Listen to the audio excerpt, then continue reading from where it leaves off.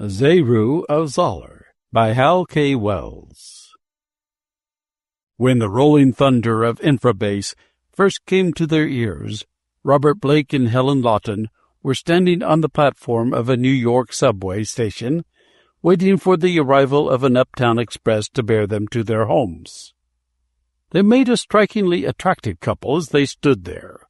New York had not had time as yet to remove the bronze tan of an outdoor life from Blake's ruggedly good-looking face. His tall, athletic figure was still conspicuous for the lithe strength that had made him an all-Western tackle less than 2 years ago.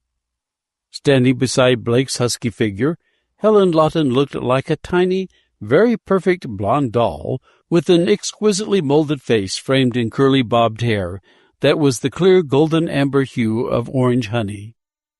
There was a diamond sparkling on the ring finger of the girl's slim left hand, placed there by Blake.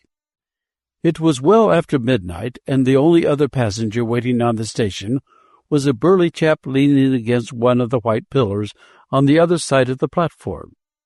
After a casual glance at the fellow with his derby hat shoved far back from a low forehead, his blatantly conspicuous clothing, and the suspicious bulge under one armpit, Blake had mentally set him down as a minor gangster, probably a strong-arm man for some beer mob. Blake and Helen had been standing there but a few minutes when the strange sound first became audible. For a moment Blake thought it was merely the rumbling roar of an express approaching far down the tunnel. Then he realized that no subway train could possibly produce a sound effect so oddly disturbing and strangely alien. It was like no sound that Blake had ever heard before. Vibrant with colossal power, it suggested a sustained note struck from a giant organ, a note so low in pitch that it seemed a full octave below the lowest bass note ever struck. Whatever it was, the thundering vibration of infrabass was coming nearer with startling swiftness. It was impossible to locate the source of the mighty pulsing note.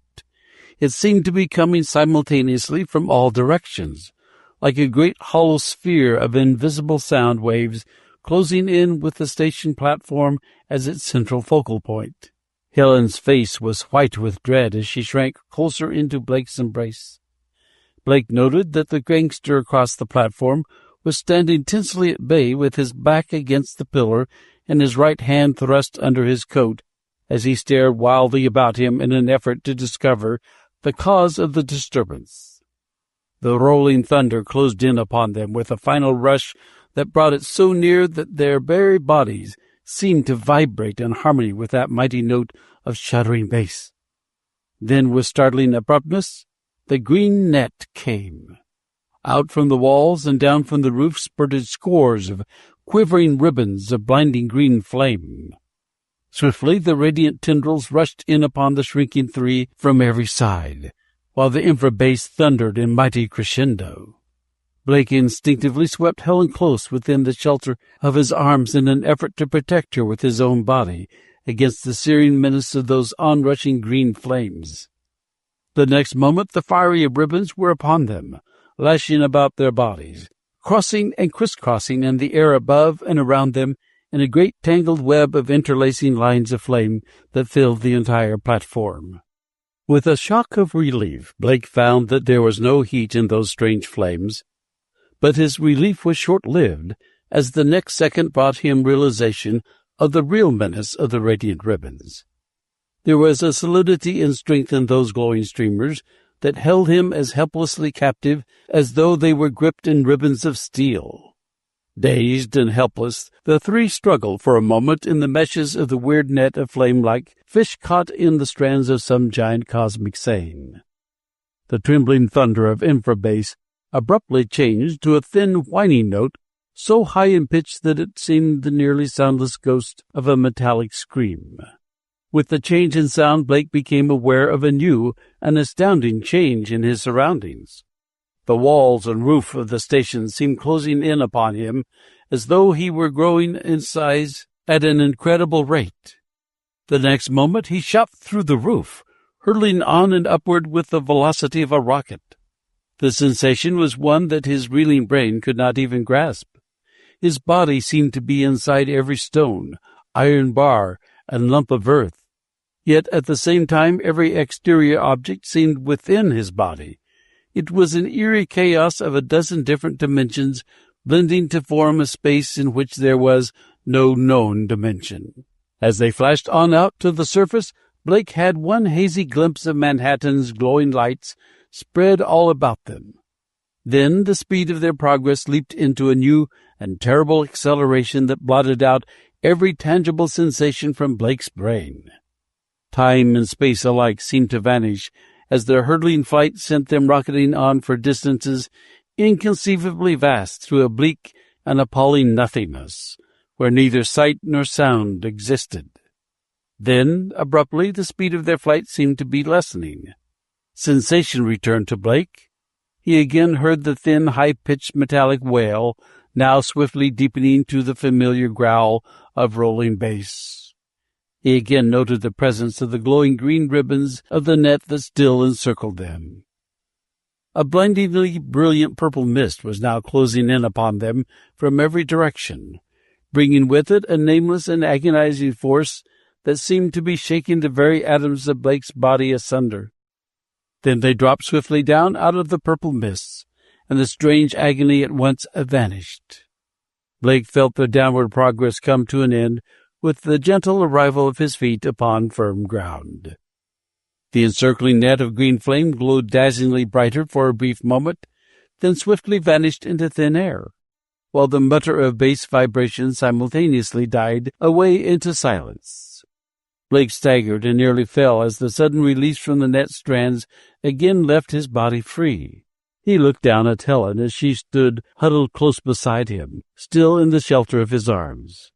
The girl's face was white with terror as she looked back up at him. "Bob? What happened? And where on earth are we?" Her voice trembled a little, in spite of her plucky effort to keep it steady. Blake's bewildered gaze was already roving around them, trying to comprehend the incredible details of their surroundings. "I've no idea what happened, dear," he answered slowly. "As to where we are now, I'm very much afraid it's nowhere on Earth." "Then where's this hopped-up layout anyway, fella, if it ain't on Earth?" broke in a voice with a decided East Side twang. Blake quickly turned and saw that the gangster had remained with them in that eerie flight in the green net. There was an expression of dumbfounded amazement upon the man's heavy face, and he was obviously anxious to be friendly with the two who now represented the only link with the familiar world he had known. "Gee, for a minute, I thought they had me on the spot in some new way, sure," he chattered excitedly as he came quickly over to join Helen and Blake. "There's plenty of guys wanting to turn the heat on me, there in the big town. I'm Gil Mapes, see? But this ain't no frame-up like any I ever heard of. What happened anyway, fella?" For the moment, Blake did not answer. The three of them were silent as they stared about them with eyes that were dazed by the startling, unfamiliar aspect of every detail in their surroundings. From the twin purple suns that blazed down through the tenuous mists overhead to the barren blue-gray ground underfoot, there was not a single object familiar to earthly eyes. The huge enclosure in which the three of them stood was obviously the work of intelligent beings of some kind, but its mechanical details were products of a science different from any known to Blake. The purpose of the enclosure seemed to be to maintain an area of clear air in the midst of the swirling purple vapors that pressed in against it from the top and from every side. In shape, it was a great oblong cell, some 50 feet high, 200 yards long, and about 100 yards wide. The three captives stood near the center.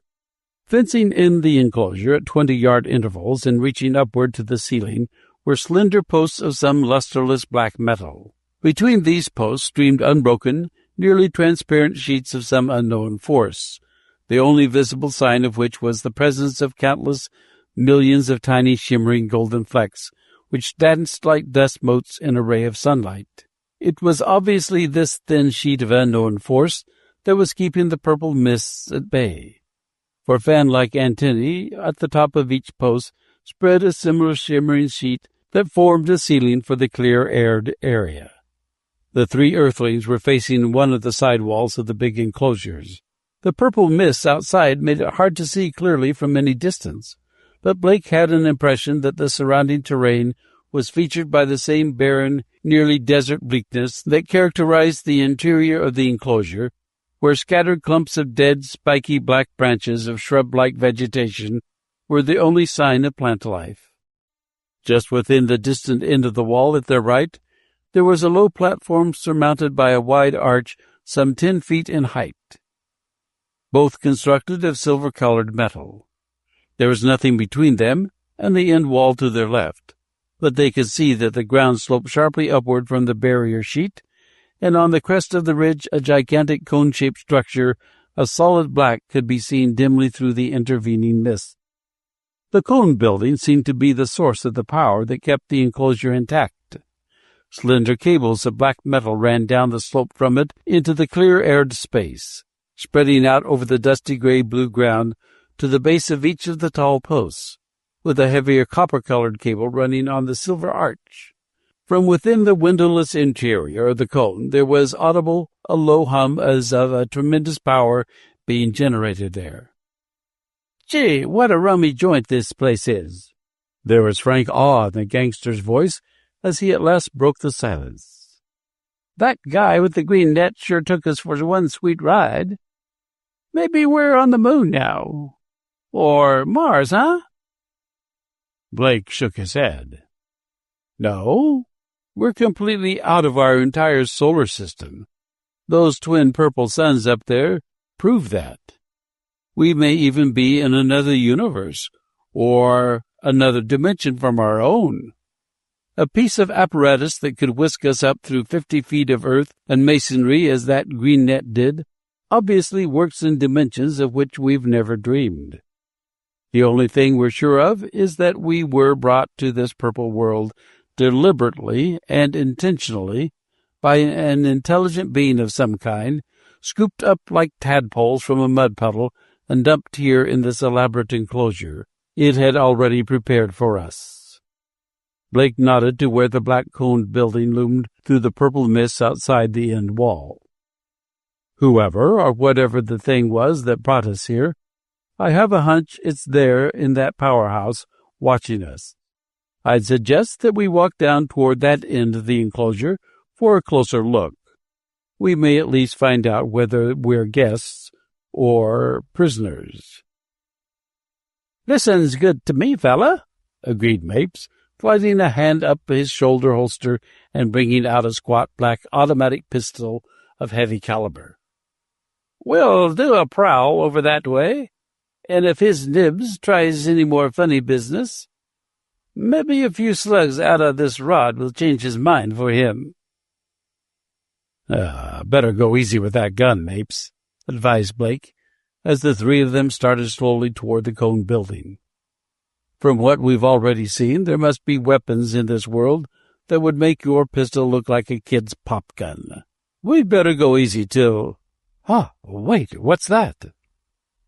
The thin, high-pitched whine, followed promptly by the familiar growling thunder of Infrabase, had again become audible. At the same moment, a long pencil-like beam of green light glowed into visibility, extending from the tip of the cone to a point high within the enclosure just back of them. As they halted abruptly and watched, they saw the interlacing meshes of the green flame net materialize suddenly at the end of the beam. The beam curved into an arc that dropped the net swiftly to the ground some 30 yards from them. Its meshes were packed nearly full of dark, writhing figures. "Looks like some more tadpoles arriving for our pond," Apes exclaimed. "I wonder what part of New York his nibs yanked these babies from." Blake's answer died on his lips as the net and beam glowed blindingly brighter for a brief second, then disappeared, leaving the dark figures in full view. Helen choked back a gasp of horror. Mapes swore in consternation and hurriedly swung his pistol into line with those writhing shapes. The net's latest captives were not from New York, nor were they from any other part of the planet Earth. Hideous spawn of some unknown world out in the black void of space, they writhed for a moment in a nightmare chaos of countless brown-furred bodies, then swiftly disentangled themselves before the staring eyes of the three Earthlings. The things were apparently too low in the mental scale to have any reaction to their situation other than a blind instinct to attack any other living being within reach, for they promptly headed for the three captives from Earth. As the creatures came shambling rapidly forward on powerful bowed legs, and with the tips of their long hairy arms brushing the ground, they looked like grotesquely distorted apes. The crowning horror of those shambling figures, however, lay in the fact that they were completely headless. Even when the things approached to a distance of less than 10 feet, before halting in momentary indecision, Blake could detect no sign of any normal skull in the blunt space at the top of the powerful, hairy torso. There was a furry-lipped mouth opening of some kind in the hollow between the bulging shoulders, but of eyes, ears, nose, or brain cavity there was no discernible trace. For a long moment the headless ape things and the three human beings stood silently facing each other. Mapes' pistol was leveled point-blank at the nearest of the creatures, but their overwhelming numbers made the gangster hold his fire. There were two distinct groups of the things. At least 20 members of each group were in the crowd facing the Earthlings. To the rear of these attackers, two oddly repulsive objects were carried and carefully shielded by picked guards of 4 unusually large and powerful ape things. The nature of those two guarded objects puzzled Blake. They looked like large eggs of dirty gray jelly about a yard in length. They were obviously alive, for the gelatinous masses quivered and trembled in constant activity. Blake noted that there seemed to be a curious connection between the ebb and flow of pulsations in the egg masses and the movements of the ape things. His attention was abruptly recalled to the headless things in front of him as they suddenly began shambling forward again. There was no possible mistaking the intention of those advancing horrors. They were moving to the attack. They reached barely to Blake's shoulders, but he realized that their enormous numbers and hooked, taloned hands would make the result of the battle almost a foregone conclusion. The fact that the headless things were without eyes was no handicap to them. The swift certainty of their movements proved that they had a sense of sight of some kind that was in every way as efficient as eyesight. Blake looked hurriedly around him, seeking a place where they might be at the best possible advantage in the impending battle. There was a small, dense thicket of spiky dead branches 6 yards to the right. At Blake's low command, the three made a dash for the thicket. Arriving there, they ranged themselves against it, with their backs at least partially protected from attack. The maneuver seemed to puzzle the ape things for a moment. They stood passively watching the retreat of the three until they had reached the thicket. Then the creatures again began slowly closing in upon them. Blake snatched up a dead branch from the ground near the thicket and was delighted to find that its weight and tough fiber made it an excellent club. He stripped off his topcoat and passed it back to Helen. Its tough fabric, heavily rubberized for proof against rain, might guard her head and face at least momentarily from those ripping talons if the headless attackers came to close quarters. With Helen safely behind them, Blake and Mapes turned grimly to face the enemy. The attack was prompt in coming. Moving with the perfect synchronization of a single unit, one of the main groups came shambling in, followed an instant later by the other group. Mapes' pistol sent a bullet crashing squarely into the nearest attacker. The creature staggered momentarily, then came lurching on again, apparently not even crippled. Blake swung his heavy club in a whistling arc that sent 2 of his adversaries, broken and writhing, to the ground. He heard Mapes' pistol bark 4 times more as the things closed in. The gun was knocked from the gangster's grip by a groping talon-armed hand. Mapes tried to batter back his assailants with his naked fists, but the flailing arms of the horde knocked him from his feet. His limp body was promptly tramped into unconsciousness by the milling feet of the close-packed group. Blake lashed the heavy club about him with a burst of savage fury that for the moment sent the furred horrors reeling backward. Their retreat ended after a scant 2 yards. Reforming their ranks, they again began cautiously shambling forward in a new attack that Blake realized would probably mean the end. It was easy enough to batter the things to ground, but it seemed impossible to seriously hurt them. Their incredible vitality and their overwhelming numbers made them almost invincible. Grimly, Blake set himself to battle as long as he could in that last desperate effort to keep the hordes at bay. He noticed idly that the 2 groups still kept their oddly separated formation. Behind them, the 2 egg masses of jelly were now seething in new activity after a brief lessening of their gruesome shivering. Blake now saw that there was a direct and unmistakable connection between the activity of the jelly and the corresponding activity of the ape things. Realization of the fact sent a sudden flash of inspiration flaming through Blake's weary brain, correlating the real significance of a dozen different things he had been subconsciously noting ever since the first appearance of the weird beasts. Those attacking things were not hordes of individual animals.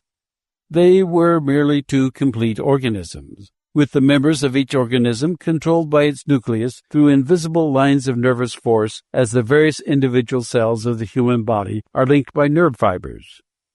No wonder the creatures themselves were blind. The egg mass that was the nucleus of each of the 2 groups was eyes, brain, and seat of life for every ape thing in the group. With a swift surge of hope, Blake realized the way to conquer the things.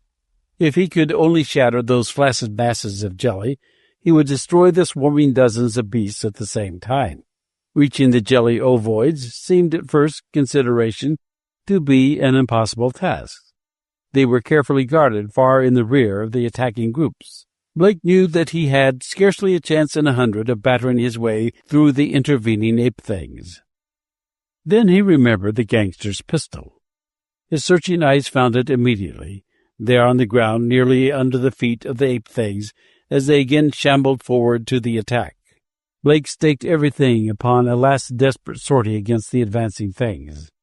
With his club whistling around his head in crashing blows that wrought murderous havoc in the close-packed hordes, he drove them back for one breathless moment that gave him time to leap forward and snatch up the pistol. The ape things were already springing back upon him as he swung the pistol into line with one of the jelly masses. He barely pressed the trigger before the charging brutes knocked him from his feet. As he went down, he flung his arms over his head to protect his face from the expected attack of those hooked talons, but none came. A body thudded down upon him, then slid limply off again without making any move to attack. Blake scrambled to his feet. Writhing upon the ground all around him were ape things in their death agonies. On the ground beyond them, quivering and broken in the midst of its dying guards, was a viscid mass of loathsome gray jelly. Blake's shot had apparently struck home squarely in the center of that vulnerable blob. Even as he watched, the gelatinous mass shuddered in a last convulsion, then became quite still. At the same instant, the last sign of life vanished from the writhing ape things on the ground. A good half of the attacking creatures were included in the dead bodies. The other half, Blake now saw, had retreated to cluster in wild panic about the remaining blob of jelly.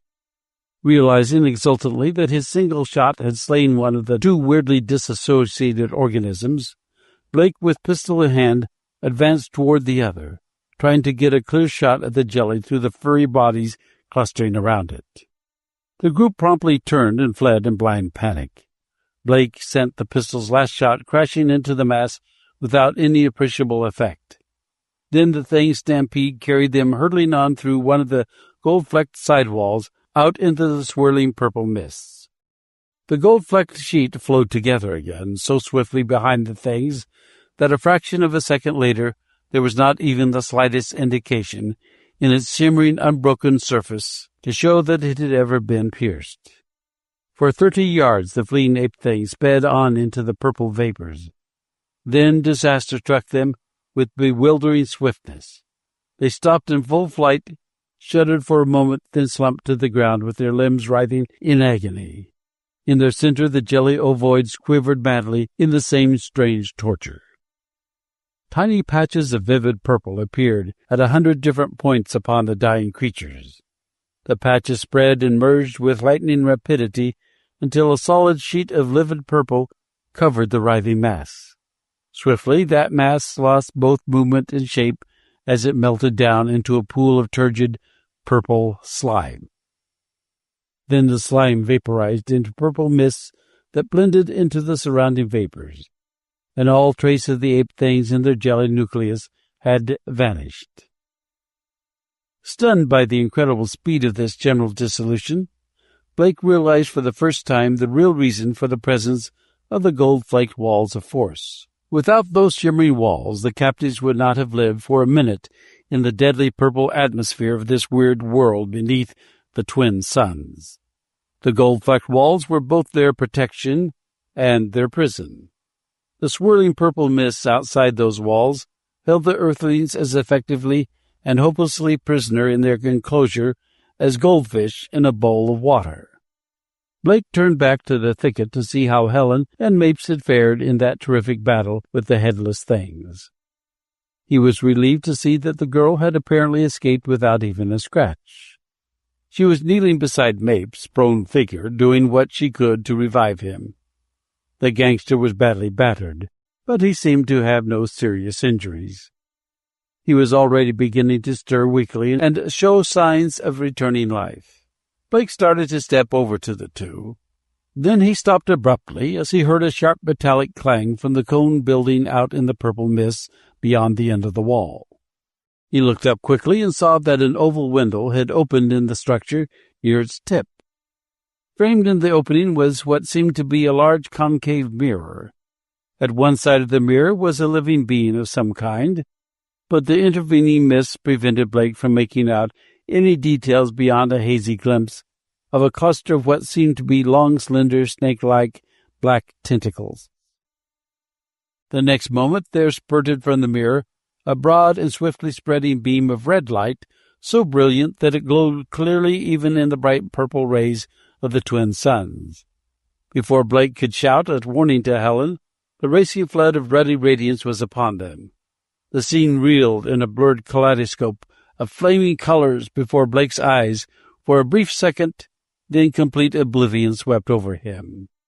After an interval that seemed hours, consciousness returned to him as suddenly as it had left him. His first bewildered look around him disclosed the fact that startling changes had occurred in his surroundings during the period while he was under the anesthesia of the red ray. His first effort at movement brought realization that he was in the grip of a strange paralysis. His head and neck seemed quite normal in every way, but from the throat downward his body was completely dead as far as any power of voluntary movement was concerned. He twisted his head stiffly to one side and saw that Helen was standing there beside him. Just beyond her was the motionless figure of Gil Mapes. Both the gangster and the girl were in the grip of the same strange paralysis. Like Blake, they were standing there rigidly motionless, facing the gold-flecked barrier wall just in front of them. A moment's painful scrutiny of their position showed Blake that the posts forming the wall of the enclosure at the end toward the cone had been brought in nearly 100 yards toward them while they slept. The shimmering barrier sheet was now scarcely a yard from their faces, yet they still stood near the thicket where they had battled the headless horrors. Blake saw his coat half buried in the blue-gray dust near his feet where Helen had discarded the garment to minister to Mapes. Their unseen captor had obviously made definite preparations for whatever his next purpose with them was to be. For a long-wheeled platform had been brought to a position opposite them, just outside the shimmering gold-flecked sheet. Blake noted the shattered remains of Mapes' pistol on the ground at one side of the platform. It had apparently been fished from the enclosure and rendered harmless after the captor had seen the weapon's efficient use against the headless ape things. Clustered upon the wheeled platforms was an assemblage of intricately winding coils, glowing tubes, and other apparatus that conveyed no more meaning to Blake's bewildered gaze than a sight of the interior of a metropolitan powerhouse would to a Congo savage. There was only one piece of the apparatus regarding whose probable function Blake could even guess. This was a pair of long, slender arms that projected through the shimmering walls into the enclosure, supporting at their end a large, thin metal plate located just over the heads of the three Earthlings. Blake was willing to wager that it was this overhead plate that was responsible for the odd paralysis that held them helpless. Then a figure came slowly into view from where it had been concealed by the apparatus, and Blake forgot all thought of the strange mechanisms as he watched the monstrous thing clamber stiffly from the platform and halt squarely in front of the captives to stare at them through the transparency of the intervening force sheet. The thing was a curious blending of human and bestial features. It stood barely 5 feet in height, yet its great-scale armored skull was at least 3 times as large as that of a grown man. There was colossal mental power and nameless evil glowing in the dark depths of the 2 abnormally large eyes that stared fixedly out from under the heavy forehead. The thing had no nose. The mouth opening, surrounded by a rosette of flabby gray skin, was a mere slit. The entire skull and face were covered with small, closely overlapping scales of lusterless gray. The head merged directly into the short black torso, nearly as wide as the skull itself. From this trunk there writhed a score of long black snake-like tentacles, each terminating in a flexible 3-fingered hand. The trunk was supported by 2 short, thick legs, armored with gray scales and ending in broad 3-toed feet. "Greetings, Earthlings." The voice that emanated from the grotesque mouth was surprisingly resonant in tone. "Allow me to present myself. I am Zaroo, Imperial Scientist of Zola." The monstrosity seemed amused at the expressions of blank surprise upon the faces of his captives. "I learned your crude language from your brain cells while you slept under the red ray," he explained. "Also, I learned many other things regarding your planet Earth. I am glad to find your world so well adapted to my purpose. Within a few years after my arrival there, I shall be its unquestioned ruler." Blake started to voice the many questions that were surging through his mind, but an imperious gesture of an outflung tentacle stopped him. "Silence, Earthling." There was tolerant contempt in Zaroo's ringing voice. "I will explain some of the things that puzzle you. There is no reason why I should trouble myself to do so, yet it may while away the tedium of the short wait yet remaining before my apparatus becomes charged to the required point. Listen carefully, Earthling, for at best you will find many of my thoughts beyond the feeble limits of the word forms with which you have provided me. The world of Zola, where you now are, is a planet in the island universe known to your astronomers as the Great Nebula of Andromeda. Until a short time ago, I was one of its ruling scientists. Then I sinned, and so grave was my sin according to the laws of this planet, that the Council of Three decreed my death. That death sentence upon Zola is irrevocable, and no man has yet escaped it, no matter where upon the planet he may be when the appointed time for his execution comes. I was given the usual period of grace in which to put my affairs in order. Instead, I have labored unceasingly here in my laboratory, and my labors have borne fruit. I am the first man in Zolarian history to find a means of escaping the dread death penalty. Briefly, I discovered a way by which I can flee to your far-distant universe, where not even the powers of the Council of Three can follow me. That way lies through the door of interdimensional space. In space, as you know it, the almost unthinkable distance of 1,000,000 light-years separates Zolar from the dwarf star you call your sun. Yet traveling between space, the 2 planets nearly touch each other. The same situation of being near neighbors in interdimensional space holds true with Zolar and at least 7 other planets located in widely separated parts of your universe. Let me try to illustrate what I mean by traveling between space. We will assume a nearly 2-dimensional universe in the form of a circular piece of paper 3 feet in diameter. There is a dot in the exact center of each side of this paper. To a 2-dimensional creature, forced to travel only on the surface of the paper, the distance between the 2 dots can never be less than 36 inches. Yet by cutting between the 2 surfaces and going directly through the paper, the dots are less than 1/100th of an inch apart. Such is the case with Zolar and the planets in your universe, which are our immediate neighbors in interdimensional space. In order to reach those planets, I had only to develop a method of using sufficient force to cut between the 3 dimensions of intervening space. In solving this problem, I developed both an interdimensional net to bring beings from your universe to mine, and an interdimensional gate to permit beings to pass from here back to worlds in your galaxy. You have already seen the workings of the net. It was the device of green fire that brought you here. The use of the net was a vital part of my plans, for without the use of a physical body from some world in your universe, I could not hope to live longer than a few minutes after leaving Zolar via the interdimensional gate. The inherent characteristics and basic elements of your galaxy and the Andromedan universe are so different in every way that an inhabitant of either star group cannot exist in the other. Zolar's purple atmosphere is characteristic of Andromedan worlds. Your oxygen-saturated air is typical of worlds in your galaxy. Just as Zolar's purple mist would be immediately fatal to you, so would your clear oxygen-tainted air be quickly fatal to me. Accordingly, my only chance of surviving in one of your worlds is to first transfer my intelligence to the body of one of the dwellers upon that planet. Of the 7 planets within reach of my net, I found only 2 that promised to be at all suitable. One was your Earth, the other a minor planet circling the star you call Vega.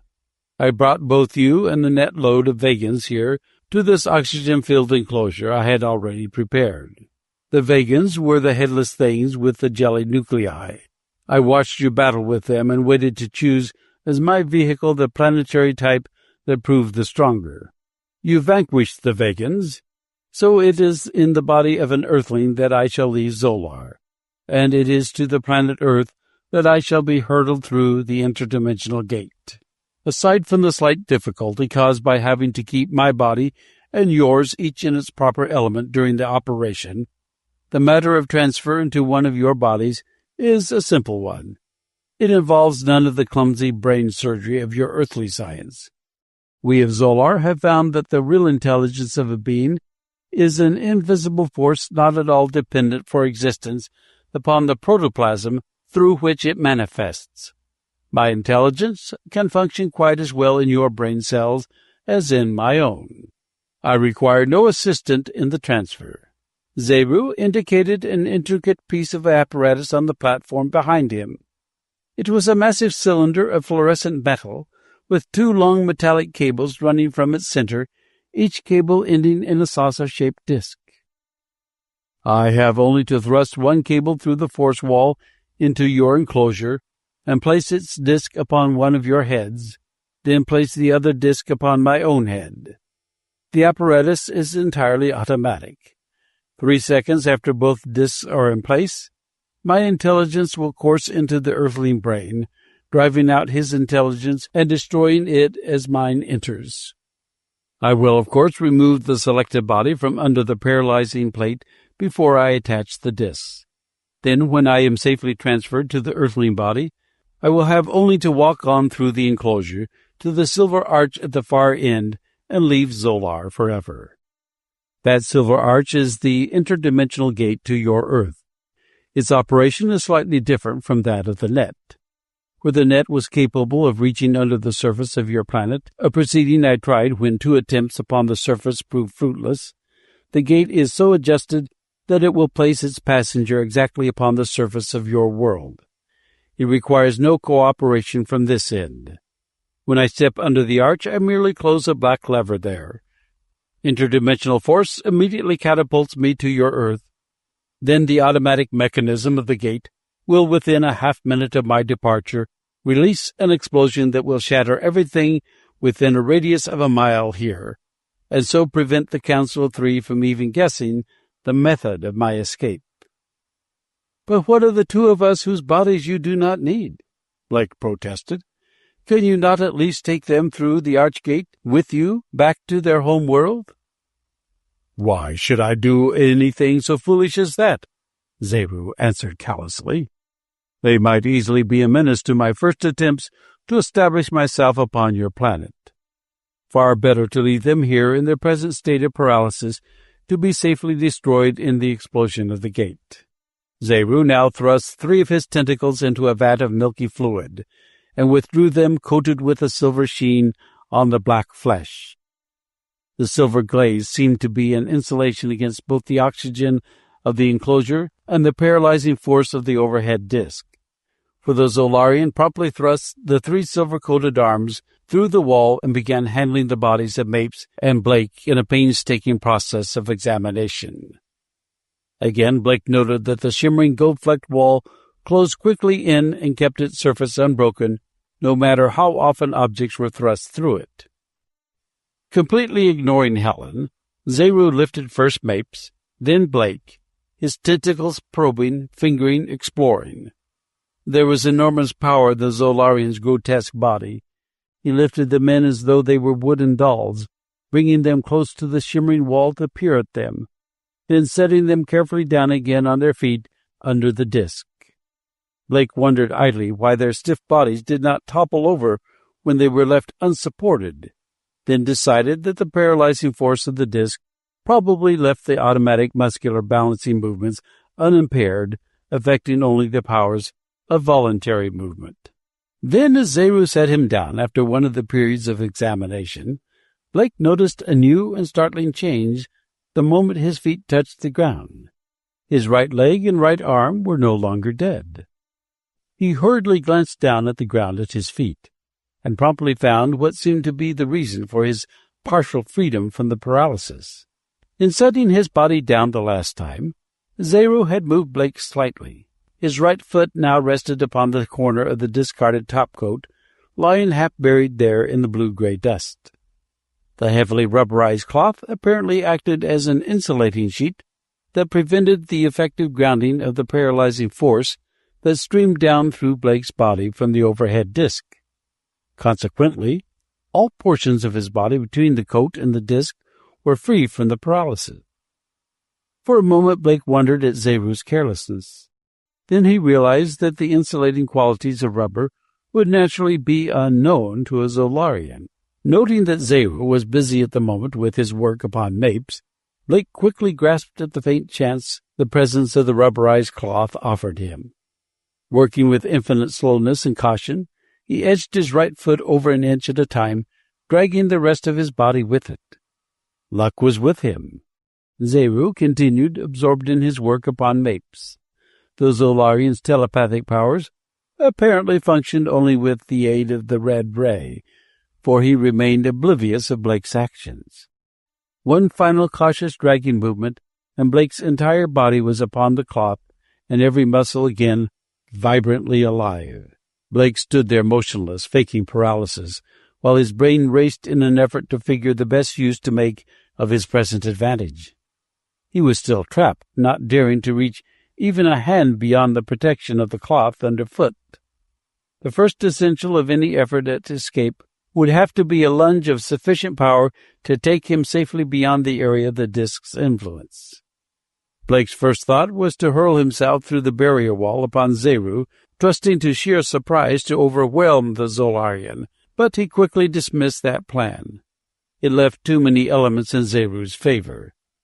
There was a tube-like weapon thrust in a belt around Zaroo's middle, and there were probably a dozen other different weapons lying handy to his reach, among the apparatus on the platform. The deadly purple mist beyond the wall would alone, in all probability, overcome Blake before he could batter Zaroo down. By far the best plan was to stage the battle inside the enclosure, where Blake would be in his own native element. If he could yank Zaroo inside the wall, he would have him away from the contact with his mechanical weapons, and battling in an atmosphere inherently poisonous to him.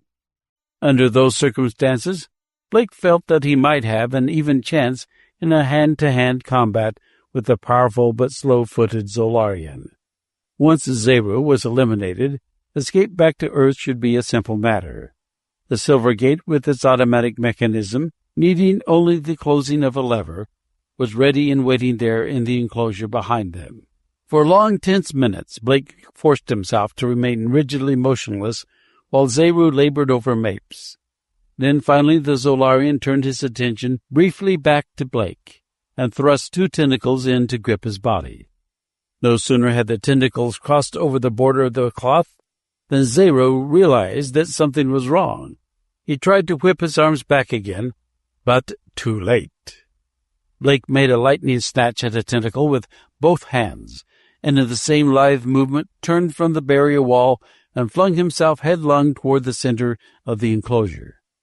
Zaroo had no time to brace himself. He was jerked bodily through the shimmering wall and on after Blake's lunging body.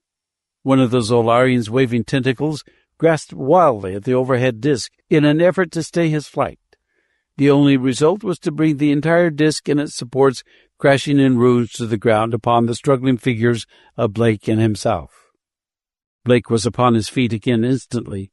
Snatching up a yard-long scrap of metal from the wreckage of the disc, he flung himself upon Zaroo. The Zolarian seemed for the moment too dazed by his fall to fight back. With tentacles raised to guard his head, he staggered backward in retreat, every step taking him farther away from the wall and the purple mists.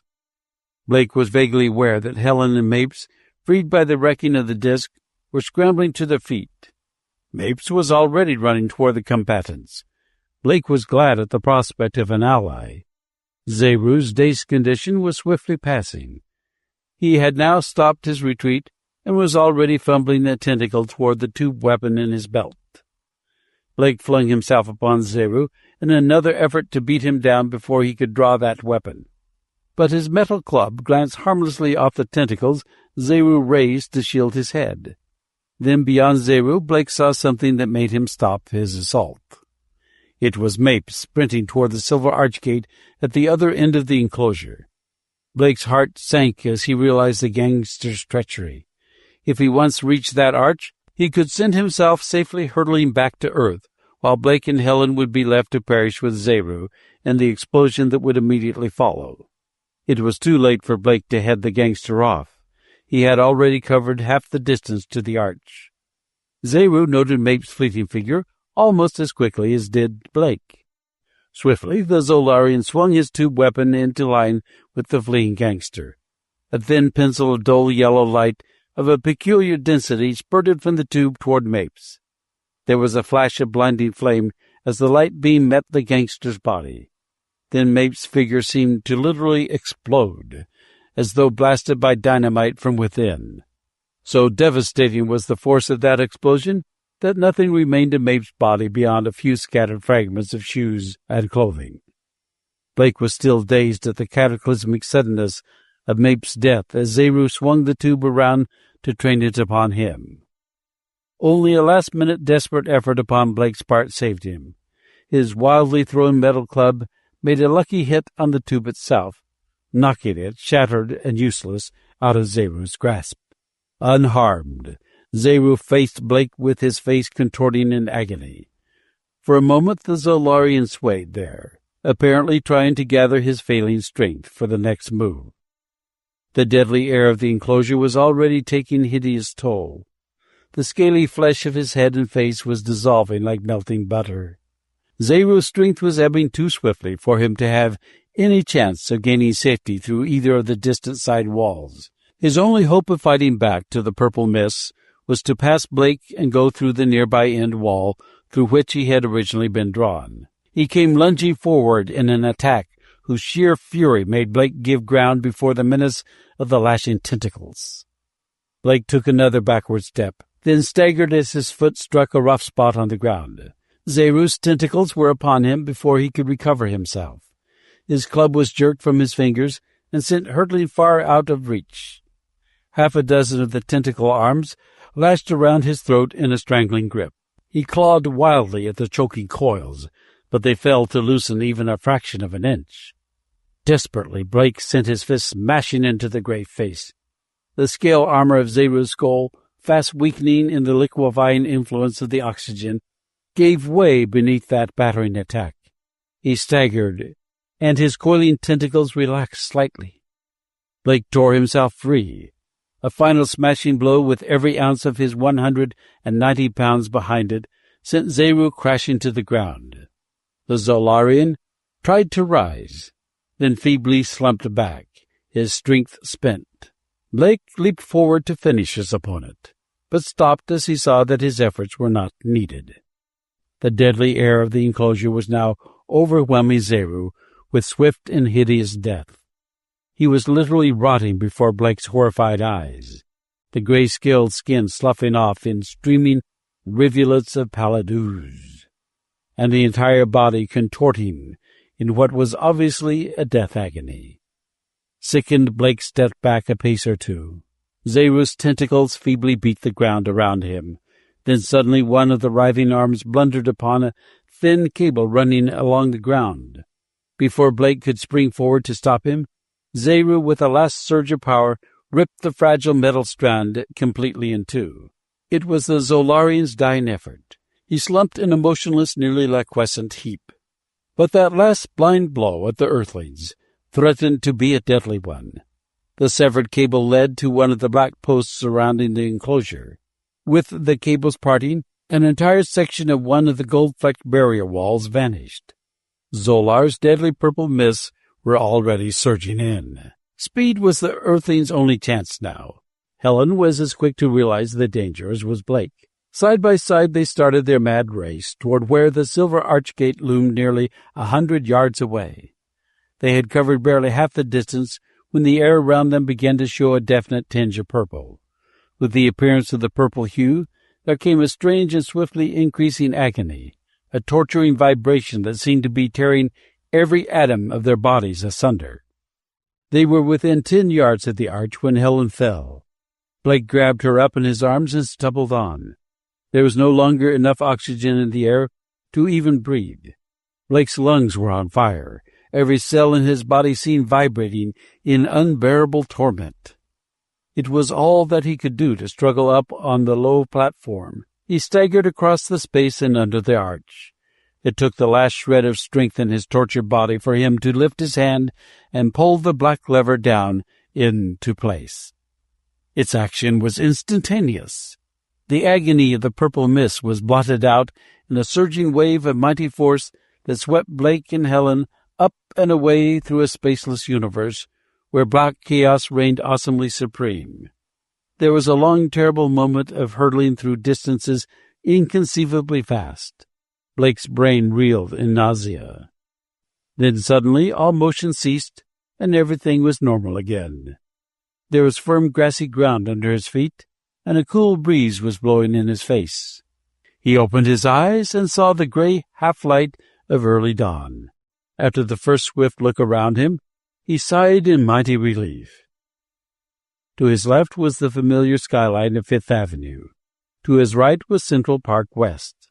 They were somewhere in Central Park, safe again in their own world. And somewhere in that other world beneath the twin purple suns, the time mechanism of the Silver Gate should even now be releasing the explosive that would forever blot out all trace of the evil handiwork of Zaroo, cosmic fisher of Zolar. End of Zaroo of Zolar by Hal K. Wells.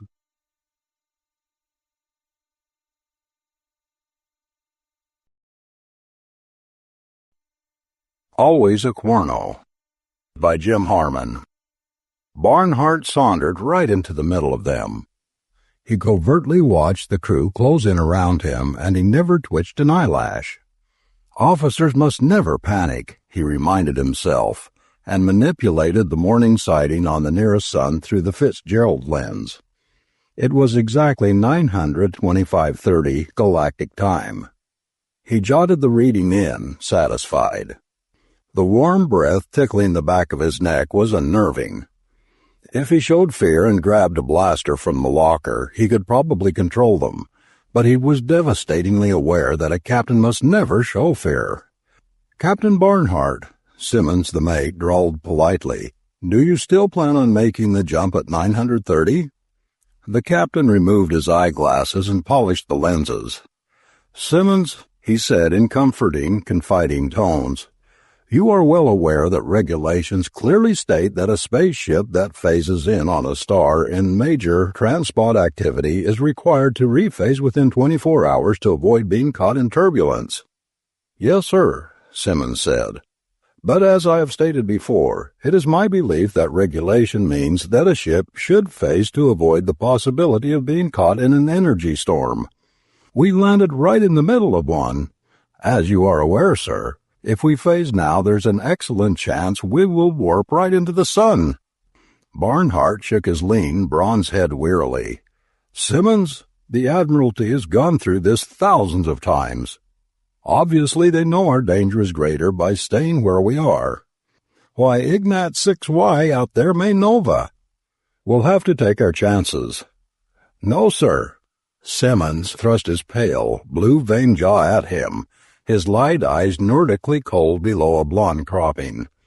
"The storm spots are dying down. We aren't phasing yet." Barnhart threw himself up and looked down at the mate. Behind Simmons, York moved closer. The captain was suddenly aware of York's low forehead and muscular, free-swinging arms. It was probably sheer bias, but he had frequently entertained the idea that Englishmen were closer to our ape-like ancestor than most people. The way they ran around painted blue when everybody was civilly wearing clothes and all. Obviously, York was incapable of thinking for himself and was willing to do anything Simmons commanded him to do. It became transparent to Barnhart that they were going to mutiny to avoid following their duty as clearly outlined in regulations. Judging from York's twitching knuckles, they were going to resist by strangling him. Barnhart wondered if this was the time to show fear and unlock a weapon to defend himself. York clamped onto him before he could decide on the proper interpretation of the regulations, and just as his mind settled on the irresolvable question, if a captain must never show fear, why was he given the key to a hand weapons locker to use when in fear of his life? Barnhart gazed around the purple clearing with clouded eyes. He trembled in near traumatic shock. It was almost too much to bear. Regulations clearly stated that no officer was to be marooned on a .9 Earth-type planet at 1440 galactic time, early evening local. Or, he brushed his forehead, he was damn certain that they at least strongly implied it. But fear was such a foreign element to his daily routine, he discarded it. The scene took him back to his boyhood. He sorted out the survival supplies, lifting the portable nuclear generator effortlessly under the .67 gravity, and remembered how he used to go camping regularly every month when he was a Boy Scout. He had been a bookish child, too obsessed with reading, they told him. So he put himself on a regular schedule for play. Still, it never seemed to make people like him much better. After he established his routine, he didn't try to change it. He probably couldn't make things better, and he certainly couldn't stand them any worse. Barnhart paused in his labors and stripped off his soaked uniform shirt, deciding to break out his fatigues. As the wet sleeve turned wrong side out, he noticed his wristwatch showed 1,500 hours. As usual, he fetched his toothbrush from the personals kit and started to scrub his teeth. This is when he saw his first Qurono in the act of geoplankting. It was a deeply disturbing experience. Barnhart and the lank, sick-bodied alien ignored each other every morning while the maroon captain had his coffee and the native Quronoed. Each afternoon while Barnhart laid down for a nap and the other xenogutted. And of course before retiring while Barnhart brushed his teeth and the alien did his regular stint of geoplanking. The captain set about arranging living quarters on the planet. The crew of the Quincy had provided him with every necessity except communications gear. Still, he was confident he would find a way back and see that Simmons and the rest got the punishment clearly called for in Regulation C-79, Clause 2. This driving need to have the regulation obeyed was as close as he could get to anger. His lot was a rough and primitive one, but he sat down to doing the best with things that he could. Using the nuclear reactor, he synthesized a crude 7-room cottage. He employed an unorthodox 3-story architecture. This gave him a kind of observation tower from which he could watch to see if the natives were starting to get restless. Traditionally, this would be a bad sign. Humming to himself, he was idly adding some rococo work around the front door when 1330 came up and he stopped for his nap. At the edge of the now somewhat larger clearing, the alien was xenogutting in the indigo shadows of a drooping bush tree. Since he hadn't finished the house yet, Barnhart stretched out on the grass. Suddenly he sat upright and shot a glance at the alien. Could this sort of thing be regarded as restless activity? He was safe so long as the aliens maintained their regular routine, but if they started to deviate from it, he was in trouble. He tossed around on the velvet blades for some minutes. He got to his feet. The nap would have to be bypassed. As much as he resented the intrusion on his regular routine, he would have to find some other natives. He had to know if all the aliens on the planet xenogutted each afternoon as he was having his nap. The thought crossed his mind that he might not wake up some afternoon if his presence was causing the aliens to deviate dangerously from their norm. The most unnerving thing about the village was that there were exactly 10 houses and precisely 100 inhabitants. Each house was 33.3 feet on a side.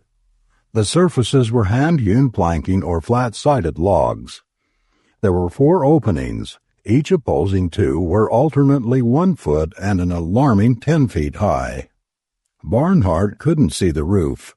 The buildings appeared square, so he supposed the houses were 33.3 feet tall. At the end of the single-packed, violet-earthed street facing up the road was a large sign of some unidentifiable metal bearing the legend in Standard Galactic, "This is a village of Quronos." Barnhart received the information unenthusiastically. He had never before encountered the term. The sign might as well have told him the place was a town of Jabberwockies. The single scarlet sun with its corona of spectrum frost was drawing low on the forest-covered horizon. Barnhart, dry of mouth and sore of foot, had not encountered yet a single one of the 100 inhabitants. He had missed his nap and his dinner, and now he ran his tongue over his thick-feeling teeth. He was about to miss his nightly brushing of his teeth. He had taken only a minimum survival kit with him, which did not include a smaller personals kit. His wristwatch, still on good, reliable ship's time, recorded nearly 1,500 hours straight up. His body chemistry was still operating on the captain's shift, whereby he spent part of the time with both day and night shifts. It was nearly time for him to go to bed. Fortunately, it was almost night on the planet. He was searching out his portable force field projector from some loose coins and keys when 100 Quronos came out of their houses and began geoplankting. 5th day marooned. The Journal of Captain T.P. Barnhart, late of the UGS Quincy. It became apparent that I may never leave alive this planet, whose name and coordinates have been kept from me. By reason, justice, and regulations, the men who put me here must pay.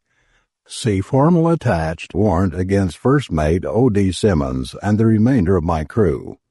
For this reason and in the interest of science, I am beginning this journal to which I hope to continue contributing from time to time, barring sudden death. At this writing, I am in a village of 10 houses identified as a settlement of Quronos. These tall, hairless humanoids have performed an intricate series of indescribable actions since I first encountered them. My problem, as is apparent, is to decide whether these actions constitute their normal daily routine or whether I have instigated this series of actions. If the latter is the case, where will it end? 1700 5th day. Barnhart was not used to being ignored. It was certainly not a part of his normal routine. Often in his life he had been scorned and ridiculed. Later, when he earned a captaincy in the exploration service, the men around him had to at least make a show of respect and paying attention to him. Being ignored was a new experience for him. While it was a strange thing to say of an explorer, Barnhart didn't particularly like new experiences, or rather he only liked the same kind of new experiences. He kicked the wine-colored soil in red-faced impotence the first few dozen times Quronos went silently past him on the way to gather fruit from the forest, or new logs to keep the buildings in repairs, which seemed to be a constant occupation. However, when the 25th alien shouldered past him the morning after he first discovered the village, Barnhart caught him by the shoulder, swung him half around, and slugged him off his feet with a stabbing right cross. The alien shook his head foggily a few times and slowly climbed to his feet. Barnhart bit his upper lip. That hadn't been a wise thing to do at all. He should know that unorthodox moves like that led only to certain disaster. He fumbled for his force field projector, and with a flush of adrenaline discovered he had lost it. Now, he thought, the alien will signal the rest of them. And they, all 100 of them, now does that include the one I first saw in the clearing or not? They will converge on me, and... The Qurono marched off into the forest. Everyone was still ignoring Barnhart. Barnhart munched on a steak sandwich listlessly and watched the aliens through the faint haze of the force field. He had found the projector half stamped into the earth, and he was testing it. But even a test was foolish. None of them was close enough to him to harm him with so much as a communicable disease. He might as well quit roughing it and get back to the cottage. In the last few days he had had time to think. He took up his journal. 8th day. I can only suppose that these actions of the aliens represent some kind of religious ritual. Again, I am presented with the problem of whether these rituals are part of their normal daily life, or are they a special series instigated by my presence? Yesterday I observed 2 of the Quronos repairing one of the village houses. The native lumber seems to be ill-suited to construction purposes. Several times I have noticed logs tearing themselves free and crawling back into the virgin forest. Due to the instability of their building materials, the aliens are constantly having to repair their houses. In watching the 2 Quronos at work, I observed something highly significant. The humanoids worked smoothly as a team, splitting and planing down the reluctant logs with double-bladed axes. Then, putting the lumber in place, they fastened it down with triangular wooden pegs. They pounded these pegs home awkwardly with the flat side of the axes. The axes are crude and obviously indigenous to the culture. I view this with considerable alarm. Obviously, any culture that can produce an axe is capable of inventing the hammer. The Quronos are not using their hammers in front of me. I am producing a change in their routine. Where will it end? What are they saving their hammers for? 800, 8th day. Barnhart had written that just before dawn, but as usual the aliens had continued to ignore him. For all he knew, the ritual might go on for years before they used their hammers, or whatever they were planning. It was drawing near time for his nap, but he felt completely wide awake, even inside the safety of the force field. His throat hurt and the backs of his legs ached with the waiting for the natives to come out and begin xenogutting.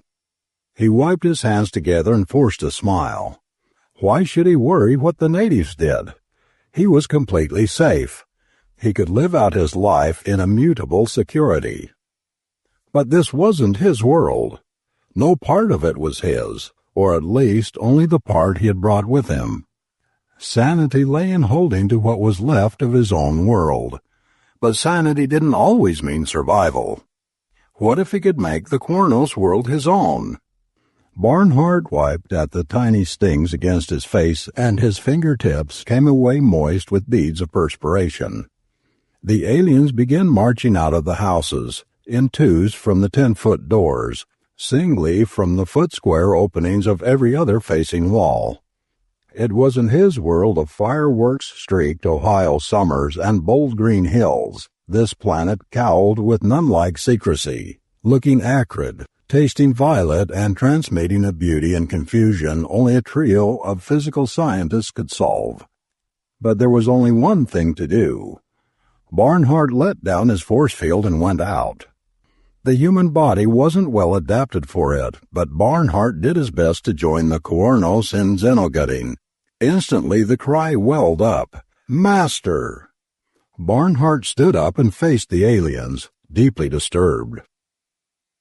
He was even more disturbed when, later, he wrote again in his journal. 9th day. Qurono, I have learned from the leader, is a term referring to a particular type of subhuman android.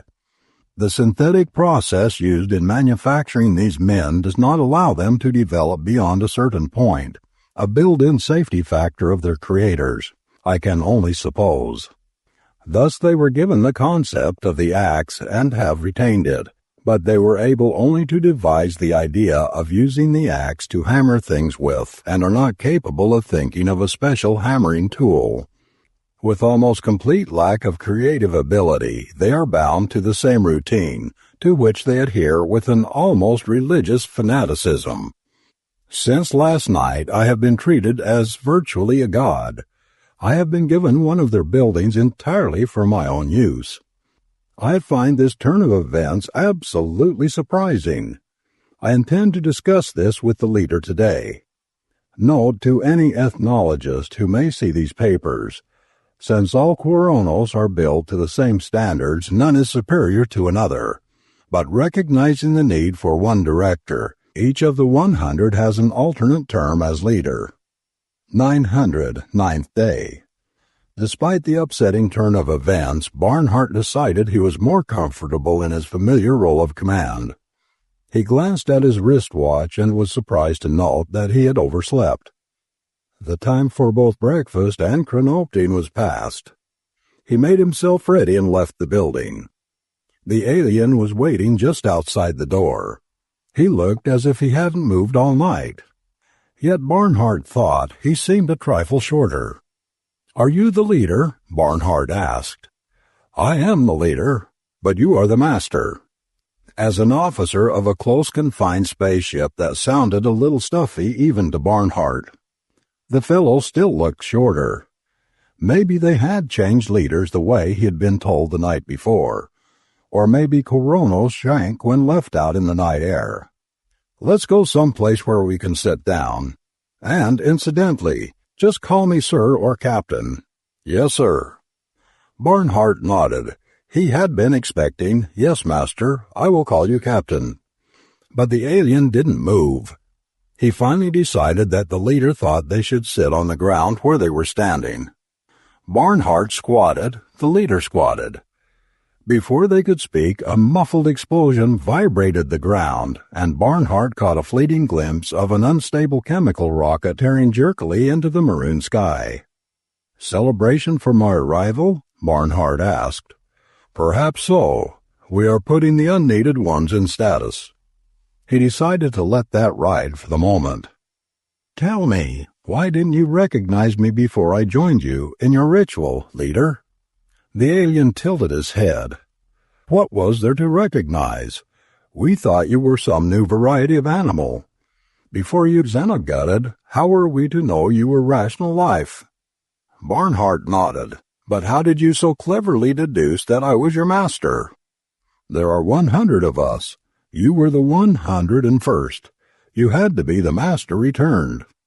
The master had been some friendly life form in the Federation, obviously. Otherwise, the Qurono androids wouldn't speak galactic. Barnhart nibbled on his underlip. I want to find out how much you still know after the Master's been away so long, the captain said. Tell me, how do you communicate with the Master? What for? The leader began to look at Barnhart oddly. For anything. Where's the subspace radio? The direct approach produced a rather ironic expression on the Qurono's narrow face, but no answer.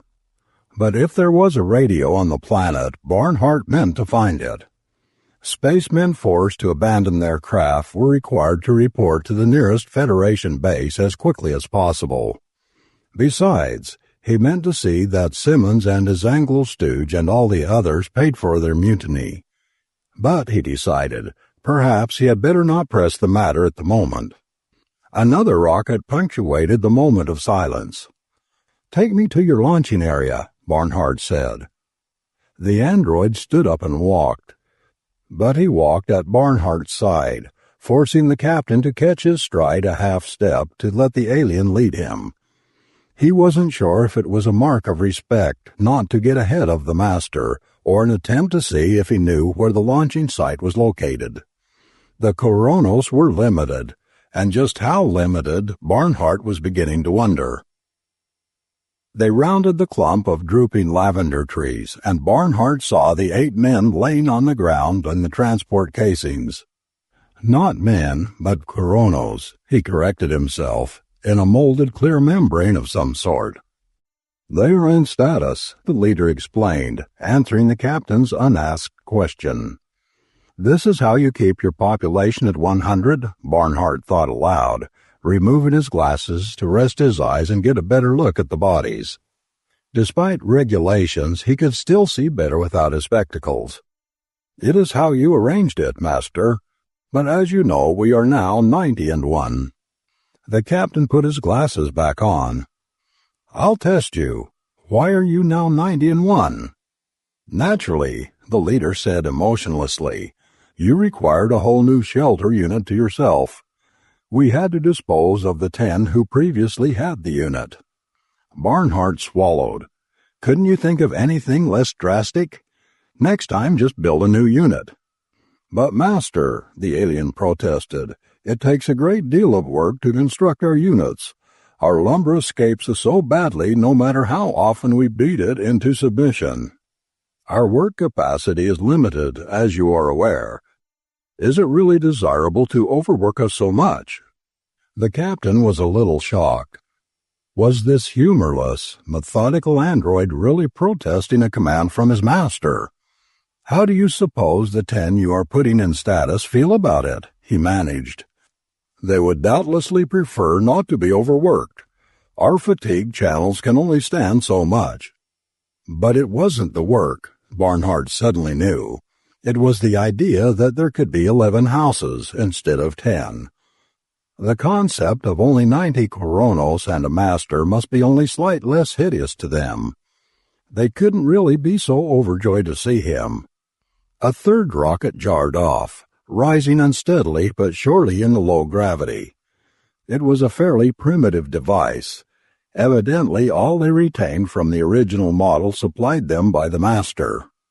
Barnhart looked at the figures on the ground. Only 7. The ones in status go into the rockets? Barnhart gasped. And circle in the proper orbits, the leader agreed. This time he saw the Quronos lifting a stiff form and taking it to the crude rocket. It looked entirely too much like a human body. Barnhart looked away. But at the edge of his peripheral vision he saw the Quronos halt and half stand up their fellow in status. He glanced at his wrist, 1,500 hours. The aliens began geoplankting. Barnhart ran his tongue over his teeth, noting that they needed brushing. He came to himself with a start. Of course, he had almost forgot. Barnhart faced the others and joined them in their geoplankting. A hideous cry built from one plateau of fury to another. "He's no better than us," the leader screamed. 9th day. I have made a serious mistake. While it was necessary for me to confirm the Qurono's ritual to get myself recognized, I should not have continued to adhere to it. Apparently, by these creatures' warped reasoning, I established myself as a reasoning creature by first joining them in their routine. But when I continued to act in accord with them, I proved myself no better than they are.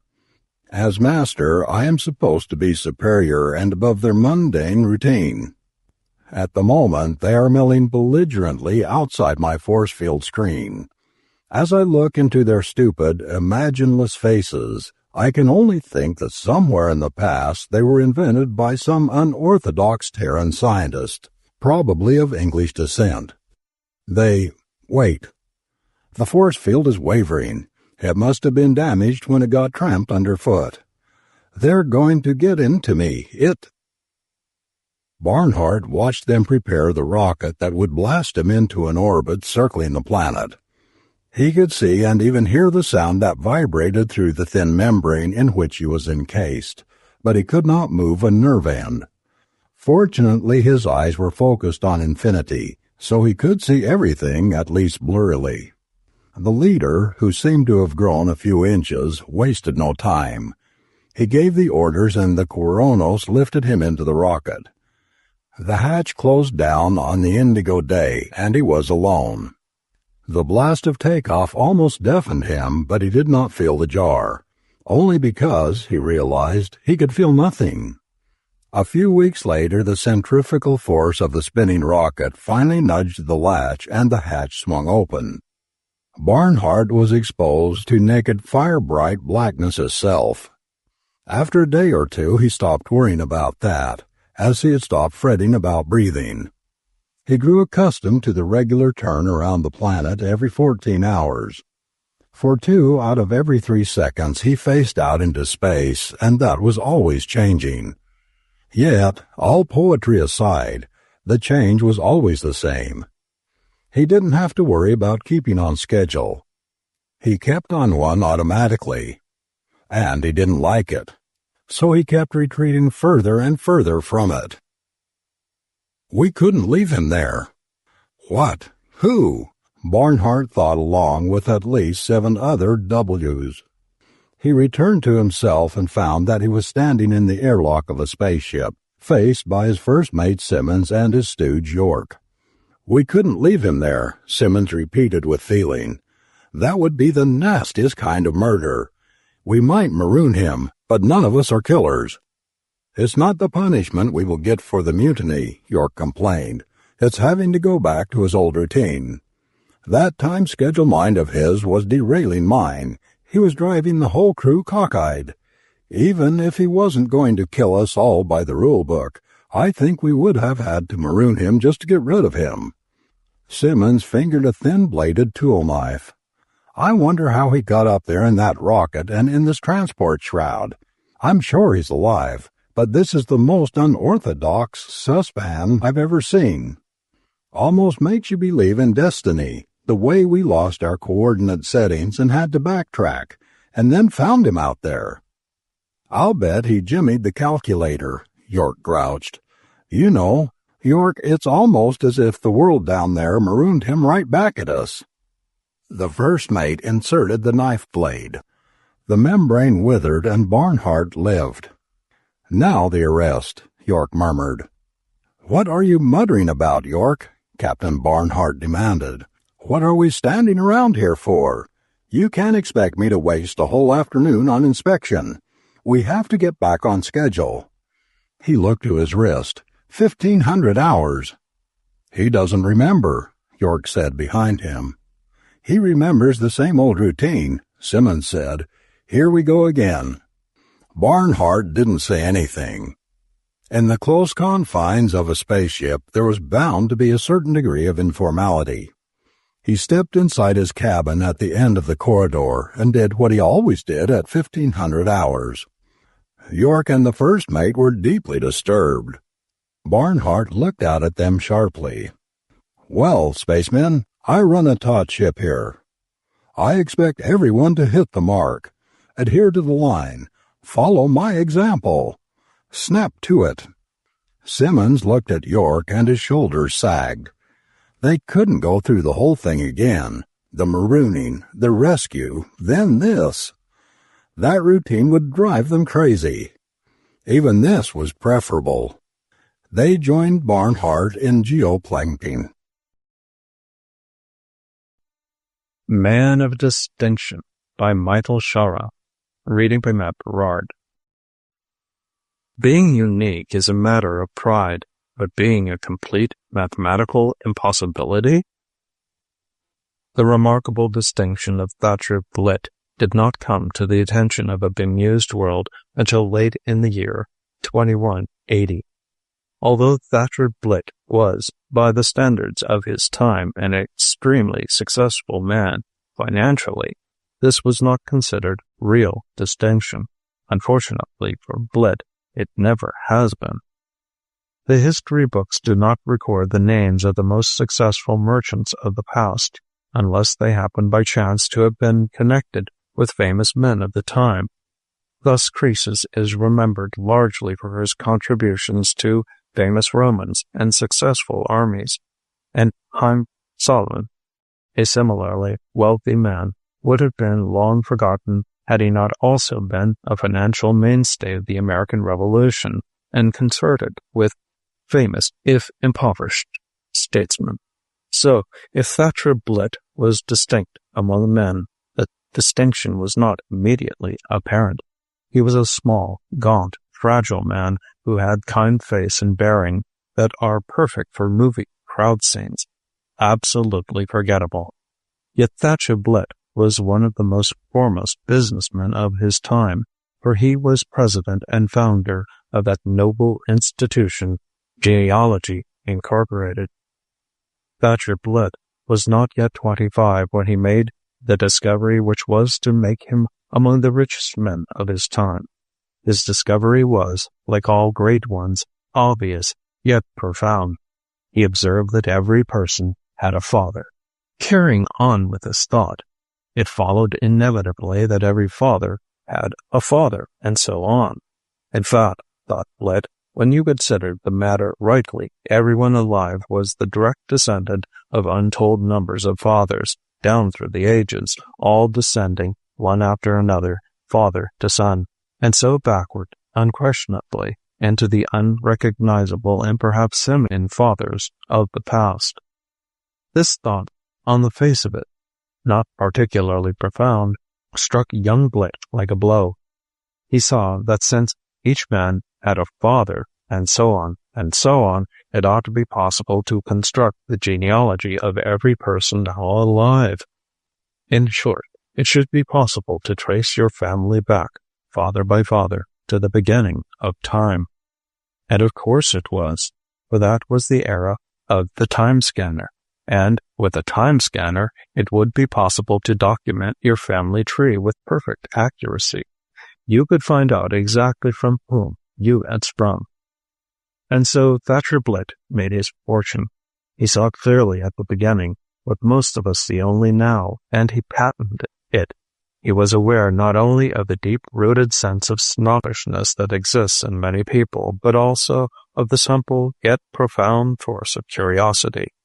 Who exactly, one says to oneself, was my 40 times great-great-grandfather? A Roman legionary? A Viking? A pyramid builder? One of Xenophon's 10,000? Or was he, perhaps, it is always possible, Alexander the Great? Thatcher Blitt had a product to sell, and sell he did, for other reasons that he alone had noted at the beginning.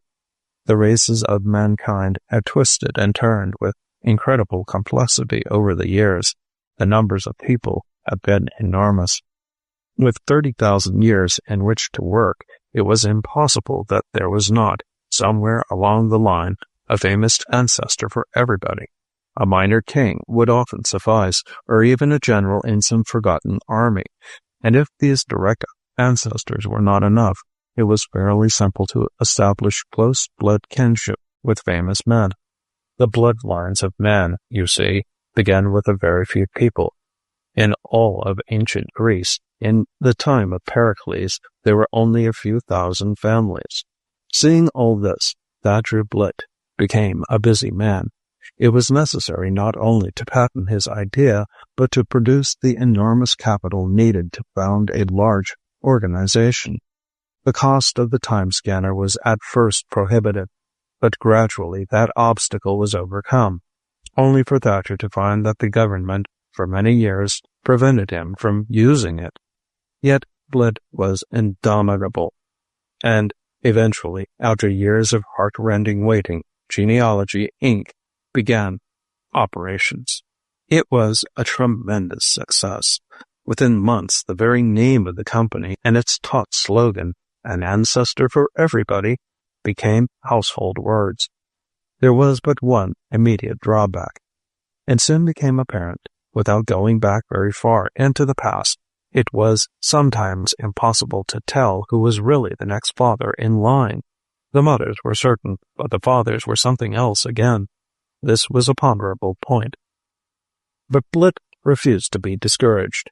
He set various electronic engineers to work on the impasse, and a solution was found, an ingenious device which tested blood electronically through the scanner, based on the different sine waves of the blood groups, saved the day. That invention was the last push Genealogy, Inc. was ever to need. It rolled on to become one of the richest and, for a long time, most exclusive corporations in the world. Yet it was still many years before Thatcher Blitt himself had time to rest. There were patent infringements to be fought, new developments in the labs to be watched, new ways to be found to make the long and arduous task of father tracing easier and more economical. Hence, he was well past 60 when he at last had time to begin considering himself. He had become by this time a moderately offensive man. Surrounded as he had been all these years by pomp and luxury, by impressive names and extraordinary family trees, he had succumbed at last. He became unbearably name-conscious. He began by regrouping his friends according to their ancestries. His infrequent parties were characterized by his almost parliamentarian system of seating. No doubt, all this had been in Thatcher Blitt to begin with. It may well be, and perhaps varying quantities in all of us, but it grew with him, prospered with him. Yet, in all those years, he never once inspected his own forebears. You may well ask, was he afraid? One answers, one does not know.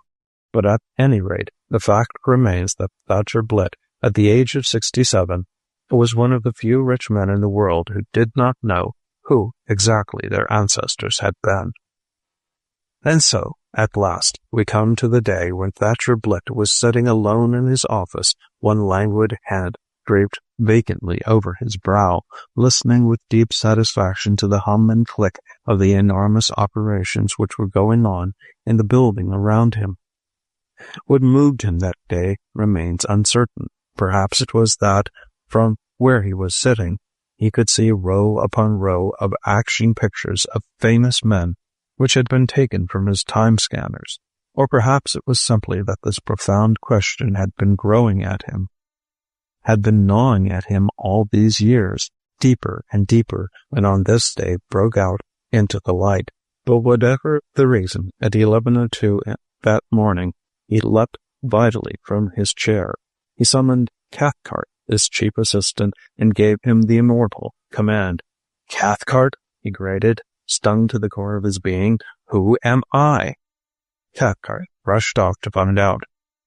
There followed some of the most taut and fateful days in the brilliant history of Genealogy, Inc. Father tracing is, of course, a painstaking business, but it was not long before word had begun to filter out to interested people. The first interesting discovery made was a man called Blot in 18th century England. No explanation was ever given for the name's alteration from Blot to Blitt. Certain snide individuals took this to mean that the name had been changed as a means to avoid prosecution, or some such, and immediately began making light remarks about the Blots on old Blitt's escutcheon. This Blot had the distinction of having been a wine seller of considerable funds. This reputedly did not sit well with Thatcher Blitt. Merchants, he snapped, however successful, are not worthy of note. He wanted empire builders. He wanted, at the very least, a name he had heard about, a name that appeared in the histories. His workers furiously scanned back into the past. Months went by before the next name appeared. In 9th century England, there was a wandering minstrel named John, last name unprintable, who achieved considerable notoriety as a ballad singer before dying an unnatural death in the boudoir of a lady of high fashion. Although the details of this man's life were of extreme interest, they did not impress the old man.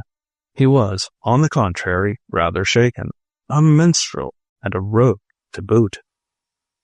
There were shake-ups in genealogy, Inc. Cathcart was replaced by a man named Jukes, a highly competent man despite his interesting family name. Jukes forged ahead full steam past the birth of Christ, no relation. But he was well into ancient Egypt before the search began to take on the nature of a crisis. Up until then, there was simply nobody. Or to be more precise, nobody but nobodies. It was incredible. All the laws of chance were against it, but there was, actually, not a single ancestor of note. And no way of faking one, for Thatcher Blitt couldn't be fooled by his own methods. What there was simply an unending line of peasants, serfs, an occasional foot soldier or leather worker. Past John, the ballad singer, there was no one at all worth reporting to the old man. This situation would not continue, of course. There were so few families for men to spring from. The entire Gallic nation, for example, a great section of present-day France, sprang from the family of one lone man in the north of France in the days before Christ. Every native Frenchman, therefore, was at least the son of a king. It was impossible for Thatcher Blitt to be less.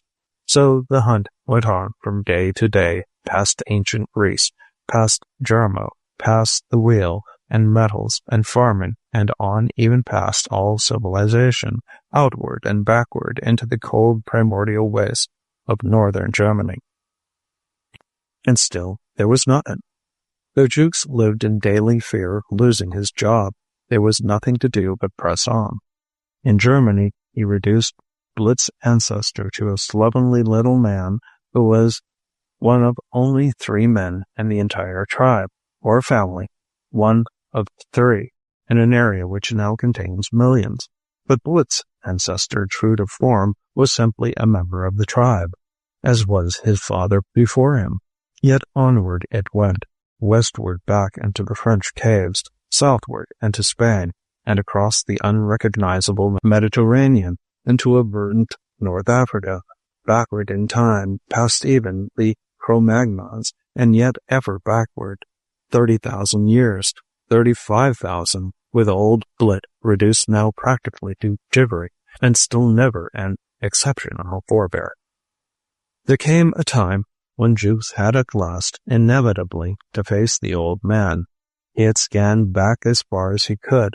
The latest ancestor he had unearthed for Blitt was a hairy creature who did not walk erect. And yet, even here, Blitt refused to concede. "It may be," he howled. "It must be that my ancestor was the first man to walk erect or light a fire, to do something." It was not until Jukes pointed out that all those things had been already examined and found hopeless that Blitt finally gave in.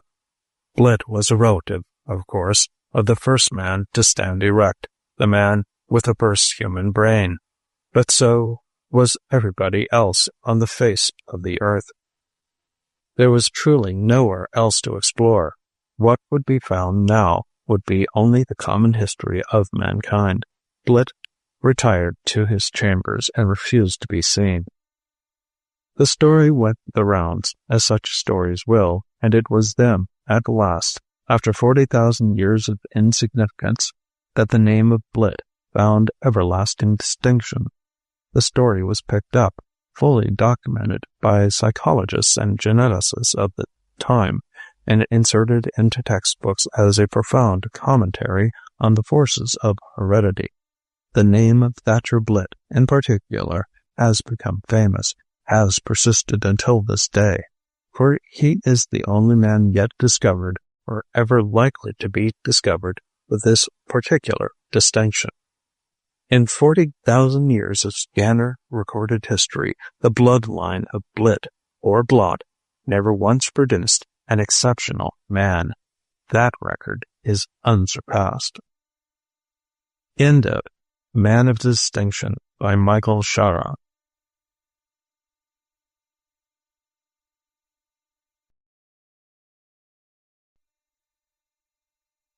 The Place Where Chicago Was by Jim Harmon. Recording by Kirk Zeglar, Lake Placid, Florida.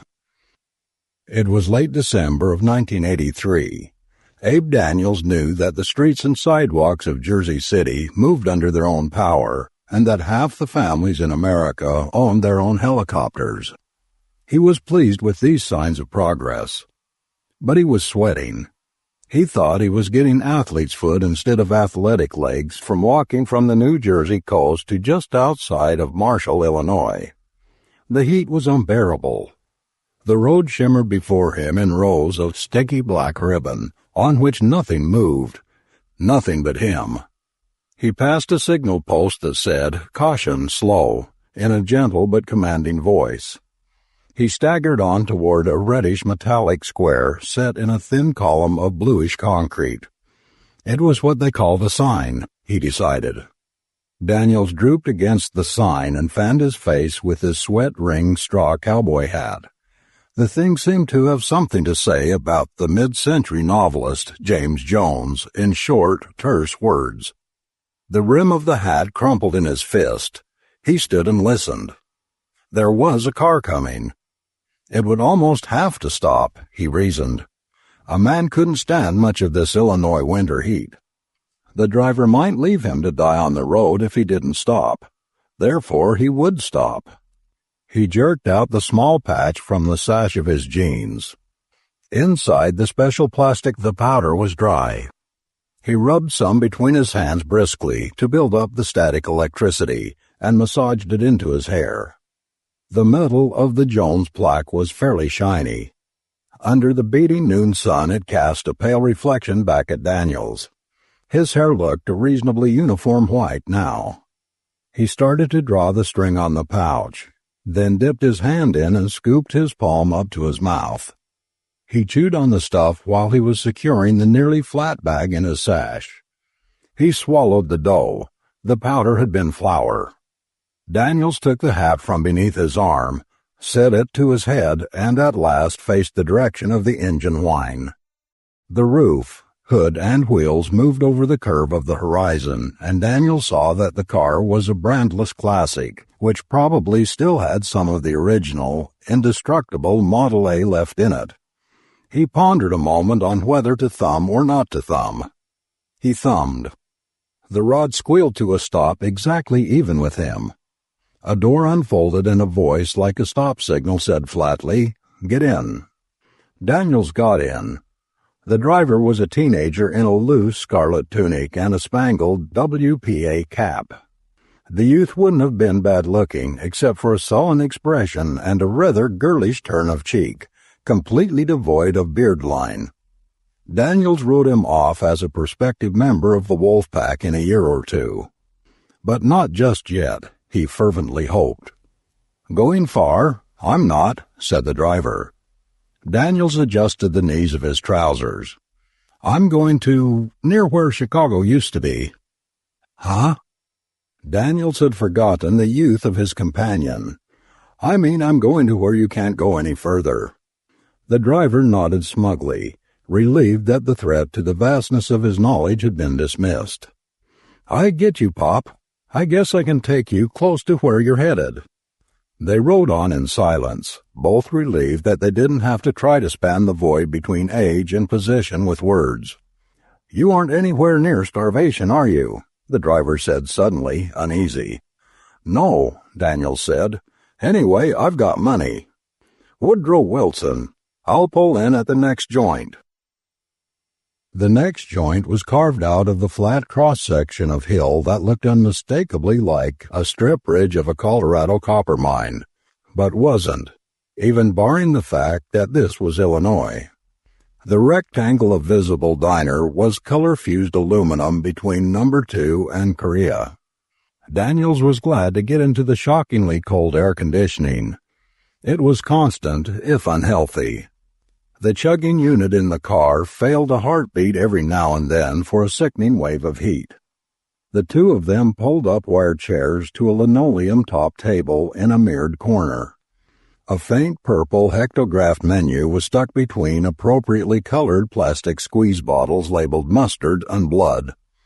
Daniels knew what the menu would say, but he unfolded it and checked. Steaks.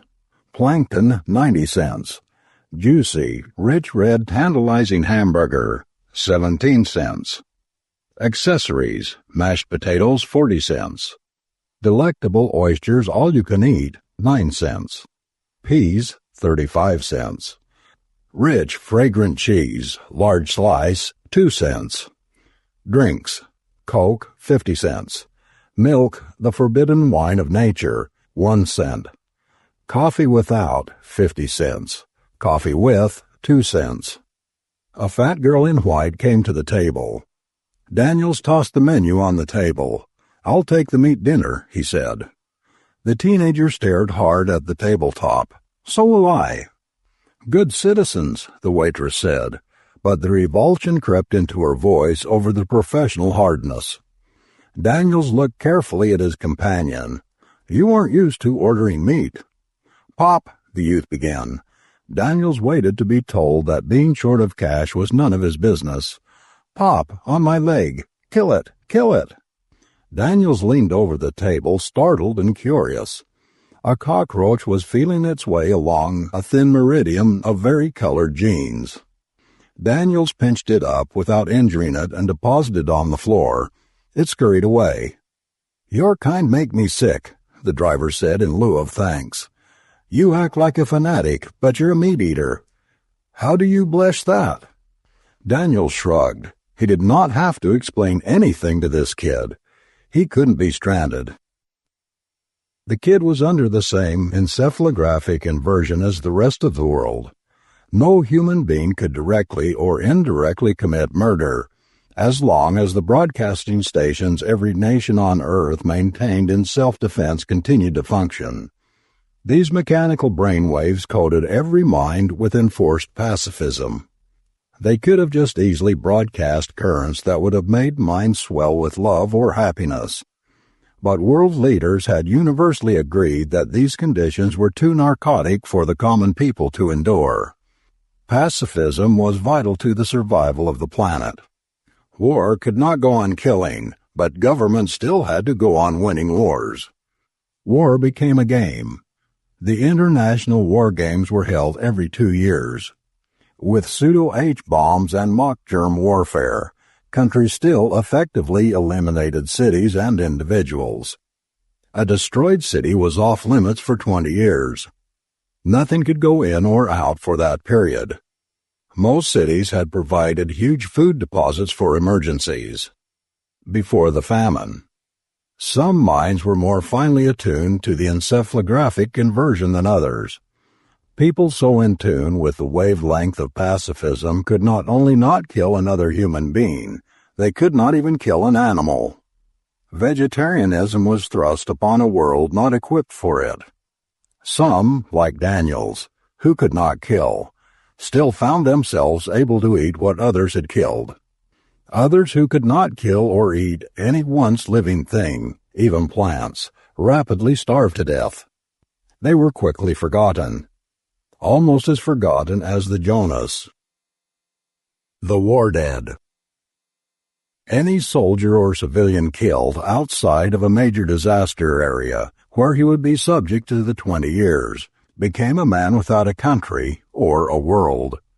They were tagged with green hair by molecular exchange and sent on their way to starve, band together, reach a disaster area, where they would be accepted for the duration of the disaster, or starve. Anyone who in any way communicated with Jonah or even recognized the existence of one automatically became a Jonah himself. It was harsh, and if it wasn't better than war, it was quieter and more permanent. The counterman with a greasy apron and hairy forearms served the plates. The meat had been lightly glazed to bring out the aroma and flavor, but the blood was still a pink sheen on the ground meat. There were generous side dishes of cheese and milk. Even animal byproducts were passed up by the majority of vegetarians. Eggs had been the first to be dropped. After all, every egg was a potential life. Milk and associated products came to be spurned through sheer revulsion by association. Besides, milk was intended only to feed the animal's own offspring, wasn't it? Daniel squirted blood generously from its squeeze bottle. Even vegetarians used a lot of it. It gave their plankton the gory look the human animal craved. Of course, it was not really blood, only a kind of tomato paste. When Daniels had been a boy, people called it ketchup. He tried to dig into his steak with vengeance, but it tasted of ashes. Meat was his favorite food. He was in no way a vegetarian. But the thought of the famine haunted him. Vegetable food was high in price and ration points. Most people were living on the 2,500 calories a day. It wasn't quite starvation, and it wasn't quite a full stomach. It was hard on anybody who did more than an average amount of work. It was especially hard on children. The meat-eaters helped relieve the situation. Some, with only the minimum of influence from the broadcasters, ate nothing but meat. They were naturally aggressive morons who were doing no one favors, potential members of a wolf pack.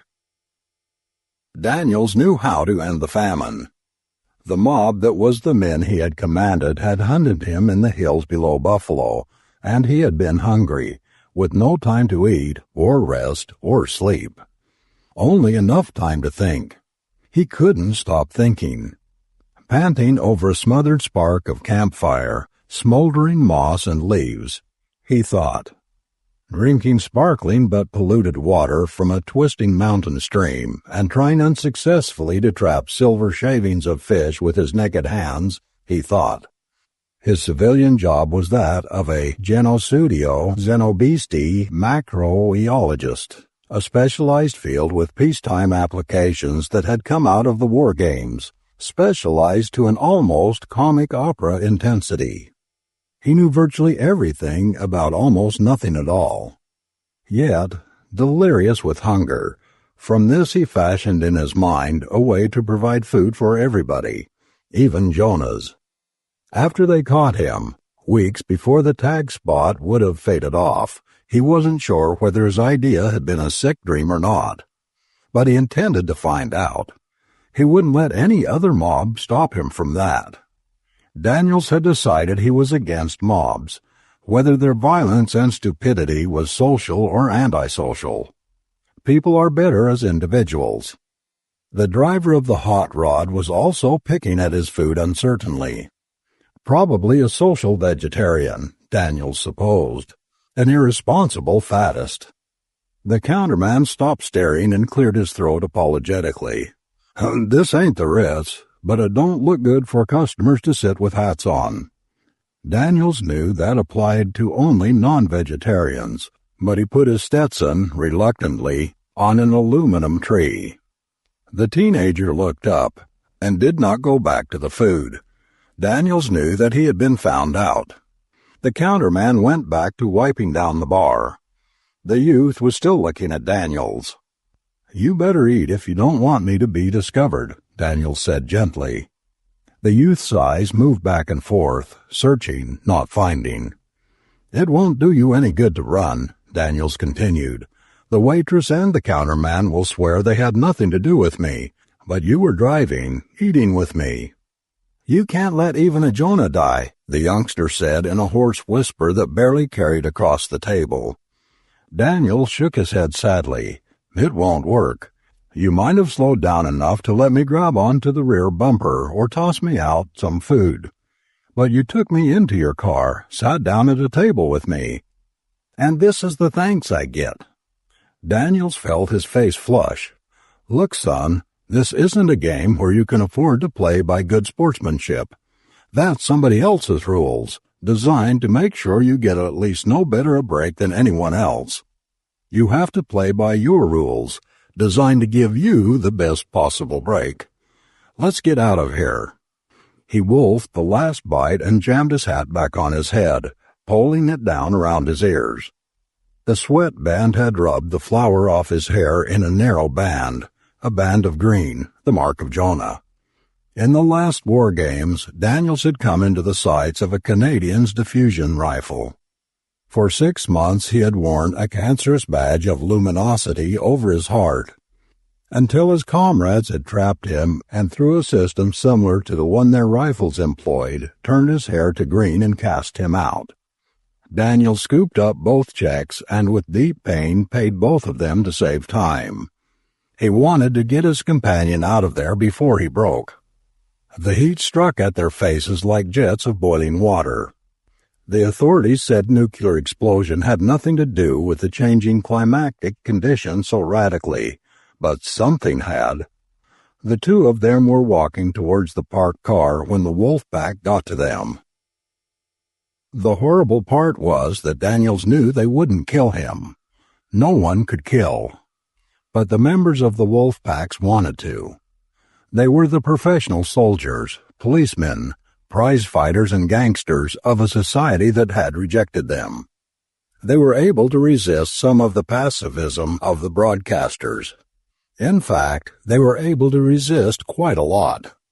The first one was a round-shouldered little man with silver spectacles. He kicked Daniels in the pit of the stomach with steel-shod toes. A clean-cut, athletic boy grabbed the running teenager and ripped the red tunic halfway off. From the pavement, Daniels at last isolated the doubt that had been nagging him. His companion wore a tight T-shirt under the coat. She was a girl. Daniel saw a heavy shoe aimed at his face, but it went far afield. Running feet went past him completely. He was left alone, unharmed, with only the breath knocked out of him momentarily. They were closing in on the girl who had picked him up. This pack was all men, although there were female and co-ed groups just as vicious.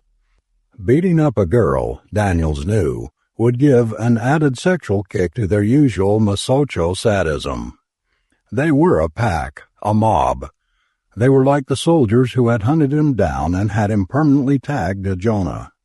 His men had been looked upon favorably by his society, while the wolf pack was so ill-favored it was completely ignored in absolute contempt. But they were the same in the essentials, a mob. And once again Daniels, who was incapable of harming the smallest living creature, wanted to kill men, but he couldn't. All his life he had experienced this mad fury of desire, and it shamed him. He wanted to destroy men of stupidity, greed, and brutality on sight. Any other kind of conflict with them was weak compromise. At times, he wondered if this atavistic, if pro-survival trait had not shamed him so much that he overcompensated for it by violently refusing to take any kind of life. Like all men of his time, he asked himself, how much of my mind is the broadcasters and how much me? If he couldn't destroy, he could defend. With the idea still only half formed, he lurched to his feet and stumbled into the side of the hot rod. He fumbled open the heated metal door and slid under the wheel. He thumbed the drive on savagely and roared down on the mob. Rubber screamed, whined, and smelled as he applied the brakes just soon enough for the men to jump out of the way, away from the girl. He folded back the door he hadn't latched, leaned down, grabbed the teenager by the leg, and dragged her bruised form bumping up into the car. The little man with silver glasses tried to reach into the car. Daniel swung the door back into his face. The glasses didn't break, but everything else did.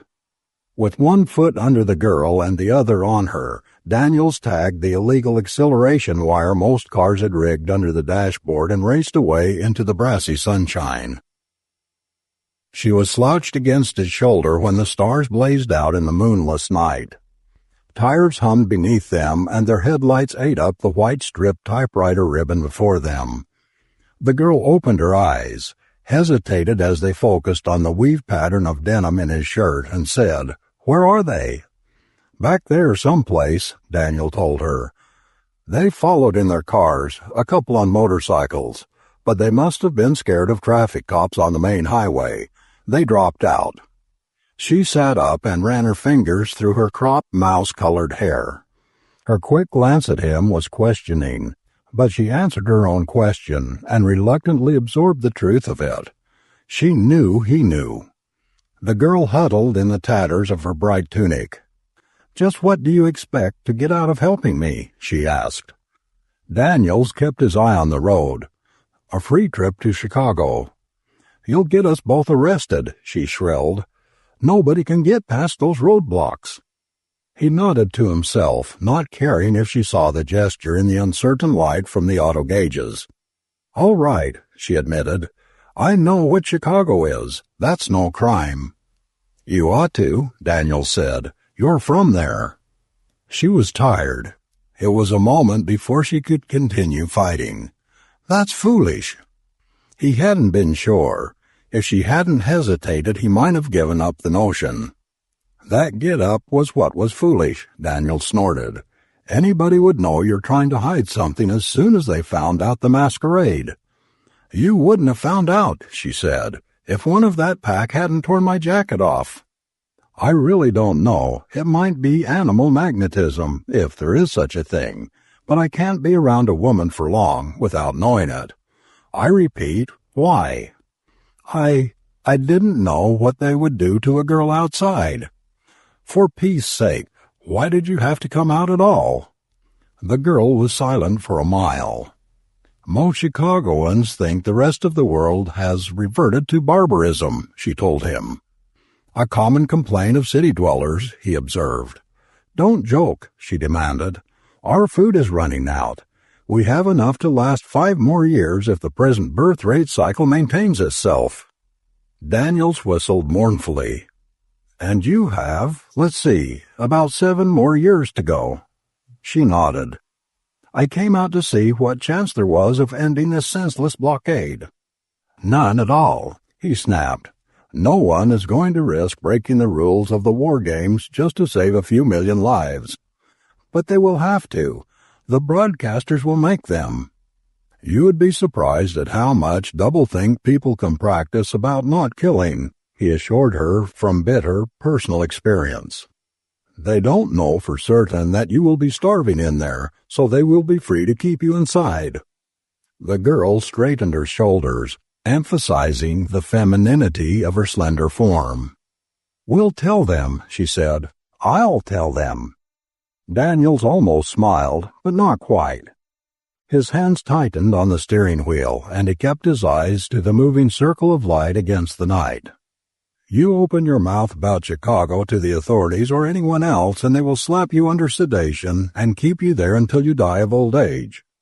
They used to drop escapees back into the cities by parachute, but too many of them were inadvertently killed. They are more subtle these days, by the way," he said very casually. "How did you escape?" She told him where to go in a primitive, timeless fashion. "No," Daniel said, "I'm going to Chicago." "Not with me," the girl assured him quietly. "We have enough to feed without bringing in another Jonah. Besides, you might be an FBI man or something, trying to find out our escape route." "I'd be a Mountie then." "The FBI has deteriorated pretty badly. Spent itself on political security. The Royal Canadian Mounted Police lends us men and women during peacetime. Up until the war games anyway, even though Britain would like to see us constantly disrupted. But," he said heavily, "I am not a government agent of any kind, just the Jonah I appear to be." She shivered. "I can't take the responsibility. I can't either expose our escape route or bring in another mouth to bring starvation a moment closer." "Look, what can I tell you?" he demanded in exasperation. Julie Amphrey." Abe Daniels. Look, Julie. You were named after Lincoln? She asked quietly. A long time after. Look, Julie, I want to get into Chicago because of the old Milne laboratories. He caught his breath for a long second. They are still standing? Julie nodded and looked ahead, through the insect-spotted windscreen. Partial operation when I left. Daniels gave a low whistle. Lord, after all these years? We manage. Fine, Julie, I'm sure that if I can get back in the laboratory, I can find a way of ending this condemned famine, inside Chicago and outside. That sounds a little like delusions of grandeur to me, the girl said uncertainly. It was my field for 10 years, before the last war games. I had to think while my platoon was hunting me down, after I had been tagged out. I thought faster than I ever thought before. Julie studied his face for a long moment. What was your idea? The encephalographic inversion patterns of the broadcasters, he said quickly, can be applied to animals as well as human beings, on the right frequencies. Even microscopic animals. Bacteria. If you control the actions of bacteria, you control their reproduction. They could be made to multiply and assume different forms.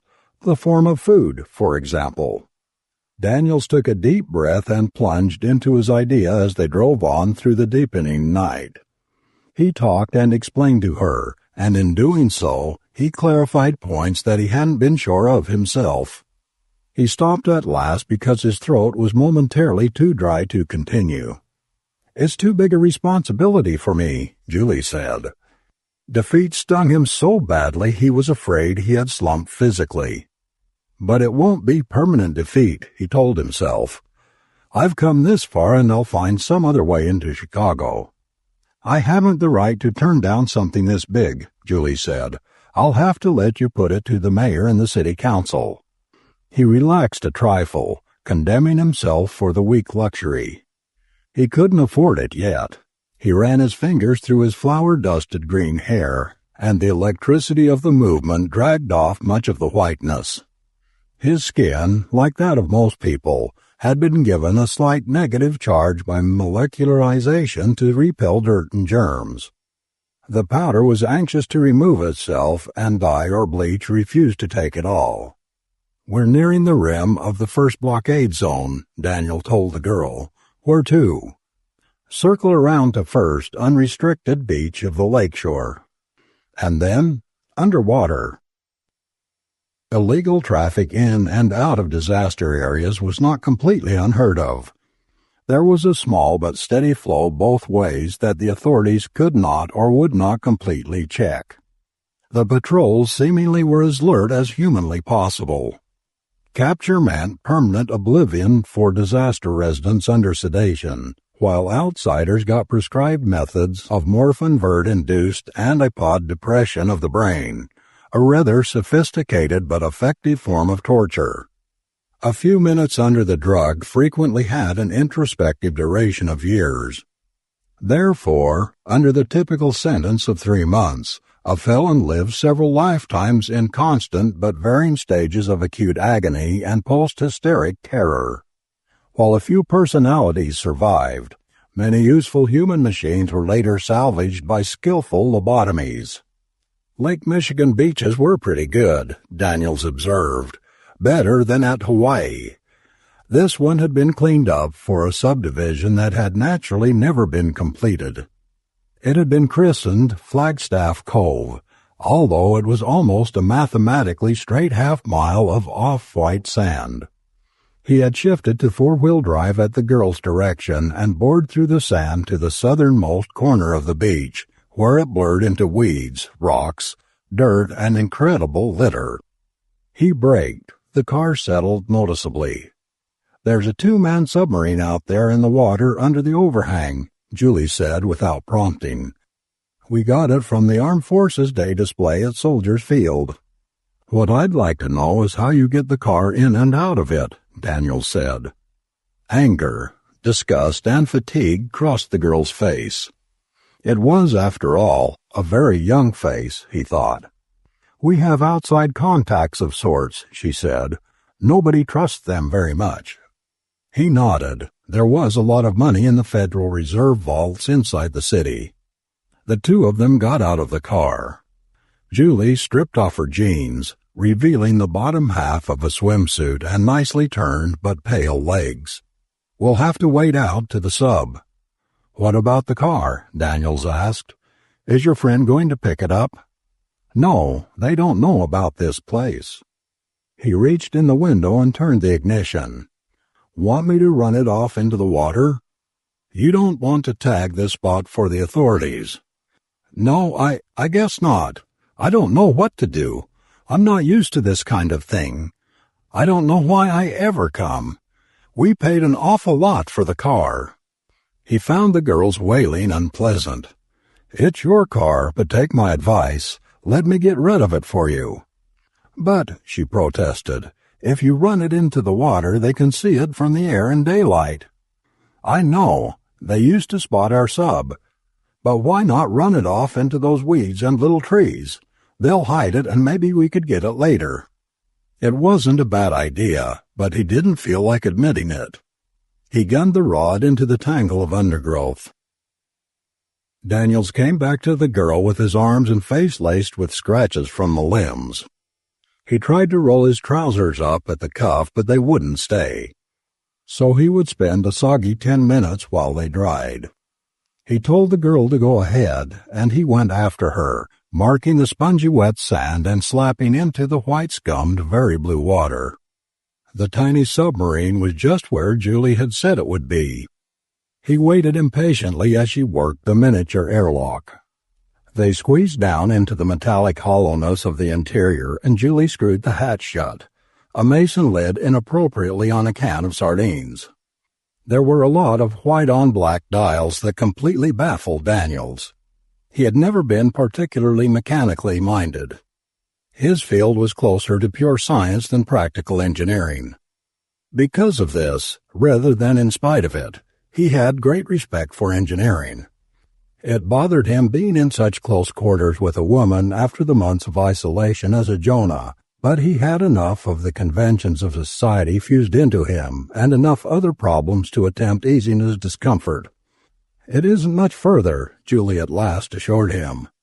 He was becoming bored to the point of hysteria. For the past several months he hadn't had much diversion, but he had not been confined to what was essentially an oil drum wired for light and sound. One of the lights changed size and pattern. He found himself tensing. "That," he pointed. "Sonadar," Julie hissed. "Patrol boat above us. Don't make any noise." Daniels pictured the heavy-equipped police boat droning past above them and managed to keep quite silent. Something banged on the hull. It came from the outside, and it rang against the port side, then the starboard. The rhythm was the same, unbroken. Daniels knew somehow the noise from both sides were made by the same agency, something with a 12-foot reach. Something that knew the Morse code. Da-da-da, dit-dit-dit, da-da-da. SOS. Help. "It's not the police," Julie said. "We've heard it before," she added. "They used to dump non-dangerous amounts of radioactives into the lake, as she decided the police boat had gone past and started up the engines again." Daniels never forgot that call for help, not as long as he lived. The electron microscope revealed no significant change in the pattern of the bacteria. Daniels decided to feed the white mice. He got out of his plastic chair and took a small cloth bag of corn from the warped, sticking drawer of the lab table. Rationing out a handful of the withered kernels, he went down the rows of cages. A few, with steel instead of aluminum wiring, were flecked with rust. The mice inside were all healthy.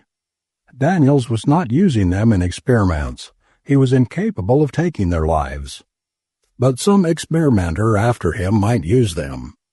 In any case, he was also incapable of letting them starve to death. He had been out of jail less than 2 weeks. The city council had thrown him into the Cook County lockup until they decided what to do with him. He hadn't known what happened to the girl, Julie Ampry, for bringing him back with her.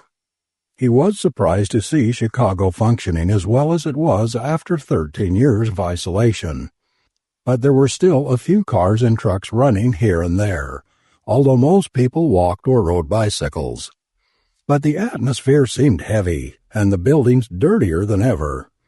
The city had an aura of oppression and decay, he thought, of as belonging to 19th century London. Daniels had waited out New Year's and St. Valentine's Day in a cell between a convicted burglar and an endless parade of drunks. Finally, 2 weeks ago, the Major himself came, apologizing profusely but without much feeling. Daniels was escorted to the old mill and laboratory buildings and told to go to work on his idea. He had, they said, 2 weeks to produce, and he was getting nowhere. His deadline was up, the deadline of the real world, but the one he had given himself was much, much more pressing. "You'll kill yourself if you don't get some sleep," the girl's voice said behind his back. Daniels closed the drawer on the nearly depleted sack of grain. It was the girl, Julie Ampry. He had been expecting her but not anticipating her. He didn't like her very much. The only reason he could conceive for her venture outside was a search for thrills. It might be understandable, if immature, in a man, but he found it unattractive in a woman. He had no illusions about masculine superiority, but women were socially, if not physically and emotionally, ill-equipped for simple adventuring. Julie was more attractive dressed in a woman's clothes, even if they were a dozen years out of style. Her hair had a tightened glint. She was perhaps really too slender for the green knit dress. "It's a big job," he said. "I'm beginning to think it's a lifetime job." He half-turned and motioned awkwardly at the lab table and the naked piece of electronics. "That's the encephalographic projector I jury-rigged," he explained. "You can spare me the 50-cent tour," Julie said. He wondered how she had managed to get so irritating in such a short lifetime. "There's not much else to see," Daniels grunted. "I've got some reaction out of the bacteria, but I can't seem to control their reproduction or channel them into a food-producing cycle." Julie tossed her head. "Oh, I can tell you why you haven't done that," she said. He didn't like the way she said that. "Why?" "You don't want to control them," Julie said simply. "If you really control them, you'll cause some to be recessive. You'll breed some strains out of existence. You'll kill some of them, and you don't want to kill any living thing." She was wrong. He wanted to kill her. But he couldn't. She was right about the bacteria. He should have realized it before. He had planned for almost a year and worked for 2 weeks, and this girl had walked in and destroyed everything in 5 minutes. But she was right. He spun towards the door. "Where are you going?" she demanded. "I'm leaving. See what somebody else can do with the idea." "But where are you going?" Julie repeated. "Nowhere." And he was absolutely right. Daniels walked aimlessly through the littered streets for the rest of the day and night. He couldn't remember waking at night, but neither could he remember staying anywhere when he discovered dawn in the sky. It was that time of dawn that looked strangely like an old 2-color process movies that they show on TV occasionally, all orange and green, with no yellow to it at all, when even the truest black seems only an off-brown or a sinister purple. He shivered in the chill of the morning and decided what to do. He would have to walk around for a few hours even yet. The drink his friend, Paul, placed before him was not entirely distinct. Neither were the bills he had in his hand. It was money the mayor's hireling had given him to use for laboratory supplies. Daniels peeled off a bill of uncertain denomination and gave it to his friend. Paul seemed pleased. He put it into the pocket of his white shirt, the pocket 8 inches below and slightly to the left of the black bow tie, and polished the bar briskly. Daniels picked up the glass and sipped silently until it was empty. "Do you want to talk about anything, Abe?" Paul asked solicitously. "No," Daniels said cheerfully. "Just give me another drink." "Sure thing." Daniel studied his green hair in the glass.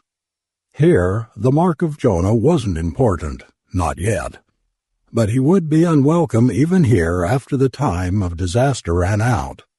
He would have to move on sooner or later. Eventually, why not now? That slogan went better than the one in pink light over the mirror, the beer that made Milwaukee famous. There hadn't been any Milwaukee beer here for 13 years. Most of the stuff came out of bathtubs. Why not now? He smoothed another bill on the damp polished wood and negotiated his way through the hazy room. Outside, he turned a corner and the city dropped away from him. He seemed to be in a giant amusement park with acres of empty ground, patterned off in squares by unwinking dots of light. He grinned to himself, changed direction with great care, and started down the one-way street to the lakefront. He heard the footsteps behind him. Daniels put his palm to the brick wall, scaling posters, and turned. The clean-cut young man smiled disarmingly. "I saw you in at Paul's. You'll never make it home under your own power. Better let me take you in my cab." Daniels knocked him out on his feet with a clean right cross. He blinked down at the boy.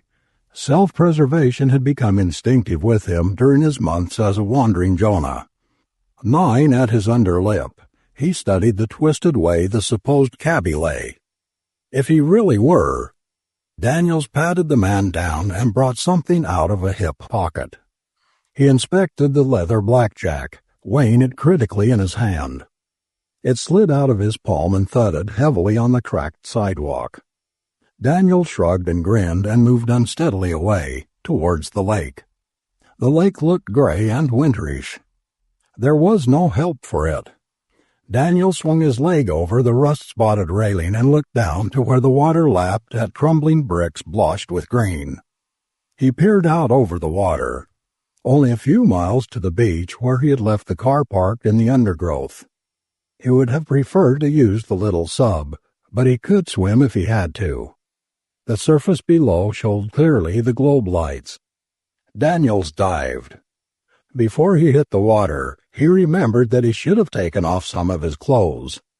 When he parted the icy foam with his body, he knew he had committed suicide, and he realized that that had been what he intended to do all along. There was something in the lake holding him, and it had a 12-foot reach. It kept holding on to him under the surface of green ice and begging him for help. He couldn't breathe, and he couldn't help. Of the two, not being able to help seemed the worse. Not breathing wasn't so bad. It hurt to breathe. It choked him. It was very unpleasant to breathe. He had much preferred not breathing to this. Some time later, he opened his eyes. A small, round-faced man was staring down at him through slender-framed spectacles. For a moment he thought it was the man whose face he had smashed the car door at the diner weeks before. But this man was different. Among other things, his glasses were gold, not silver. Yet he was also the same. Daniels knew the signs of the wolf pack. "How's your foot?" the little man asked in surprisingly full-bodied voice. Daniels instantly became aware of a dull sub-pain sensation in the toes of his left foot. He looked over the crest of his chest and saw the foot, naked below the cuff of his wrinkled trousers. The 3 smaller toes were red, no, maroon. A red so dark it was almost black. Fainter streaks of red shot away from the toes, following the tendon. Daniel swallowed. "The foot doesn't feel so bad, but I think it is." "We may have to operate," the small man said eagerly. "How did I get out of the lake?" "Joel. The man you knocked out. He came to and followed you. Naturally, he had to save your life. He banged your foot up, dragging you ashore." Or afterwards, Daniels thought. Abruptly, the stranger was gone and a door was closing and latching on the other side of the room. Daniels tried to rise and fell back, his head floating around somewhere above him. Maybe a Wolfpack member would have to save his life, but he wouldn't have to bring him home and nurse him back to health. Why? He fell asleep without even trying to guess the answer. When he woke, they brought food to him. Daniels finished with the tray and sat it aside. The small man who had identified himself as Richard beamed. "I think you are strong enough to attend the celebration tonight." Daniels did feel stronger after rest and food, but at the same time he felt vaguely dizzy and his leg was beginning to hurt. "What kind of a celebration?" he asked. Richard chuckled. "Don't worry, you'll like it." Daniels had seen the same expression of the faces of hosts at stag dinners, but with a wolf pack it was hard to know what to expect. The place he was in did not seem to be a house after all. Daniels leaned on the shoulder of Richard, who helped him along solicitously. They entered a large chamber nearly 100 feet wide. There were people there. It wasn't crowded, but there were many people standing around the walls. A lot of them were holding 3-foot lengths of wood. Richard led him to a chair, the only one apparent in the room. "I'll go tell we're ready now," the small man said, chuckling. Daniels looked around slowly at the shadowed faces. Of those holding clubs, he knew only the man Richard had told him was Joel, the man who had pulled him from Lake Michigan. Apparently, the ones with clubs were members of the pack, while the others were observers and potential members. Among these, he spotted a member of the city council, Anne Julie. She stood in a loose sweater and skirt, her hands hugging her elbows, eyes intent on the empty center of the room. Daniels was reminded of some of the women he had seen at unorthodox political meetings. Daniels was surprised to find that he wanted to talk to her. He might try hobbling over to her or calling her over to him, but with the instinct he had developed while being hunted, he knew it was wrong to call attention to the two of them together. He noticed that he was in line with the door. Julie would have to pass by him when she left after the celebration. The celebration begins in 5 minutes. Someone he hadn't seen had shouted into the big room. The words bounced back slightly and hung suspended. The people's waiting became an activity. Tension lived in the room. And then the cat was released. The pack members moved apart from the rest and struck at the scrawny yellow beast. The cat didn't make it very far down the line. The men from the other end of the room moved up quickly to be in on the kill. The clubs rose and fell even after it was clear there was no reason for it. Their ranks parted and they left their handiwork where it could be admired.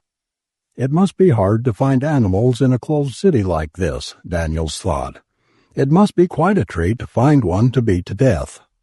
He sat and waited for them to leave, but he found the celebration was just beginning. The group was laughing and talking. Now that it was over, they wanted to talk about it the rest of the evening. They had created death. He searched out Julie Ampry again. She was looking at what they did. He thought she was sick at first. His lips thinned. Yes, she was sick. Her eyes suddenly met his. Shock washed over her face, and in the next moment she was moving to him. "So," she said coolly, "you found out my little secret. This is where I get my kicks." He nodded, thinking of nothing to say. "Did you even read them?" she asked breathlessly. "All the old banned books, Poe and Spillane and Proust. The pornography of death. I grew up on them, so you see there's no harm in them. Look at me." "You want to kill?" Daniels asked her. She lit an expensive king-sized cigarette. "Yes," she exhaled. "I thought I might join the pack on the outside, but you'll remember I didn't quite make it. I couldn't even kill a cockroach. I want to, but the damned broadcasters keep interfering with me." Richard came back, smiling broadly. "Well, Abe, has Miss Ampry been telling you of our plans to ruin the planet?" Daniels was incredibly tired. He had been listening and arguing for hours. "You're a scientist," Joel persisted. "Help us." "There are different kinds of scientists," Daniels repeated. "I'm not a nuclear physicist." "Right there." Richard tapped the pink rubber of his pencil against the map of Cook County. "Right there. An armory no one else knows anything about.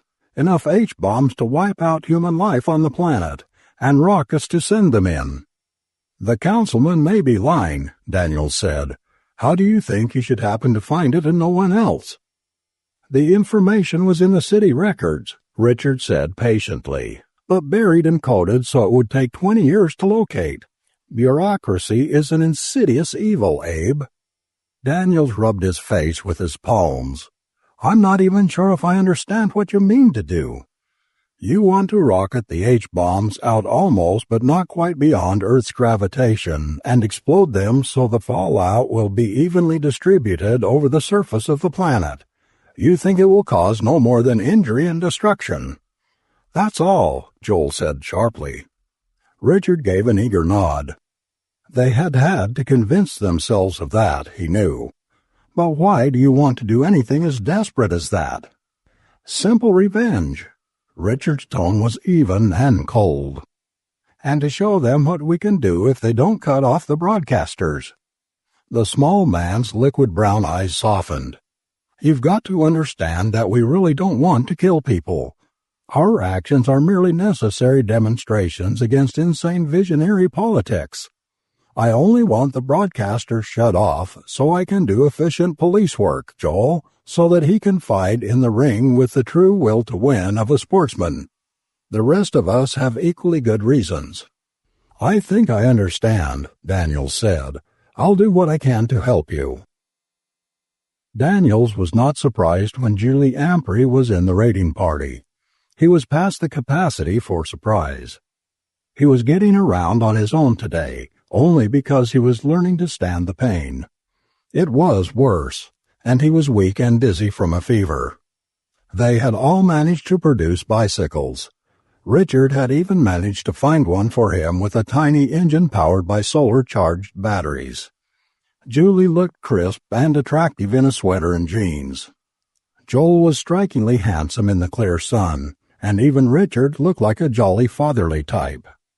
As they wheeled down the street, Daniels was afraid only he, with his wet, tossed green hair and drooping cheeks, warped the holiday mood of those who in some other probability sequence were happy picnickers. When they reached the place, Richard giggled nervously. "It takes a code to open the hatch," he explained. "If Aldridge didn't decode it correctly, there will be a small but effective chemical explosion in this area." Daniels leaned against a maple, watching. The bicycles were parked in the brush, and a shallow hole had been dug at an exact spot in the suburban park. Only a few inches below ground was the gray steel door flush with the level of grass. Richard hummed as he worked a prosaic combination dial. Finally there was a muffled click and a churning whine began. The hatch raised jerkily and latched at right angles. The pack milled about the opening, excited. Joel got the honor of going down first.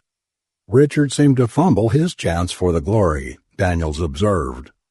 The other men went down, one and one, and finally only Julie and Richard were left. He supposed that this meant the girl had been accepted as a full member of the Wolf Pack. That would change the whole character of the organization. He vaguely wondered who her sponsor was. Joel? Julie and the little man came to him. They started to help him down into the opening, and suddenly he was at the bottom of a ladder. Things were beginning to seem to him as if they were taking place underwater. They walked down a corridor of shadow, lit only by tarnished yellow from red sparks caught on the tips of silver wire inside water-clear bulbs recessed in the concrete ceiling. When they passed a certain point, sparks showered from slots in opposite walls. They burned out ineffectively before they reached the floor of cross-hatched metallic mats. "Power failing," Richard observed with a chuckle. "Congress should investigate the builders." There was a large, sliding door many feet thick, but so well balanced it slid open easily. And they were there. It was a big room full of many little rooms. Each little room had a door that a man could enter by stooping and a chair ledge inside for him to sit and read or adjust instruments. Outside of the rooms were finished off cleanly in shining metal, with large, rugged objects fitted to all sides. These were hydrogen bombs. The wolf pack ranged joyously throughout the maze. Daniels found one of several stacks of small instruments and sat down on it. The things looked like radios, but obviously weren't. Richard came to him, wringing his hands. These bombs seem to be designed to be dropped from bombers. They are supposed to be rockets here, too. I hope the H-bombs will fit. They seem so bulky. Perhaps the rockets have self-contained bomb units, Daniels suggested. Perhaps. We're all going off and try to find the rockets. You'd be amazed at all the cutoffs down here. I'll leave Joel here to look after you. Daniels sat on the instruments. Joel stayed several 100 feet away, an uncertain shadow in the light, smoking a red dot of a cigarette. Somehow Daniels associated fire and munitions instead of atomics and felt uneasy. He discovered Julie Ampry at his side. She didn't say anything. She seemed to be sulking, like a spoiled brat, he thought. He fingered one of the portable instruments from an open crate beside him. "Wonder what these are," he said to break up the heavy silence. "Pseudo-H-bombs," the girl snapped. "Of course. Just as money had to be backed by gold or silver reserves, every pseudo-bomb or mock gas had to be backed by the real thing, which, after its representative had been used, was dismantled, neutralized, or retired. International inspection saw to that. There's enough here to blow up the whole world, if they were real, Daniels said. The girl pointed out into the chamber. Those are real. Each nation had many times over the nuclear armament necessary to destroy human life. There was enough for that right in this vault, both in reality and in the games. Daniels stopped drifting and took a course. He stopped observing and began to act. There was a mob in action. Even if they did somehow manage not to kill off the population with the fallout they were engineering, they would ruin farmland, create new recessive mutations. Famine would cease to be a psychological affliction for half the world and become a physiological reality instead for all the world. He had failed in his plans to end the psychological famine because of his own attunement to the broadcasters. He wouldn't fail in stopping the new physiological famine. "Put that thing down," Joel said. "I don't trust you any further than I can spit, and that looks like a radio. You trying to warn the city council?" Daniels put down the instrument. One wouldn't do it, and he could tell from Joel's eyes that he would get a very bad experience out of disobeying him. "You were going to do something," Julie said. "What were you trying to do with that Sooty?" "How do you know so much about this stuff?" Daniels demanded. "My father told me all he found out from the records. He's Councilman Aldrich." He rested his eyes for a second. "But your name," he heard himself say. "My stepfather, I should have said. Mother married him when I was 2. What were you going to do?" "I," he said, "intended to end it all. All of this, all of it outside, end everything." The girl turned from him. "Then why don't you do it?" "You mean you don't want our friends to succeed in torturing a sick world?" "I don't like pain," she said. "There's something clean, positive, and challenging about killing. I'd like to kill, but pain seems so pointless. If you can stop them, go ahead. I'll help you." He was exhausted and in fever. "Joel won't let me." "Then kill him," she said. He knew it was all useless, tired, stale, unrewarding. It was done. He was nothing, and the girl was less. The pack would succeed, and a tortured world would die of a greater famine because he had failed all down the line. And he blamed himself for making a mistake that was actually unimportant. For a moment, he had trusted the girl. "You can kill him." Julie turned back and faced him. "How much do you think those broadcasters can really control human beings? We aren't fighting wars because we don't want to. We've finally seen what war can do, and we're scared. We've retreated. The human race is hiding, just like you are now." Daniels laughed. She lunged forward, tense. For a moment he thought she had actually stamped her foot. "It's true, you fool. Doesn't the actions of these men prove it to you? They're going to risk destroying the planet. If pacifism really controlled them, do you think they could do that?" He mumbled something about Wolfpack members. "There's never been any law or moral credo that human beings couldn't break and justify within themselves some way," Julie intoned carefully. "People can do the same with induced precepts of the broadcasters. If you really want to stop them, you can, by killing Joel and going ahead." "Maybe later," Daniels mumbled. "I'll think about it." Julie slapped his face. He wondered why he didn't feel it. "You don't have much time left," Julie whispered. "Don't you know what's wrong with your foot?" "Gangrene. You have to get those toes amputated soon or you'll die." "Yes," he said numbly. "Must get amputation." But it didn't seem urgent. He felt he should get some rest first. "It's too bad you can't allow the operation," the girl said sweetly. "You can't allow lives to be destroyed just to save your own personality." "What lives?" he demanded. "All the cells and microorganisms in your toes," Julie told him. "You know they'll die if you are operated on." "Are they any worse than the little bacteria you refuse to murder?" "I suppose it's just as well that you die. How can you stand it on your conscience to breathe all the time and burn up innocent germs in your foul breath?" Daniels understood. To live was to kill. Every instant he lived, his old cells were dying and new ones being born. So Daniels, who thought he could not kill any living thing, finally accepted himself as a killer. It wasn't human life he was taking, but it was life. If he could be wrong about taking any life at all, and he had always believed himself unable to kill anything, he might be wrong about being able to kill men. In spite of everything he had been taught and what he believed about the influence of the broadcasters, he studied Joel in the gloom. The man represented everything he loathed: stupidity, brutality, the mob. "If I can kill anyone," he told himself, "it should be Joel." He could try. Yes, he could, and that was a victory in itself. He moved, and that was another triumph over the physical defeat that was already upon him.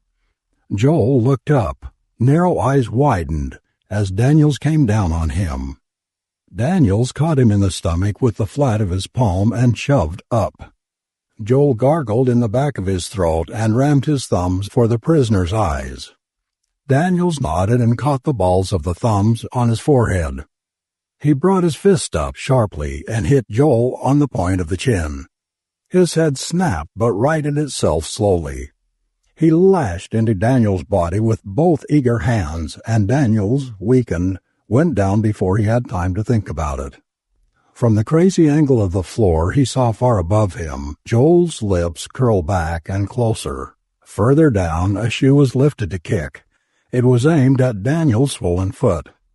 Daniels smiled. He shouldn't have done that. If he had acted like a man instead of an animal, he would have been fine. But now, Daniels rolled over quickly against the one leg of Joel's firmly on the floor.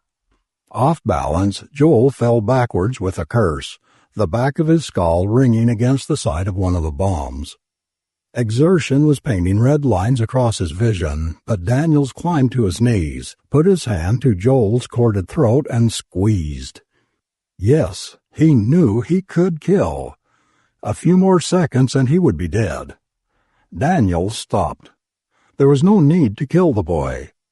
He would be unconscious long enough for him to do his job. And he found that fear had left him. He was no longer afraid of killing small things, because he was no longer afraid of killing men. He had been able to kill when he had to, but more important, he had been able to keep from killing when it wasn't needed. He didn't need to be afraid of the old bloodlust, because he knew now he could best it. And Julie had seen. She had seen something she had never believed was possible. That a man could keep from being a savage without the restraints of the broadcasters or of society.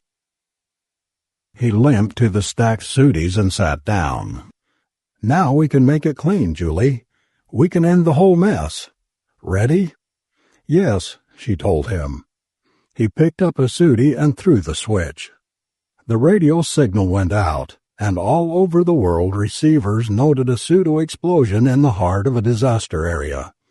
Daniels could imagine the men in the council room in the heart of the city, seeing the flash and feeling the doom of a renewed 20 years of isolation, and heading for the exact spot of the flash. More signals flashed, and flashed, and flashed. And he thought of the people all over the world wondering about the devastating sneak attack on the United States, and the incredible readings of the instruments. "Keep working," Daniels said. "The wolf pack or the officials from the city will be here soon. I hope it's a dead heat. But," he said, "I think we've done it, but we can keep working on the safety margin." "What have we done, Abe?" Julie asked trustingly. He was going to feel foolish saying it. "We have just blown up the world according to the official records of the war games." "Then they'll have to start over," she said. "Maybe," Daniels whispered. "If they do, we'll all start even. Everybody's a Jonah. The world is the disaster area. Maybe they'll start the war games over, or maybe they'll try the real thing again, now that they've seen how easy it is with sooties." He felt the numb foot and knew he would have to have an emergency operation if he survived the mobs that were coming. But he had a way of surviving mobs. He looked at Julie. He could see that their children could eat. "At least," he said, triggering another H-bomb for the world's records, "it isn't a bad day when the world has been given a fresh slate, a new start." There were footsteps outside, coming closer. End of Chapter 3.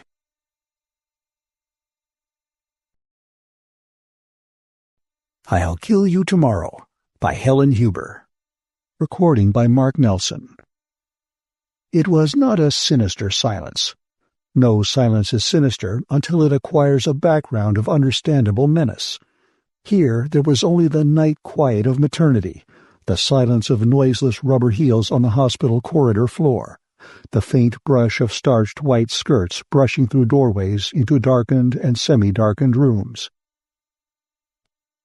But there was something wrong with the silence in the basket room of maternity, the glass-walled room containing row on row the tiny hopes of tomorrow. The curtain was drawn across the window through which, during visiting hours, peered the proud fathers who did the hoping. The nightlight was dim. The silence should not have been there.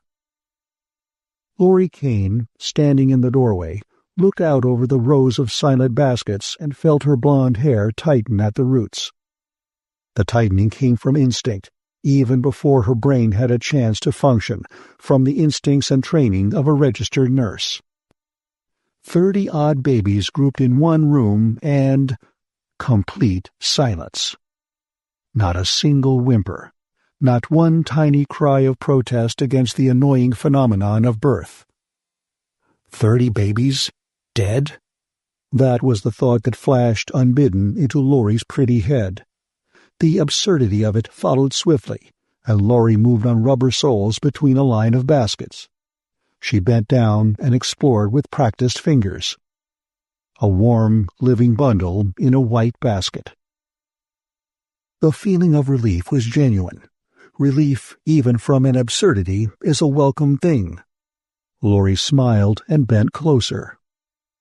Staring up at Laurie from the basket were two clear blue eyes. 2 eyes, steady and fixed in a round baby face. An immobile pink baby face, housing 2 blue eyes that stared up into Laurie's with a quiet concentration that was chilling. Laurie said, "What's the matter with you?" She spoke in a whisper and was addressing herself. She'd gone short on sleep lately, the only way, really, to get a few hours with Pete. Pete was an intern at General Hospital, and the kind of a homely grinning carrot top a girl like Laurie could put into dreams as the center of a satisfactory future. But all this didn't justify a case of jitters in the basket room. Laurie said, "Hi, short stuff," and lifted Baby Nukem, male, out of his crib for a cuddling. Baby Nukem didn't object. The blue eyes came closer, the weak old eyes with the 100-year-old look. Lori laid the bundle over her shoulder and smiled into the dimness. "You want to be president, Shorty?" Lori felt the warmth of a new life, felt the little body wriggle in snug contentment. "I wouldn't advise it. Tough job." Baby Nukem twisted in his blanket. Lori stiffened. Snug contentment? Lori felt two tiny hands clutch and dig into her throat. Not just pawing baby hands, little fingers that reached and explored for the windpipe. She uncuddled the soft bundle, held it out. There were the eyes. She chilled. No imagination here. No specter from lack of sleep. Ancient murder-hatred glowing in newborn eyes. "Careful, you fool! You'll drop this body!" A thin piping voice. A shrill symphony in malevolence. Fear weakened Lori. She found a chair and sat down. She held the boy baby in her hands. Training would not allow her to drop Baby Nukem. Even if she had fainted, she would not have let go. The shrill voice. "It was stupid of me. Very stupid." Lori was cold, sick, mute. "Very stupid. These hands are too fragile. There are no muscles in the arms. I couldn't have killed you." "Please, Dreaming? No, I'm surprised at your surprise. You have a trained mind. You should have learned long ago to trust your senses." "I don't understand." "Don't look at the doorway. Nobody's coming in. Look at me. Give me a little attention, and I'll explain." "Explain?" Lori pulled her eyes down to the cherubic little face as she parroted dully. "I'll begin by reminding you that there are more things in existence than your obscene medical books tell you about." "Who are you? What are you?" "One of those things." "You're not a baby." "Of course I'm not. I'm—" The beastly, brittle voice drifted into silence as though halted by an intruding thought. Then the thought voiced with a yearning at once pathetic and terrible. "It would be nice to kill you. Someday I will. Someday I'll kill you if I can find you." "Why? Why?" Insane words in an insane world. But life had not stopped even though madness had taken over. "Why?" The voice was matter-of-fact again. No more time for pleasant daydreams. "I'm something your books didn't tell you about. Naturally, you're bewildered. Did you ever hear of a bodiless entity?" Lori shuddered in silence. "You've heard of bodiless entities, of course, but you denied their existence in your smug world of precise, tidy detail. I'm a bodiless entity. I'm one of a swarm. We come from a dimension your mind wouldn't accept even if I explained it, so I'll save words.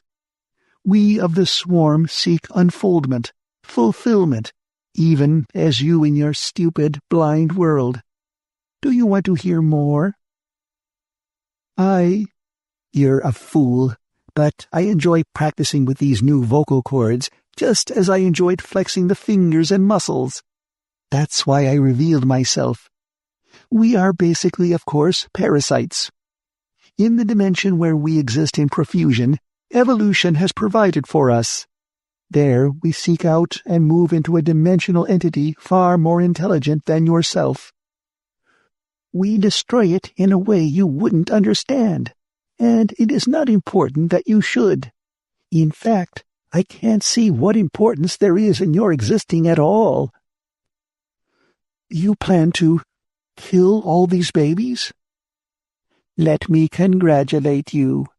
You finally managed to voice an intelligent question. The answer is no. We aren't strong enough to kill them. We dwelt in a far more delicate dimension than this one, and all was in proportion. That was our difficulty when we came here. We could find no entities weak enough to take possession of until we came upon this roomful of infants. Then, if you're helpless, what do we plan to do? That's quite simple. These material entities will grow. We will remain attached, ingrained, so to speak. When the bodies enlarge sufficiently— 30 potential assassins. Lori spoke again to herself, then hurled the words back into her own mind as her sickness deepened. The shrill chirping. What do you mean, potential? The word expresses a doubt. Here, there is none. The entity's chuckle sounded like a baby, content over a full bottle. 30 certain assassins. But why must you kill? Lori was sure the tiny shoulders shrugged. Why? I don't know. I never thought to wonder. Why must you join with a man and propagate someday? Why do you feel sorry for what you term an unfortunate? Explain your instincts, and I'll explain mine. Lori felt herself rising. Stiffly, she put baby Newcomb back into his basket. As she did so, a ripple of shrill, jerky laughter crackled through the room. Lori put her hands to her ears. You know I can't say anything. You keep quiet. They call me mad. Precisely. Malicious laughter, like driven sleet, cut into her ears as she fled from the room. Peter Larchmont, M.D., was smoking a quick cigarette by an open fire escape door on the 3rd floor. He turned as Lori came down the corridor, flipped his cigarette down into the alley, and grinned. Women shouldn't float on rubber heels, he said. A man should have warning. Lori came close. Kiss me hard. Pete kissed her, then held her away. You're trembling. Anticipation, pet? He looked into her face, and the grin faded. Lori, what is it? Pete, I'm crazy. I've gone mad. Hold me. He could have laughed, but he had looked closely into her eyes, and he was a doctor. He didn't laugh. Tell me. Just stand here. I'll hang on to you, and you tell me. The babies, they've gone mad. She clung to him. Not exactly that. Something's taken them over. Something terrible. Oh, Pete, nobody would believe me. I believe the end result, he said quietly. That's what I'm for, Angel.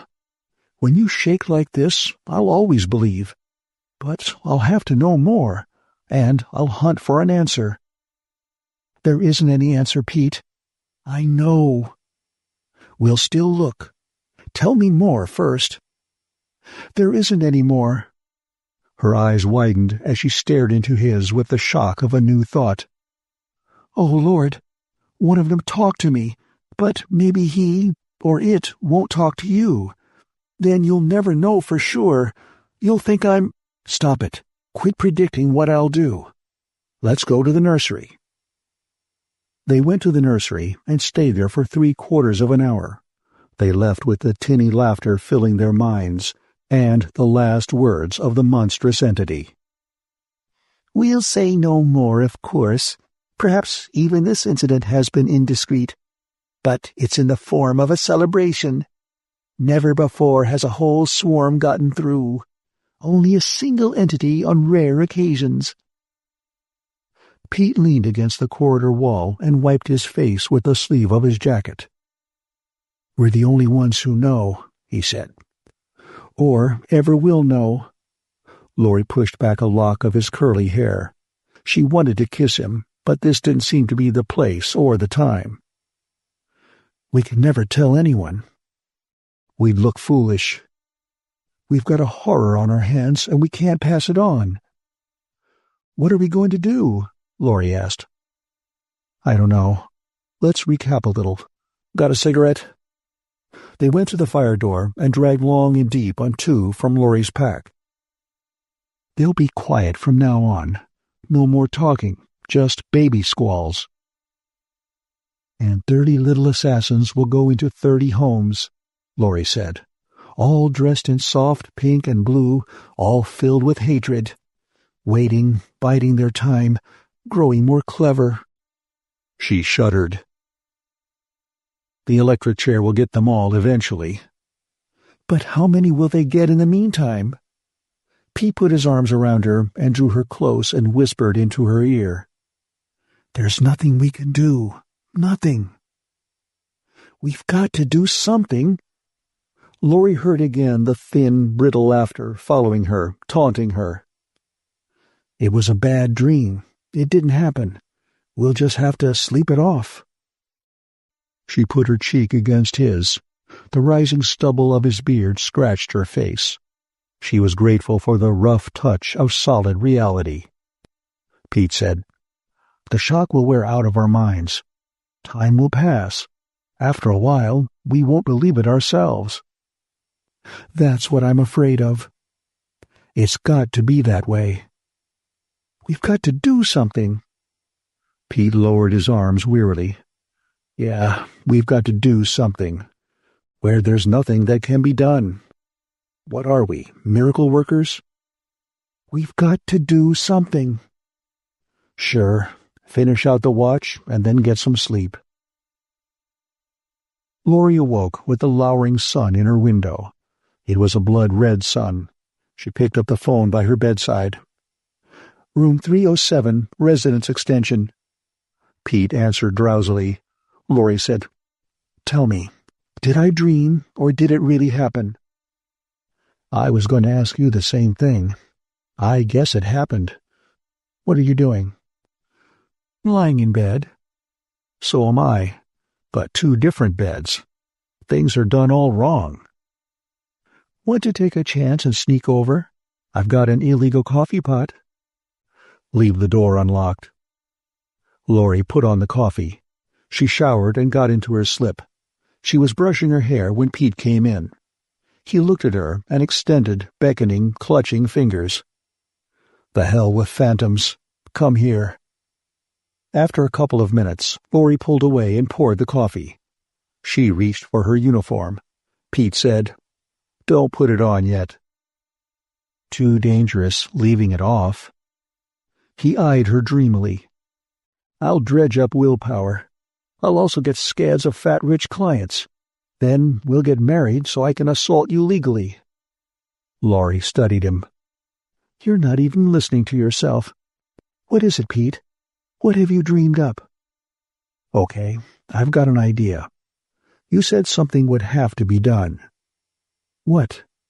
A drastic cure for a drastic case, with maybe disaster as the end product. Tell me. I'll tell you a little, but not too much. Why not all? Because if we ever land in court, I want to be able to say under oath, he didn't tell me what he planned to do. I don't like that. I don't care if you like it or not. Tell me, what's the one basic thing that stands out in your mind about these entities? That they're fragile? Yes, fragile. Give me some more coffee. Lori demanded to know what was in Pete's mind. All she got was kissed, and she did not see Pete again until 11 o'clock that night. He found her in the corridor in maternity and motioned her toward the nursery. He carried a tray under a white towel. He said, You watch the door. I'm going inside. I'll be about a half an hour. What are you going to do? You stay out here and mind your business.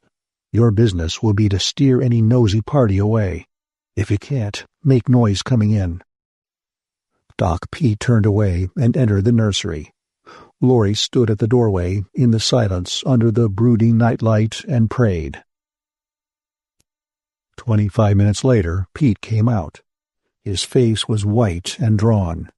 He looked like a man who had lately had a preview of hell's inverted pleasures. His hands trembled. The towel still covered the tray. He said, Watch them close. Don't move 10 steps from here. He started away, turned back. All hell is scheduled to break loose in this hospital shortly. Let's hope God remains in charge. Larry saw the sick dread of his heart underneath his words. It could have been a major scandal. An epidemic of measles on the maternity floor of a modern hospital indicates the unforgivable medical sin, carelessness. It was hushed up as much as possible, pending the time when the top people could shake off the shock and recover their wits. The ultimate recovery of 30 babies was a tribute to everyone concerned. Wan, done-in, Doc Pete drank coffee in Laurie's room. Laurie gave him 3 lumps of sugar and said, "But are you sure the sickness killed the entities?" "Quite sure. Somehow they knew when I made the injections. They screamed. They knew they were done for." "It took courage. Tell me, why are you so strong, so brave? Why are you so wonderful?" "Cut it out. I was scared stiff. If one baby had died, I'd have gone through life weighing the cure against the end. It isn't easy to risk doing murder, however urgent the need." She leaned across and kissed him. "And you were all alone. You wouldn't let me help. Was that fair?" He grinned, then sobered. "But I can't help remembering what that invisible monster said. Never before has a whole swarm gotten through, only a single entity on rare occasions." "I can't help wondering what happens to those single entities. I think of the newspaper headlines I've seen. Child kills parents in sleep. Youth slays father. I'll probably always wonder, and I'll always remember." Laurie got up and crossed to him and put her arms around him. "Not always," she whispered. "There will be times when I'll make you forget. For a little while, anyhow." The end of I'll Kill You Tomorrow by Helen Huber. A World is Born by Lee Brackett. Mel Gray flung down his hoe with a sudden tigerish fierceness and stood erect. Tom Ward, working beside him, glanced at Gray's Indian-esque profile, the youth of it hardened by war and the hells of the Eros prison blocks. A quick flash of satisfaction crossed Ward's dark eyes. Then he grinned and said mockingly, "Hell of a place to spend the rest of your life, ain't it?" Mel Gray stared with slitted blue eyes down the valley. The huge sun of Mercury seared his naked body. Sweat channeled the dust on his skin. His throat ached with thirst, and the bitter landscape mocked him more than Wade's dark face. "The rest of my life," he repeated softly. "The rest of my life." He was 28. Wade spat in the damp black earth. "You ought to be glad, helping the unfortunate, building a haven for the derelict." "Shut up!" Fury rose in Gray, hotter than the boiling springs that ran from the sunside to water the valleys. He hated Mercury. He hated John Moulton and his daughter Jill, who had conceived this plan of building a new world for the destitute and desperate veterans of the Second Interplanetary War. "I've had enough unselfish service," he whispered. "I'm serving myself from now on." Escape. That was all he wanted. Escape from these stifling valleys, from the snarl of the wind in barren crags that towered higher than Everest into airless space. Escape from the surveillance of the 20 guards, the forced companionship of the 99 other veteran convicts. Wade poked at the furrows between the sturdy hybrid tubers. "It ain't possible, kid. Not even for Duke Gray, the light-fingered genius who held the interstellar police at a standstill for 5 years. He laughed. "I read your publicity." Gray stroked slow, earth-stained fingers over his sleek cap of yellow hair. "You think so?" he asked softly. Dio the Martian came down the furrow, his lean, wiry figure silhouetted against the upper panorama of the valley. The neat rows of vegetables and the green riot of Venusian wheat dotted with toiling men and their friendly guards. Dio's green, narrowed eyes studied Gray's hard face. "What's the matter, Gray? Trying to start something?" "Suppose I were?" asked Gray silkily. Dio was the unofficial leader of the convict veterans. There was about his thin body and hatchet face some of the grim determination that had made the Martians cling to their dying world and bring life to it again. "You volunteered like the rest of us," said the Martian. "Haven't you the guts to stick it?" "The hell I volunteered. The IPA sent me. And what's it to you?" "Only this." Dio's green eyes were slitted and ugly. "You've only been here a month. The rest of us came nearly a year ago, because we wanted to. We've worked like slaves because we wanted to. In 3 weeks, the crops will be in. The Molten will get his permanent charter, and we'll be on our way. There are 99 of us, Gray, who want the Molten project to succeed. We know that louse Karen of Mars doesn't want it to, since Pitchblende was discovered. We don't know whether you're working for him or not, but you're a troublemaker. There isn't to be any trouble, Gray.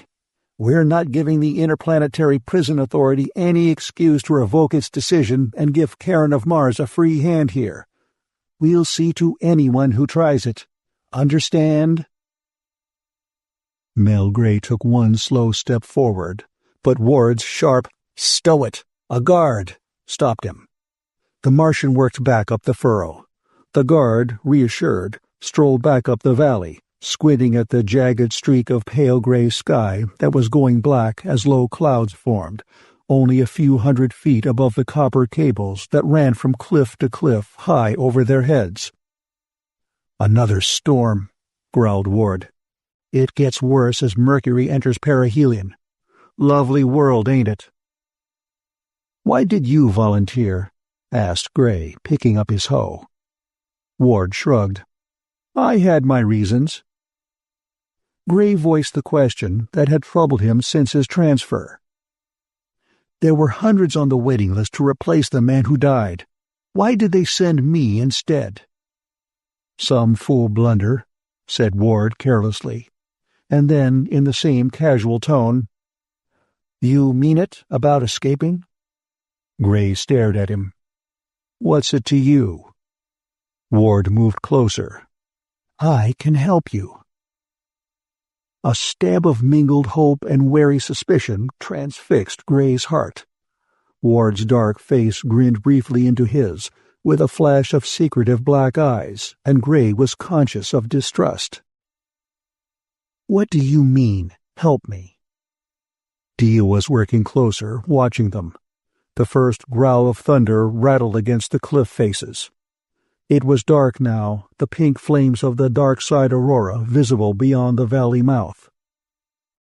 "I've got connections," returned Ward cryptically. "Interested?" Gray hesitated. There was too much he couldn't understand. Moreover, he was a lone wolf. Had been since the Second Interplanetary War wrenched him from the quiet backwater of his country home an eternity of 8 years before, and hammered him into hardness, a cynic who trusted nobody and nothing but Mel Duke Gray. "If you have connections," he said slowly, "why don't you use 'em yourself?" "I got my reasons." Again that secretive grin. "But it's no hide off you, is it? All you want is to get away." That was true. It would do no harm to hear what Ward had to say. Lightning burst overhead, streaking down to be caught and grounded by the copper cables. The livid flare showed Dio's face, hard with worry and determination. Gray nodded. "Tonight, then," whispered Ward, "in the barracks." Out from the cleft where Mel Gray worked, across the flat plain of rock stripped naked by the wind that raved across it, lay the deep valley that sheltered the heart of the Molten project.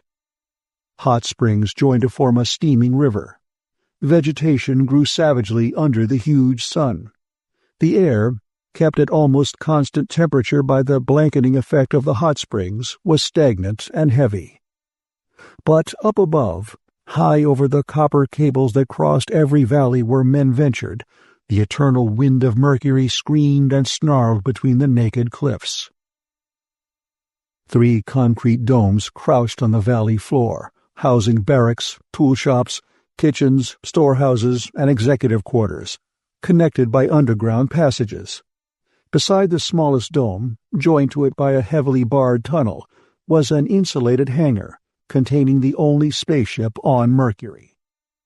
In the small dome, John Moulton leaned back from a pile of reports, took a pinch of Martian snuff, sneezed lustily, and said, "Jill, I think we've done it."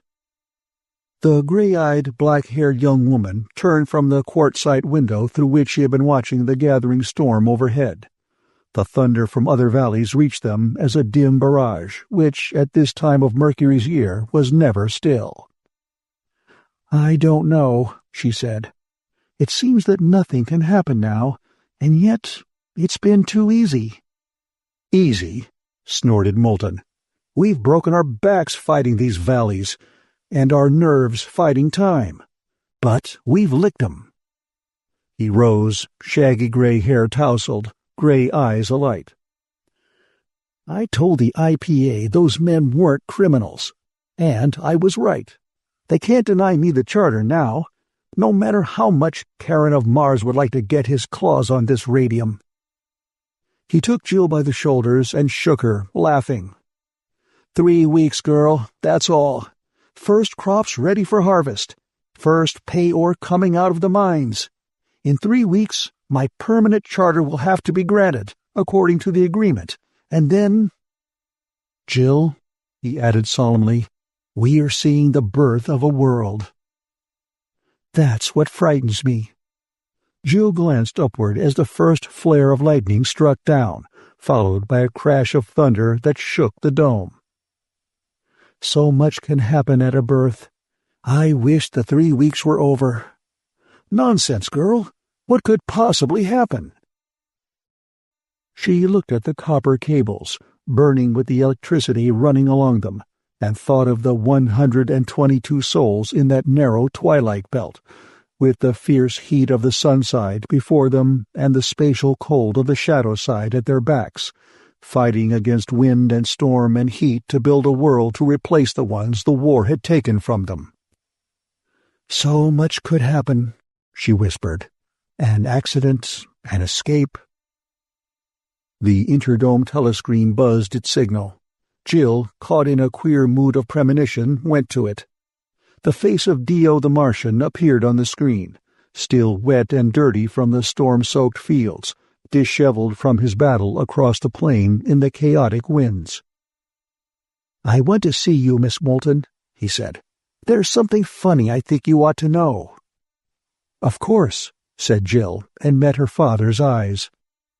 "I think we'll see now which one of us is right."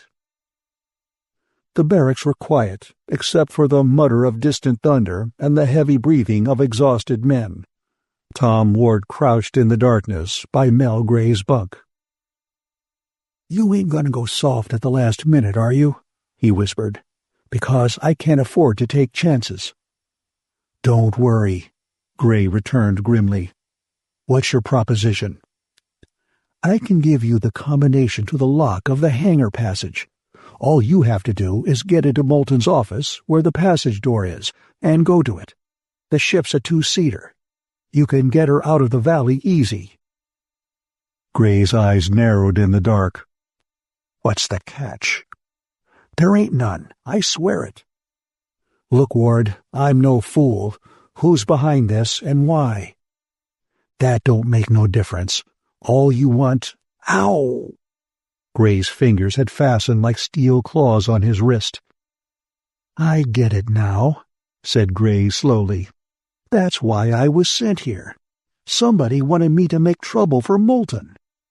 His fingers tightened agonizingly, and his voice sank to a slow drawl. "I don't like being a pawn in somebody else's chess game." Okay, it ain't my fault. Let me go." Ward rubbed his bruised wrist. Sure, somebody, I ain't saying who, sent you here, knowing you'd want to escape. I'm here to help you. You get free, I get paid. The big boy gets what he wants. Okay? Gray was silent, scowling in the darkness. Then he said, All right, I'll take a chance. Then listen. You tell Moulton you have a complaint. I'll... Light flooded the dark as the door clanged open. Ward leaped like a startled rabbit, but the light speared him, held him. Ward felt a pulse of excitement beat up in him. The long, ominous shadows of the guards raised elongated guns. The barracks stirred and muttered like a vast aviary waking. "Ward and Gray," said one of the guards. "Moulton wants you." Gray rose from his bunk with the lithe-delicate grace of a cat. The monotony of sleep and labor was ended. Something had broken. Life was once again a moving thing. John Moulton sat behind the untidy desk. Dio the Martian sat grimly against the wall. There was a guard beside him, watching. Mel Gray noted all this as he and Ward came in. But his cynical blue eyes went beyond, to a door with a ponderous combination lock. Then they were attracted by something else, the tall, slim figure standing against the black quartz panes of the far wall. It was the first time he had seen Jill Moulton. She looked the perfect, sober apostle of righteousness he'd learned to mock. And then he saw the soft cluster of black curls, the curve of her throat above the dark dress, the red lips that balanced her determined jaw and direct gray eyes. Moulton spoke, his shaggy head hunched between his shoulders. "Dio tells me that you, Gray, are not a volunteer." "Tattletale," said Gray. He was gauging the distance to the hangar door, the positions of the guards, the time it would take to spin out the combination, and he knew he couldn't do it. "What were you and Ward up to when the guards came?" "I couldn't sleep," said Gray amiably. "He was telling me bedtime stories." Jill Moulton was lovely, he couldn't deny that. Lovely, but not soft. She gave him an idea. Moulton's jaw clamped. "Cut the comedy, Gray. Are you working for Karen of Mars?" Karen of Mars, chairman of the board of the Interplanetary Prison Authority. Dio had mentioned him. Gray smiled in understanding. Karen of Mars had sent him, Gray, to Mercury. Karen of Mars was helping him through Ward to escape. Karen of Mars wanted Mercury for his own purposes, and he could have it. "In a manner of speaking, Mr. Moulton," he said gravely, "Karen of Mars is working for me." He caught Ward's sharp hiss of remonstrance. Then Jill Moulton stepped forward. "Perhaps he doesn't understand what he's doing, Father." Her eyes met Gray's. "You want to escape, don't you?" Gray studied her, grinning as the slow rose flushed her skin. The corners of her mouth tightened with anger. "Go on," he said. "You have a nice voice." Her eyes narrowed, but she held her temper. "You must know what that would mean, Gray. There are thousands of veterans in the prisons now. Their offenses are mostly trivial, but the prison authority can't let them go because they have no jobs, no homes, no money. The valleys here are fertile. There are mines rich in copper and pitchblende. The men have a chance for a home and a job, a part in building a new world. We hope to make Mercury an independent, self-governing member of the League of Worlds." "With the Moultons as rulers, of course," Gray murmured. "If they want us," answered Jill, deliberately missing the point. "Do you think you have the right to destroy all we've worked for?" Gray was silent. Rather grimly, she went on. "Karen of Mars would like to see us defeated. He didn't care about Mercury before radium was discovered, but now he'd like to turn it into a prison mining community with convict labor, leasing mine grants to corporations and cleaning up big fortunes for himself and his associates. Any trouble here will give him an excuse to say that we've failed, that the project is a menace to the solar system. If you try to escape, you wreck everything we've done. If you don't tell the truth, you may cost thousands of men their futures. Do you understand? Will you cooperate?" Gray said evenly, "I'm my own keeper now. My brother will have to take care of himself." It was ridiculously easy. She was so earnest, so close to him. He had a brief kaleidoscope of impressions. Ward's sullen bewilderment, Moulton's angry roar, Dio's jerky rise to his feet as the guards grabbed for their guns. Then he had his hands around her slim, firm throat, her body pressed close to his, serving as a shield against bullets. "Don't be rash," he told them all quietly. "I can break her neck quite easily if I have to.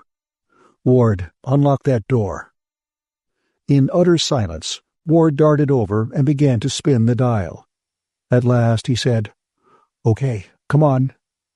Gray realized that he was sweating. Jill was like warm, rigid marble in his hands. And he had another idea. "I'm going to take the girl as a hostage," he announced. "If I get safely away, she'll be turned loose, her health and virtue still intact. Good night." The clang of the heavy door had a comforting sound behind them. The ship was a commercial job, fairly slow but sturdy. Gray strapped Jill Moulton into one of the bucket seats in the control room and then checked the fuel and air gauges. The tanks were full. "What about you?" he said to Ward. "You can't go back." "Nah, I'll have to go with you. Warm her up, Duke, while I open the dome." He darted out. Gray set the atmosphere motors idling. The dome slid open, showing the flicker of the auroras, where areas of intense heat and cold set up atmospheric tension by rapid fluctuation of adjoining air masses. Mercury, cutting the vast magnetic field of the sun in an eccentric orbit, tortured by the daily change from blistering heat to freezing cold in the thin atmosphere, was a powerful generator of electricity. Ward didn't come back. Swearing under his breath, tense for the sound of pursuit in spite of the girl, Gray went to look. Out beyond the hangar, he saw a figure running. Running hard up into the narrowing cleft of the valley where natural galleries in the rock of Mercury led to the places where the copper cables were anchored, and farther into the unexplored mystery of the caves. Gray scowled, his arrogant Roman profile hard against the flickering aurora. Then he slammed the lock shut. The ship roared out into the tearing winds of the plain. Gray cut in his rockets and blasted up, into the airless dark among the high peaks. Jill Moulton hadn't moved or spoken. Gray snapped on the space radio, leaving his own screen dark. Presently, he picked up signals in a code he didn't know. "Listen," he said, "I knew there was some reason for Ward's running out on me." His Indian-esque face hardened. "So that's the game. They want to make trouble for you by letting me escape, and then make themselves heroes by bringing me in, preferably dead. They've got ships waiting to get me as soon as I clear Mercury, and they're getting standby instructions from somebody on the ground. The somebody that Ward was making for." Jill's breath made a small hiss. "Somebody's near the project." Gray snapped on his transmitter. "Duke Gray, calling all ships off Mercury. Will the flagship of your reception committee please come in?" His screen flickered to life. A man's face appeared, the middle-aged, soft-fleshed, almost stickily innocent face of one of the solar system's greatest crusaders against vice and crime. Jill Moulton gasped. "Terran of Mars!" "Ward gave the game away," said Gray gently. "Too bad."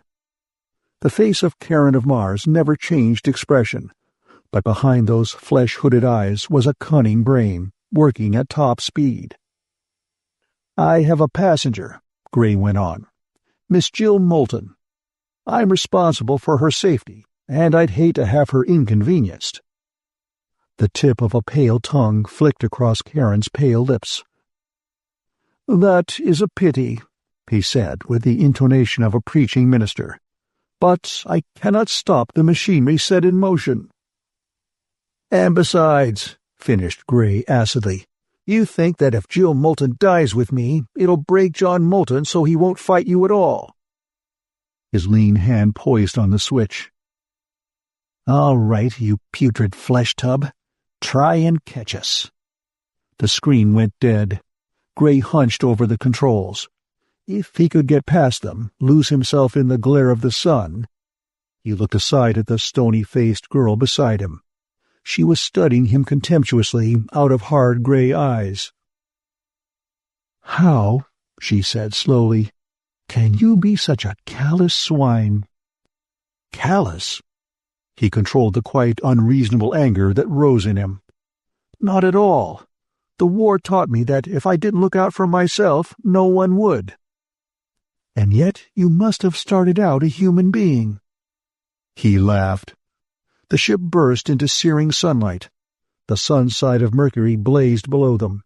Out toward the velvet dark of space, the side of a waiting ship flashed burning silver. Even as he watched, the flare of its rockets arced against the blackness. They had been sighted. Gray's practiced eye gauged the stranger's speed against his own, and he cursed softly.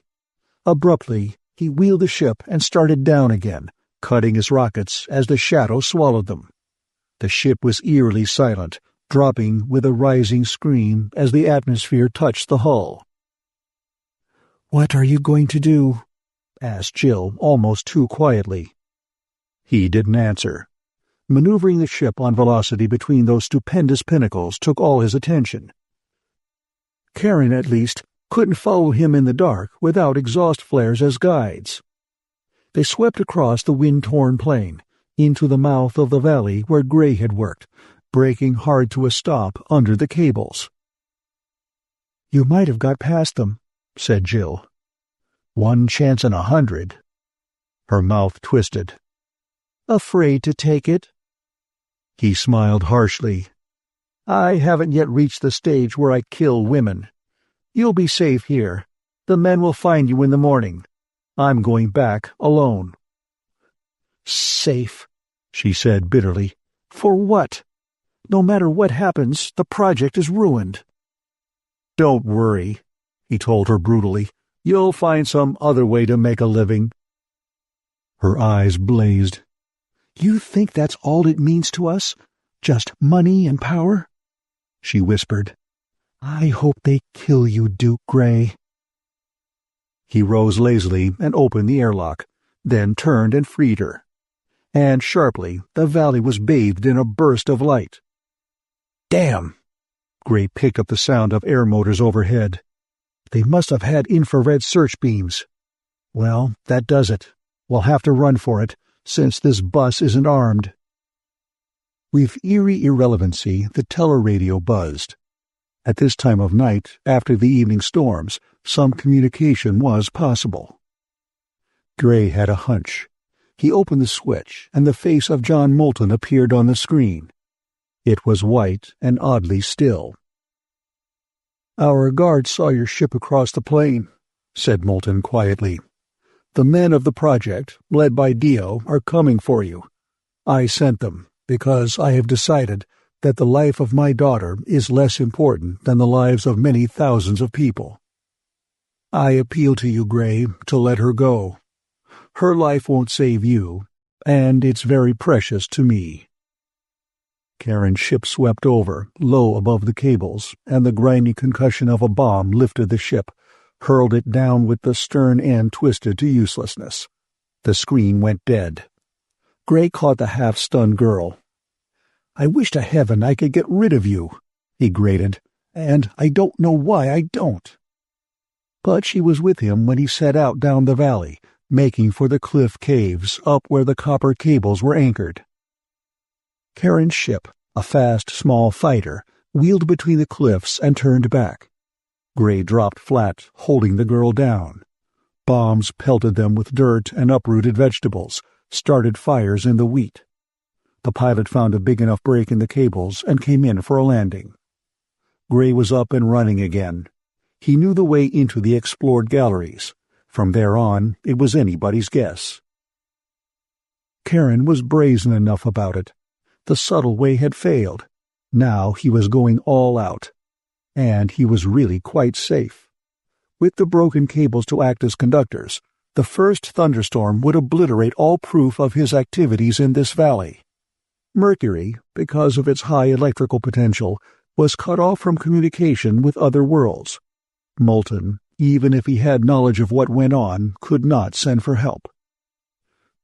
Gray wondered briefly what Karen intended to do in case he, Gray, made good his escape. That outpost in the main valley, for which Ward had been heading, wasn't kept for fun. Besides, Karen was too smart to have only one string to his bow. Shouts, the spatter of shots around them. The narrow trail loomed above. Gray sent the girl scrambling up. The sun burst up over the high peaks, leaving the black shadow of the valley still untouched. Karen's ship roared off, but 6 of its crew came after Gray and Jill Moulton. The chill dark of the tunnel mouth swallowed them. Keeping right to avoid the great copper post that held the cables, strung through holes drilled in the solid rock of the gallery's outer wall, Gray urged the girl along. The cleft his hand was searching for opened. Drawing the girl inside, around a jutting shoulder, he stopped, listening. Footsteps echoed outside, grew louder, swept by. There was no light, but the steps were too sure to have been made in the dark. "Infrared torches and goggles," Gray said tersely. "You see, but your quarry doesn't. Useful gadget. Come on." "But where? What are you going to do?" "Escape, girl. Remember? They smashed my ship. But there must be another one on Mercury. I'm going to find it." "I don't understand." "You probably never will. Here's where I leave you. That Martian Galahad will be along any minute. He'll take you home." Her voice came soft and puzzled through the dark. "I don't understand you, Gray. You wouldn't risk my life, yet you're turning me loose, knowing that I might save you, knowing that I'll hunt you down if I can. I thought you were a hardened cynic." "What makes you think I'm not?" "If you were, you'd have kicked me out the waste tubs of the ship and gone on. You'd never have turned back." "I told you," he said roughly, "I don't kill women." He turned away, but her harsh chuckle followed him. "You're a fool, Gray. You've lost truth, and you aren't even true to your lie." He paused in swift anger. Voices, the sound of running men, came up from the path. He broke into a silent run, following the dying echoes of Karen's men. "Run, Gray," cried Jill, "because we're coming after you." The tunnels, ancient blowholes for the volcanic gases that had tortured Mercury with the raising of the Titanic mountains, sprawled in a labyrinthine network through those same vast peaks. Only the galleries lying next the valleys had been explored. Man's habitation on Mercury had been too short. Gray could hear Karen's men circling about through connecting tunnels, searching. It proved what he had already guessed. He was taking a desperate chance. But the way back was closed, and he was used to taking chances. The geography of the district was clear in his mind. The valley he had just left and the main valley, forming an obtuse angle with the apex out on the wind-torn plain and a double range of mountains lying out between the sides of the triangle. Somewhere there was a passage through those peaks. Somewhere there was a landing place, and 10 to 1 there was a ship on it. Karen would never have left his men stranded, on the off chance that they might be discovered and used in evidence against him. The men now hunting him knew their way through the tunnels, probably with the aid of markings that fluoresced under infrared light. They were going to take him through, too. They were coming closer. He waited far up in the main gallery, in the mouth of a side tunnel. Now, behind them, he could hear Dio's men. The noise of Karen's outfit stopped, then began again softly. Gray smiled, his sense of humor pleased. He tensed, waiting. The rustle of cloth, the furtive creak of leather, the clink of metal equipment. Heavy breathing. Somebody whispered, "Who the hell's that back there?" "Must be men from the project. We'd better hurry." "We've got to find that damned Gray first," snapped the first voice grimly. "Karen'll burn us if we don't." Gray counted 6 separate footsteps, trying to allow for the echoes. When he was sure the last man was by, he stepped out. The noise of Dio's hunt was growing.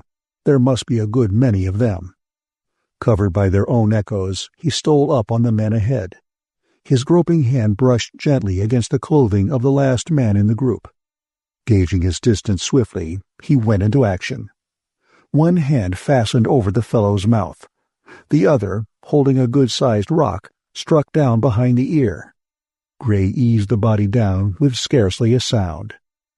Their uniforms, he had noticed, were not too different from his prison garb. In a second, he had stripped goggles, cap, and gun belt from the body and was striding after the others. They moved like 5 eerie shadows now in the queer light of the leader's lamp. Small fluorescent markings guided them.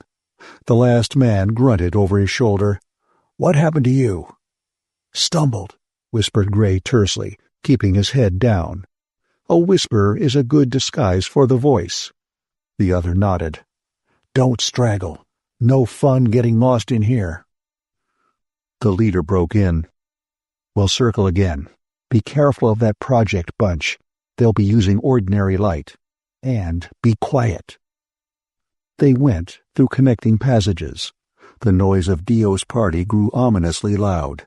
Abruptly, the leader swore. "Karen or no Karen, he's gone. And we better go too." He turned off down a different tunnel, and Gray heaved a sigh of relief, remembering the body he'd left in the open. For a time, the noise of their pursuers grew remote, and then, suddenly, there was an echoing clamor of footsteps and the glare of torches on the wall of a cross passage ahead. Voices came to Gray, distorted by the rock vaults. "I'm sure I heard them just then." It was Jill's voice. "Yeah," that was Dio. "The trouble is, where?" The footsteps halted. Then, "Let's try this passage. We don't want to get too far into this maze." Karen's leader blasphemed softly and dodged into a side tunnel. The man next to Gray stumbled and cried out with pain as he struck the wall, and a shout rose behind them. The leader broke into a run, twisting, turning, diving into the maze of smaller tunnels. The sounds of pursuit faded, were lost in the tomb-like silence of the caves. One of the men laughed. "We sure lost 'em." "Yeah," said the leader, "we lost 'em all right." Gray caught the note of panic in his voice. "We lost the markers, too." "You mean—" "Yeah, turning off like that did it. Unless we can find that marked tunnel, we're sunk."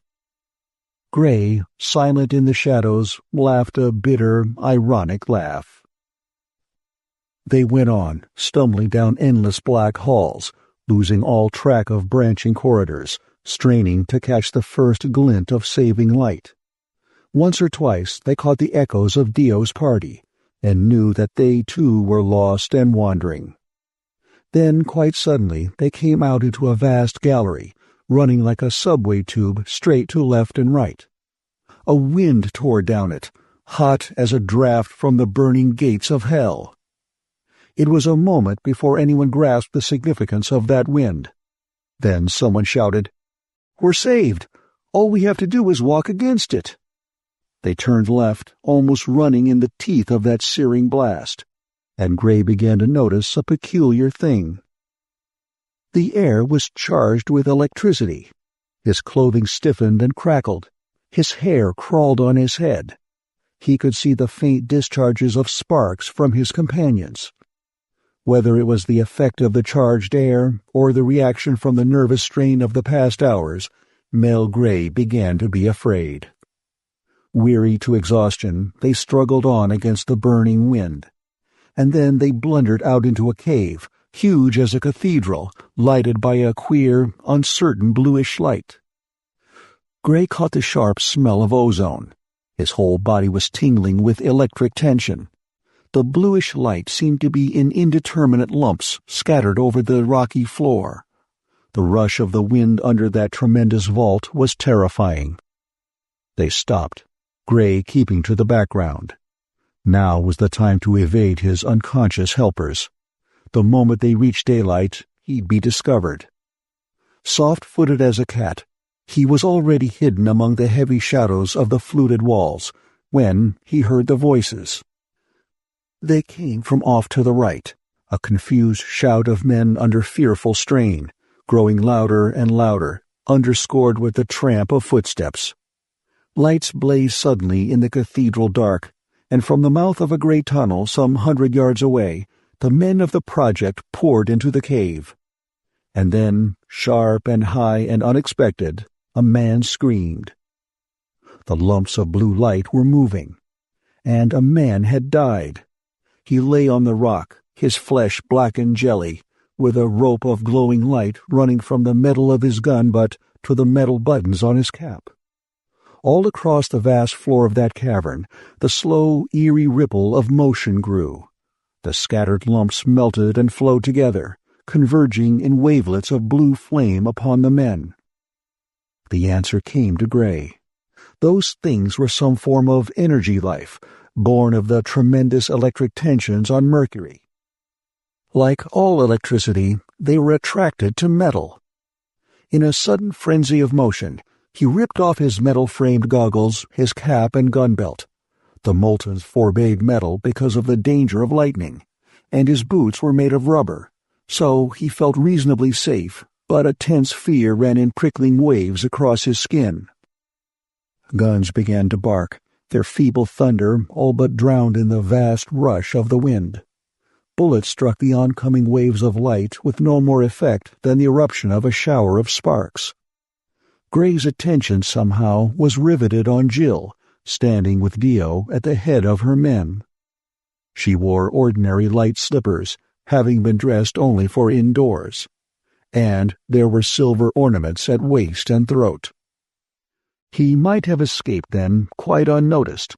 Instead, for a reason even he couldn't understand, he ran for Jill Moulton.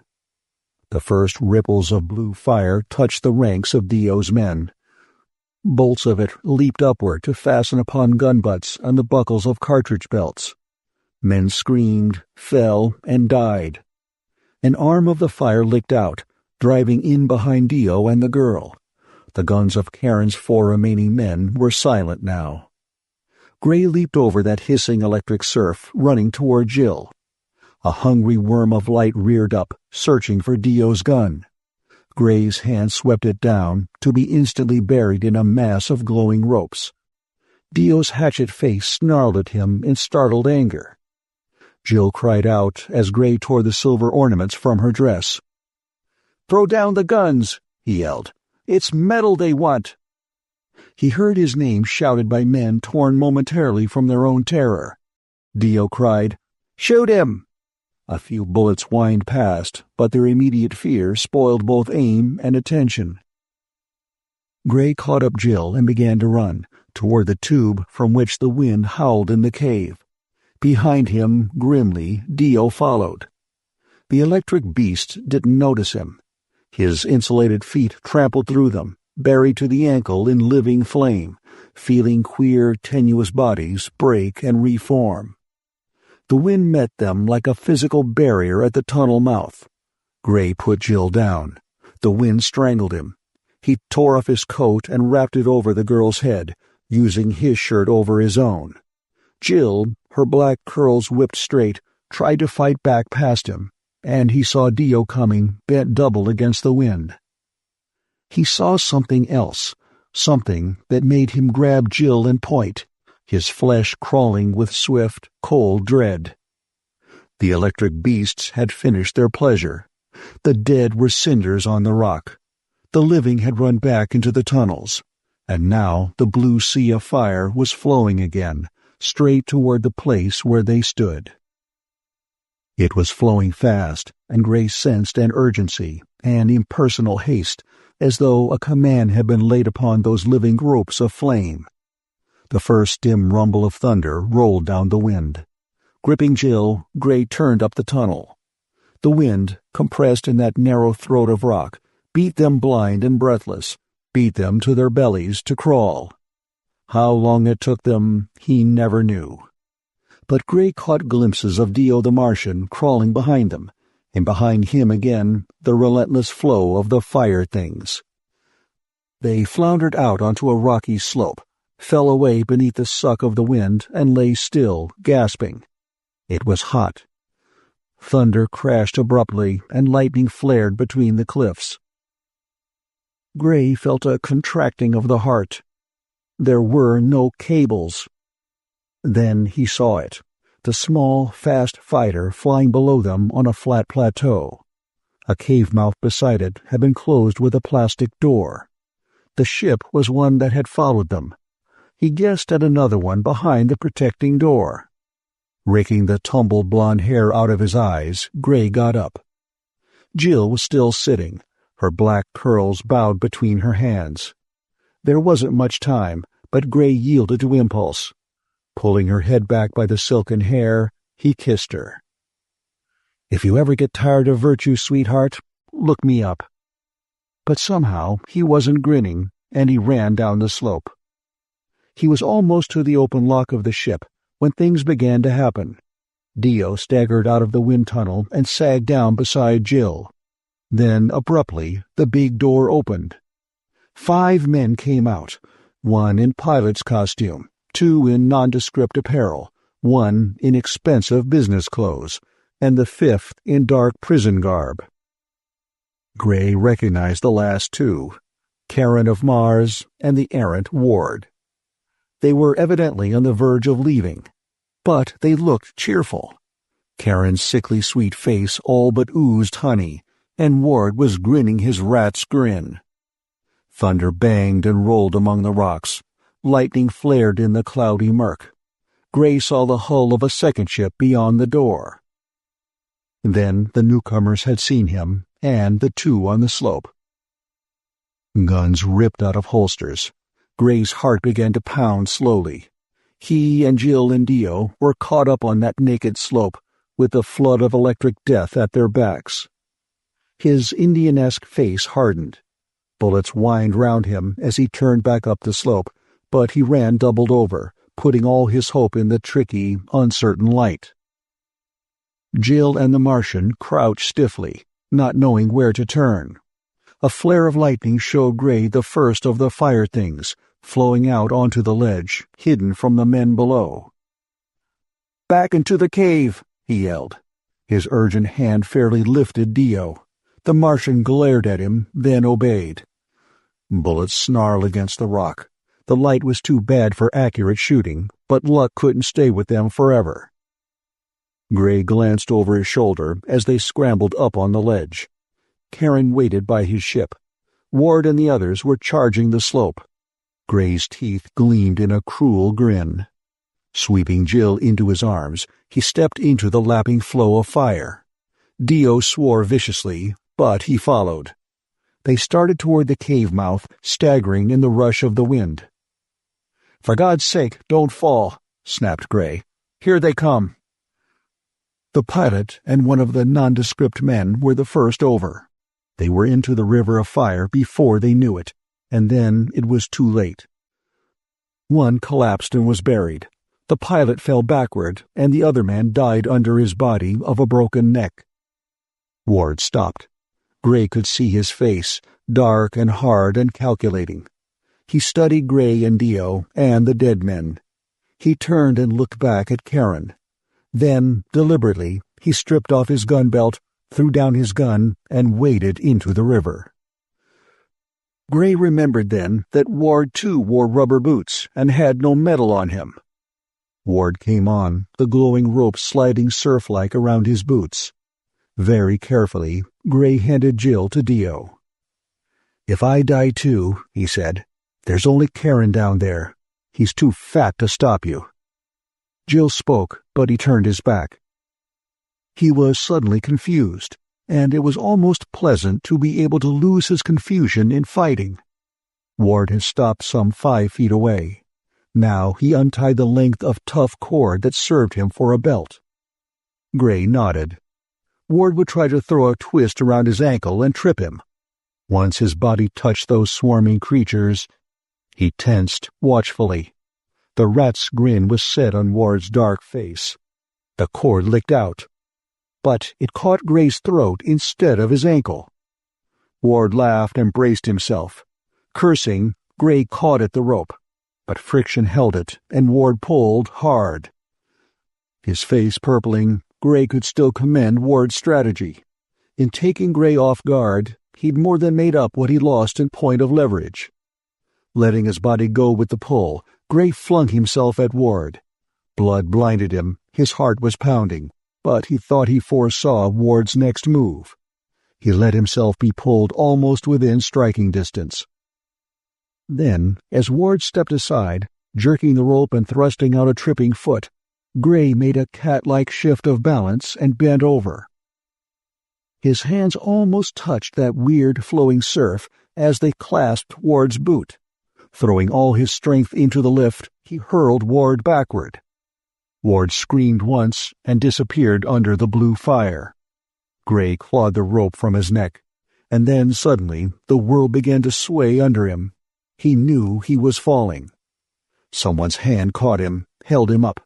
Fighting down his vertigo as his breath came back, he saw that it was Jill. "Why?" he gasped, but her answer was lost in a titanic roar of thunder. Lightning blasted down.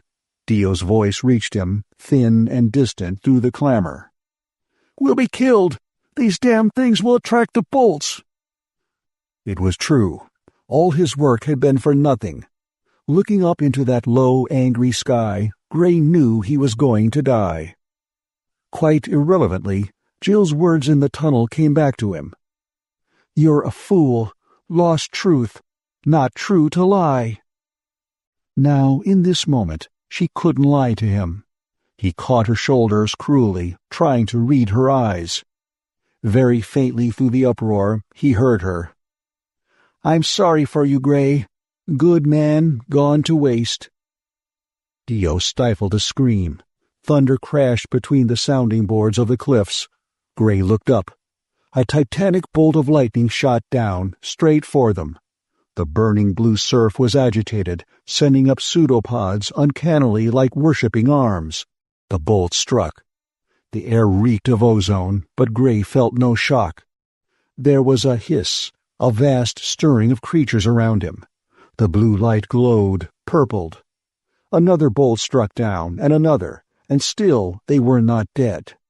The fire things had become a writhing, joyous tangle of tenuous bodies, glowing bright and brighter. Stunned, incredulous, the 3 humans stood. The light was now an ice-searing violet. Static electricity tingled through them in eerie waves. But they were not burned. "My God," whispered Gray.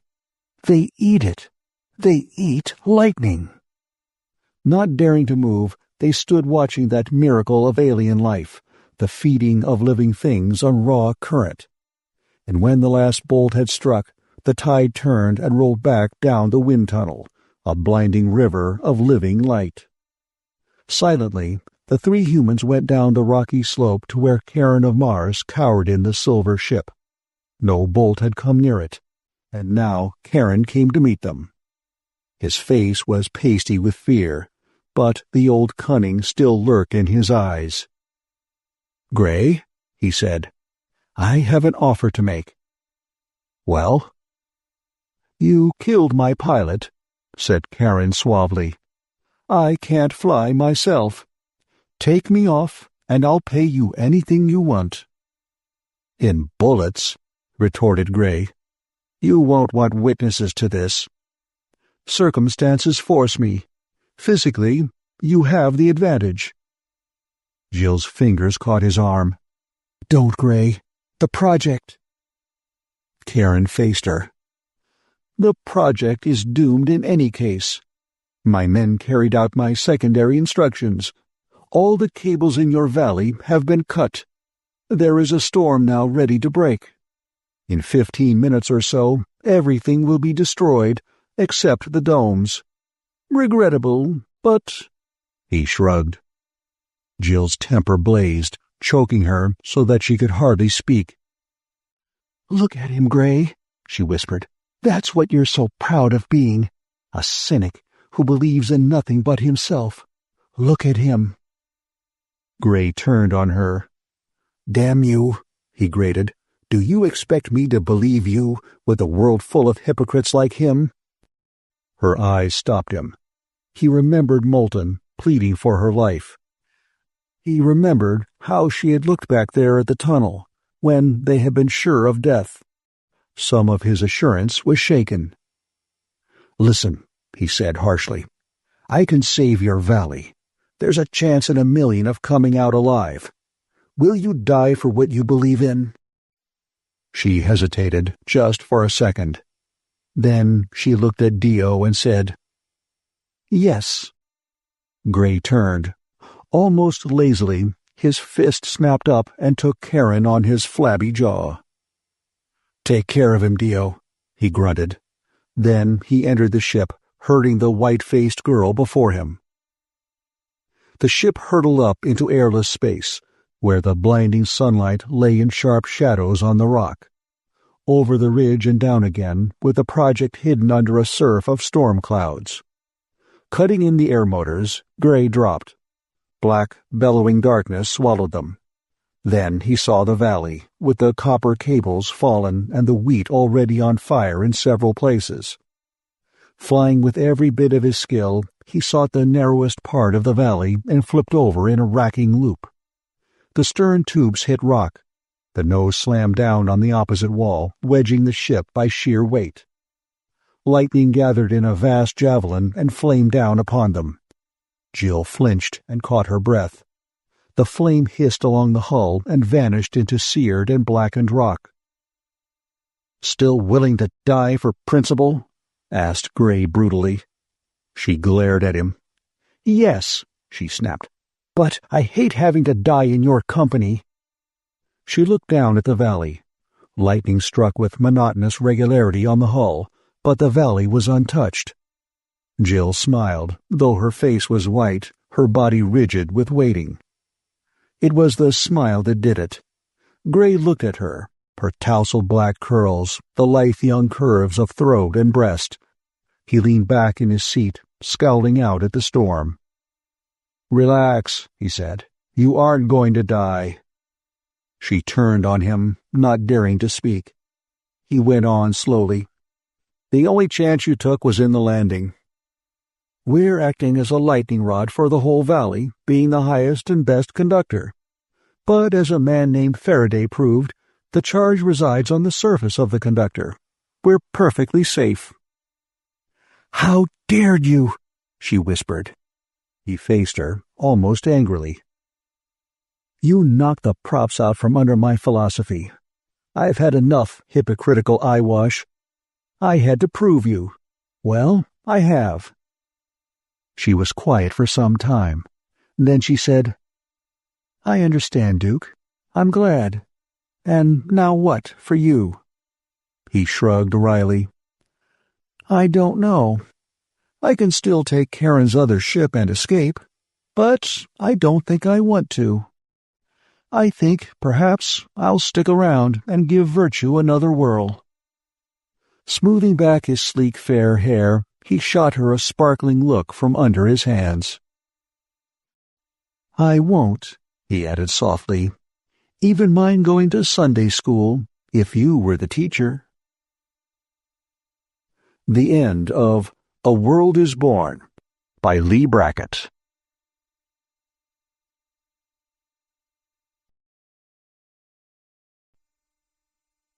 Sorry, Wrong Dimension by Ross Rocklan. Read by Dale Growthman. So the baby had a pet monster. And so nobody but the baby could see it. And so a couple of men dropped out of thin air to check and see if the monster was licensed or not. So what's strange about that? Sorry, Wrong Dimension by Ross Rocklan.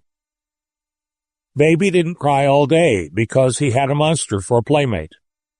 But I didn't know he had a playmate, and much less did I know it was a monster. The honest truth is that for the first time since Baby was born, I had my nerves under control, and I didn't dare investigate why he wasn't crying. I got all the ironing done, all of it, mind you, and I got Harry's work clothes mended, and I also read 3 installments in a Saturday Evening Post serial I've been saving. And besides this, Mabel, my neighbor, and I had a couple or 3 cups of coffee. We also had a giggling fit. I remember once we went off into hysterics at the picture of ourselves we had, 2 haggard old wrecks of women, worn out at 23 from too much work around the house. But thank heavens the baby hasn't cried all day, I gurgled when they came out. Neither has mine, said Mabel, who wasn't due for 6 months. Mabel, honest, you kill me, I said, and excuse me while I comb my messy hair, because I am not a wreck. Harry said so. He said I'm still the best hunk of female pulchritude he's met since high school, and we've been married 2 years. I went into the bathroom, leaving Mabel choking hysterically behind me. When I came out of the bathroom, she was hysterical, but in a different way. She'd discovered why Harry Jr. wasn't crying. She'd been in the nursery. Her face was white as an eggshell. He's playing with something, she chattered. It's alive. I heard it cooing back. I ran 3 steps to the baby's crib, 1 on the corner of Little Jack Horner, 1 on the sheep of Little Bo Peep, and 1 on the cupboard of Old Mother Hubbard. Baby! I almost screamed. But the baby cooed and gurgled and laughed and rocked back and forth on his diaper. He was playing with his teething ring, but something was trying to jerk the teething ring out of his hands, and Baby liked it. Baby lost his hold on the teething ring and fell on his back. The teething ring stayed up in the air, and then by itself moved toward the baby's waving hands and let him get hold of it. Mabel screeched through her teeth. Baby's got it. The monster's got it. Now Baby's got it. She began to collapse. Don't faint, I snapped. And don't let's play tennis. I was shaking. I reached into the crib. My hands closed around something that put ice water in my vertebra. It was a monster. It's got fur, I whispered. I felt some more. And clammy scales. I lifted it out of the crib. And a trunk. I was determined to save Baby. Baby cried. We got some chairs and sat there for 10 minutes, close together, while Baby played with the invisible monster. I don't know what to do, I said. It's alive. Maybe it's poisonous. But it's friendly. Maybe it's another baby. From another dimension, said Mabel. Rot, I said. I think I picked that up from the detective in the Saturday Evening Post serial. Let's keep our heads. If Baby keeps his, said my friend Mabel. That got me. I've got to call Harry, I clattered. They don't like him to be called at work, but I've got to call him. You'll just worry him, said Mabel. Call the police. No, I said. I felt like crying myself. Baby was so happy. Maybe the baby monster was happy too. The police would do something awful to it. But what about my maternal instinct? Something told me I simply had to save my baby. I've got to call Harry, I insisted, and I went to the phone. The dial tone sounded peculiar, I remember, but I called Harry's place of employment. A brisk female voice cut in. What number are you calling, please?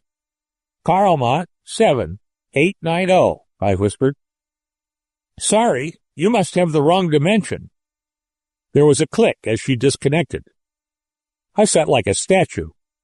A haggard statue with a greasy house dress on. A statue that hadn't plucked its eyebrows in 2 months. I had a lot of nerve. I was a bad mother and a poor mistress. I had a swell husband who could lie like a trooper. I wasn't any good. I was ugly. I was greasy. I cried. "Mabel," I choked. It took her a while to get it out of me. Then her blue eyes flashed. "I told you," she cried, "from another dimension." In her broken-down green wedgies, she clattered toward the door. I heard her fighting it. She couldn't get it open. Then she tried a window. It opened, but she couldn't stick her hand out. She flung herself around. "Stella," she said with a quiver of that good-looking short upper lip of hers, "we're trapped in. We're in the middle of some kind of fantasy. It's a crazy world we live in, Stella. A-bombs and H-bombs and flying saucers and space flight. It's all the fiction stuff come true. Now we're lost in some other dimension, and I have to get dinner in the oven." "Please," I mumbled, "let's don't get desperate about the wrong things." I tried all the doors and windows in the house. It was true. We were trapped in. There was some barrier surrounding the house. There wasn't anything to see outside, except a kind of gray steam. We went back to check on Baby. He was still playing with the monster. I bent over the crib and held a fluffy 50-cent toy bear out. The baby monster took it, invisibly, out of my hand. He shoved it at Baby. Baby squealed so darn happily, and I began to get some perspective. "Suspicion is wrong," I told Mabel. "All the time. That's what the article we read a couple of months ago in Your World said. Remember, you and I decided we'd never be suspicious? Maybe that's the reason we're happy. If dirty. We don't suspect anybody of anything if we can help it. And now's no time to start. The monster is Baby's friend." Mabel shuddered. "Okay," she said, "but I'm still worried about getting dinner in the oven. Bill's liable to—" "Ha! Now you're being suspicious," I said, lousy with virtue.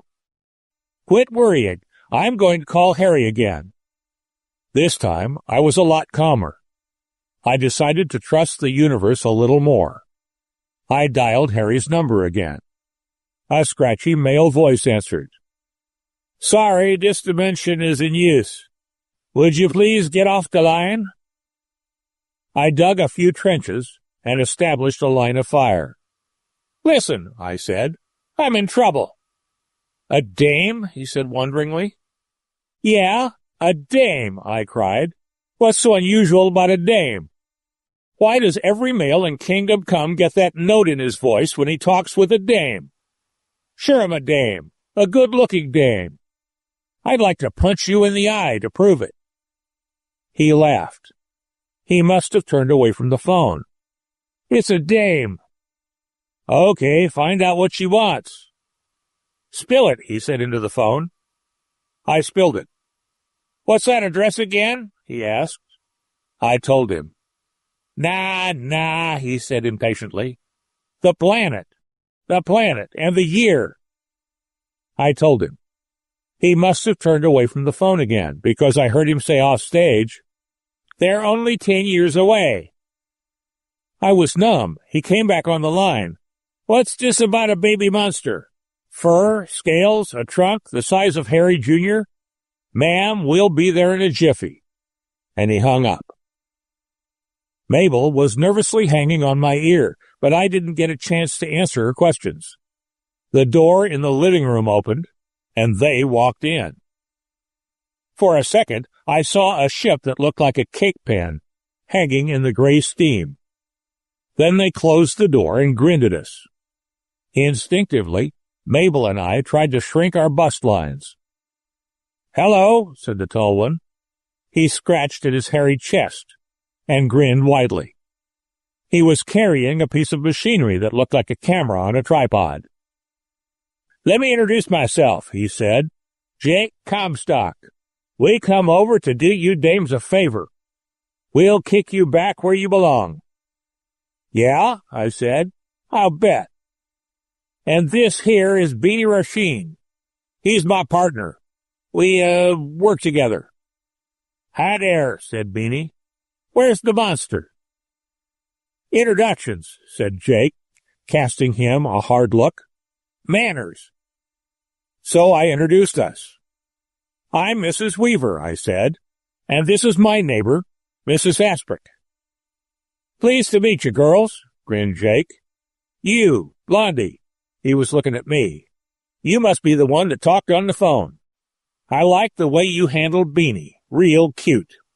He dropped the tripod thing in the corner and sidled toward me. Now where's this monster? He asked, slipping his hand around my bare arm and grinning down at me. I knew better than to play rough, so I looked down at his hand and didn't stop looking at it until he took it away. He lost a lot of his grin. So, where is it? He said. His voice turned hard and unpleasant. Don't worry about that, I said, matter of fact. I'm getting so the monster doesn't worry me. He's been playing with Baby all day, and Baby hasn't objected. The main thing I'd like you gentlemen to do for us is to get busy moving us back to our own dimension. That's right, said Mabel, her hands on her hips. And let us know right now what the charges are going to be, if any. No charge, said the runt Beanie, staring fascinated at her legs. Except we're taking the monster with us. Real expensive, them monsters. Drinkos, they're called. They get lost in a dimension now and then. Picked one up on Pluto 50 years acome, or so. Ago, I said. Acome, he corrected. Listen, I said, making up my mind. You can't have the monster. He's kept Baby happy all day. But I'll tell you what I'll do. Tell me what he eats and what to do for him, and I'll keep him. I've got $25 in poker winnings you can have. Okay, Jake? Jake broke into a laugh. You kids are terrific, he said. You don't know what the score is. You're cute. Thanks, I said bitterly. You restore my confidence. I feel myself blooming under your hungry gaze. These dinkos are worth a couple of million credits, is what I'm getting at, and you offer us a stinking $25? Tell you what, Blondie, he winked at me. You kids are overworked. One look, and you could tell that. Well, Beanie and me have got a little cabin up in Dimension L, cut off from everything. The four of us could go there and have a fine old time. We could stay there a month and still get you back here in time to kiss your husbands when they get in from work. What do you say, Blondie? And you could keep the Draco. We are accepting no propositions this week, said Mabel with dignity. Ah, couple of killjoys, growled Beanie, wandering off toward the hall. Mabel looked at me and then picked up a vase off the mantel over the fireplace. I gave her the nod. Stay away from that Drinko, she warned Beanie, or I'll let you have it. Beanie was annoyed. He stopped, looking imploringly at Jake. Jake giggled as if the whole thing tickled his sense of humor, and walked cat-footed toward Mabel. She let go the vase with a right-handed swing. He had his right arm out stiff in front of him, though, and the vase shied off and smashed against the television set. Then he grabbed Mabel in a bear hug. That set me off. I had a yearning for Harry then. He would have laid these mugs out. And that's all they were, mugs, cheap crooks. I hopped on one leg, yanking off my Oxfords. I brought the heel down on Jake's curly head, but it didn't do a thing for him except make him mad. He brought his arm back, cursing at me. It caught me on my lipstick. I remember being surprised that he was actually knocking me out, but that's what he did. When I woke up, the first thing I knew was that Harry Jr. was screaming. I groggily stood up and stepped over Mabel, who was just beginning to moan.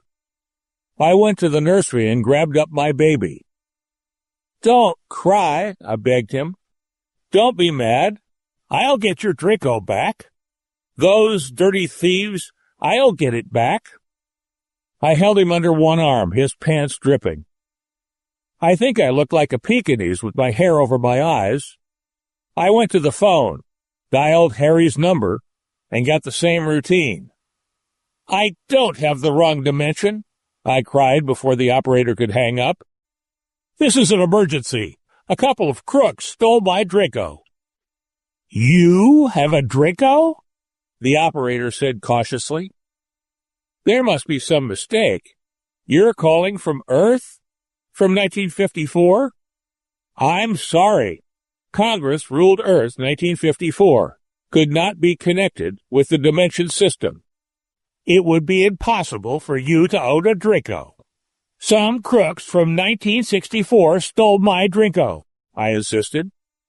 One moment, please. The supervisor informs me this is an unauthorized call. It will be necessary to conduct a police investigation. There were clickings, there were buzzings, there were groups of fuzzy, far-off voices, and finally the police came in. A couple of crooks stole my baby's Draco, I repeated loudly. I demand my rights as a Dimension citizen. 2 thieves confiscated your Draco, a dry voice said. Very well. Describe them, please. Describe characteristic phrases, expressions, and voice intonations also.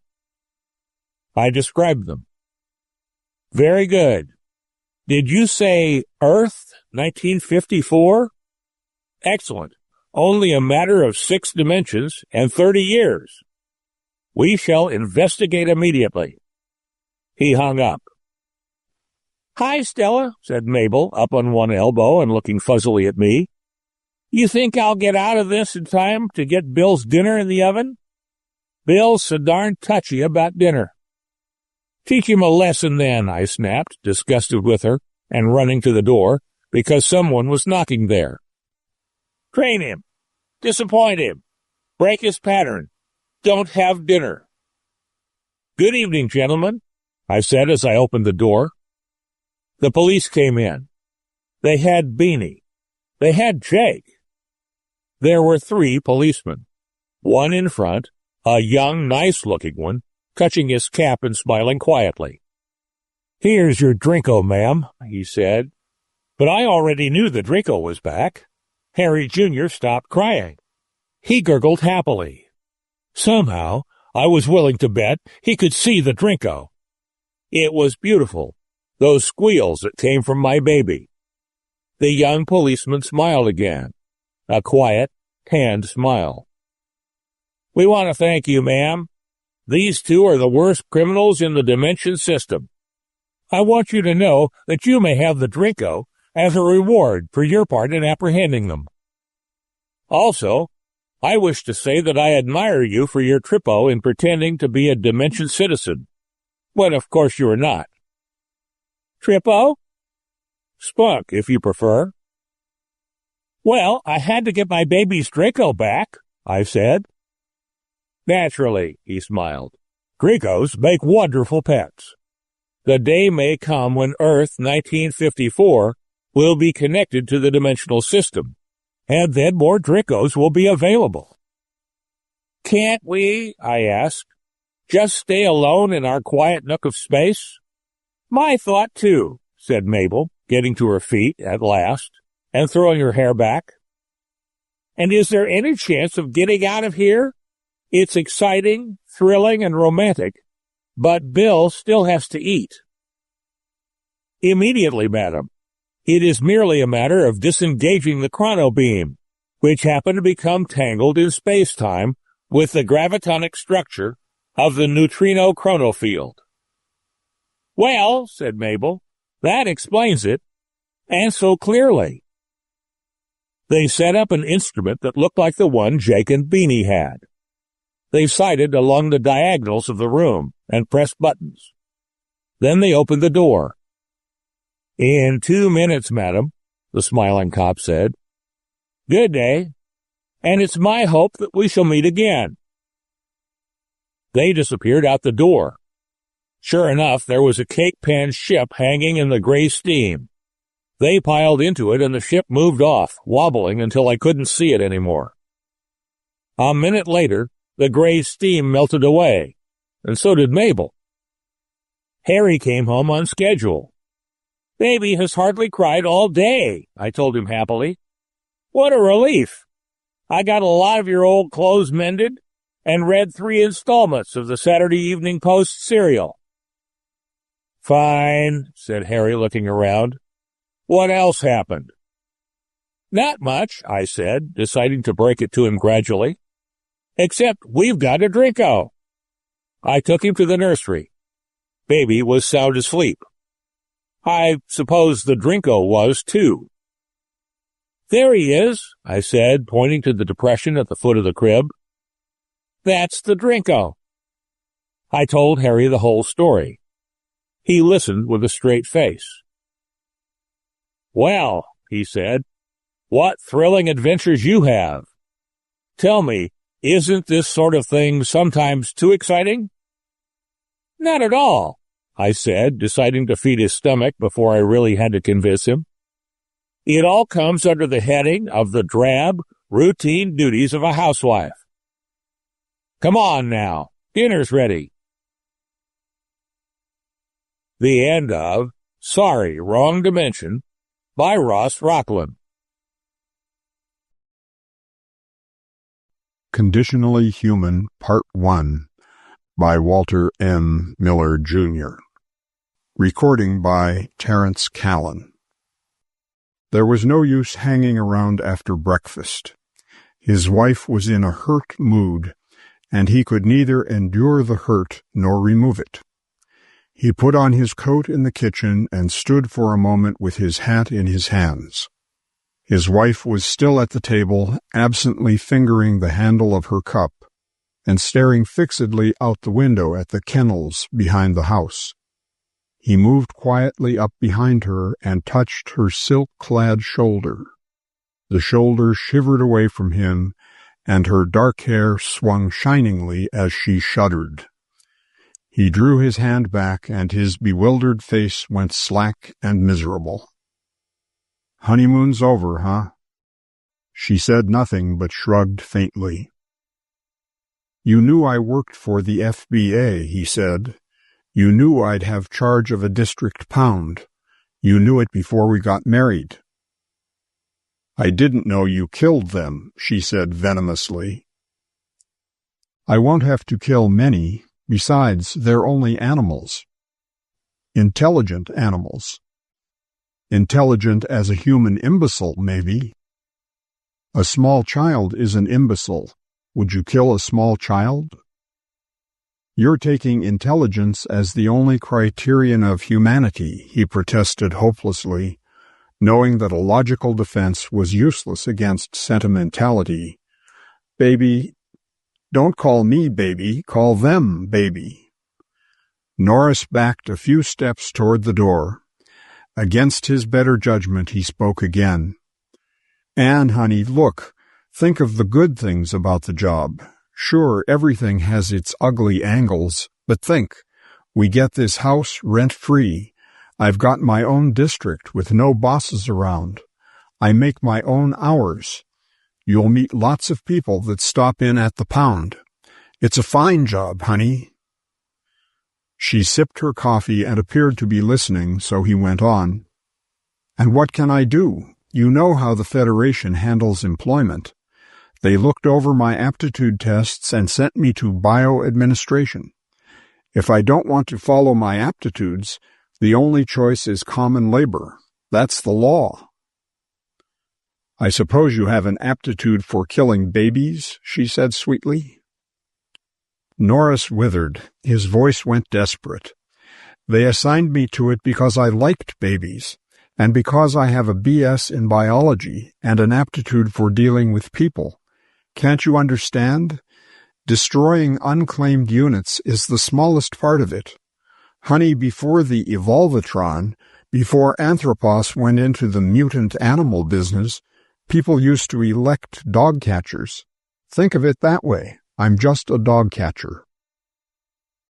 Her cool green eyes turned slowly to meet his gaze. Her face was delicately cut from cold marble.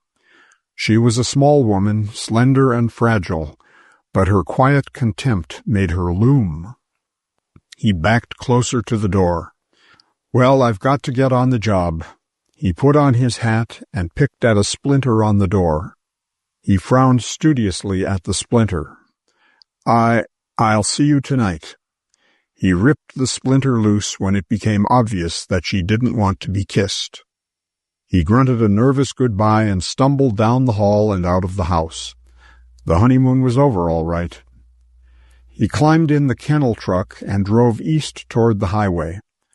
The suburban street wound among the pastel plasticoid cottages that were set approximately 2 to an acre on the lightly wooded land. With its population legally fixed at 300 million, most of the country had become one big suburb, dotted with community centers and lined with narrow belts of industrial development.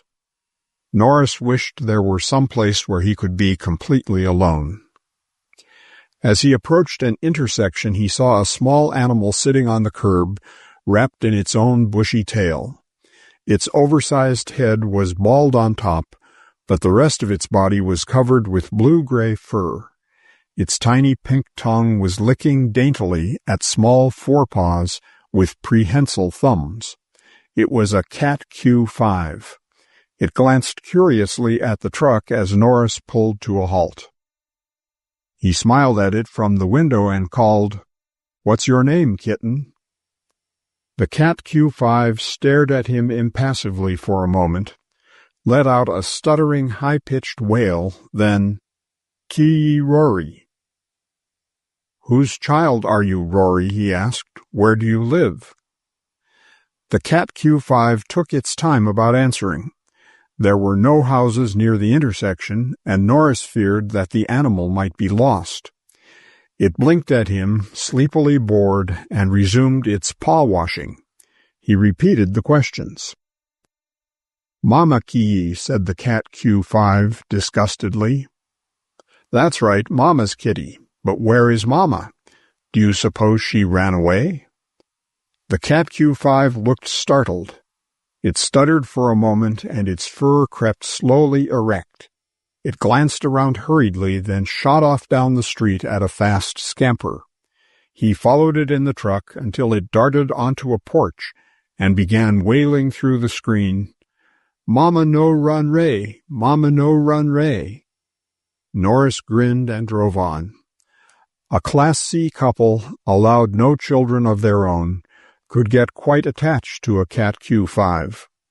The felines were emotionally safer than the quasi-human Chimp K series called Neutroids. When a pet Neutroid died, a family was broken with grief. But most couples could endure the death of a cat Q or a dog F. Class C couples were allowed 2 lesser units or 1 Neutroid. His grin faded as he wondered which Anne would choose. The Norrises were Class C, defective heredity. He found himself in Sherman 3 Community Center, 8 blocks of commercial buildings serving the surrounding suburbs. He stopped at the message office to pick up his mail. There was a memo from Chief Franklin. He tore it open nervously and read it in the truck. It was something he had been expecting for several days. Attention all district inspectors. Subject, Deviant Neutroid. You will immediately begin a systematic and thorough survey of all animals whose serial numbers fall in the Bermuda K99 series for birth dates during July 2234. This is in connection with the Delmont negligency case. Seize all animals in this category, impound and run proper sections of normalcy tests. Watch for mental and glandular deviation. Delmont has confessed to passing only 1 non-standard unit, but there may be others. He disclaims memory of Deviant's serial number. This could be a ruse to bring a stop to investigations when one animal is found. Be thorough. If allowed to reach age set or adulthood, such a deviant could be dangerous to its owner or to others. Hold all seized K-99s who show the slightest abnormality in the normalcy tests. Forward to Central Lab. Return standard units to their owners. Accomplish entire survey project within 7 days. C. Franklin. Norris frowned at the last sentence. His district covered about 200 square miles.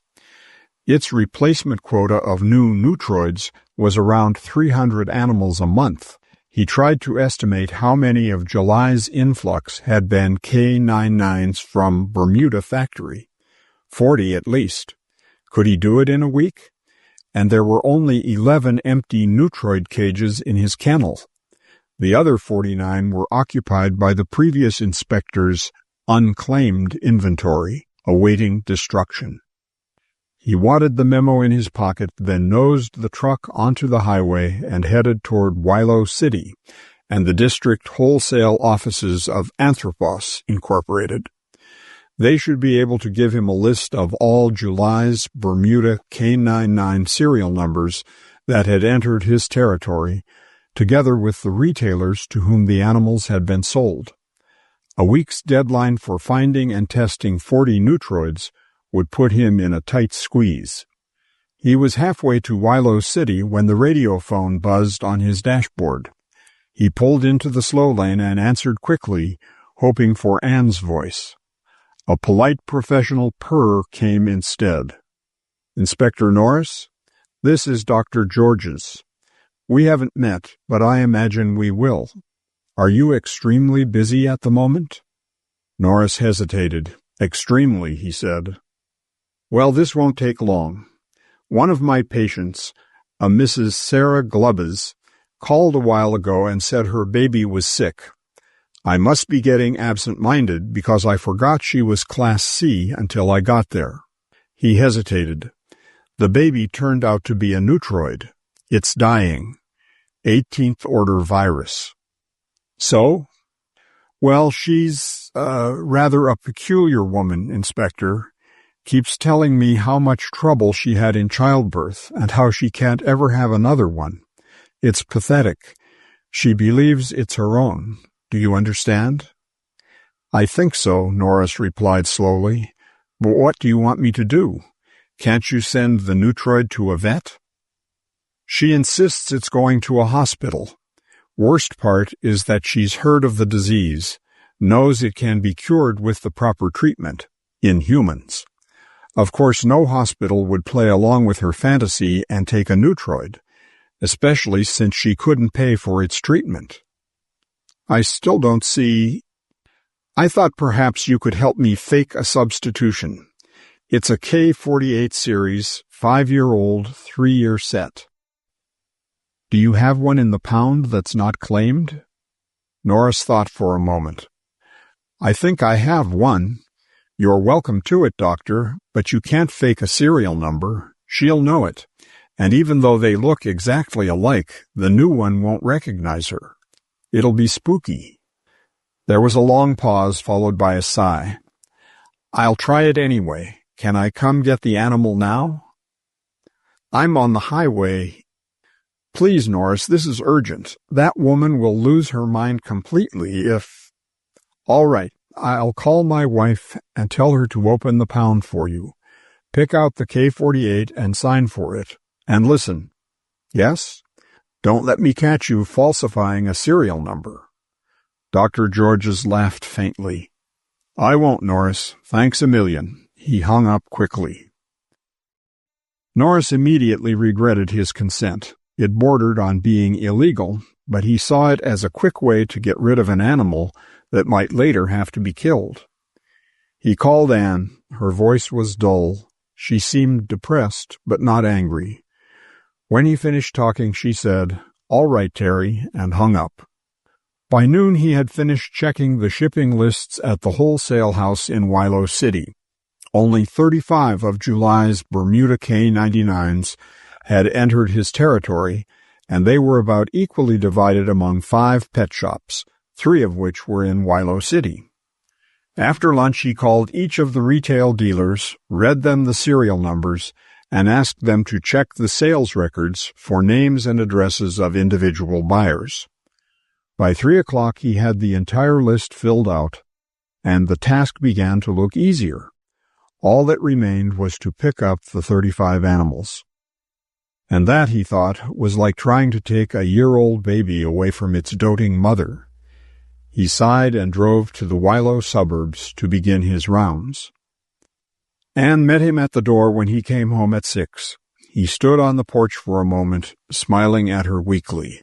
The smile was not returned. Dr. George's came, she told him. He signed for the... She stopped to stare at him. Darling, your face. What happened? Gingerly he touched the livid welts down the side of his cheek. Just scratched a little, he muttered. He pushed past her and went to the phone in the hall. He sat eyeing it distastefully for a moment, not liking what he had to do. Anne came to stand beside him and examine the scratches. Finally he lifted the phone and dialed the Wilo exchange. A grating mechanical voice answered, "Locator Center, your party, please." "Sheriff Yates," Norris grunted. The robot operator, which had on tape the working habits of each Wilo City citizen, began calling numbers. It found the off-duty sheriff on its third try in a Wilo pool hall. "I'm getting so I hate that infernal gadget," Yates grumbled. "I think it's got me psyched. What do you want, Norris?" "Cooperation. I'm mailing you 3 letters charging 3 Wilo citizens with resisting a federal official, namely me, and charging one of them with assault. I tried to pick up their neutroids for a pound inspection." Yates bellowed lusty laughter into the phone. "It's not funny. I've got to get those neutroids. It's in connection with the Delmont case." Yates stopped laughing. "Oh, well, I'll take care of it." "It's a rush order, Sheriff. Can you get the warrants tonight and pick up the animals in the morning?" "Easy on those warrants, boy. Judge Charlemagne can't be disturbed just any time. I can get the newts to you by noon, I guess, provided we don't have to get a helicopter posse to chase down the mothers." "That'll be all right. And listen, Yates, fix it so the charges will be dropped if they cooperate. Don't shake those warrants around unless they just won't listen to reason. But get those neutroids." "Okay, boy, gotcha." Norris gave him the names and addresses of the 3 unwilling mothers. As soon as he hung up, Anne touched his shoulders and said, "Sit still." She began smoothing a chilly ointment over his burning cheek. "Hard day?" she asked. "Not too hard. Those were just 3 out of 15. I got the other 12. They're in the truck." "That's good," she said. "You've got only 12 empty cages." He neglected to tell her that he had stopped at 12 for just this reason. "Guess I better get them unloaded," he said, standing up. "Can I help you?" He stared at her for a moment, saying nothing. She smiled a little and looked aside. "Terry, I'm sorry about this morning. I know you've got a job that has to be—" Her lip quivered slightly. Norris grinned, caught her shoulders, and pulled her close. She whispered against his neck. "Come on," he grunted. "Let's unload some neutroids before I forget all about work." They went out to the kennels together. The cages were inside a sprawling concrete barn, which was divided into 3 large rooms, one for the fragile, neuter humanoid creatures, and another for the lesser mutants such as cat-cues, dog-Fs, dwarf bears, and foot-high lambs that never matured into sheep. The 3rd room contained a small gas chamber with a conveyor belt leading from it to a crematory incinerator. Norris kept the 3rd locked lest his wife see its furnishings. The doll-like neutroids began their mindless chatter as soon as their keepers entered the building. Dozens of blazing blonde heads began dancing about their cages. Their bodies thwacked against the wire mesh as they leaped about their compartments with monkey grace. Their human appearance was broken by only two distinct features: short, beaver-like tails decorated with fluffy curls of fur, and an erect thatch of scalp hair that grew up into a bright candle flame. Otherwise, they appeared completely human, with baby-pink skin, quick little smiles, and cherubic faces. They were sexually neuter and never grew beyond a predetermined age set, which varied for each series. Age sets were available from 1 to 10 years human equivalent. Once a neutroid reached its age set, it remained as the set's child development level until death. "They must be getting to know you pretty well," Anne said, glancing around at the cages. Norris was wearing a slight frown as he inspected the room. "They've never gotten this excited before." He walked along a row of cages, then stopped by a K-76 to stare. "Apple cores." He turned to face his wife. "How did apples get in there?" She reddened. "I felt sorry for them, eating that goo from the mechanical feeder. I drove down to Sherman 3 and bought 6 dozen cooking apples." "That was a mistake." She frowned irritably. "We can afford it." "That's not the point. There's a reason for the mechanical feeders." He paused, wondering how he could tell her the truth. He blundered on. "They get to love whoever feeds them." "I can't see." "How would you feel about disposing of something that loved you?" Anne folded her arms and stared at him. "Planning to dispose of any soon?" she asked acidly. "Honeymoon's off again, eh?" She turned away. "I'm sorry, Terry. I'll try not to mention it again." He began unloading the truck, pulling the frightened and squirming doll things forth, one at a time with a snare pull. They were one-man pets, always frightened of strangers. "What's the Delmont case, Terry?" Anne asked while he worked. "Huh? I heard you mention it on the phone. Anything to do with why you got your face scratched?" He nodded sourly. "Indirectly, yes. It's a long story." "Tell me." "Well, Delmont was a greenhorn Evolvatron operator at the Bermuda plant. His job was taking the unfertilized chimpanzee ova out of the egg multiplier, mounting them in his machine, and bombarding the gene structure with subatomic particles. It's tricky business. He flashes a huge enlargement of the ovum on the electron microscope screen, large enough so he can see the individual protein molecules. He has an artificial gene pattern to compare it with. It's like shooting subatomic billiards. He's got to fire alpha particles into the gene structure and displace certain links by just the right amount. And he's got to be quick about it before the ovum dies from an overdose of radiation from the enlarger. A good operator can get 1 success out of 7 tries. Well, Delmont worked a week and spoiled over 100 ova without a single success. They threatened to fire him. I guess he got hysterical. Anyway, he reported 1 success the next day. It was faked. The ovum had a couple of flaws. Something wrong in the central nervous system's determinants and in the glandular makeup. Not a standard neutroid ovum. He passed it on to the incubators to get a credit, knowing it wouldn't be caught until after birth. "It wasn't caught at all?" Anne asked. "Funny thing, he was afraid it wouldn't be. He got to worrying about it, thought maybe a mental deviant would pass and that it might be dangerous. So he went back to its incubator and cut off the hormone flow into its compartment." "Why that?" "So it would develop sexuality. A neutroid would be born a female if they didn't give it suppressive doses of male hormone prenatally. That keeps ovaries from developing, and it comes out neuter. But Delmont figured a female would be caught and stopped before the final inspection.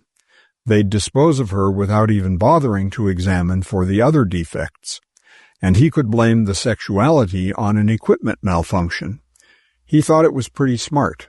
Trouble was, they didn't catch the female. She went on through. They all look female.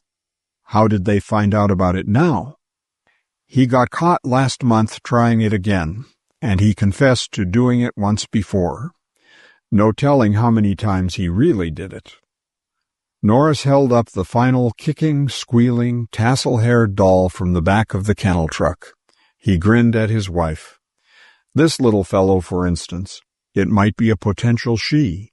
It might also be a potential murderer. All these kiddos are from the machines in the section where Delmont worked. Anne snorted and caught the baby creature in her arms. It struggled and tried to bite, but subsided a little when she disentangled it from the snare. "Cree," it cooed nervously. "Cree." "You tell him you're no murderer," Anne purred to it. Norris watched disapprovingly while she fondled it. One thing he had learned, to steer clear of emotional attachments. It was 8 months old and looked like a child of 2 years, a year short of its age set, and it was designed to be as affectionate as a human child. "Put it in the cage, Anne," he said quietly. She looked up and shook her head. "It belongs to somebody else. If it fixes a libido attachment on you, you're actually robbing its owner. They can't love many people at once." She snorted but installed the thing in its cage. "Anne," Norris hesitated, hating to approach the subject. "Do you want one for yourself? I can sign an unclaimed one over to you to keep in the house. It won't cost us anything." Slowly she shook her head, and her pale eyes went moody and luminous. "I'm going to have one of my own," she said. He stood in the back of the truck, staring down at her. "Do you realize what—" "I know what I'm saying. We're Class C on account of heart trouble in both our families. Well, I don't care, Terry. I'm not going to waste a heart over one of these pathetic little artificial animals. We're going to have a baby. You know what they do to us." "If they catch us, yes. Compulsory divorce, sterilization. But they won't catch us. I'll have it at home, Terry, not even a doctor. We'll hide it." "I won't let you do such a thing." She faced him angrily. "Oh, this whole rotten world," she choked. Suddenly she turned and fled out of the building. She was sobbing. Norris climbed slowly down from the truck and wandered on into the house. She was not in the kitchen nor the living room. The bedroom door was locked. He shrugged and went to sit on the sofa. The television set was on, and a newscast was coming from a local station. "We were unable to get shots of the body," the announcer was saying, "but here is a view of the Georges' residence. I'll switch you to our mobile unit in Sherman 2, James Duncan reporting." Norris frowned with bewilderment as the scene shifted to a 2-story plasticoid house among the elm trees. It was after dark, but the mobile unit's powerful floodlights made daylight of the house and its yard, and the police copters sitting in a side lot. An ambulance was parked in the street. A new voice came on the audio. "This is James Duncan, ladies and gentlemen, speaking to you from our mobile unit in front of the late Dr. Hiram George's residence, just west of Sherman 2. We are waiting for the stretcher to be brought out, and Police Chief Erskine Myler is standing here beside me to give us a word about the case. Dr. George's death has shocked the community deeply. Most of you local listeners have known him for many years. Some of you have depended upon his services as a family physician. He was a man well known, well loved. But now let's listen to Chief Myler." Norris sat breathing quickly. There could scarcely be 2 Dr. Georges in the community, but only this morning. A growling drawl came from the audio. "This is Chief Myler speaking, folks. I just want to say that if any of you know the whereabouts of a Mrs. Sarah Glubbes, call me immediately. She's wanted for questioning." "Thank you, Chief. This is James Duncan again. I'll review the facts for you briefly again, ladies and gentlemen. At 7 o'clock, less than an hour ago, a woman, allegedly Mrs. Glubbes, burst into Dr. George's dining room while the family was at dinner. She was brandishing a pistol and screaming, "You stole my baby! You gave me the wrong baby! Where's my baby?" When the doctor assured her there was no other baby, she fired, shattering his salad plate. Glancing off it, the bullet pierced his heart. The woman fled. A peculiar feature of the case is that Mrs. Glubbis, the alleged intruder, has no baby. Just a minute, here comes the stretcher now." Norris turned the set off and went to call the police. He told them what he knew and promised to make himself available for questioning if it became necessary. When he turned from the phone, Anne was standing in the bedroom doorway. She might have been crying a little, but she concealed it well. "What was all that?" she asked.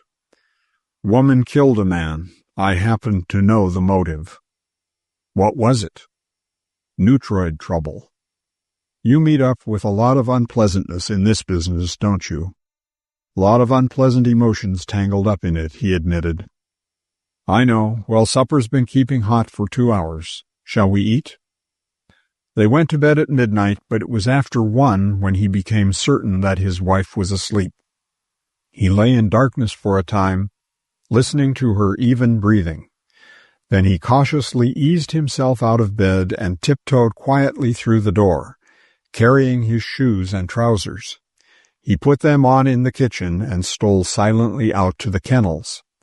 A half-moon hung low in a misty sky, and the wind was chilly out of the north. He went into the neutroid room and flicked a switch. A few sleepy chatters greeted the light. One at a time he awoke 23 of the older doll things and carried them to a large glass-walled compartment. These were the long-time residents. They knew him well, and they came with him willingly, like children after the Piper of Hamelin. When he had gotten them in the glass chamber, he sealed the door and turned on the gas. The conveyor would automatically carry them on to the incinerator. Now he had enough cages for the Bermuda K-99s. He hurriedly quit the kennels and went to sit on the back steps. His eyes were burning, but the thought of tears made him sicker. It was like an assassin crying while he stabbed his victim. It was more honest just to retch. When he tiptoed back inside, he got as far as the hall. Then he saw Anne's small figure framed in the bedroom window, silhouetted against the moonlit yard. She had slipped into her negligee and was sitting on the narrow window stool, staring silently out at the dull red tongue of exhaust gases from the crematory's chimney. Norris backed away. He went to the parlor and lay down on the couch. After a while he heard her come into the room. She paused in the center of the rug, a fragile mist in the darkness. He turned his face away and waited for the rasping accusation. But soon she came to sit on the edge of the sofa. She said nothing. Her hand crept out and touched his cheek lightly. He felt her cool fingertips trace a soft line up his temple. "It's all right, Terry," she whispered. He kept his face averted. Her fingers traced a last stroke. Then she padded quietly back to the bedroom. He lay awake until dawn, knowing that it would never be all right, neither the creating nor the killing, until he and the whole world completely lost sanity. And then everything would be all right, only it still wouldn't make sense. Anne was asleep when he left the house. The night mist had gathered into clouds that made a gloomy morning of it. He drove on out in the kennel truck, meaning to get the rest of the Bermuda K-99s so that he could begin his testing. Still, he felt the night's guilt, like a sticky dew that refused to depart with morning. Why should he have to kill the things? The answer was obvious. Society manufactured them because killing them was permissible. Human babies could not be disposed of when the market became glutted. The neutroids offered solace to childless women, kept them satisfied with a restricted birth rate. And why a restricted birth rate? Because by keeping the population at 5 billions, The Federation could ensure a decent living standard for everybody. Where there was giving, Norris thought glumly, there was also taking away. Man had always deluded himself by thinking that he created, but he created nothing. He thought that he had created, with his medical science and his end to wars, a longer life for the individual, but he found that he had only taken the lives of the unborn and added them to the years of the aged. Man now had a life expectancy of 80, except that he had damn little chance of being born to enjoy it. A neutroid filled the cradle in his stead, a neutroid that never ate as much or grew up to be unemployed. A neutroid could be killed if things got tough, but could still satisfy a woman's craving to mother something small. Norris gave up thinking about it. Eventually he would have to adjust to it. He was already adjusted to a world that loved the artificial mutants as children. He had been brought up in it. Emotion came in conflict with the grim necessities of his job. Somehow he would have to love them in the parlor and kill them in the kennel. It was only a matter of adjustment. At noon he brought back another dozen K-99s and installed them in his cages. There had been 2 highly reluctant mothers, but he skipped them and left the seizure to the local authorities. Yates had already brought in the 3 from yesterday. No more scratches? Anne asked him while they ate lunch. They did not speak of the night's mass disposal. Norris smiled mechanically. I learned my lesson yesterday. If they bare their fangs, I get out without another word. Funny thing, though, I've got a feeling one mother pulled a fast one. What happened? Well, I told her what I wanted and why. She didn't like it, but she let me in. I started out with her newt, but she wanted a receipt. So I gave her one, took the serial number off my checklist. She looked at it and said, "Why, that's not Chi-Chi's number." I looked at the newt's foot, and sure enough it wasn't. I had to leave it. It was a K-99, but not even from Bermuda. I thought they were all registered, Anne said. They are. I told her she had the wrong neutroid, but she got mad. Went and got the sales receipt. It checked with her newt, and it was from O'Reilly's pet shop. Right place, wrong number. I just don't get it. Nothing to worry about, is it, Terry? He looked at her peculiarly. Ever think what might happen if someone started a black market in neutroids? They finished the meal in silence. After lunch he went out again to gather up the rest of the group.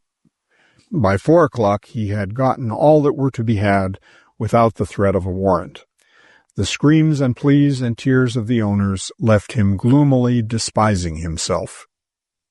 If Delmont's falsification had been widespread, he might have to turn several of the 35 over to the central lab for dissection and ultimate destruction.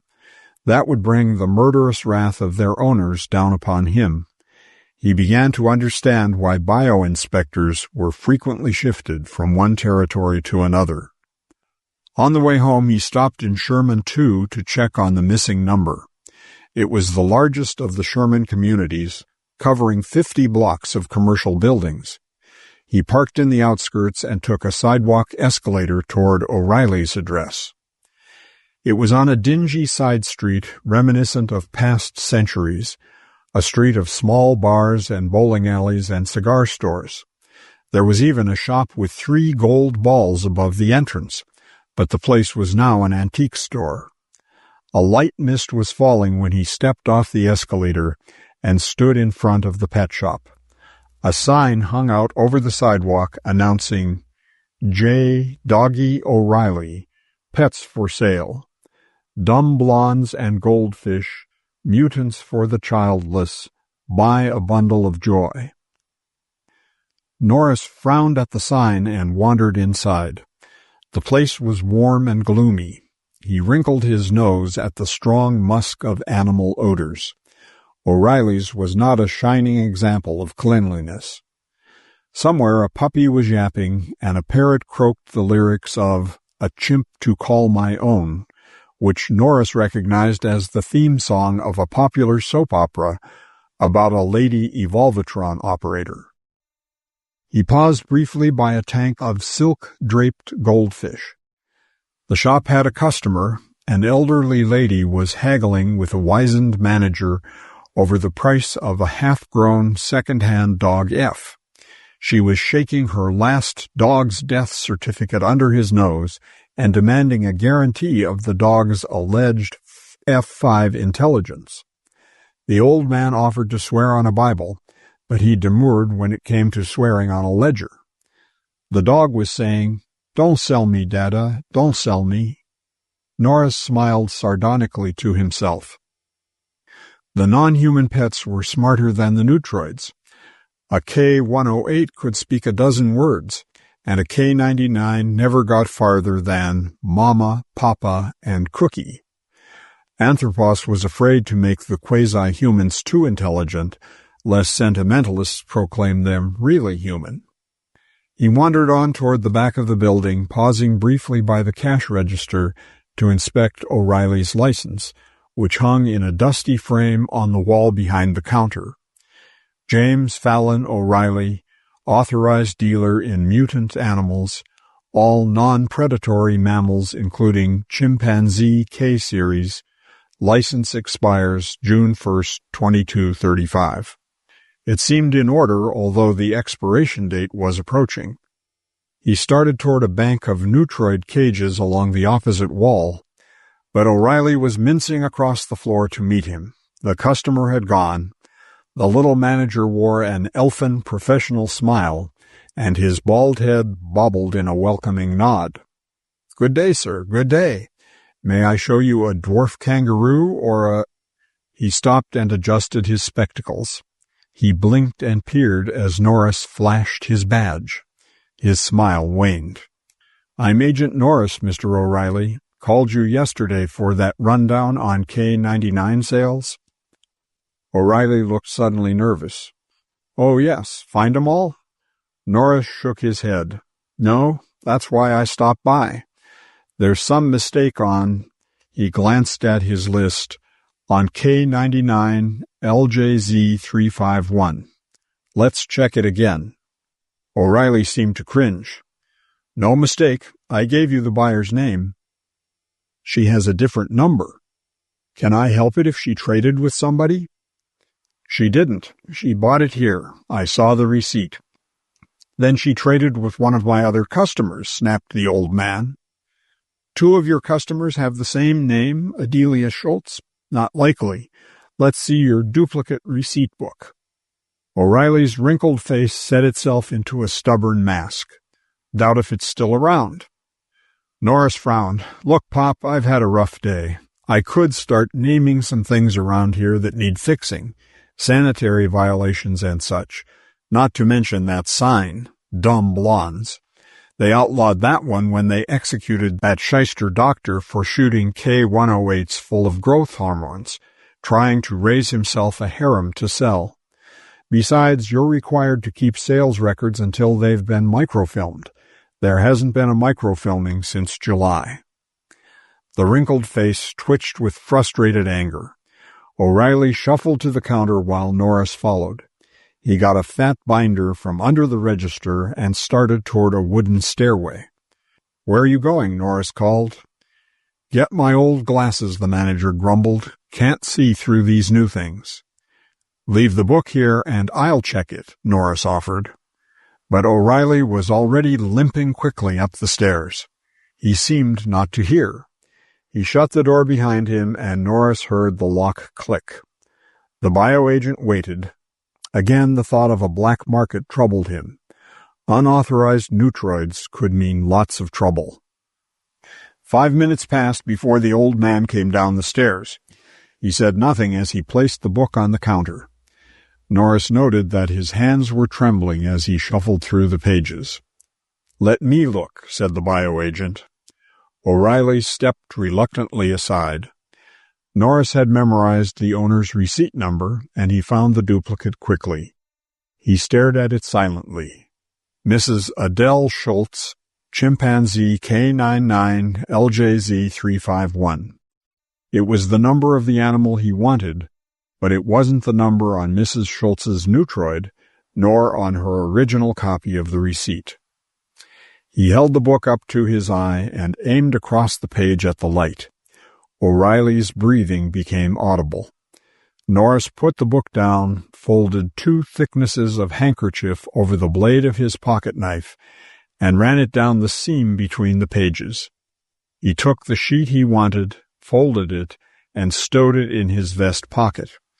O'Reilly was stutteringly angry. Norris turned to face him coldly. Nice erasure job for a carbon copy. The old man prepared himself for exploding. Norris quietly put on his hat. "See you in court, O'Reilly." "Wait." Norris turned. "Okay, I'm waiting." The old man sagged into a deflated bag of wrinkles. "Let's sit down first," he said weakly. Norris followed him up the stairs and into a dingy parlor. The tiny apartment smelled of boiled cabbage and sweat. An orange-haired Neutroid lay asleep on a small rug in a corner. Norris knelt beside it and read the tattooed figures on the sole of its left foot. K99LJZ351. Somehow he was not surprised. When he stood up, the old man was sagged in an ancient armchair, his head propped on a hand that covered his eyes. "Lots of good explanations, I guess," Norris asked quietly. "Not good ones. Let's hear them anyway." O'Reilly sighed and straightened. He blinked at the inspector and spoke in a monotone. "My missus died 5 years back. We were Class B, allowed 1 child of our own. If we could have one. We couldn't. But since we were Class B, we couldn't own a Neutroid either. Sorta got around it by running a pet shop. Mary, she always cried when we sold a newt. I sorta felt bad about it myself, but we never did swipe one. Last year this Bermuda shipment come in. I sold most of 'em pretty quick, but Peony here, she was kinda puny. Seemed like nobody wanted her. Kept her around so long I got attached to her. 'Fraid somebody'd buy her. So I faked the receipt and moved her up here." "That all?" The old man nodded. "Ever done this before?" He shook his head. Norris let a long silence pass while he struggled with himself. At last he said, "Your license could be revoked, you know." "I know." Norris ground his fist thoughtfully in his palm and stared at the sleeping doll thing. "I'll take your books home with me tonight," he said. "I want to make a complete check for similar changes. Any objections?" "None. It's the only trick I've pulled, so help me." "If that's true, I won't report you. We'll just attach a correction to that page, and you'll put the newt back in stock." He hesitated. "Providing it's not a deviant. I'll have to take it in for examination." A choking sound came from the armchair. Norris stared curiously at the old man. Moisture was creeping in the wrinkles around his eyes. "Something the matter?" O'Reilly nodded. "She's a deviant." "How do you know?" The dealer pulled himself erect and hobbled to the sleeping Neutroid. He knelt beside it and stroked a small bare shoulder gently. "Peony," he breathed. "Peony girl, wake up." Its fluffy tail twitched for a moment, then it sat up, rubbing its eyes and yawning. It looked normal, like a 2-year-old girl with soft brown eyes. It pouted at O'Reilly for awakening it. It saw Norris and ignored him, apparently too sleepy to be frightened. "How's my peony girl?" the dealer purred. It licked its lips. "Want a glass of water, Daddy?" it said drowsily. Norris caught his breath. No K99 should be able to make a speech that long, even when it reached the developmental limit. He glanced at O'Reilly. The old man nodded slowly, then went to the kitchen for a glass of water. She drank greedily and eyed her foster parent. Daddy crying. O'Reilly glowered at her and blew his nose solemnly. "Don't be silly, child. Now get your coat on and go with Mr. Norris. He's taking you for a ride in his truck. Won't that be fine? I don't want to. I want to stay here. Peony, on with you. She brought her coat and stared at Norris with childish contempt. Can Daddy go too? Be on your way, growled O'Reilly. I got things to do. We're coming back? Of course you're coming back. Get now, or shall I get my spanking switch? Peony strolled out the door ahead of Norris. Oh, Inspector, would you be punching the night latch for me as you leave the shop? I think I'll be closing for the day. Norris paused at the head of the stairs, looking back at the old man. But O'Reilly closed himself inside and the lock clicked. The agent sighed and glanced down at the small being beside him. Want me to carry you, Peony? She sniffed disdainfully. She hopped upon the banister and slid down ahead of him. Her motor responses were typically neutroid, something like a monkey, something like a squirrel. But there was no question about it, she was one of Delmont's deviants. He wondered what they would do with her in Central Lab. He could remember no instance of an intelligent mutant getting into the market. Somehow he could not consign her to a cage in the back of the truck. He drove home while she sat beside him on the front seat. She watched the scenery and remained aloof, occasionally looking around to ask, "Can we go back now?" Norris could not bring himself to answer. End of Conditionally Human, Part 1, by Walter M. Miller, Jr. Conditionally Human, Part 2, by Walter M. Miller, Jr. Recording by Terrence Callan. When he got home, he led her into the house and stopped in the hall to call Chief Franklin. The operator said, "His office doesn't answer, sir. Shall I give you the robot locator?" Norris hesitated. His wife came into the hall. She stooped to grin at Peony, and Peony said, "Do you live here too?" Anne gasped and sat on the floor to stare. Norris said, "Cancel the call. I'll wait till tomorrow." He dropped the phone quickly. "What series is it?" Anne asked excitedly. "I never saw one that could talk." "It is a she," he said, "and she's a series unto herself, some of Delmont's work." Peony was looking from one to the other of them with a baffled face. "Can we go back now?"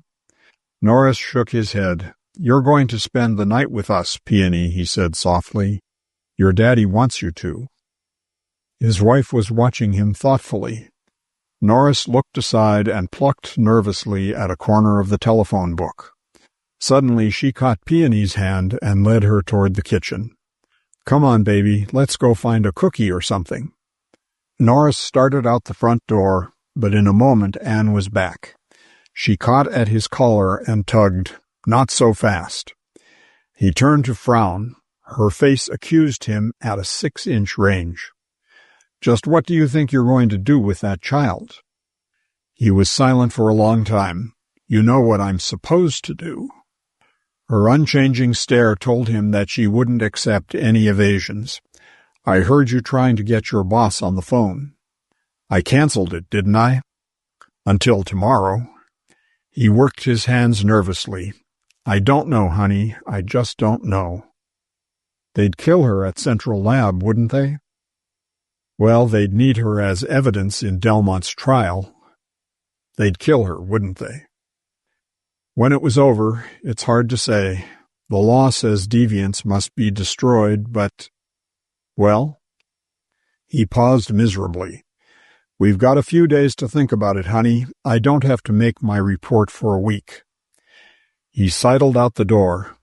Looking back, he saw the hard determination in her eyes as she watched him. He knew somehow that he was going to lose either his job or his wife, maybe both. He shuffled moodily out to the kennels to care for his charges. A great silence filled the house during the evening. Supper was a gloomy meal. Only Peony spoke. She sat propped on 2 cushions at the table, using her silver with remarkable skill. Norris wondered about her intelligence. Her chronological age was 10 months. Her physical age was about 2 years. But her mental age seemed to compare favorably with at least a 3-year-old. Once he reached across the table to touch her forehead. She eyed him curiously for a moment and continued eating. Her temperature was warmer than human, but not too warm for the normally high neutroid metabolism, somewhere around 101 degrees. The rapid rate of maturation made IQ determination impossible. "You've got a good appetite, Peony," Anne remarked. "I like Daddy's cooking better," she said with innocent bluntness. "When can I go home?" Anne looked at Norris and waited for an answer. He managed a smile at the flame-haired cherub. "Tell you what we'll do. I'll call your daddy on the phone and let you say hello. Would you like that?" She giggled, then nodded. "Uh-huh. When can we do it?" "Later." Anne tapped her fork thoughtfully against the edge of her plate. "I think we better have a nice long talk tonight, Terry," she said. "Is there anything to talk about?" He pushed the plate away. "I'm not hungry." He left the table and went to sit in darkness by the parlor window while his wife did the dishes and Peony played with a handful of walnuts on the kitchen floor. He watched the scattered lights of the suburbs and tried to think of nothing. The lights were peaceful, glimmering through the trees. Once there had been no lights, only the flickering campfires of hunters shivering in the forest, when the world was young and sparsely planted with the seed of man. Now the world was infected with his lights, and with the sound of his engines and the roar of his rockets. He had inherited the earth and had filled it, too full. There was no escape. His rockets had touched 2 of the planets, but even the new worlds offered no sanctuary for the unborn. Man could have babies, if allowed, faster than he could build ships to haul them away. He could only choose between a higher death rate and a lower birth rate. And unborn children were not eligible to vote when man made his choice. His choice had robbed his wife of a biological need, and so he made a disposable baby with which to pacify her. He gave it a tail and only half a mind, so that it could not be confused with his own occasional children. But Peony had only the tail. Still, she was not born of the seed of man. Strange seed, out of the jungle, warped toward the human pole, but still not human. Norris heard a car approaching in the street. Its headlights swung along the curb, and it slowed to a halt in front of the house. A tall, slender man in a dark suit climbed out and stood for a moment staring toward the house. He was only a shadow in the faint streetlight. Norris could not place him. Suddenly the man snapped on a flashlight and played it over the porch. Norris caught his breath and darted toward the kitchen. Anne stared at him questioningly while Peony peered up from her play. He stooped beside her. "Listen, child," he said quickly. "Do you know what a neutroid is?" She nodded slowly. "They play in cages. They don't talk." "Can you pretend you're a neutroid?" "I can play neutroid. I play neutroid with Daddy sometimes, when people come to see him. He gives me candy when I play it. When can I go home?" "Not now. There's a man coming to see us. Can you play neutroid for me? We'll give you lots of candy. Just don't talk. Pretend you're asleep." "Now?" "Now." He heard the door chimes ringing. "Who is it?" Anne asked. "I don't know. He may have the wrong house. Take Peony in the bedroom. I'll answer it." His wife caught the child thing up in her arms and hurried away. The chimes sounded again. Norris stalked down the hall and switched on the porch light. The visitor was an elderly man, erect in his black suit and radiating dignity. As he smiled and nodded, Norris noticed his collar. A clergyman. Must have the wrong place, Norris thought. "Are you Inspector Norris?" The agent nodded, not daring to talk. I'm Father Paulson. I'm calling on behalf of a James O'Reilly. I think you know him. May I come in? Grudgingly, Norris swung open the door. If you can stand the smell of paganism, come on in. The priest chuckled politely. Norris led him to the parlor and turned on the light. He waved toward a chair. What's this all about? Does O'Reilly want something? Paulson smiled at the inspector's brusque tone and settled himself in the chair. O'Reilly is a sick man, he said. The inspector frowned. He didn't look it to me. Sick of heart, Inspector. He came to me for advice. I couldn't give him any. He told me the story about this peony. I came to have a look at her, if I may. Norris said nothing for a moment. O'Reilly had better keep his mouth shut, he thought, especially around clergymen. Most of them took a dim view of the whole mutant business. I didn't think you'd associate with O'Reilly, he said. I thought you people excommunicated everybody that owns a Neutroid. O'Reilly owns a whole shop full. That's true, but who knows? He might get rid of his shop. May I see this Neutroid? Why? O'Reilly said it could talk. Is that true, or is O'Reilly suffering delusions? That's what I came to find out. Neutroids don't talk. The priest stared at him for a time, then nodded slowly as if approving something.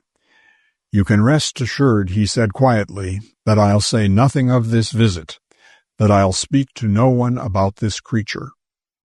Norris looked up to see his wife watching them from the doorway. Get peony, he said. It's true, then? Paulson asked. I'll let you see for yourself. Anne brought the small child thing into the room and set her on the floor. Peony saw the visitor, chattered with fright, and bounded upon the back of the sofa to sit and scold. She was playing her game well, Norris thought. The priest watched her with quiet interest.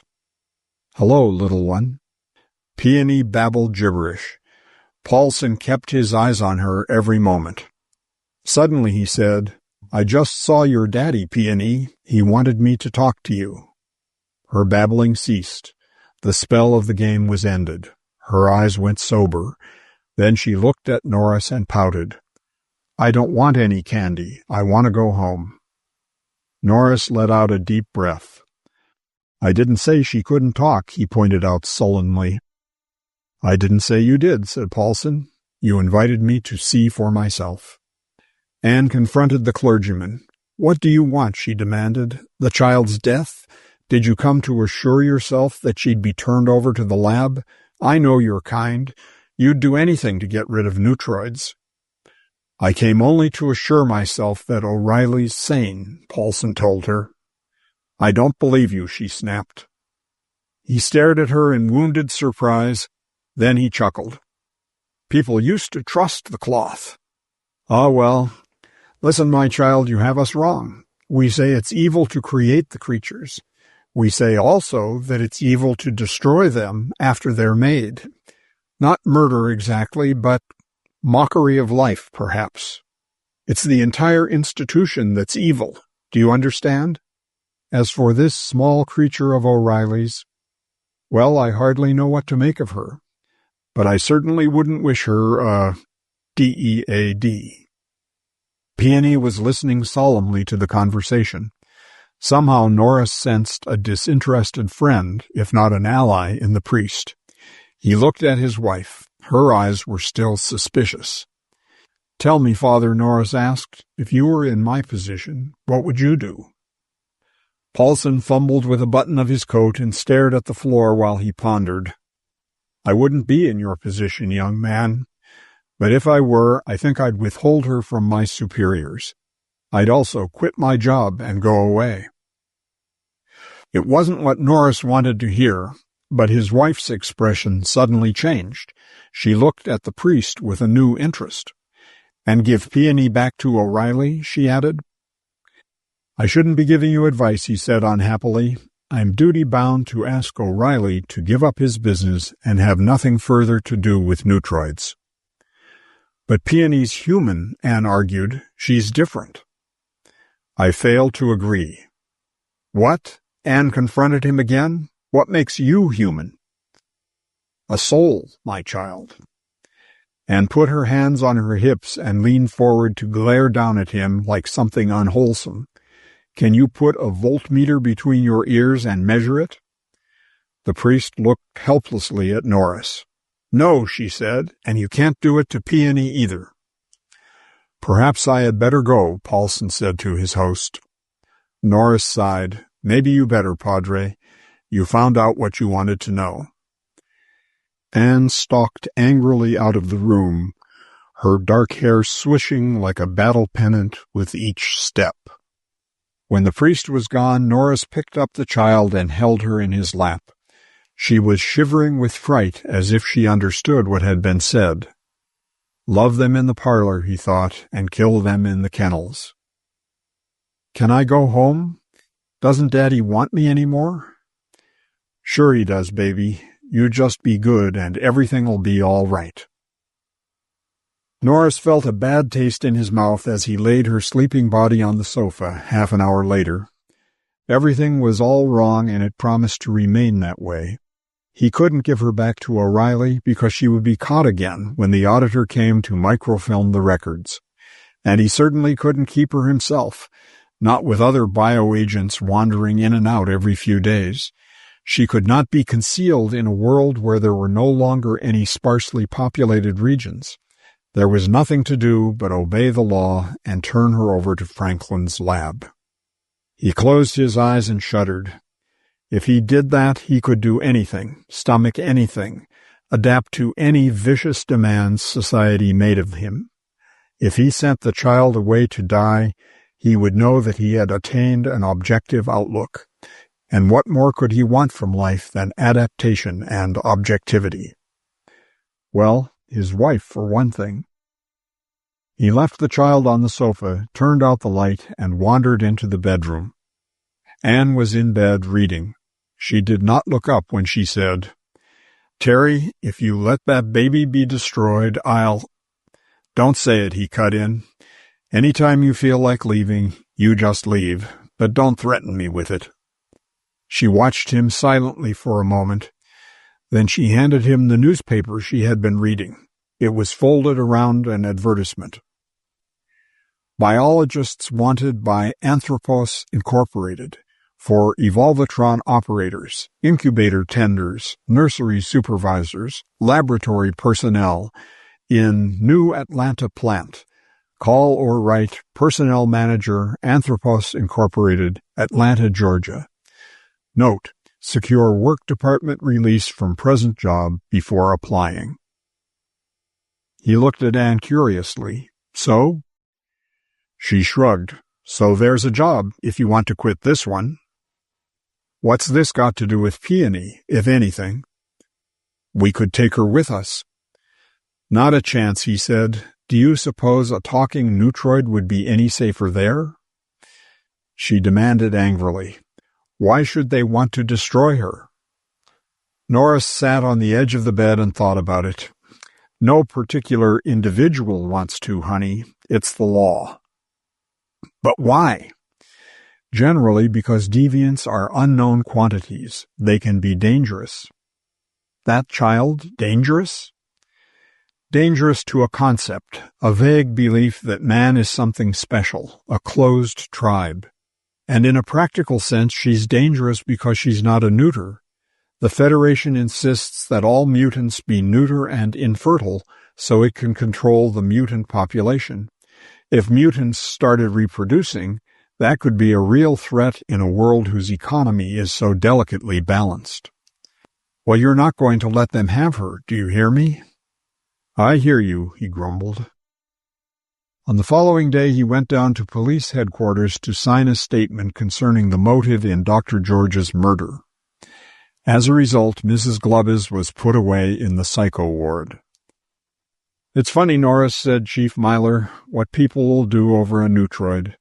Like Mrs. Glubbis thinking that newt was her own. I sure don't envy you your job. It's a wonder you don't get your head blown off. You must have an iron stomach. Norris signed the paper and looked up briefly. Sure, Chief. Just a matter of adaptation. Guess so. Myler patted his paunch and yawned. How you coming on this Delmont business? Picked up any deviants yet? Norris laid down the pen abruptly. No, of course not. What made you think I had? Myler stopped in the middle of his yawn and stared at Norris curiously.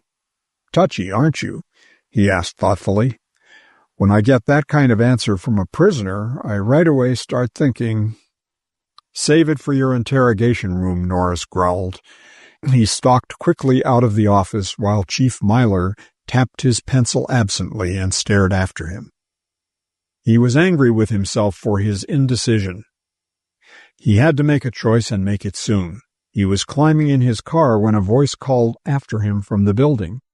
He looked back to see Chief Myler trotting down the steps, his pudgy face glistening in the morning sun. Hey, Norris, your missus is on the phone. Says it's urgent. Norris went back grudgingly. A premonition of trouble gripped him. Phone's right there, the chief said, pointing with a stubby thumb. The receiver lay on the desk, and he could hear it saying, Hello, hello, before he picked it up. Anne, what's the matter? Her voice was low and strained, trying to be cheerful. Nothing's the matter, darling.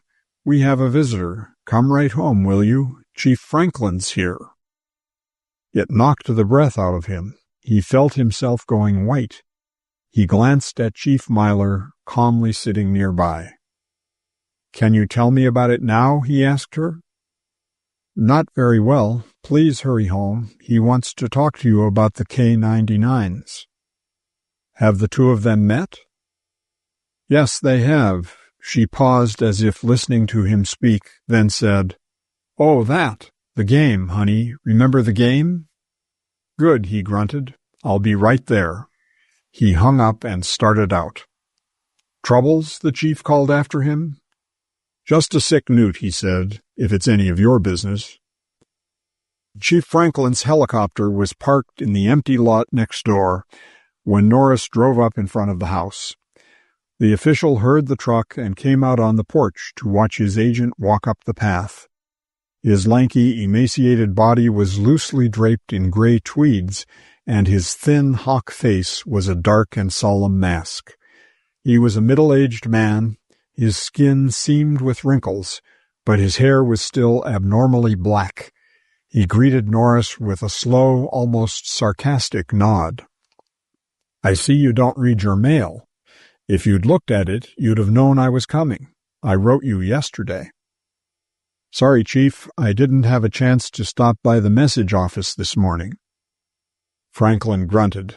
Then you don't know why I'm here? No, sir.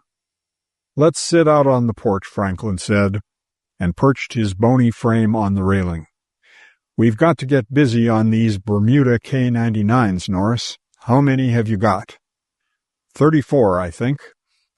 I counted 35. Maybe you're right. I'm not sure. Found any deviants yet? I haven't run any tests yet, sir. Franklin's voice went sharp. Do you need a test to know when a neutroid is talking a blue streak? What do you mean? Just this. We've found at least a dozen of Delmont's units that have mental ages that correspond to their physical age. What's more, they're functioning females, and they have normal pituitaries. Know what that means?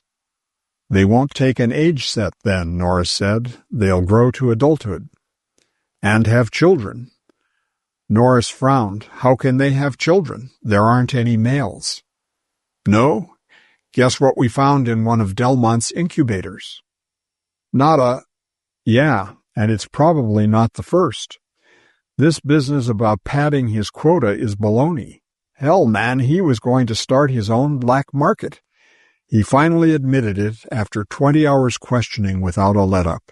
He was going to raise them, Norris. He was stealing them right out of the incubators before an inspector ever saw them. The K-99s, the numbered ones, are just the ones he couldn't get back. Lord knows how many males he's got hidden away someplace. What are you going to do? Do? What do you think we'll do? Smash the whole scheme, that's what. Find the deviants and kill them. We've got enough now for lab work." Norris felt sick. He looked away. "I suppose you'll want me to handle the destruction then." Franklin gave him a suspicious glance. "Yes, but why do you ask? You have found one, haven't you?"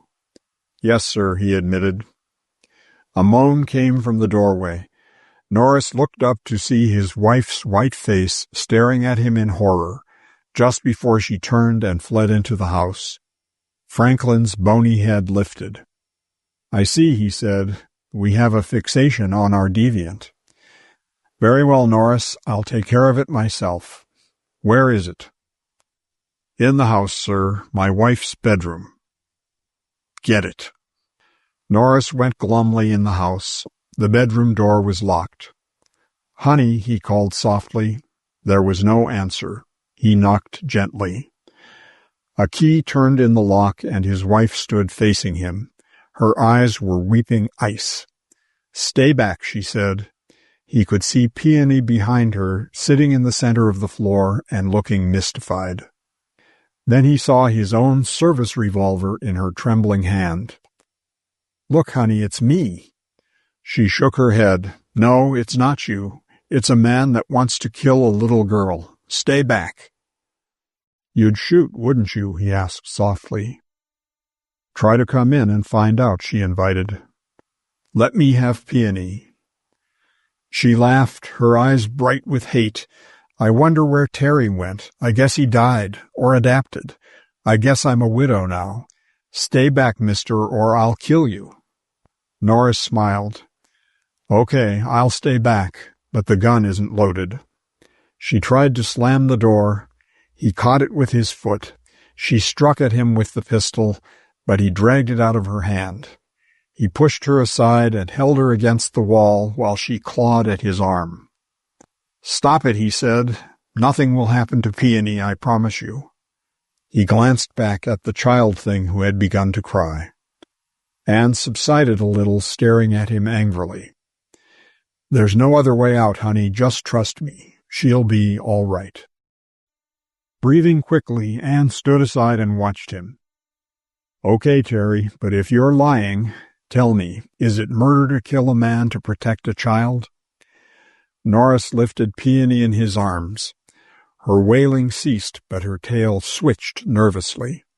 "In whose law book?" he asked his wife. "I was wondering the same thing."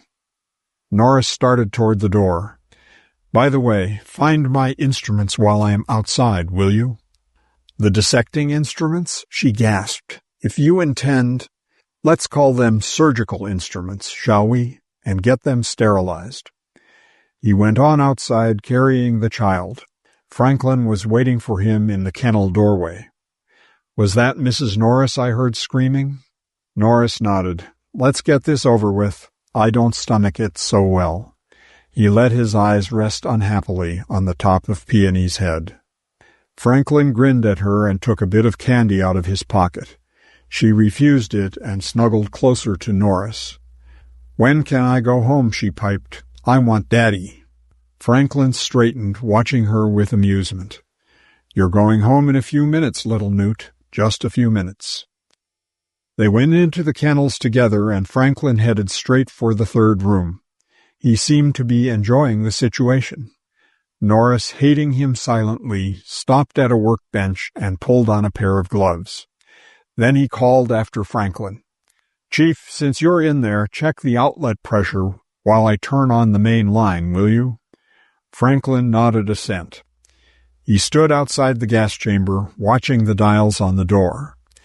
Norris could see his back while he twisted the main line valve.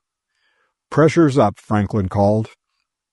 "Okay, leave the hatch ajar so it won't lock, and crack the intake valves. Read it again." "Got a mask for me?" Norris laughed. "If you're scared, there's one on the shelf, but just open the hatch, take a reading, and close it. There's no danger." Franklin frowned at him and cracked the intakes. Norris quietly closed the main valve again. "Drops to 0, Franklin called. "Leave it open, then. Smell anything?" "No, I'm turning it off, Norris." He twisted the intakes. Simultaneously, Norris opened the main line. Pressure's up again. Norris dropped his wrench and walked back to the chamber, leaving Peony perched on the workbench. "Trouble with the intakes," he said gruffly. "It's happened before." "Mind getting your hands dirty with me, Chief?" Franklin frowned irritably. "Let's hurry this up, Norris. I've got 5 territories to visit." "Okay, but we'd better put on our masks." He climbed a metal ladder to the top of the chamber, leaned over to inspect the intakes. On his way down, he shouldered a light bulb over the door, shattering it. Franklin cursed and stepped back, brushing glass fragments from his head and shoulders. "Good thing the light was off," he snapped. Norris handed him the gas mask and put on his own. "The main switch is off," he said. He opened the intakes again. This time the dials fell to normal open-line pressure. "Well, look, it's okay," he called through the mask.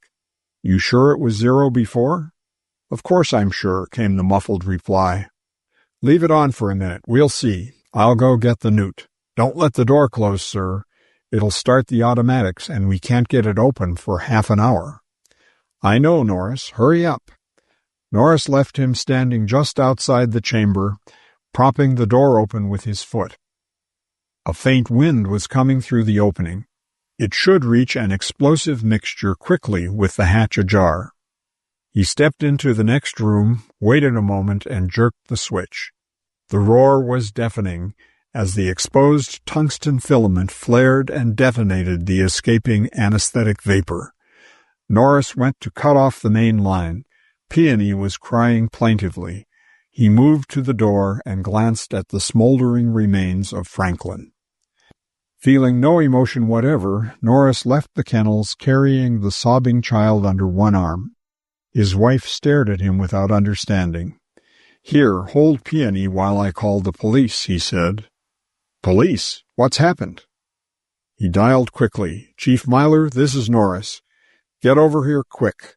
My gas chamber exploded. Killed Chief Agent Franklin. Man, it's awful. Hurry." He hung up and went back to the kennels.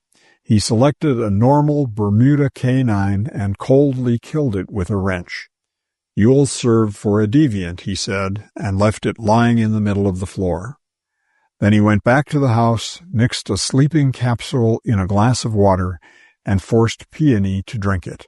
"So she'll be out when the cops come," he explained to Anne. She stamped her foot. "Will you tell me what's happened?" "You heard me on the phone. Franklin accidentally died. That's all you have to know."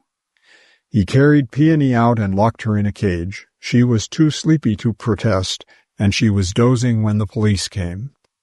Chief Myler strode about the 3 rooms like a man looking for a burglar at midnight.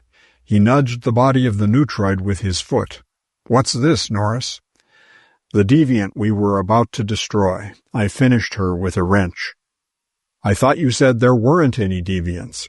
"As far as the public's concerned, there aren't. I couldn't see that it was any of your business. It still isn't."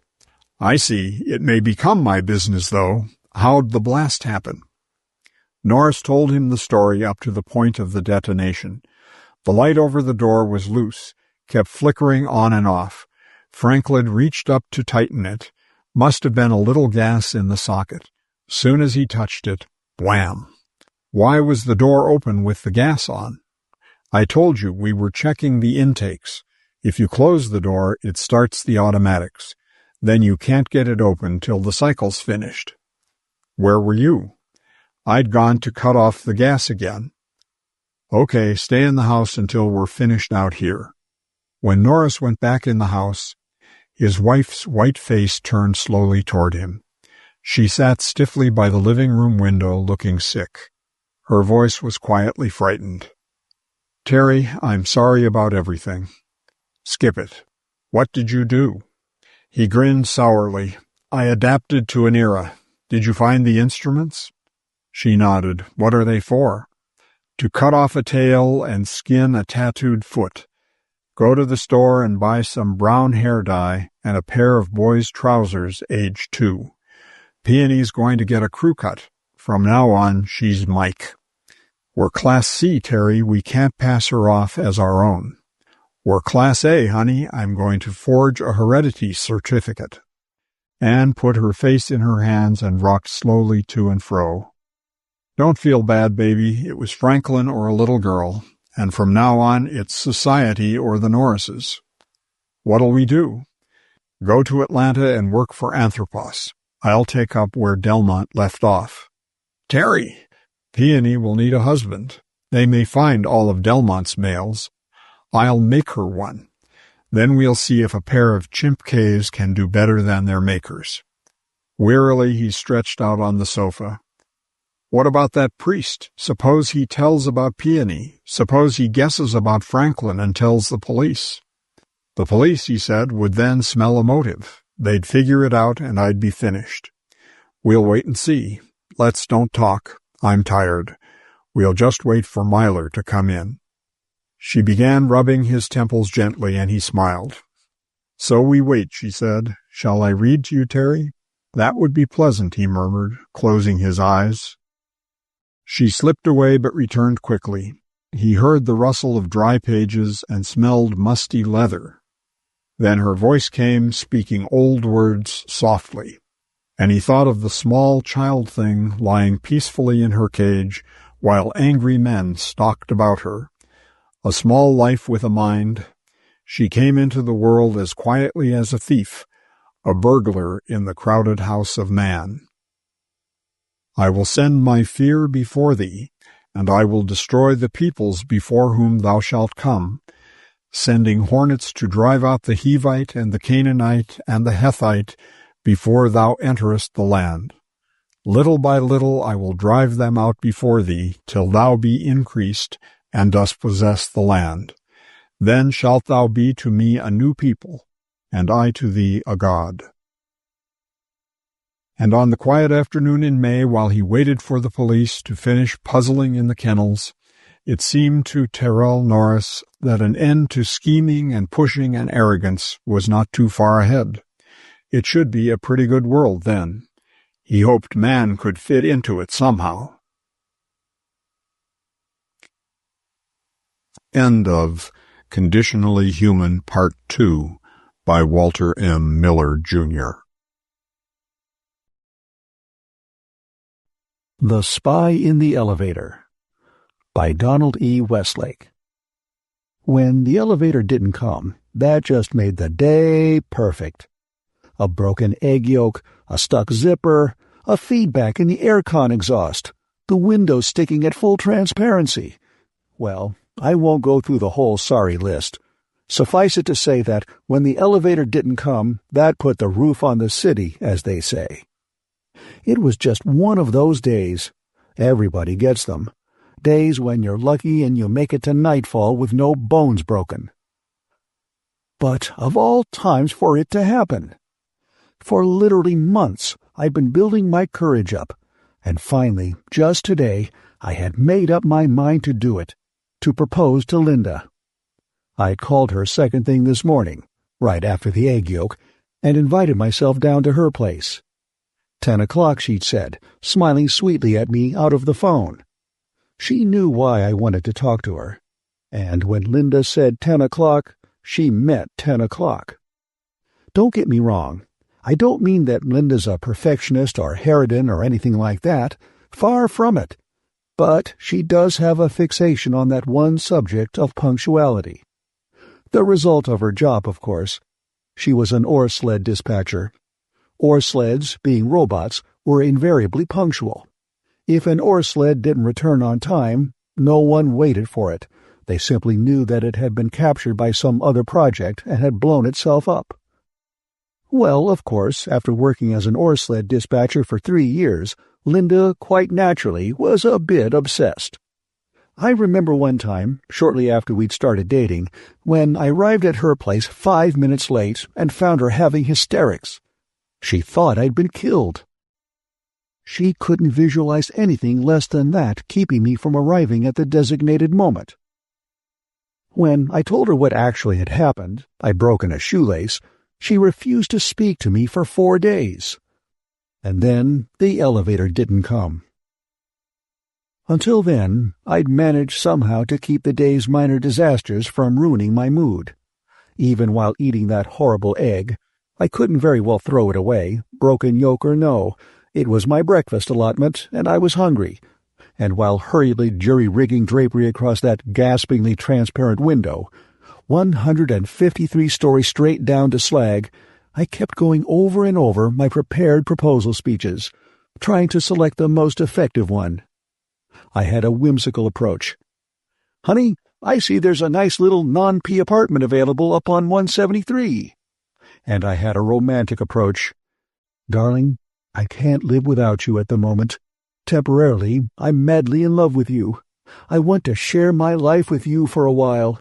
Will you be provisionally mine?" I even had a straightforward approach. "Linda, I'm going to be needing a wife for at least a year or two, and I can't think of anyone I would rather spend that time with than you." Actually, though I wouldn't even have admitted this to Linda, much less to anyone else, I loved her in more than a non-P way. But even if we both had been genetically desirable, neither of us were, I knew that Linda relished her freedom and independence too much to ever contract for any kind of marriage other than non-P, non-permanent, no progeny. So I rehearsed my various approaches, realizing that when the time came, I would probably be so tongue-tied I'd be capable of no more than a blurted, "Will you marry me?" And I struggled with zippers and malfunctioning air cons, and I managed somehow to leave the apartment at 5 minutes to 10. Linda lived down on the 140th floor, 13 stories away. It never took more than 2 or 3 minutes to get to her place, so I was giving myself plenty of time. But then the elevator didn't come. I pushed the button, waited, and nothing happened. I couldn't understand it. The elevator had always arrived before, within 30 seconds of the button being pushed. This was a local stop, with an elevator that traveled between the 133rd floor and the 167th floor, where it was possible to make connections for either the next local or for the express. So it couldn't be more than 20 stories away. And this was a non-rush hour. I pushed the button again, and then I waited some more. I looked at my watch, and it was 3 minutes to 10. 2 minutes and no elevator. If it didn't arrive this instant, this second, I would be late. It didn't arrive. I vacillated, not knowing what to do next. Stay, hoping the elevator would come after all? Or hurry back to the apartment and call Linda to give her advance warning that I would be late. 10 more seconds, and still no elevator.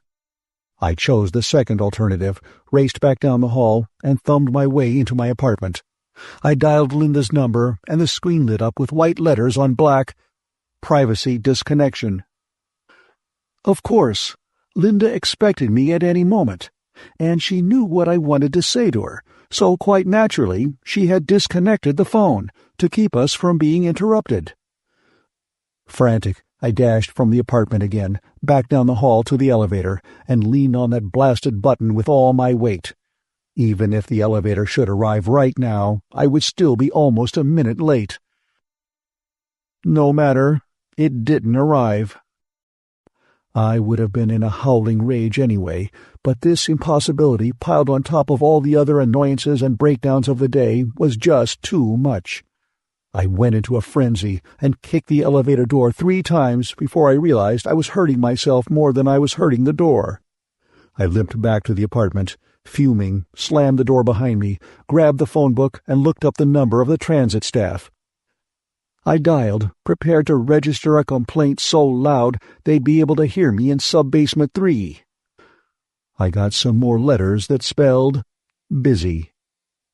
It took 3 tries before I got through to a hurried-looking female receptionist. "My name is Rice," I bellowed. "Edmund Rice. I live on the 153rd floor. I just rang for the elevator, and the elevator is disconnected." She said it very rapidly, as though she were growing very used to saying it. It only stopped me for a second. "Disconnected? What do you mean, disconnected?" "Elevators don't get disconnected," I told her. "We will resume service as soon as possible," she rattled. My bellowing was bouncing off her like radiation off the Project 4 screen. I changed tactics. First, I inhaled, making a production out of it, giving myself a chance to calm down a bit. And then I asked, as rationally as you could please, "Would you mind terribly telling me why the elevator is disconnected?" "I am sorry, sir, but that—" "Stop," I said. I said it quietly, too, but she stopped. I saw her looking at me. She hadn't done that before. She'd merely gazed blankly at her screen and parroted her responses. But now she was actually looking at me. I took advantage of the fact. Calmly, rationally, I said to her, "I would like to tell you something, miss. I would like to tell you just what you people have done to me by disconnecting the elevator. You have ruined my life." She blinked, open-mouthed. "Ruined your life?" "Precisely." I found it necessary to inhale again, even more slowly than before. "I was on my way," I explained, "to propose to a girl whom I dearly love. In every way but one, she is the perfect woman. Do you understand me?" She nodded, wide-eyed. I had stumbled on a romantic, though I was too preoccupied to notice it at the time. "In every way but one," I continued. "She has one small imperfection, a fixation about punctuality. And I was supposed to meet her at 10 o'clock. I'm late." I shook my fist at the screen. "Do you realize what you've done? Disconnecting the elevator. Not only won't she marry me, she won't even speak to me. Not now, not after this." "Sir," she said tremulously, "please don't shout." "I'm not shouting." "Sir, I'm terribly sorry. I understand your—" "You understand?" I trembled with speechless fury. She looked all about her, and then leaned closer to the screen, revealing a cleavage that I was too distraught at the moment to pay any attention to. "We're not supposed to give you this information out, sir," she said, her voice low. "But I'm going to tell you so you'll understand why we had to do it. I think it's perfectly awful that it had to ruin things for you this way, but the fact of the matter is—" She leaned even closer to the screen. "There's a spy in the elevator." 2. It was my turn to be stunned. I just gaped at her. What?" "A spy. He was discovered on the 147th floor and managed to get into the elevator before the army could catch him. He jammed it between floors, but the army is doing everything it can think of to get him out." "Well, but why should there be any problem about getting him out?" "He plugged in the manual controls. We can't control the elevator from outside at all, and when anyone tries to get into the shaft, he aims the elevator at them." That sounded impossible. "He aims the elevator?" "He runs it up and down the shaft," she explained, "trying to crush anybody who goes after him." "Oh," I said, "so it might take a while." She leaned so close this time that even I, distracted as I was, could hardly help but take note of her cleavage. She whispered, "They're afraid they'll have to starve him out." "Oh, no." She nodded solemnly. "I'm terribly sorry, sir," she said. Then she glanced to her right, suddenly straightened up again, and said, "We will resume service as soon as possible." Click, blank screen. For a minute or two, all I could do was sit and absorb what I'd been told. A spy in the elevator. A spy who had managed to work his way all the way up to the 147th floor before being unmasked. What in the world was the matter with the army? If things were getting that lax, the project was doomed, four-screen or no. Who knew how many more spies there were in the project, still unsuspected? Until that moment, the state of siege in which we all lived had had no reality for me. The project, after all, was self-sufficient and completely enclosed. No one ever left, no one ever entered.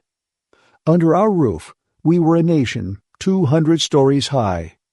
The ever-present threat of other projects had never been more for me, or for most other people either, I suspected, than occasional ore sleds that didn't return, occasional spies shot down as they tried to sneak into the building, occasional spies of our own leaving the project in tiny radiation-proof cars, hoping to get safely within another project and bring back news of any immediate threats and dangers that project might be planning for us. Most spies didn't return. Most ore sleds did.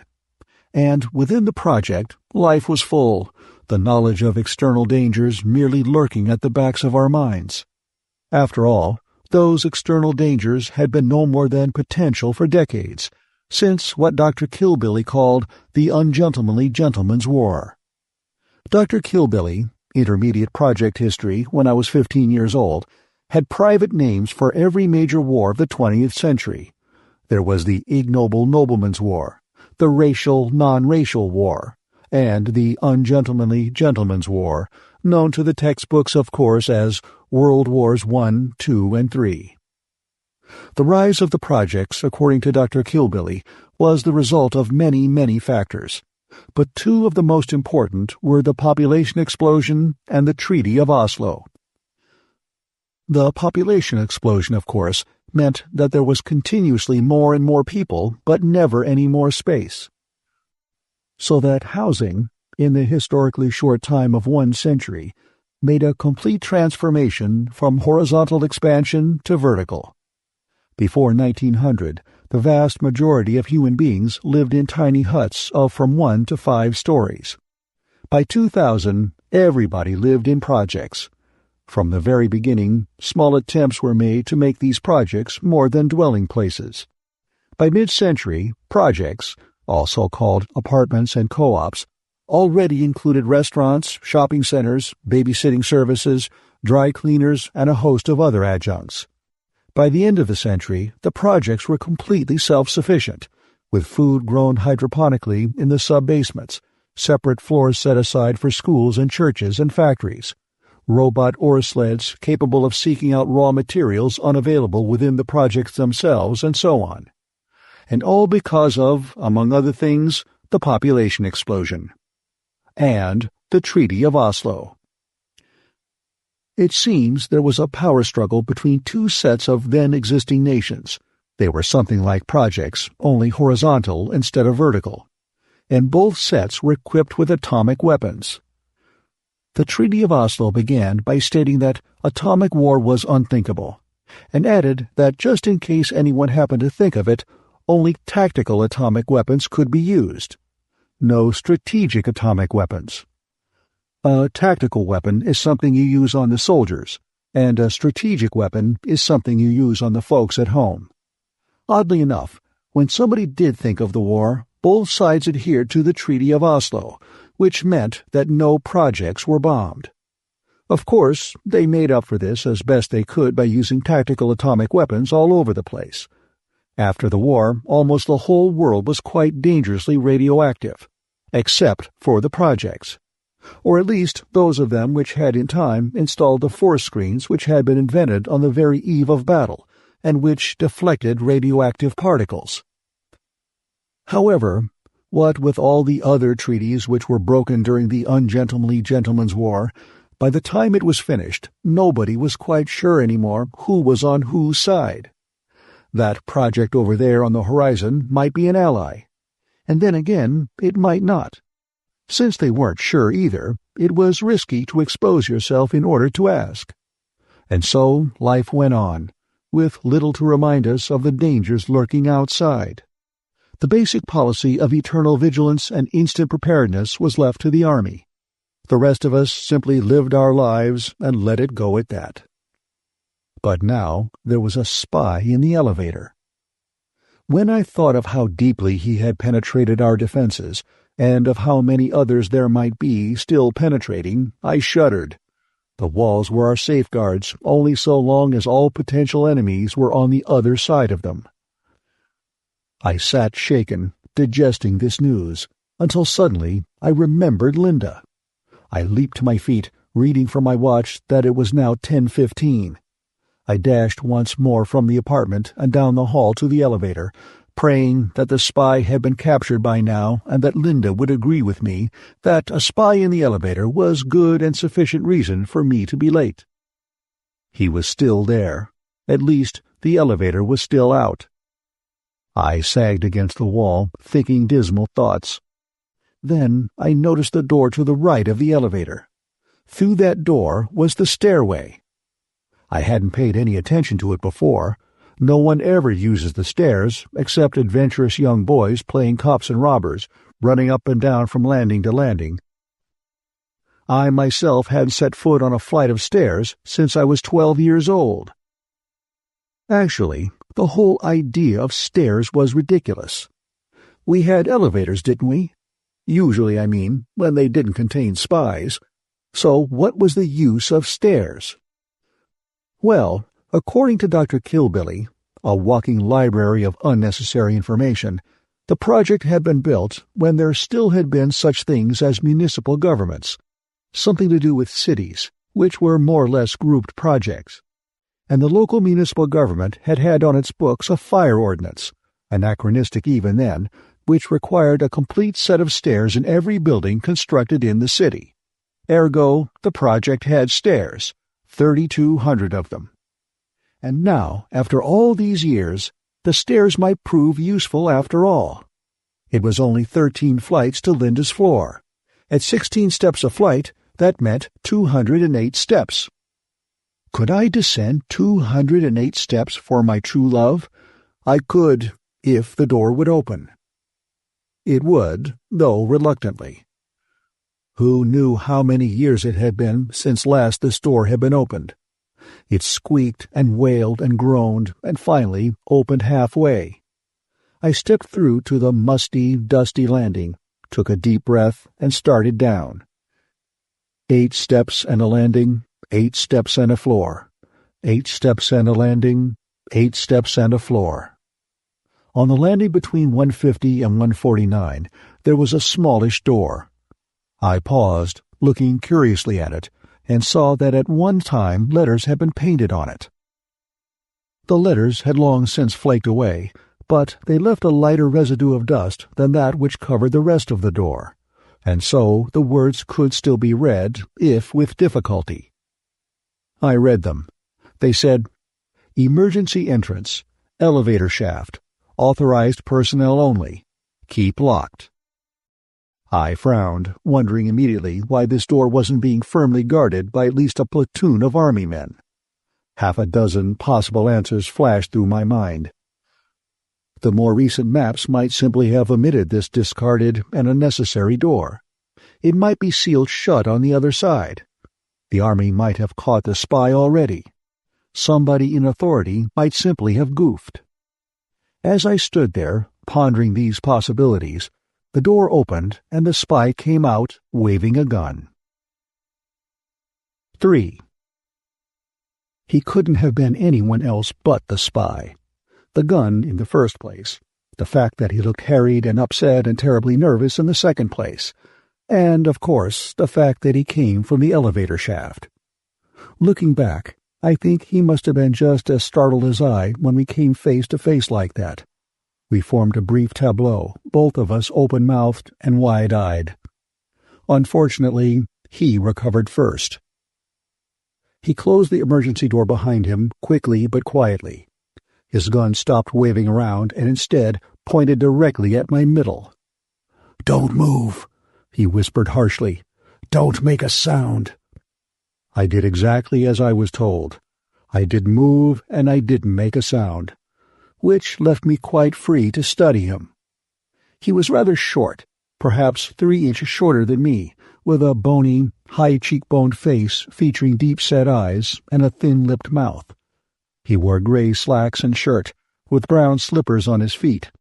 He looked exactly like a spy, which is to say that he didn't look like a spy. He looked overpoweringly ordinary. More than anything else, he reminded me of a rather taciturn milkman who used to make deliveries to my parents' apartment. His gaze darted this way and that. Then he motioned with his free hand at the descending stairs and whispered, "Where do they go?" I had to clear my throat before I could speak. "All the way down," I said. "Good," he said, just as we both heard a sudden raucous squealing from perhaps 4 flights down, a squealing which could be nothing but the opening of a hall door. It was followed by the heavy thud of ascending boots. The army. But if I had any visions of imminent rescue, the spy dashed them. He said, "Where do you live?" 153, I said. This was a desperate and dangerous man. I knew my only slim chance of safety lay in answering his questions promptly, cooperating with him until and unless I saw a chance to either escape or capture him. "All right," he whispered. "Go on." He prodded me with the gun. And so we went back up the stairs to 153 and stopped at the door. He stood close behind me, the gun pressed against my back, and grated in my ear. "I'll have this gun in my pocket. If you make one false move, I'll kill you. Now, we're going to your apartment. We're friends, just strolling along together. You got that?" I nodded. "All right, let's go." We went. I have never in my life seen that long hall quite so empty as it was right then.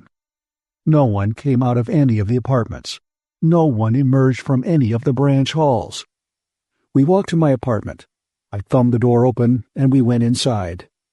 Once the door was closed behind us, he visibly relaxed, sagging against the door, his gun hand hanging limp at his side, a nervous smile playing across his lips. I looked at him, judging the distance between us, wondering if I could leap at him before he could bring the gun up again. But he must have read my intentions on my face. He straightened, shaking his head. He said, "Don't try it. I don't want to kill you. I don't want to kill anybody, but I will if I have to. We'll just wait here together until the hue and cry passes us. Then I'll tie you up so you won't be able to sick your army on me too soon, and I'll leave. If you don't try any silly heroics, nothing will happen to you." "You'll never get away," I told him. "The whole project is alerted." "You let me worry about that," he said. He licked his lips. "You got any Chico coffee?" "Yes." "Make me a cup, and don't get any bright ideas about dousing me with boiling water." "I only have my day's allotment," I protested. "Just enough for 2 cups, lunch and dinner." "2 cups is fine," he said. "1 for each of us." And now I had yet another grudge against this blasted spy. Which reminded me again of Linda. From the looks of things, I wasn't ever going to get to her place. By now she was probably in mourning for me and might even have the sanitation staff searching for my remains. As I made the Chico, he asked me questions. My name first, and then, "What do you do for a living?" I thought fast. "I'm an ore sled dispatcher," I said. That was a lie, of course, but I'd heard enough about ore sled dispatching from Linda to be able to maintain the fiction should he question me further about it. Actually, I was a gymnast instructor. The subjects I taught included wrestling, judo, and karate, talents I would prefer to disclose to him in my own fashion when the time came. He was quiet for a moment. "What about radiation level on the ore sleds?" I had no idea what he was talking about, and admitted as such. "When they come back," he said, "how much radiation do they pick up? Don't you people ever test them?" "Of course not," I told him. I was on secure ground now, with Linda's information to guide me. "All radiation is cleared from the sleds and their cargo before they're brought into the building." "I know that," he said impatiently, "but don't you ever check them before deradiating them?" "No, why should we?" "To find out how far the radiation level outside has dropped." "For what? Who cares about that?" He frowned bitterly. "The same answer," he muttered, more to himself than to me. "The same answer every time. You people have crawled into your caves and you're ready to stay in them forever." I looked around at my apartment. "Rather a well-appointed cave," I told him. but a cave nevertheless. He leaned toward me, his eyes gleaming with a fanatical flame. "Don't you ever wish to get outside?" Incredible. I nearly poured boiling water all over myself. "Outside? Of course not." "The same thing," he grumbled, "over and over again. Always the same stupidity.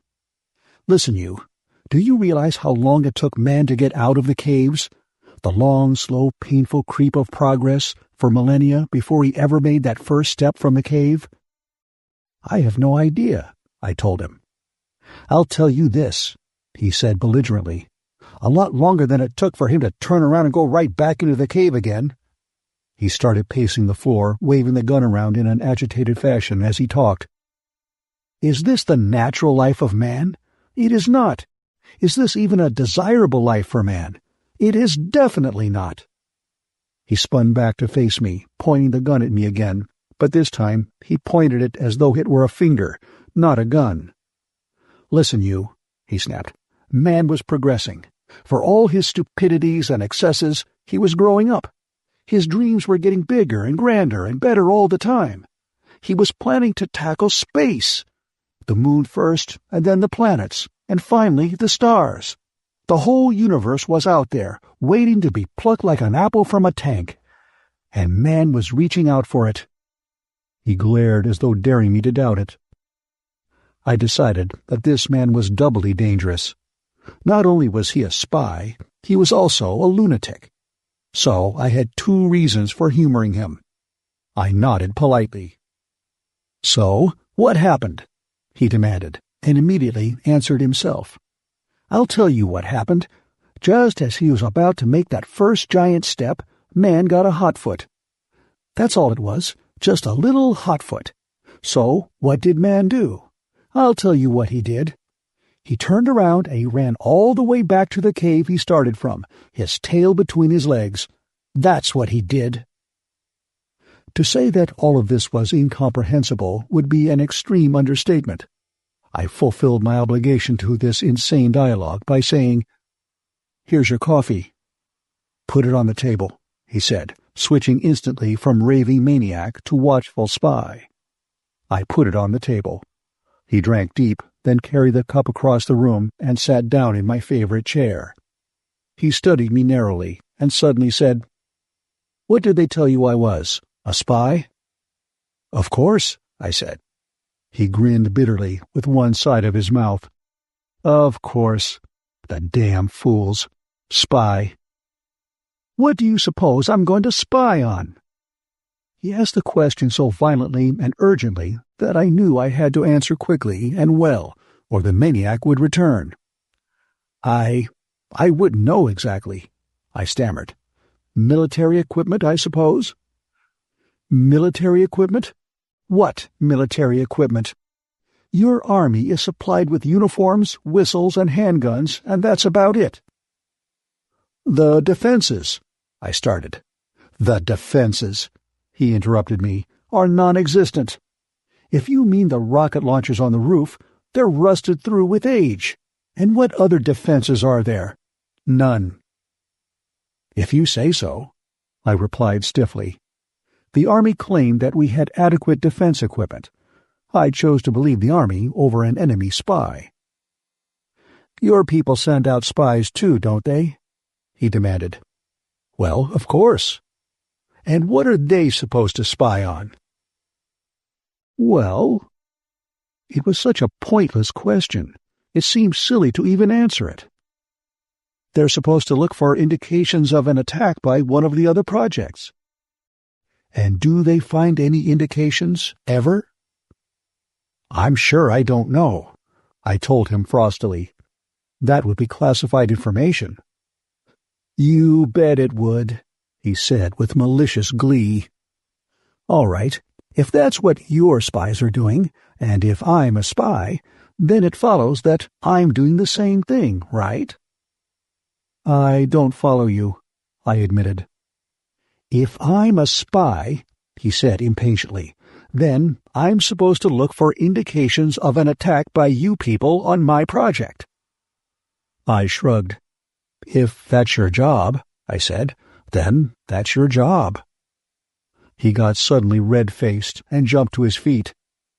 "That's not my job, you blatant idiot!" he shouted. "I'm not a spy. If I were a spy, then that would be my job." The maniac had returned in full force.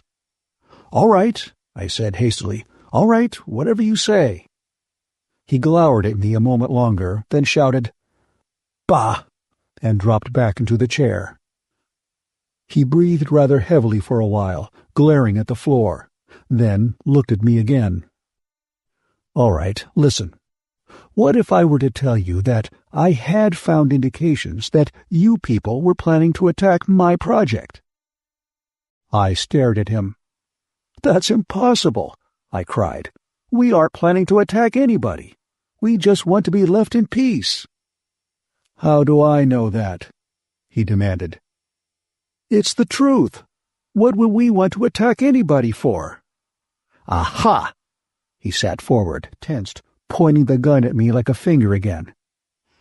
"Now then," he said, "if you know it doesn't make any sense for this project to attack any other project, then why in the world should you think they might see some advantage in attacking you?"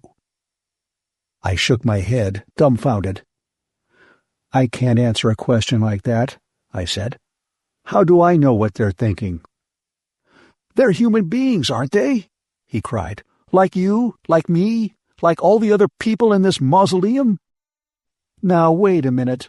"No," he shouted. "You wait a minute. I want to tell you something. You think I'm a spy. That blundering army of yours thinks I'm a spy.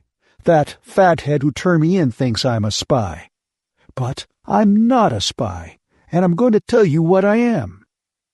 I waited, looking as attentive as possible. "I come," he said, "from a project about 80 miles north of here. I came here by foot, without any sort of radiation shield at all to protect me." The maniac was back. I didn't say a word. I didn't want to set off the violence that was so obviously in this lunatic. "The radiation level," he went on, "is way down. It's practically as low as it was before the Atom War. I don't know how long it's been that low, but I would guess about 10 years at the very least." He leaned forward again, urgent and serious.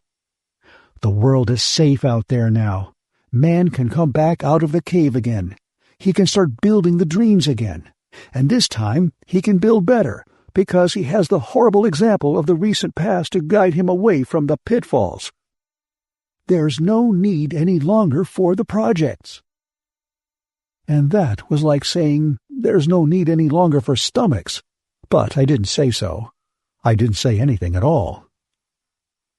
"I'm a trained atomic engineer," he went on. "In my project, I worked on the reactor. Theoretically, I believe that there was a chance the radiation outside was lessening by now, though we had no idea exactly how much radiation had been released by the atomic war. But I wanted to test the theory, and the Commission wouldn't let me. They claimed public safety, but I knew better. If the outside were safe and the projects were no longer needed, then the Commission was out of a job, and they knew it. Well, I went ahead with the test anyway, and I was caught at it. For my punishment, I was banned from the project. They kicked me out, telling me if I thought it was safe outside, I could live outside. And if it really was safe, I could come back and tell them.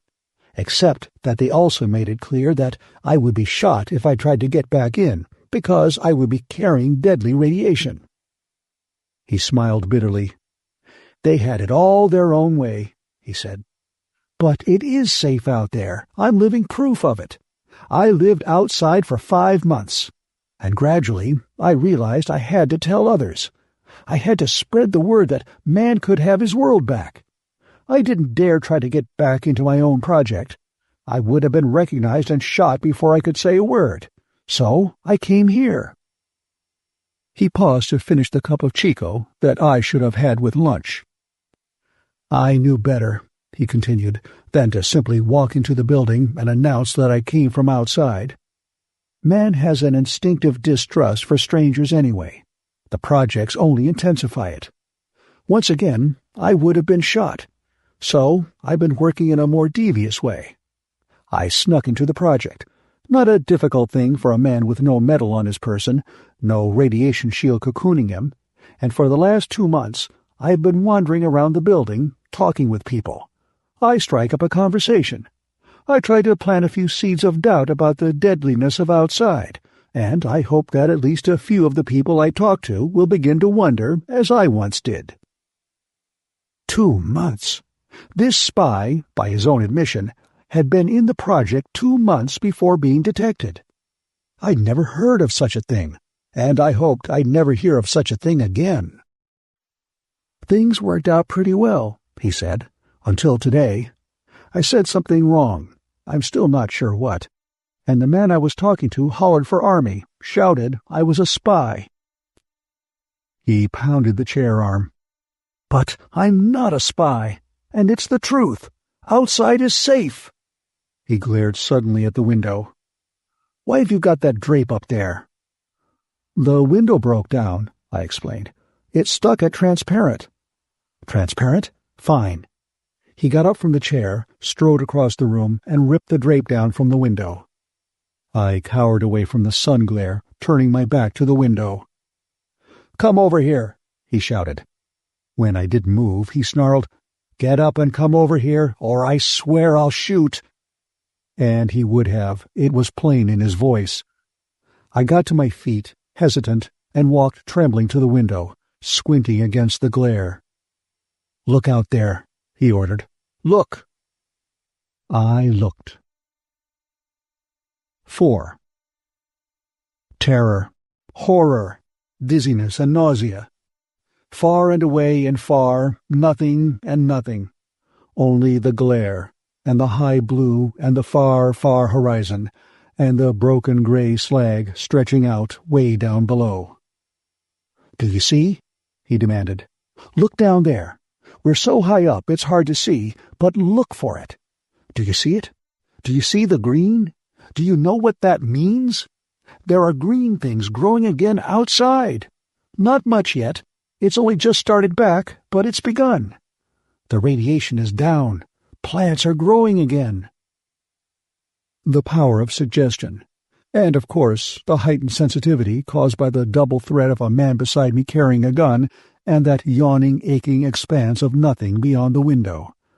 I nearly fancy that I did see faint specks of green. "Do you see it?" he asked me. "Wait," I said. I leaned closer to the window, though every nerve in me wanted to leap the other way. "Yes," I said. "Yes, I see it. Green." He sighed, a long, painful sigh of thanksgiving. "Then, now you know," he said. "I've been telling you the truth. It is safe outside." And my lie worked. For the first time, his guard was completely down. I moved like a whirlwind. I leaped and twisted his arm in a hard hammerlock, which caused him to cry out and drop the gun. That was wrestling. Then I turned and twisted and dipped, causing him to fly over my head and crash to the floor. That was judo. Then I jabbed one rigid forefinger against a certain spot on the side of his neck, causing the blood in his veins to forever stop its motion. That was karate. Well, by the time the army men had finished questioning me, it was 3 o'clock in the afternoon, and I was 5 hours late. The army men corroborated my belief that the man had been a spy who had apparently lost his mind when cornered in the elevator. Outside was still dangerous, of course, they assured me of that, and he'd been lying about having been here 2 months. He'd been in the project less than 2 days. Not only that, the army men told me they'd found the radiation-proof car he'd driven, and in which he had hoped to drive back to his own project once he discovered all our defenses. Despite the fact that I had the most legitimate excuse for tardiness under the roof, Linda refused to forgive me for not making our 10 o'clock meeting. When I asked her to marry me, she refused, at length and descriptively. But I was surprised and relieved to discover how rapidly I got over my heartbreak. This was aided by the fact that once the news of my exploit spread, there were any number of girls more than anxious to get to know me better, including the well-cleavaged young lady from the transit staff. After all, I was a hero. They even gave me a medal. The end of The Spy in the Elevator by Ronald E. Westlake. Assassin by Jessie Bone. The rifle lay comfortably in his hands, a gleaming precision instrument that exuded a faint odor of gun oil and powder solvent. It was a perfect specimen of the gunsmith's art, a semi-automatic rifle with a telescopic sight, a precisely engineered tool that could hurl death with pinpoint accuracy for better than half a mile. Daniel Matson eyed the weapon with bleak gray eyes, the eyes of a hunter framed in the passionless face of an executioner. His blunt hands were steady as they lifted the gun and tried a dry shot at an imaginary target. He nodded to himself. He was ready. Carefully, he laid the rifle down on the mattress which covered the floor of his firing point and looked out through the hole in the brickwork to the narrow canyon of the street below. The crowd had thickened. It had been gathering since early morning, and the growing press of spectators had now become solid walls of people lining the street, packed tightly together on the sidewalks. Yet, despite the fact that there were virtually no police, the crowd did not overflow into the streets, nor was there any of the pushing, crowding impatience that once attended an assemblage of this sort. Instead, there was a placid tolerance, a spirit of friendly goodwill, an ingenuous complacence that grated on Matson's nerves like the screeching rasp of a file drawn across the edge of thin metal. He shivered uncontrollably. It was hard to be a free man in a world of slaves. It was a measure of the Aslan's triumph that only a bare half-dozen police copters patrolled the empty skies above the parade route. The aliens had done this, had conquered the world without firing a shot or speaking a word in anger. They had wooed Earth with understanding patience and superlative guile, and Earth had fallen into their hands like a lovesick virgin. There never had been any real opposition, and what there was had been completely ineffective. Most of those who had opposed the aliens were out of circulation, imprisoned in correctional institutions, undergoing rehabilitation. Rehabilitation, a 6-bit word for dehumanizing. When those poor devils finished their treatment with Aslan brainwashing techniques, they would be just like these sheep below, with the difference that they would never be able to be anything else. But these other stupid fools crowding the sidewalks, waiting to hail their destruction, these were the ones who must be saved. They, not the martyrs of the underground, were the important part of humanity. A police copter windmilled slowly down the avenue toward his hiding place, the rotating vanes and insect body of the craft starkly outlined against the jagged backdrop of the city's skyline. He laughed soundlessly as the susurrating flutter of the rotor blades beat overhead and died whispering in the distance down the long canyon of the street. His position had been chosen with care and was invisible from air and ground alike. He had selected it months ago and had taken considerable pains to conceal its true purpose.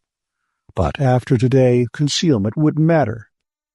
If things went as he hoped, the place might someday become a shrine.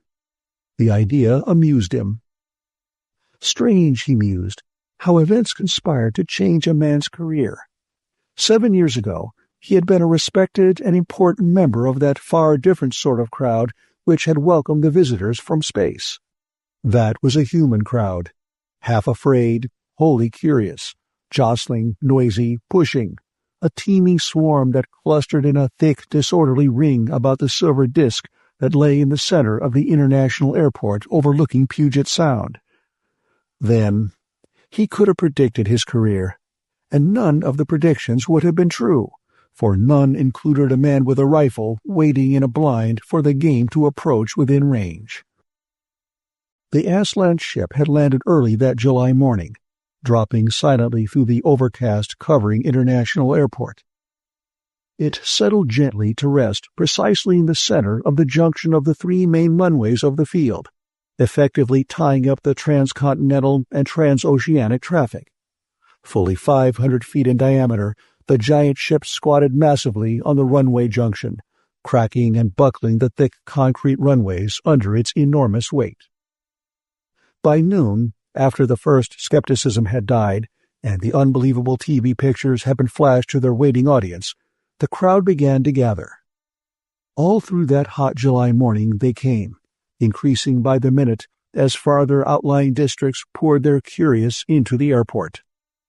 By early afternoon, literally hundreds of millions of eyes were watching the great ship over a worldwide network of television stations, which canceled their regular programs to give their viewers an uninterrupted view of the enigmatic craft. By mid-morning, the sun had burned off the overcast and was shining with brassy brilliance upon the squads of sweating soldiers from Fort Lewis and more sweating squads of blue-clad police from the metropolitan area of Seattle-Tacoma. The police and soldiery quickly formed a ring around the ship and cleared a narrow lane around the periphery, and this they maintained despite the increasing pressure of the crowd. The hours passed, and nothing happened. The faint creaking and snapping sounds as the seamless hull of the vessel warmed its space-chilled metal in the warmth of the summer sun were lost in the growing impatience of the crowd. They wanted something to happen. Shouts and catcalls filled the air as more nervous individuals clamored to relieve the tension. Off to one side, a small group began to clap their hands rhythmically. The little clack gained recruits, and within moments the air was riven by the thunder of thousands of palms meeting in unison. Frightened the crowd might be, but greater than fear was the desire to see what sort of creatures were inside. Matson stood in the cleared area surrounding the ship, a position of privilege he shared with a few city and state officials and the high brass from McCord Field, Fort Lewis, and Bremerton Navy Yard.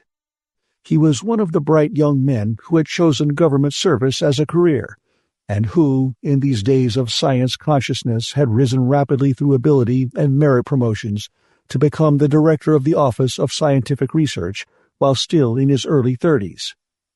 A dedicated man, trained in the bitter school of ideological survival, he understood what the alien science could mean to this world.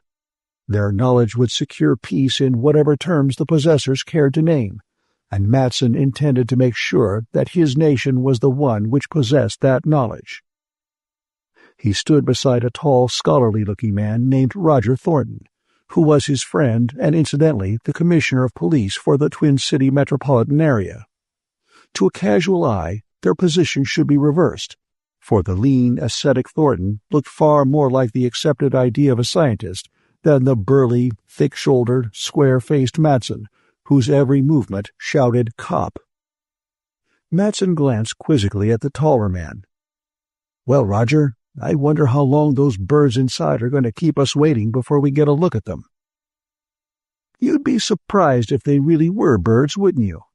Thornton asked with a faint smile. "But seriously, I hope it isn't too much longer. This mob is giving the boys a bad time." He looked anxiously at the strained line of police and soldiery. "I guess I should have ordered out the night shift and reserves instead of just the riot squad. From the looks of things, they'll be needed if this crowd gets any more unruly." Matson chuckled. "You're an alarmist," he said mildly. "As far as I can see, they're doing all right. I'm not worried about them, or the crowd, for that matter. The thing that's bothering me is my feet. I've been standing on them for 6 hours, and they're killing me." "Mine, too," Thornton sighed. "Tell you what I'll do. When this is all over, I'll split a bucket of hot water and a pint of arnica with you." "It's a deal," Matson said. As he spoke, a deep musical hum came from inside the ship, and a section of the rim beside him separated along invisible lines of juncture, swinging downward to form a broad ramp leading upward to a square orifice in the rim of the ship. A bright, shadowless light that seemed to come from the metal walls of the opening framed the shape of the star traveler who stood there, rigidly erect, looking over the heads of the section of the crowd before him. A concerted gasp of awe and admiration rose from the crowd, a gasp that was echoed throughout the entire ring that surrounded the ship. There must be other openings like this one, Matson thought dully as he stared at the being from space. Behind him, an army tank rumbled noisily on its treads as it drove through the crowd toward the ship, the long gun in its turret lifting like an alert finger to point at the figure of the alien. The stranger didn't move from his unnaturally stiff position. His oddly luminous eyes never wavered from their fixed stare at a point far beyond the outermost fringes of the crowd. 7 feet tall, obviously masculine, he differed from mankind only in minor details. His long, slender hands lacked the little finger, and his waist was abnormally small. Other than that, he was human in external appearance. A wide-sleeved tunic of metallic fabric covered his upper body, gathered in at his narrow waist by a broad metal belt studded with tiny bosses. The tunic ended halfway between hip and knee, revealing powerfully muscled legs encased in silvery hose. Bright yellow hair hung to his shoulders, clipped short in a square bang across his forehead. His face was long, clean-featured, and extraordinarily calm, almost godlike in its repose. Matson stared, fascinated. He had the curious impression that the visitor had stepped bodily out of the Middle Ages. His dress and haircut were almost identical with that of a medieval courtier. The Starman raised his hand. His strangely luminous steel-gray eyes scanned the crowd, and into Matson's mind came a wave of peaceful calm, a warm feeling of goodwill and brotherhood, an indescribable feeling of soothing relaxation. With an odd sense of shock, Matson realized that he was not the only one to experience this. As far back as the farthest hangers-on near the airport gates, the tenseness of the waiting crowd relaxed. The effect was amazing. Troops lowered their weapons with shamefaced smiles on their faces. Police relaxed their sweating vigilance. The crowd stirred, moving backward to give its members room. The emotion-charged atmosphere vanished as though it had never been, and a cold chill played icy fingers up the spine of Daniel Matson. He had felt the full impact of the alien's projection, and he was more frightened than he had ever been in his life. They had been clever, damnably clever. That initial greeting, with its disarming undertones of empathy and innocence, had accomplished its purpose. It had emasculated mankind's natural suspicion of strangers. And their subsequent actions, so beautifully timed, so careful to avoid the slightest hint of evil, had completed what their magnificently staged appearance had begun. The feeling of trust had persisted. It lasted through quarantine, clearance, the public receptions, and the private meetings with scientists and the heads of government. It had persisted unabated through the entire 2 months they remained in the Twin City area. The aliens remained as they had been in the beginning, completely unspoiled by the interest shown in them. They remained simple, unaffected, and friendly, displaying an ingenious innocence that demanded a corresponding faith in return. Most of their time was spent at the University of Washington, where, at their own request, they were studied by curious scholars, and in return were given courses in human history and behavior. They were quite frank about their reasons for following such a course of action. According to their spokesman, Ixtal, they wanted to learn human ways in order to make a better impression when they visited the rest of mankind. Matson read that blurb in an official press release and laughed cynically. Better impression. Ha! They couldn't have done any better if they had an entire corps of public relations specialists assisting them. They struck exactly the right note, and how could they improve on perfection? From the beginning, they left their great ship open and unguarded while they commuted back and forth from the airport to the campus. And naturally, the government quickly rectified the second error and took instant advantage of the first. A guard was posted around the ship to keep it clear of the unofficially curious, while the officially curious combed the vessel's interior with a fine-toothed comb. Teams of scientists and technicians under Matson's direction swarmed through the ship, searching with the most advanced methods of human science for the secrets of the aliens. They quickly discovered that While the star travelers might be trusting, they were not exactly fools. There was nothing about the impenetrably shielded mechanisms that gave the slightest clue as to their purpose or to the principles upon which they operated, nor were there any visible controls. The ship was as blankly uncommunicative as a brick wall. Matson was annoyed. He had expected more than this, and his frustration drove him to watch the aliens closely. He followed them, sat in on their sessions with the scholars at the university, watched them at their frequent public appearances, and came to know them well enough to recognize the microscopic differences that made them individuals. To the casual eye, they were as alike as peas in a pod, but Matson could separate Farn from Quicha, and Laz from Akana, and Ixtal, well, he would have stood out from the others in any circumstances. But Matson never intruded. He was content to sit in the background and observe. And what he saw bothered him. They gave him no reason for their appearance on Earth, and whenever the question came up, Ixtal parried it adroitly. They were obviously not explorers, for they displayed a startling familiarity with Earth's geography and ecology. They were possibly ambassadors, although they behaved like no ambassadors he had ever seen. They might be traders, although what they would trade only God and the aliens knew, and neither party was in a talking mood. Mysteries bothered Matson. He didn't like them.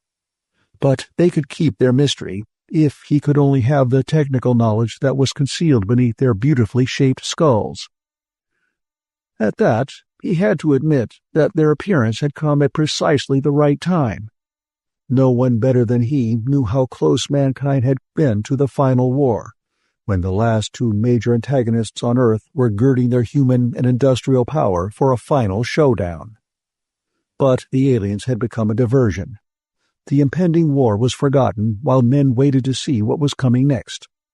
It was obviously that the Starmen had a reason for being here, and until they chose to reveal it, humanity would forget its deadly problems in anticipation of the answer to this delightful puzzle that had come to them from outer space.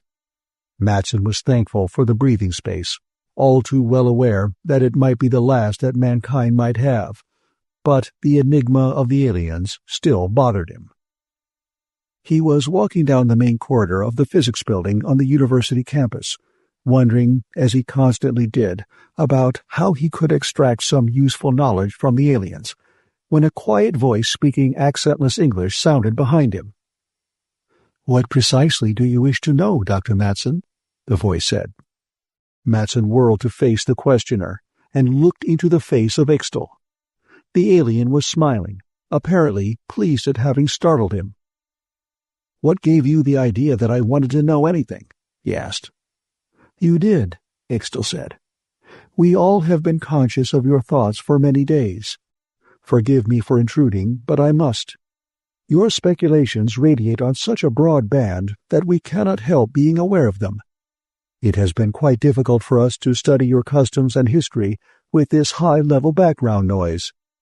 We are aware of your interest, but your thoughts are so confused that we have never found questions we could answer. If you would be more specific, we would be happy to give you the information which you seek." "Oh, yeah," Matson thought. "Of course. It would be to our advantage to have your disturbing speculation satisfied and your fears set at rest. We could accomplish more in a calmer environment. It is too bad that you do not receive as strongly as you transmit.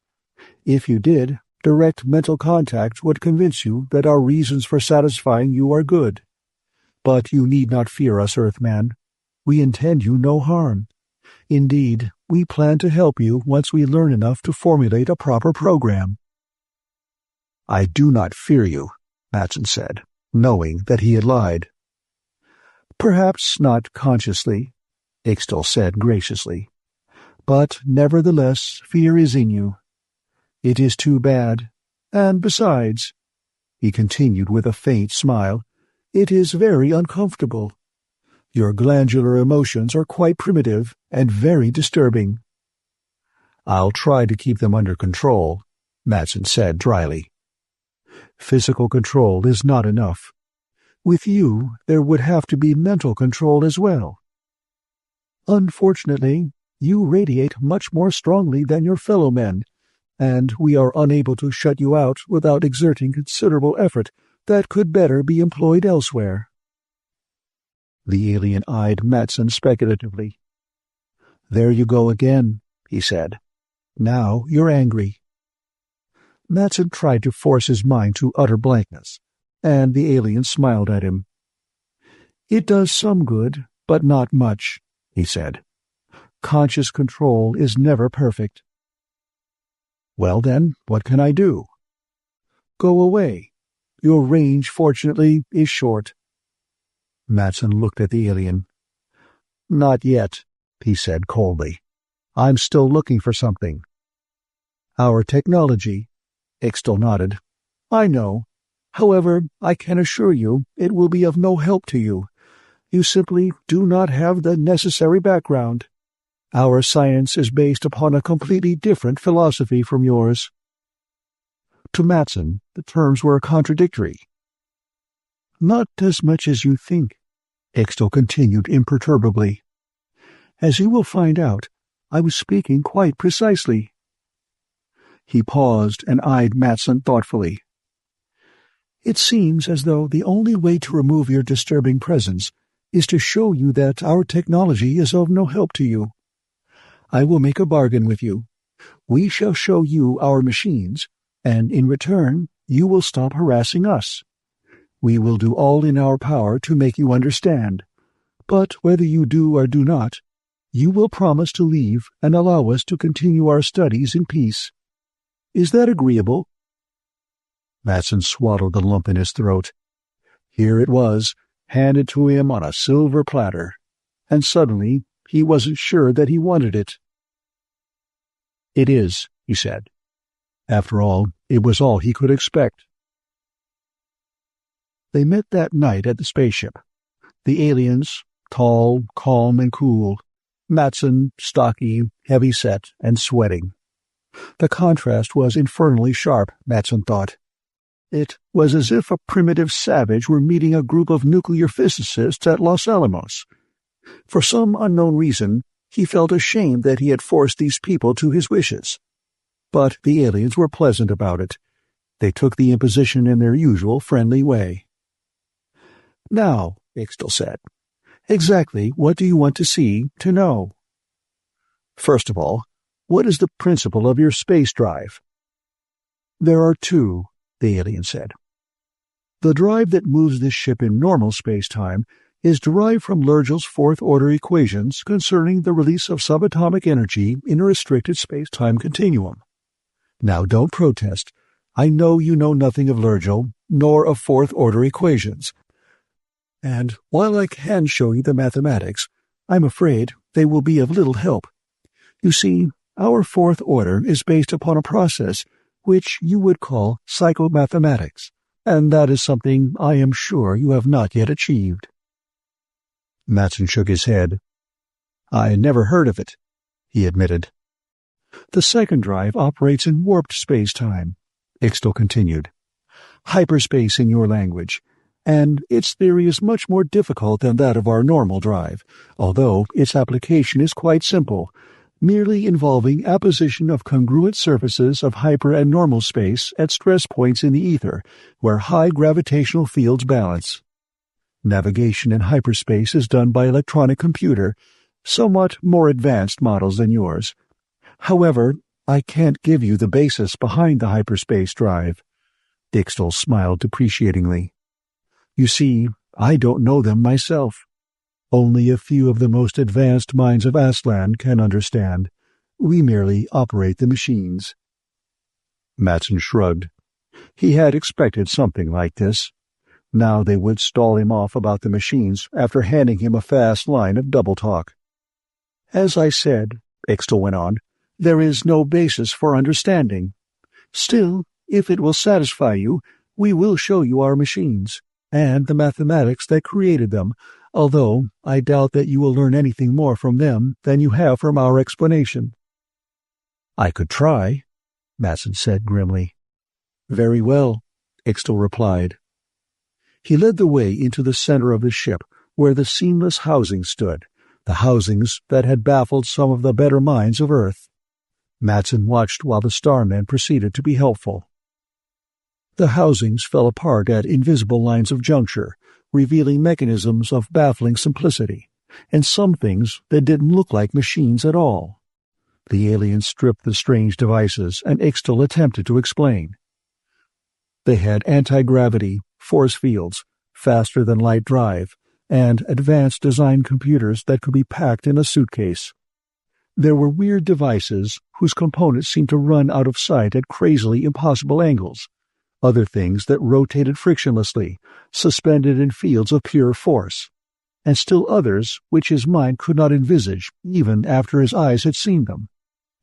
All about him lay the evidence of a science so advanced and alien that his brain shrank from the sight, refusing to believe such things existed. And their math was worse.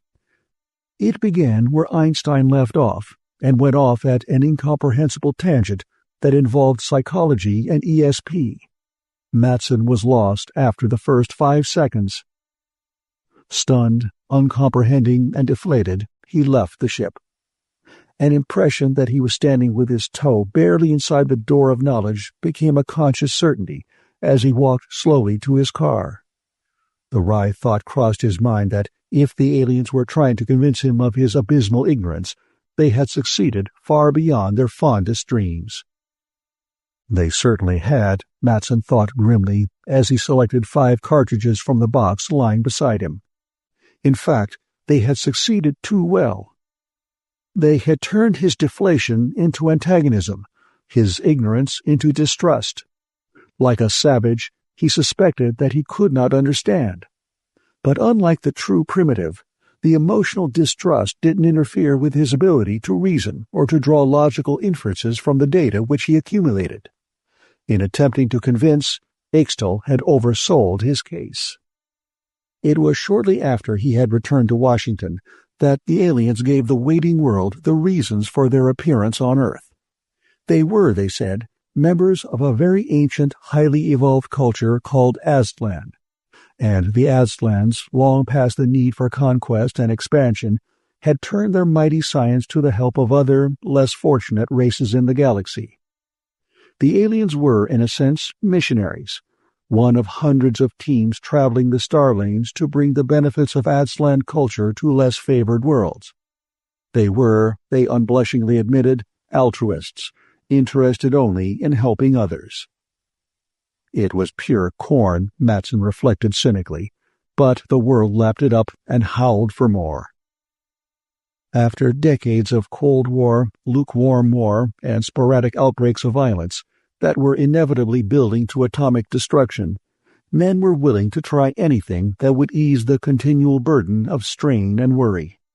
To mankind, the Aztlan's words were as refreshing as a cool breeze of hope in a desert of despair. And the world got what it wanted. Quite suddenly, the aliens left the Northwest, and, accompanied by protective squads of FBI and Secret Service, began to cross the nation. Taking widely separated paths, they visited cities, towns, and farms, exhibiting the greatest curiosity about the workings of human civilization. And in turn, they were examined by hordes of hopeful humans.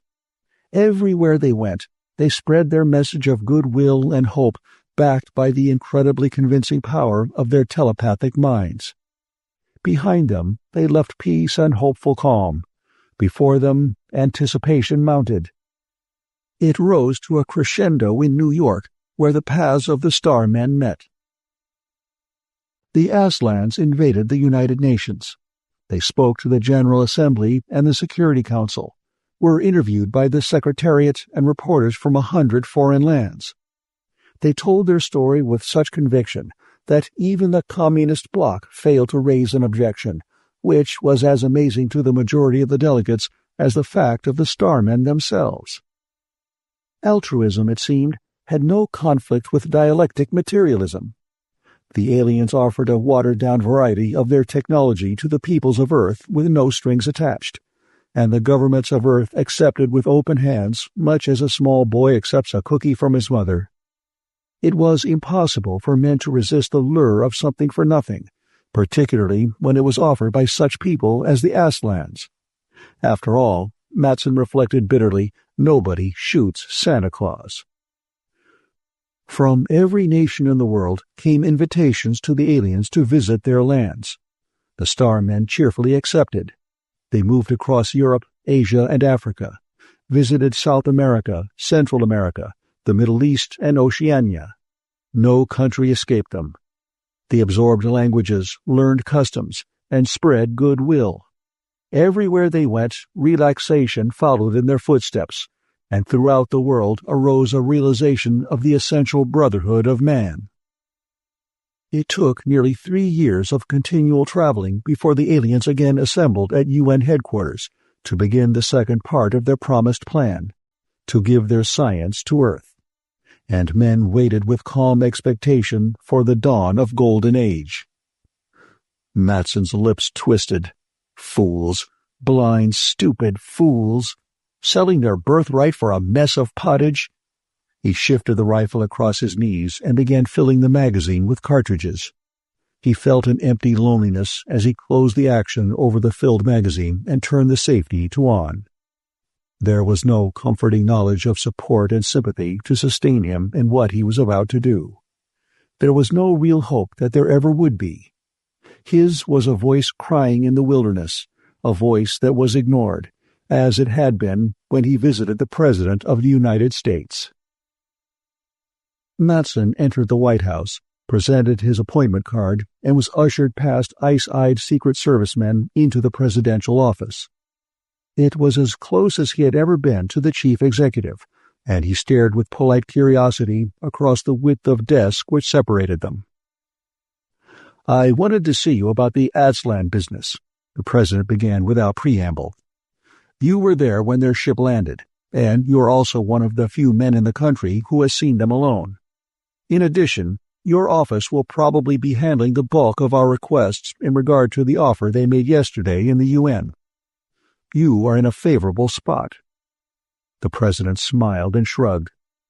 "I wanted to talk with you sooner, but business and routine play the devil with one's desires in this office. Now tell me," he continued, "your impression of these people." "They're an enigma," Matson said flatly. "To tell the truth, I can't figure them out." He ran his fingers through his hair with a worried gesture.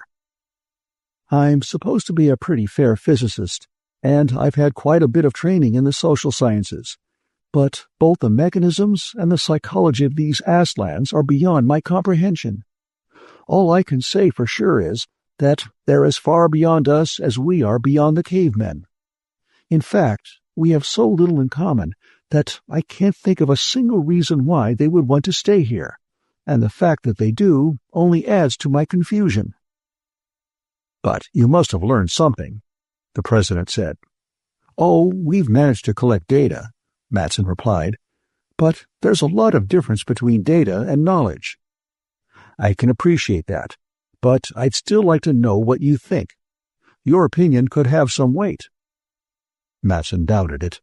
His opinions were contrary to those of the majority. Still, the chief asked for it, and he might possibly have an open mind.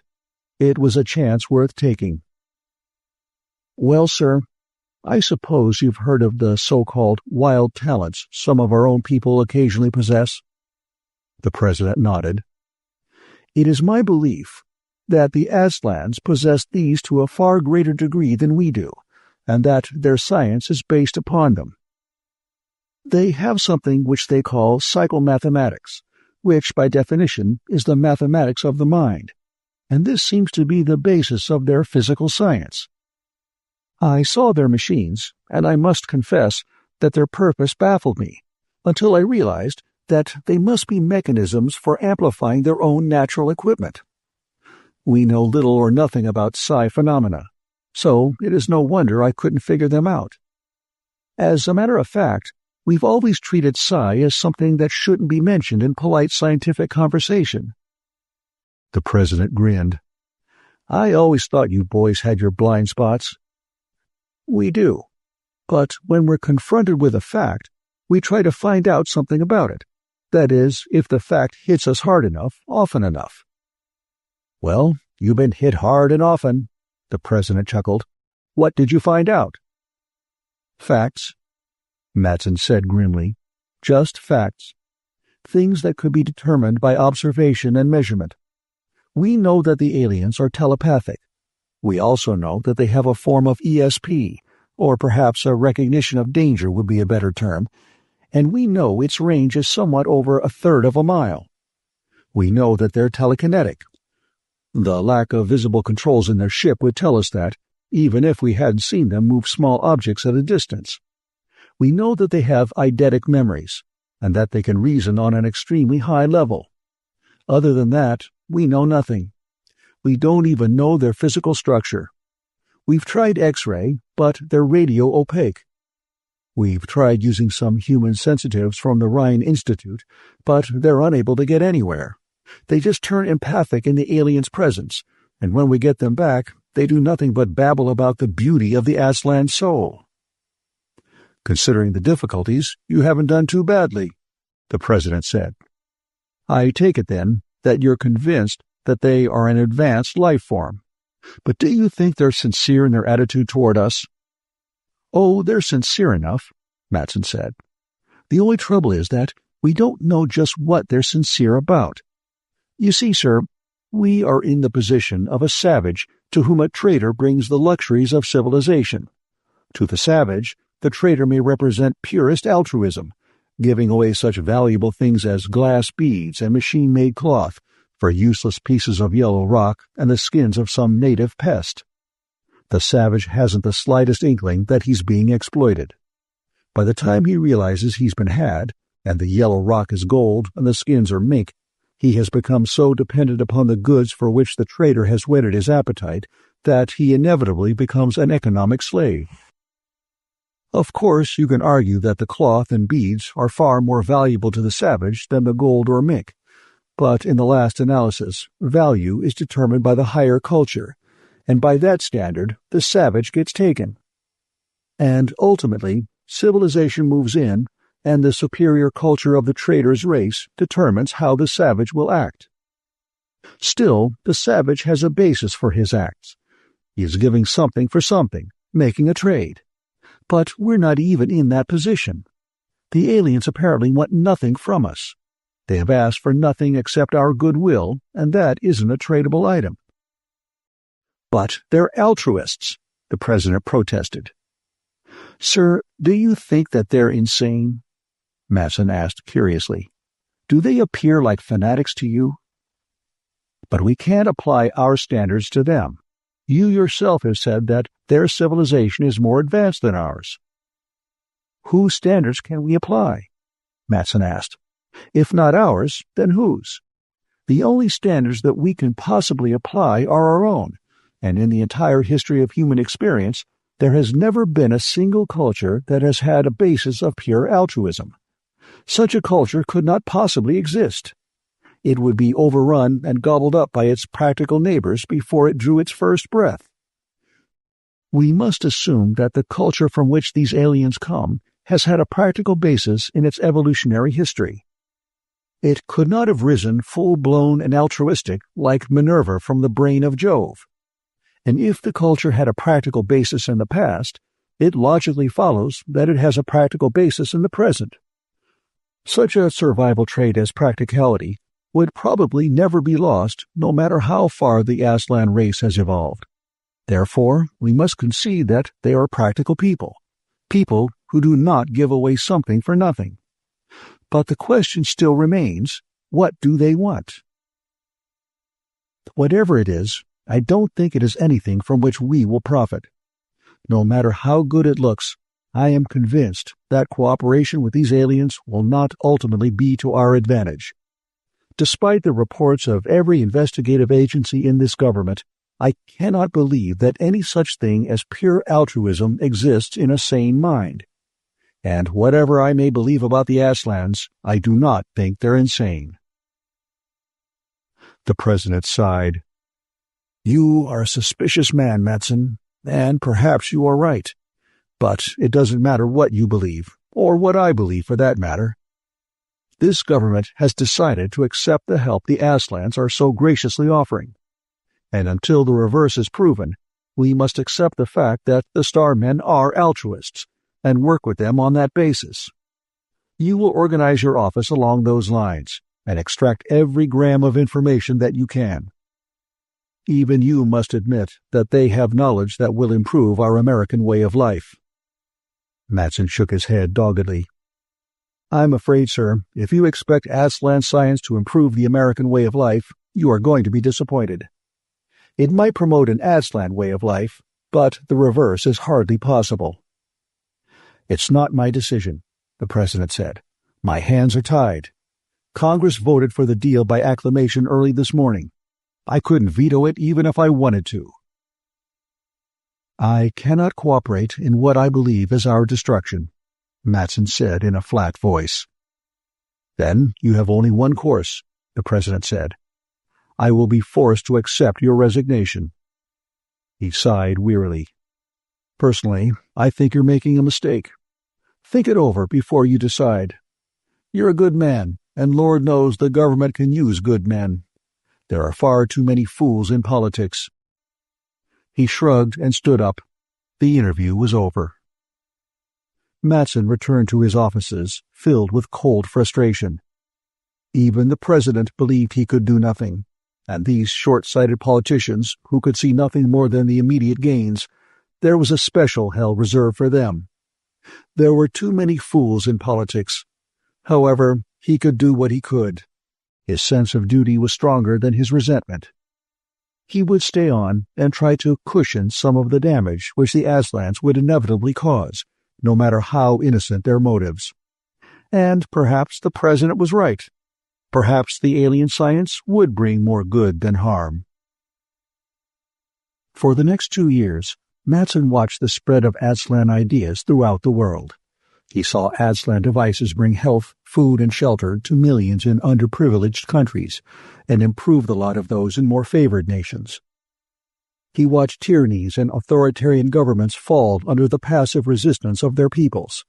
He saw militarism crumble to impotence as the Aslan influence spread throughout every facet of society, first as a trickle, then as a steady stream, and finally as a rushing torrent. He saw mankind on the brink of a golden age, and he was unsatisfied. Reason said that the Starmen were exactly what they claimed to be. Their every action proved it. Their consistency was perfect, their motives unimpeachable, and the results of their efforts were astounding. Life on Earth was becoming pleasant for millions who never knew the meaning of the word. Living standards improved, and everywhere men were conscious of a feeling of warmth and brotherhood. There was no question that the aliens were doing exactly what they promised. But reason also told him that the aliens were subtly and methodically destroying everything that man had created, turning him from an individual into a satisfied puppet operated by Aslan strings. For man is essentially lazy, always searching for the easier way. Why should he struggle to find an answer when the Aslans had discovered it millennia ago and were perfectly willing to share their knowledge? Why should he use inept human devices when those of the aliens performed similar operations with infinitely more ease and efficiency? Why should he work when all he had to do was ask? There was plan behind their acts. But at that point, reason dissolved into pure speculation. Why were they doing this? Was it merely mistaken kindliness, or was there a deeper, more subtle motive? Matson didn't know, and in that lack of knowledge lay the hell in which he struggled. For 2 years, he stayed on with the OSR, watching humanity rush down an unmarked road to an uncertain future. Then he ran away. He could take no more of this blind dependence upon alien wisdom. And with the change in administration that had occurred in the fall elections, he no longer had the sense of personal loyalty to the president which had kept him working at a job he despised. He wanted no part of this brave new world the aliens were creating. He wanted to be alone. Like a hermit of ancient times who abandoned society to seek his soul, Matson fled to the desert country of the southwest, as far as possible from the Aslans and their works. The grimly beautiful land toughened his muscles, blackened his skin, and brought him a measure of peace. Humanity retreated to remoteness, except for Seth Winters, a leathery old-timer he had met on his first trip into the desert. The acquaintance had ripened to friendship. Seth furnished a knowledge of the desert country which Matson lacked, and Matson's money provided the occasional grub stake they needed. For weeks at a time they never saw another human, and Matson was satisfied. The world could go its own way, he would go his. Running away was the smartest thing he could have done. Others, more brave perhaps, or perhaps less rational, had tried to fight, to form an underground movement to oppose these altruists from space. But they were a tiny minority, so divided in motives and purpose that they could not act as a unit. They were never more than a nuisance, and without popular support they never had a chance. After the failure of a complicated plot to assassinate the aliens, they were quickly rounded up and confined, and the aliens continued their work. Matson shrugged. It was funny how little things could mark mileposts in a man's life. If he had known of the underground, he probably would have joined it and suffered the same penalty for failure. If he hadn't fled, if he hadn't met Seth Winters, if he hadn't taken that last trip into the desert, if any one of 100 little things had happened differently, he would not be here. That last trip into the desert. He remembered it as though it were yesterday. The yellow flare of a greasewood fire cast flickering spears of light into the encircling darkness. Above, in the purplish-black vault of the moonless sky, the stars shone down with icy splendor. The air was quiet. The evening breeze had died, and the stillness of the desert night pressed softly upon the earth. Far away, muted by distance, came the ululating wail of a coyote. Seth Winters laid another stick of quick-burning greasewood on the fire and squinted across the smoke at Matson, who was lying on his back, arms crossed behind his head, eyeing the night sky with the fascination of a dreamer. "It's certainly peaceful out here," Matson murmured as he rose to his feet, stretched, and sat down again, looking into the tiny fire. "'Tain't nothing unusual, Dan'l. Not out here, it ain't. It's been plumb peaceful on this here desert nigh unto 1,000,000 years. And why is it peaceful? Mainly 'cause there ain't too many humans messing around in it." "Possibly you're right, Seth."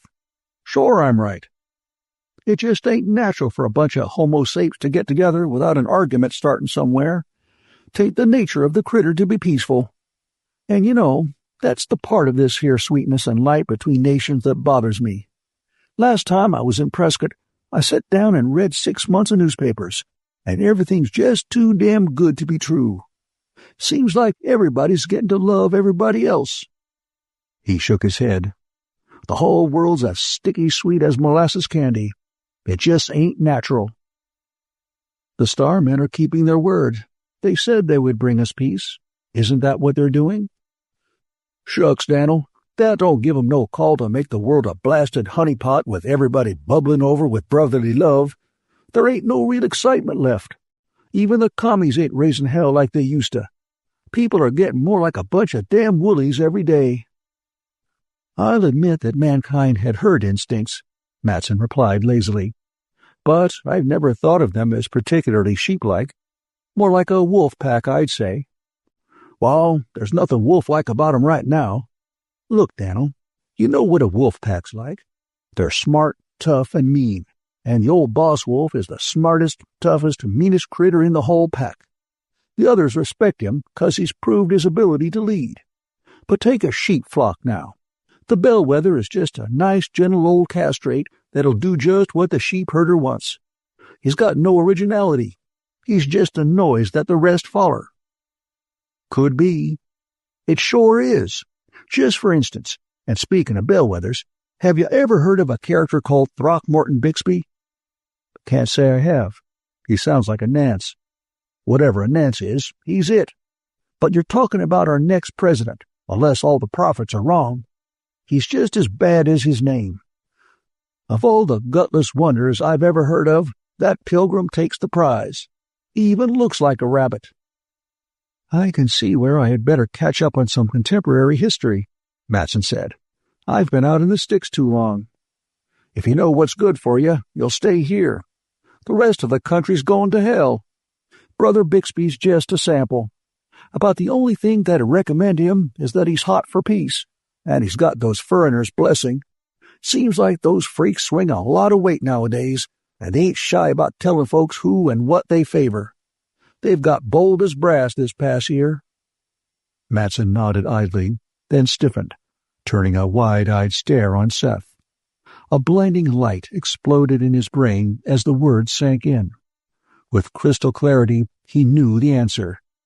He laughed harshly. Winter stared at him with mild surprise. "What's bit you, Dal?"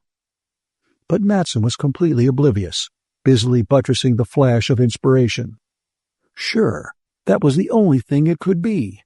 Those aliens were working on a program, one that was grimly recognizable once his attention was focused on it. There must have been considerable pressure to make them move so fast that a short-lived human could see what they were planning, but Matson had a good idea of what was driving them.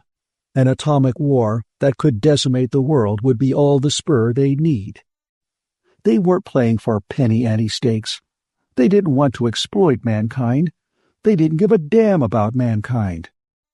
To them, humanity was merely an unavoidable nuisance, something to be pushed aside, to be made harmless and dependent, and ultimately to be quietly and bloodlessly eliminated.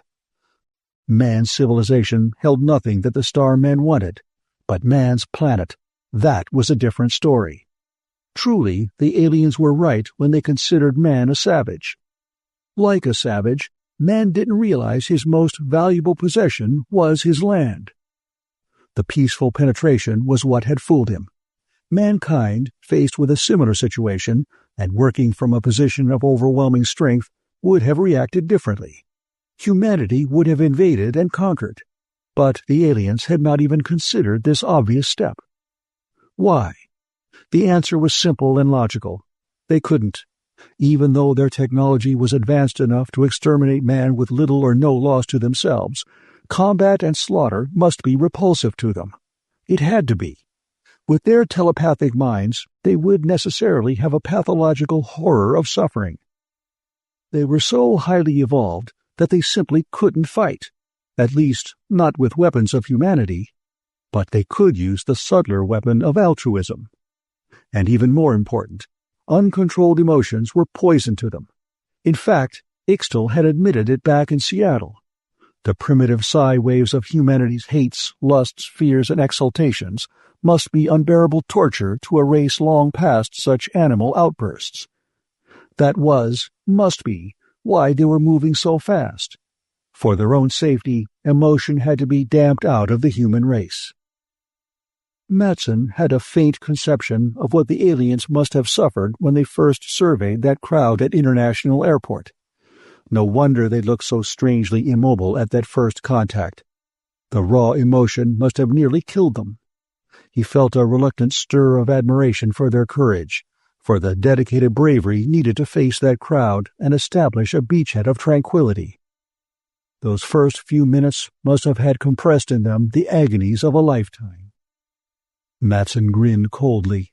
The aliens were not invulnerable. If mankind could be taught to fear and hate them, and if that emotion could be focused, they never again would try to take this world. It would be sheer suicide. As long as mankind kept its emotions, it would be safe from this sort of invasion. But the problem was to teach mankind to fear and hate. Shock would do it, but how could that shock be applied? The thought led inevitably to the only possible conclusion. The aliens would have to be killed, and in such a manner as to make humanity fear retaliation from the stars. Fear would unite men against a possible invasion, and fear would force men to reach for the stars to forestall retribution. Matson grinned thinly. Human nature couldn't have changed much these past years. Even with master psychologists like the Aslans operating upon it, changes in emotional pattern would require generations. He sighed, looked into the anxious face of Seth Winters, and returned to the reality of the desert night. His course was set. He knew what he had to do. He laid the rifle across his knees and opened the little leather box sewn to the side of the gun case. With precise, careful movements, he removed the silencer and fitted it to the threaded muzzle of the gun. The bulky blue excrescence changed the rifle from a thing of beauty to one of murder. He looked at it distastefully, then shrugged and stretched out on the mattress, easing the ugly muzzle through the hole in the brickwork. It wouldn't be long now. He glanced upward through the window above him at the Weather Bureau instruments atop a nearby building. The metal cups of the anemometer hung motionless against the metallic blue of the sky. No wind stirred in the deep canyons of the city streets as the sun climbed in blazing splendor above the towering buildings. He moved a trifle, shifting the muzzle of the gun until it bore upon the sidewalks. The telescopic sight picked out faces from the waiting crowd with a crystal clarity. Everywhere was the same sheep-like placidity.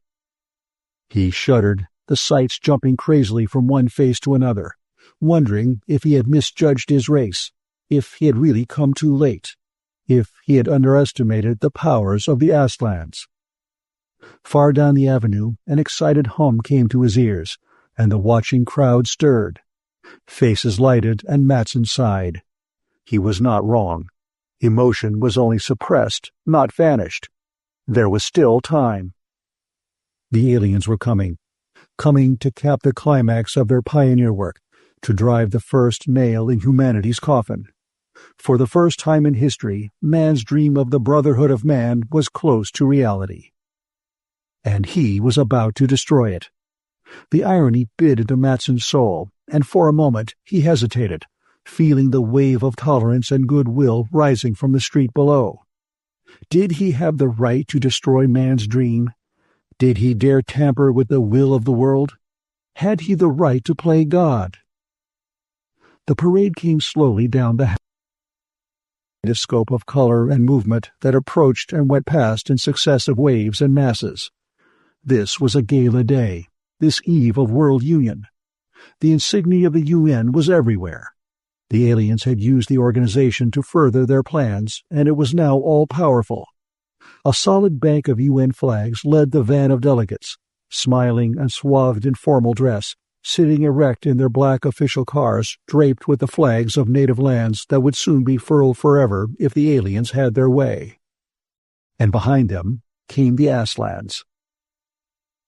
They rode together, standing on a pure white float, a bar of dazzling white in a sea of color.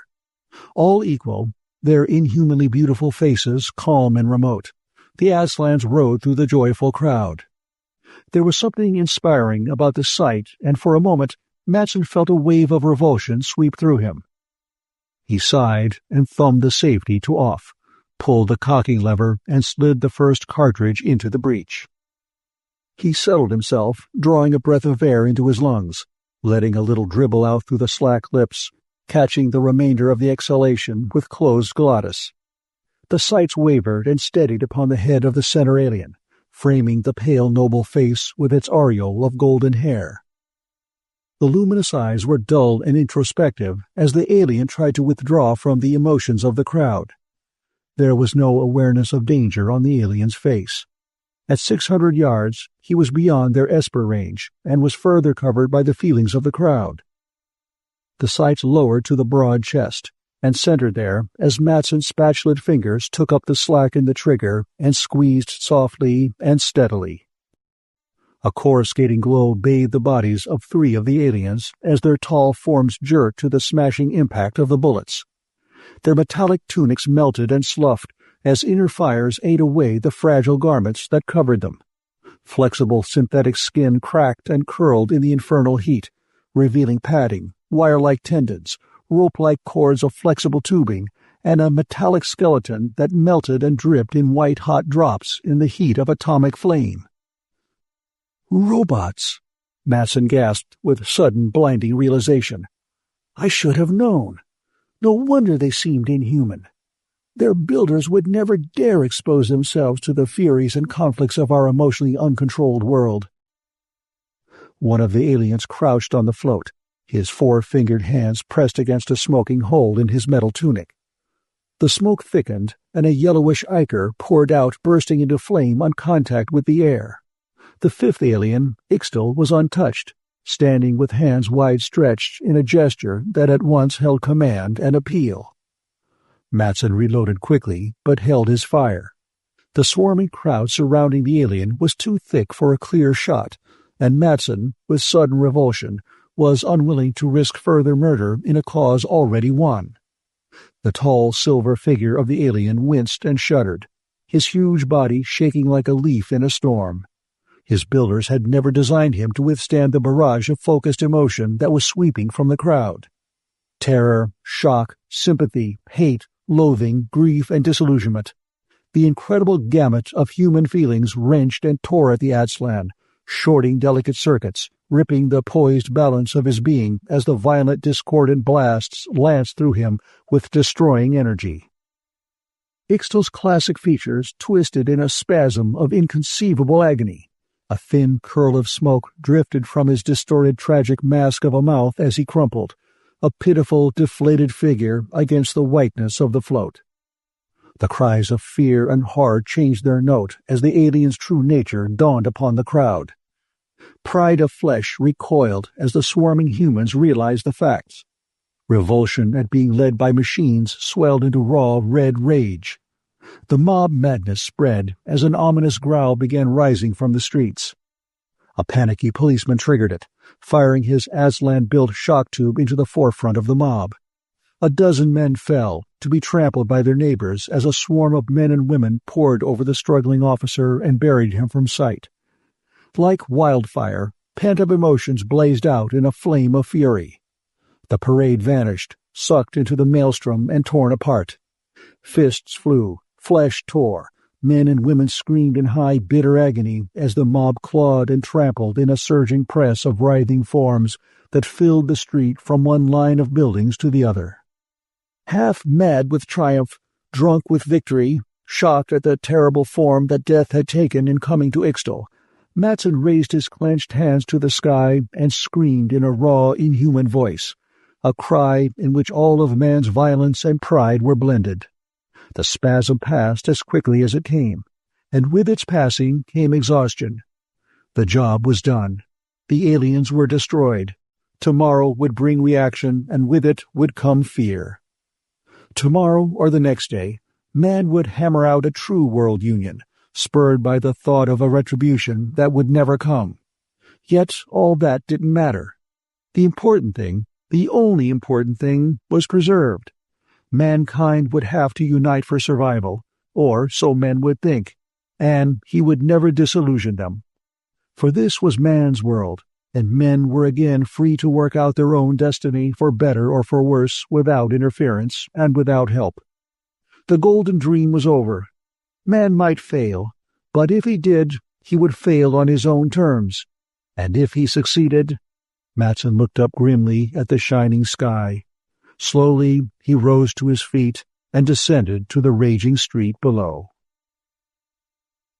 The End of Assassin by Jessie Bone.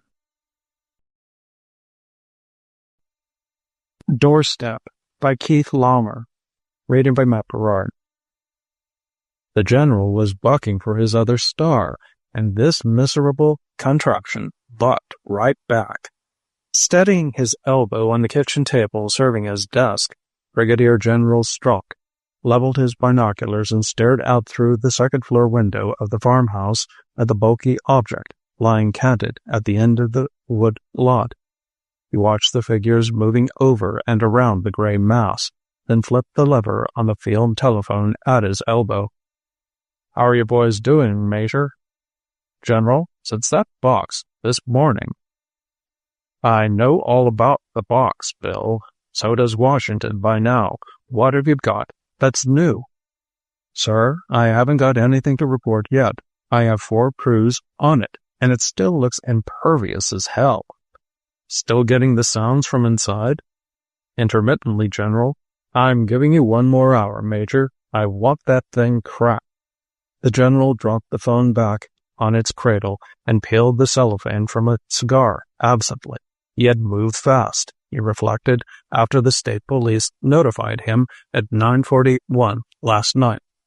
He had his men on the spot, the area evacuated of civilians, and a preliminary report on its way to Washington by midnight. At 2:36, they had discovered the 4-inch cube lying on the ground 15 feet from the huge object. Missile, capsule, bomb, whatever it was. But now, several hours later, nothing new. The field phone jangled. Strupp grabbed it up. "General, we've discovered a thin spot up on the top side. All we can tell so far is that the wall thickness falls off there." "All right, keep after it, Bill." This was more like it. If Brigadier General Sprout could have this thing wrapped up by the time Washington awoke to the fact that it was something big, well, he'd been waiting a long time for that second star. This was his chance, and he would damn well make the most of it. He looked across the field at the thing. It was half in and half out of the woods, flat-sided, round-ended, featureless. Maybe he should go over and give it a closer look personally. He might spot something the others were missing. It might blow them all to Kingdom Come any second. But what the hell? He had earned his star on sheer guts in Normandy. He still had him. He keyed the phone. "I'm coming down, Bill," he told the major. On impulse, he strapped a pistol belt on. Not much use against a house-sized bomb, but the heft of it felt good. The thing looked bigger than ever as the Jeep approached it, bumping across the muck of the freshly plowed field. From here he could see a faint line running around, just below the juncture of side and top. Major Greer hadn't mentioned that. The line was quite obvious. In fact, it was more of a crack. With a sound like a baseball smacking the catcher's glove, the crack opened. The upper half tilted, men sliding. Then, impossibly, it stood open, vibrating like the roof of a house suddenly lifted. The driver gunned the Jeep. There were cries and a ragged shrilling that set Strump's teeth on edge. The men were running back now, 2 of them dragging a third. Major Greer emerged from behind the object, looked about, ran toward General Strupp, shouting, "A man dead. It snapped. We weren't expecting it." Strupp jumped out beside the men, who had stopped now and were looking back. The underside of the gaping lid was an iridescent black. The shrill noise sounded thinly across the field. Greer arrived, panting. "What happened?" Strutt snapped. "I was checking over that thin spot, General. The first thing I knew, it was coming up under me. I felt. Tate was at the other side. He held on, and it snapped him loose against a tree. His skull. What the devil's that racket?" "That's the sound we were getting from inside before, General. There's something in there, alive." "All right, pull yourself together, Major. We're not unprepared. Bring your half-tracks into position. The tanks will be here soon." Strupp glanced at the men standing about. He would show them what leadership meant. "You men, keep back," he said. He puffed his cigars calmly as he walked toward the looming object. The noise stopped suddenly. That was a relief. There was a faint and curious odor in the air, something like chlorine, or seaweed, or iodine. There were no marks in the ground surrounding the thing. It had apparently dropped straight into its present position. It was heavy, too. The soft soil was displaced in a mound, a foot high, all along the side. Behind him, Strutt heard a yell. He whirled. The men were pointing. The Jeep started up, churned toward him, wheels spinning. He looked up, over the edge of the gray wall. 6 feet above his head, a great reddish limb, like the claw of a crab, moved, groping. Strupp yanked the .45 from its holster, jacked the action, and fired. Soft matter spattered, and the claw jerked back. The screeching started up again angrily, then was drowned in the engine roar as the Jeep slid to a stop. Strupp stooped, grabbed up a leaf to which a quivering lump adhered, jumped into the vehicle as it leapt forward. Then a shock and they were going into a spin and... Lucky it was soft ground, somebody said, and somebody else asked, what about the driver? Silence. Straught opened his eyes. What about? A stranger was looking down at him, an ordinary-looking fellow of about 35. Easy now, General Straught. You've had a bad spill. Everything is all right. I'm Professor Lieberman from the university. The driver, Straught said with an effort. He was killed when the jeep went over. Went over? The creature lashed out with a member, resembling a scorpion's stinger. It struck the jeep and flipped it. You were thrown clear. The driver jumped, and the jeep rolled on him. Straught pushed himself up. Where's Greer? I'm right here, sir. Major Greer stepped up, stood attentively. Those tanks here yet? No, sir. I had a call from General Margrave. There is some sort of hold-up. Something about not destroying scientific material. I did get the mortars over from the base. Straught got to his feet. The stranger took his arm. You ought to lie down, General. Who the hell is going to make me? Greer, get those mortars in place, spaced between your tracks. The telephone rang. Straught seized it. General Straught. General Margrave here, Straught. I'm glad you're back on your feet. There'll be some scientists from the State University coming over. Cooperate with them. You're going to have to hold things together at least until I can get another man in there, too. Another man? General Margrave, I'm not incapacitated. The situation is under complete control. It is it? I understand you've got still another casualty. What's happened to your defensive capabilities? That was an accident, sir. The G. We'll review that matter at a later date. What I'm calling about is more important right now. The code men have made some headway on that box of yours. It's putting out a sort of transmission. What kind, sir? Half the message. It's only 20 seconds long. Repeated. Is in English. It's a fragment of a recording from a daytime radio program. One of the network men here identified it. The rest is gibberish. They're still working over it. What? Bryant tells me he thinks there may be some sort of correspondence between the two parts of the message. I wouldn't know myself. In my opinion, it's a threat of some sort. I agree, General. An ultimatum. Right. Keep your men back at a safe distance from now on. I want no more casualties. Straught cursed his luck as he hung up the phone. Margrave was ready to relieve him after he had exercised every precaution. He had to do something fast before this opportunity for promotion slipped out of his hands. He looked at Major Greer. I'm neutralizing this thing once and for all. There'll be no more men killed. Lieberman stood up. General, I must protest any attack against this... Straught whirled.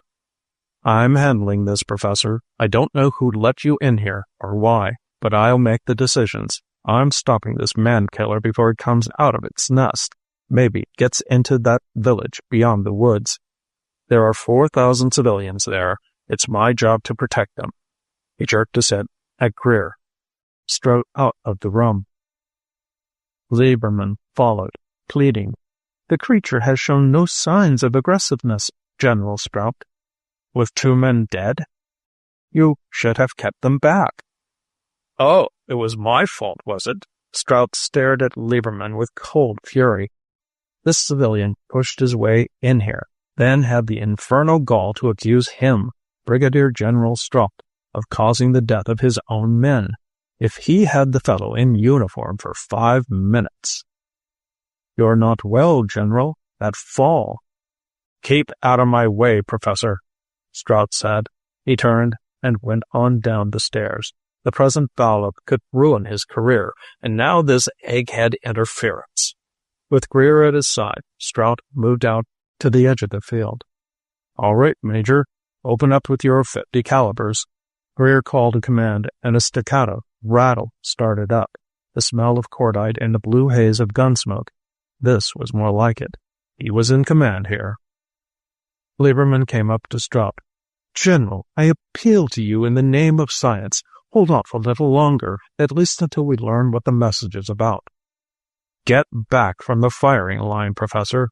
Straught turned his back on the civilian, raised the glasses to observe the effect of the recoilless rifle. There was a tremendous smack of displaced air and a thunderous boom as the explosive shell struck.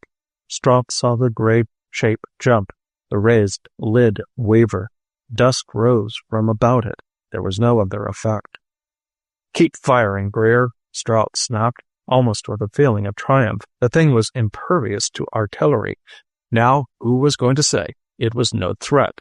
How about the mortars, sir? Greer said. We can drop a few rounds right inside it.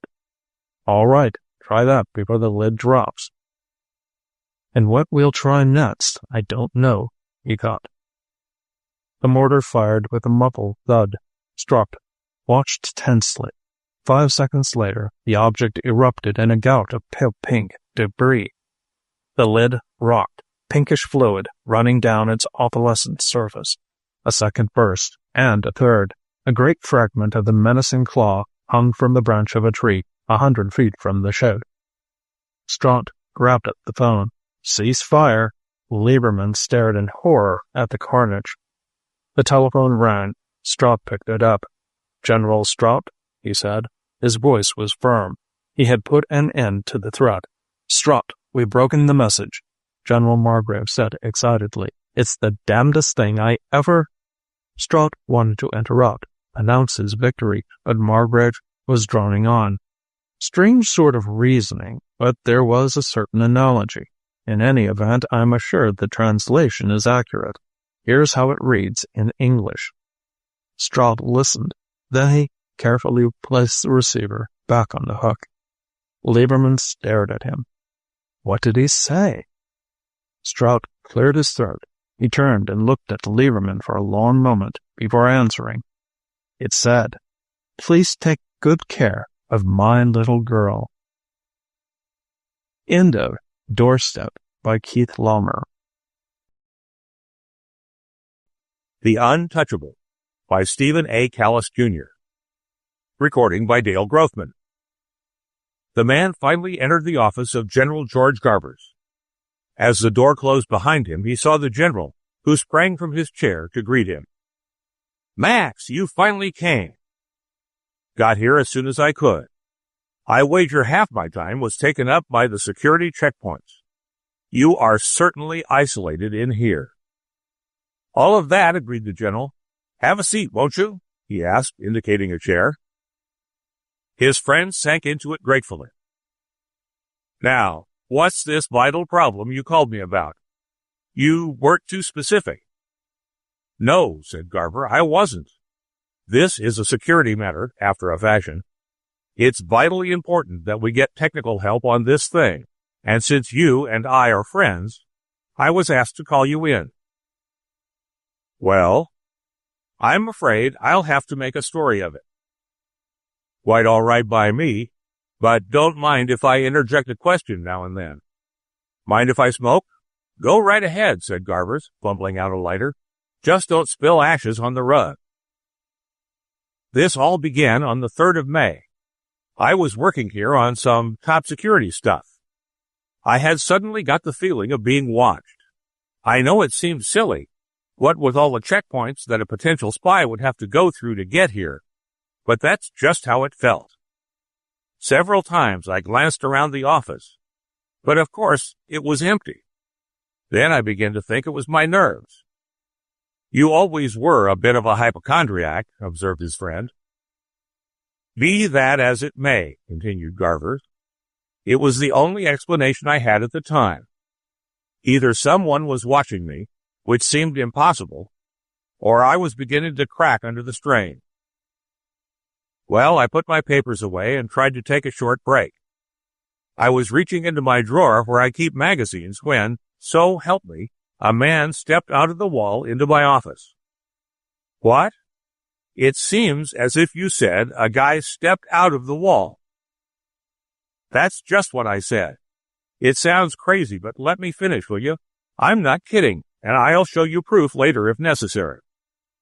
Anyway, this bird stepped straight out of the wall as if it had been a waterfall or something. but the wall itself was undamaged. The only proof that I had he had actually done it was the fact that he was in my office. But that was proof enough. To put it mildly, I was thunderstruck. After jumping to my feet, I could only stand there like an idiot. I was so shaken I couldn't speak a word, but he spoke first. "General Garvers?" he asked, just as if he had run into me at a cocktail party or on the street. I told him he was correct and asked him who he was and what he wanted, and how he got into my office. He identified himself as Harry Bush and explained that he was acting in behalf of a good friend of mine, the late Dr. Hyman Duval. Have you ever heard of Duval, Max? His friend twisted his face in thought. Can't say that I have offhand, but the name seems to ring a bell somewhere. Well, anyway, he said that Duval had perfected an invention of great national importance shortly before his death, and asked Bush to deliver it to the government if anything should happen to him. Then Duval died suddenly of a heart attack. And what was this invention? Isn't it obvious? A machine that would enable a man to walk through walls. And Bush has no idea how the thing works, other than a general explanation that Duval gave him. And Bush was poles apart from Duval. They were friends in college, but not because of professional interests. It seems they were double-crossed by the same girl. Duval was a brilliant but obscure nuclear and radiation physicist. He was one of those once-in-a-lifetime fellas like Tesla. He was so shy that he couldn't bring himself to anybody's attention, save for a few papers he published in smaller, physical societies magazines. It was only because he had inherited a considerable amount of money that he could do any research whatsoever. I seem to remember a paper about wave propagation in one of those quarterlies. Quite unorthodox, as I recall, said Max. Could be. Anyway, about Bush. Bush majored in psychology at college, but took special courses after he graduated, and took a master's in English. He has written 2 novels and 3 collections of poems under various pen names. At the time of Duval's death, he was working on a libretto of an opera. He has had no technical training, unless you want to count a year of high school general science. So he wasn't too much help in explaining how Duval's instrument works. And just to make matters more juicy, Duval kept no notes. He had total recall and a childlike fear of putting anything into writing that had not been experimentally verified. And this machine? How is it supposed to work? Garvers got up and began to pace.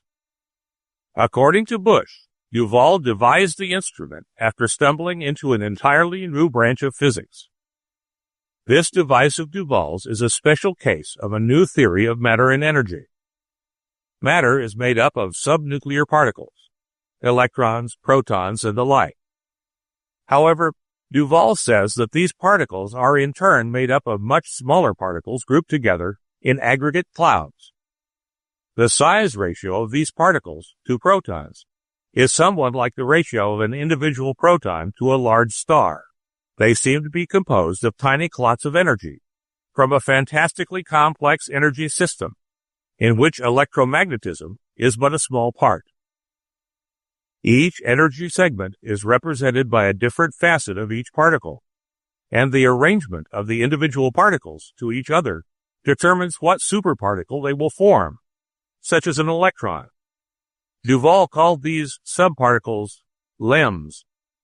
Bush says he was told that a field of special nature could be generated so as to make the individual limbs in the particles of matter rotate in a special way that would introduce a polarization field, as Duval called it.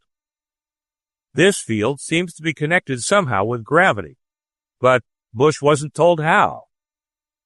The upshot is that matter in the initial presence of the field is affected, so that it is able to pass through ordinary matter. Hold on, interrupted Max. If a device could do that, then the user would immediately fall toward the center of the earth. Just you hold on, you didn't let me finish. A single plane of atoms at the base of the treated object is the point of contact. It remains partially unaffected because of its closeness to the gravitostatic field center, which I guess is the Earth's center of attraction. This plane of semi-treated atoms can be forced through an object if it is moved horizontal, but its untreated aspect prevents the subject wearing the device from falling through the floor. Bush demonstrated this device to me, turning it on and strolling through various objects in this room. Think of it. No soldier could be killed or held prisoner, and, hang on now, objected Max. Let's not run away with ourselves. He may have perfected a device which would enable a soldier to avoid capture, but there would certainly be other ways to kill him than by bullets. Let's see now. Suppose that the enemy shot a flamethrower at him. The burning material might pass through him, but he would be cooked anyway. Or poison gas. As far as gas goes, I suppose a gas mask would be necessary. Bush doesn't know about the breathing mechanism, except that he had to take breaths. But as far as fire or radiation goes, the man's protected. If the radiation is either harmful by nature or by amount, the field merely reflects it. It is something called the lemnic stress of the field that causes the phenomenon. That's why we need your help. Max scratched his head thoughtfully. I don't understand. Garvers looked pained. When Bush had finished his demonstration, he carelessly tossed the device on my desk. The thing skidded and hit my paperweight so that the switch was thrown on again. So now the device and my desk are both untouchable. Go over to the desk and try to touch it, said Garvers dryly. His friend got up and ambled over to the desk. There he saw a small black box resting near a paperweight. Its toggle switch was at the on position, and it was lying on its side. He tried to pick the box up, but his hand slid effortlessly through it, as if it were so much air. Well, Max said. He passed his hand through the desk again. Well. Are you sure Bush told you everything? Bush. He honestly wants to help, and we have taken him through the mill. Pentothal, scopolamine and the like, hypnotism, and the polygraph. We've dug that man deeper than we have ever dug anybody before. And have you conducted any experiments on your own? Certainly. That's what's so frustrating. We tried to x-ray the thing, but we didn't get a thing. We bombarded it with every radiation we could think of, from radio to gamma, and it just reflected them. We can detect no radiation coming out of it. Magnetic fields don't affect it, nor do heat and cold. Nuclear particles are ignored by it. It just sits there, thumbing its nose at us. And we can't even wait for it to run down. According to Bush, the power requirements of the thing are funny, and once the field is established, it takes no additional energy to maintain it. And the collapsing power remains indefinitely until it is time to turn the machine off. But it's unreachable by any means we have. It's pure frustration. There's no way we can analyze it until we can handle it. And there's no way we can handle it until we can turn it off. And there's no way to turn it off until we have analyzed it. If it were alive, I think it was laughing at us. Do you have any ideas? Asked Garver hopefully. Nothing that would help a solution at the present, said Max. Do you remember the legend of King Tantalus? Slightly. What about it? Well, if he were here, said Max thoughtfully, he'd sympathize. The End of The Untouchable by Stephen A. Calous Jr.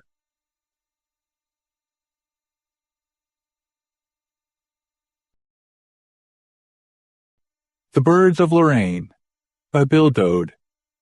Read by Paul Hampton. Ingmar Bjorgsen knew he was going to die.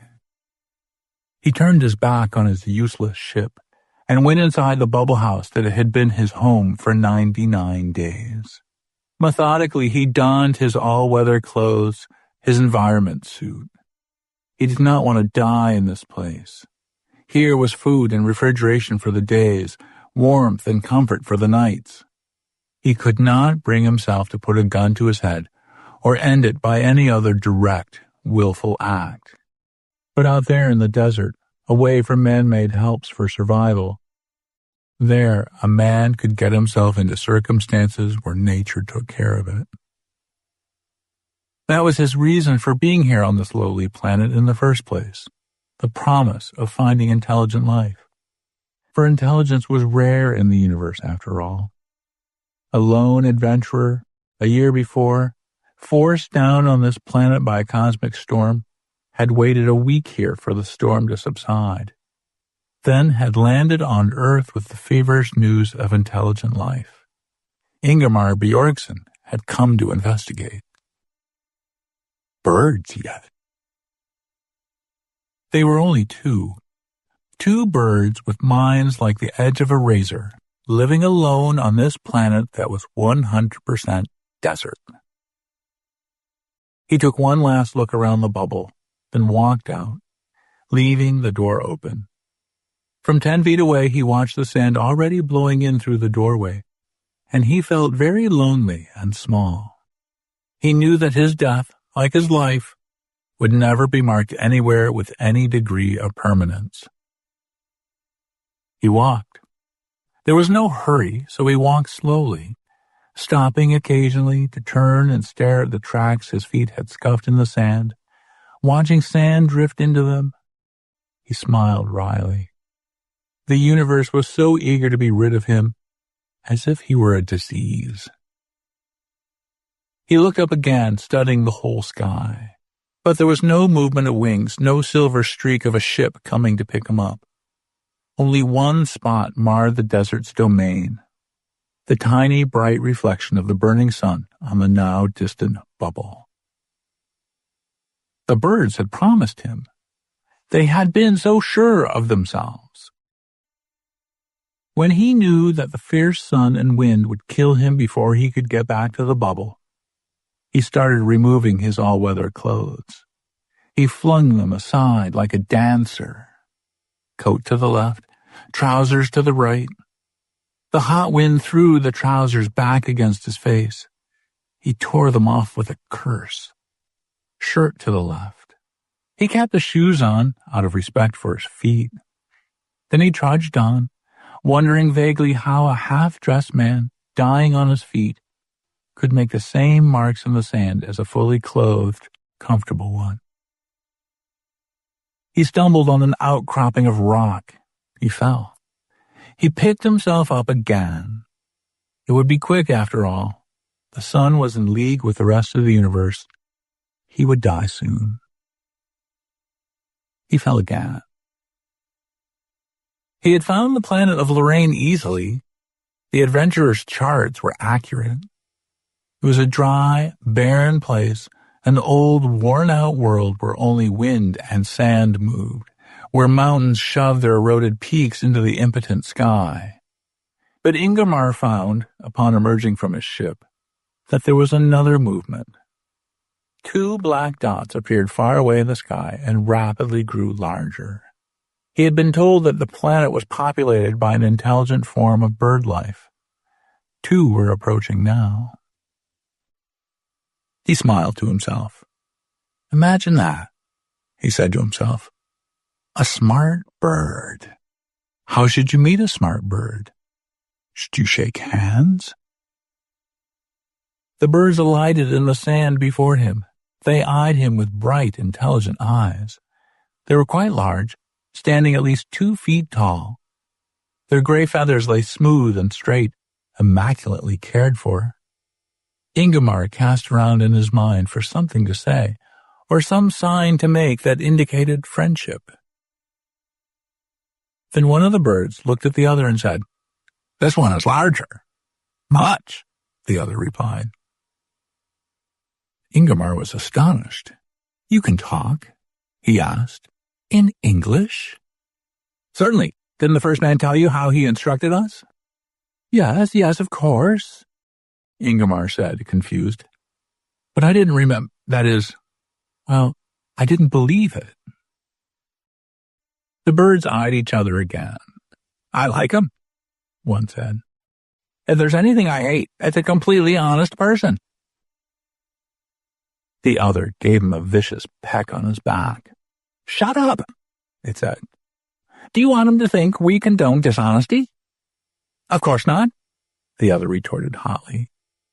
I just meant that, considering social protocol, it is sometimes kind to tell a very small lie. Ingomar was speechless.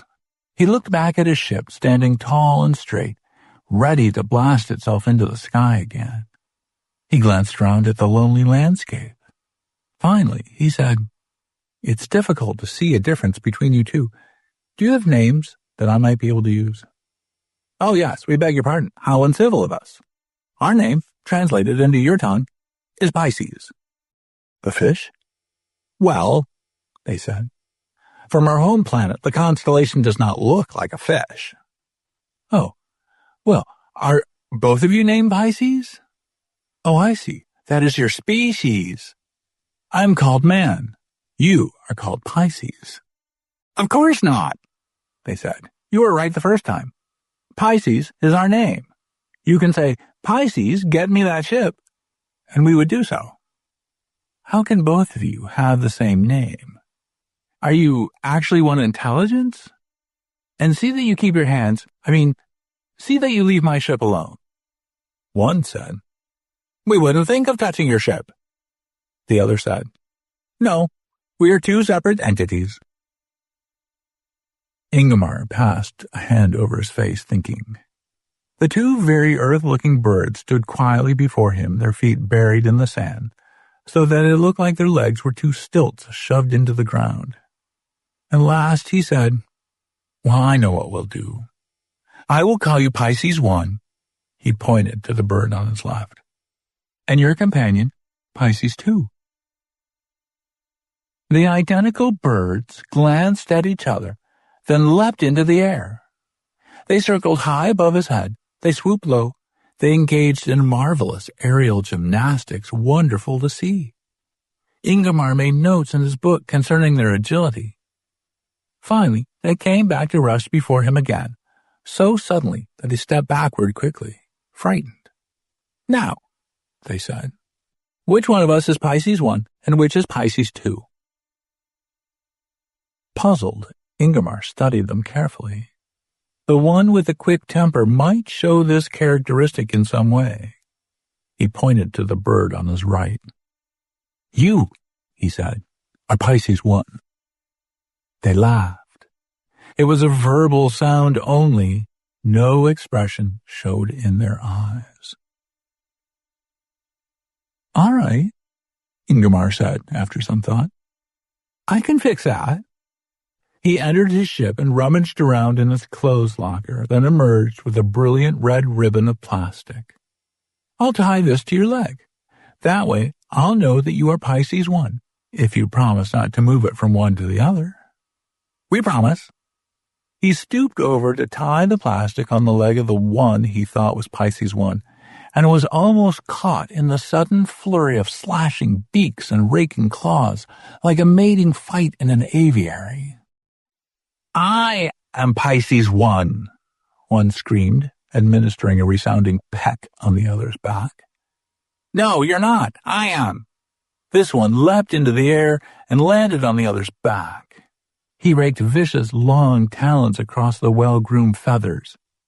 I am more intelligent than you. I should be Pisces 1. From a safe 10 feet away, Ingomar threw the ribbon at them. Stop it, he yelled. They obeyed instantly and stood quietly side by side facing him. Ingomar drew his handgun and pointed it at them. Now stop your fighting, or I'll blow you to kingdom come. Fine, they said. Anything to get off this miserable planet. How far is it? Ingomar smiled, in spite of his anger. It's an expression. It means, I will destroy you. One of the birds quickly picked up the plastic ribbon and carried it to the other, and dropped it near the leg. Then both took it in their beaks, and together they tied it around the leg. It was done so quickly that Ingomar stood there aghast, surprised into immobility. He had never before seen birds tie knots. "It would not be wise to destroy us," Pisces 1 said. "We can help you." "How?" "You need help," Pisces 2 said. "A storm is coming." "A cosmic storm?" Ingomar asked. "I'm not worried about that. I'll stay here until it moves on." Pisces 1 shook his head. "A planetary storm." "When?" "Sometime tonight." "Okay," Ingomar said. "Thanks. I'll stay inside." "It's not so easy as that. You must blast off and put your ship in orbit for the night." "Why? Do you know how much fuel it takes to get into orbit? I have none to spare." Pisces 2 scratched in the sand with his claws, thinking. Then he said, "Only one alternative exists. If you remain, the storm will wreck your ship. Take us aboard now and blast off for your home planet. To stay here means death." Ingomar snorted and turned back toward his ship. He thought, "Take them aboard my ship? Not in a million years." He saw their plan now. They wanted to get into his ship. Then, by some means he could not now foresee, they would take the ship away from him. He was so shaken by this conclusion that he quickly retreated to safety, closing the airlock. The birds stayed outside. They were arguing between themselves. He could tell by the gesticulations they made with their heads. Once Pisces 1 attacked Pisces 2 viciously, raking him mercilessly with sharp talons. Pisces 2 fought back ferociously. They rolled over and over in the sand.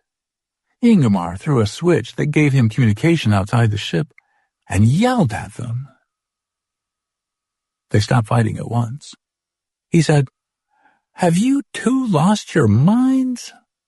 Pisces 2 laughed. "Now how could one lose his mind? It goes with him everywhere." "All right," Ingomar said. "I meant, have you become insane?" "Of course not," Pisces 1 said. "We are peaceful entities. We intentionally developed this argument to break the monotony of life here." "Is it as bad as that?" "It is terrible. Will you take us aboard?" Ingomar did not answer, but switched the communicator off and busied himself with recording his observations. He took advantage of their continued presence and took photographs. Finally, after several hours, they leapt into the air and flew away toward the distant mountains. Ingomar was sorry to see them leave, and more than once checked his instruments for signs of a coming storm in case they were right. But nothing outside had changed. After they left, he opened the ship and stepped outside, taking readings with instruments to record the character of the planet. He trudged through the eternally drifting sand, looking for some sign of life. No plants, insects, animals anywhere. Only the fine, mobile sand, occasionally an outcropping of rock not yet eroded away, and the heat. Ingomar was forced to turn the controls of his environment suit almost all the way up to keep comfortable. Then when the sun receded behind the ghostly barren mountains, the cold came creeping in. Ingomar turned his controls in the other direction while walking back to his ship. He was afraid he would not keep the cold outside. The landscape, with the sun's absence, was dark and fearful. Shadows moved in the wind, shadows of drifting sand that took the shape of monsters lurking in the darkness. Ingomar was not one to frighten easily, but the night took on such ominous sighs and moans and movements that his imagination began to magnify them beyond recognition. When he finally saw the ship loom up before him, he ran, stumbling toward it. He fumbled in the darkness for the control knob to open the lock and found it at last. He leapt inside, accompanied by a cold blast of wind and sand, and stood there panting, hearing his heart pound in his ears. The night was long and lonely. He was too far from civilization for his radio equipment to bring the comfort of familiar sounds. He tried to read, but found concentration impossible. He thought of the birds, wondering where they were now, how they kept from freezing to death at night. He rewrote his notes, adding remembered facts and impressions. Finally, he decided sleep was the most painless way of spending the night, and swallowed a small capsule designed to induce total sleep for at least 6 hours. He awoke the next morning, standing on his head. The bed, horizontal the night before, was now vertical. The whole room was vertical. Panic swept over him like a wave of burning fire. He scrambled to the airlock. It opened grotesquely. The ship, which last night had stood so proudly, now lay on its side. And in his drugged sleep he had not known when it fell. For Ingmar, the bottom dropped out of everything, and his heart dropped with it. There was no resetting of a ship once it had fallen. This took special equipment. Ingmar Bjorgsen was a doomed man, and he knew it. While he stood outside in the morning sun, staring at the horrible spectacle before him, the two birds alighted, one on each side.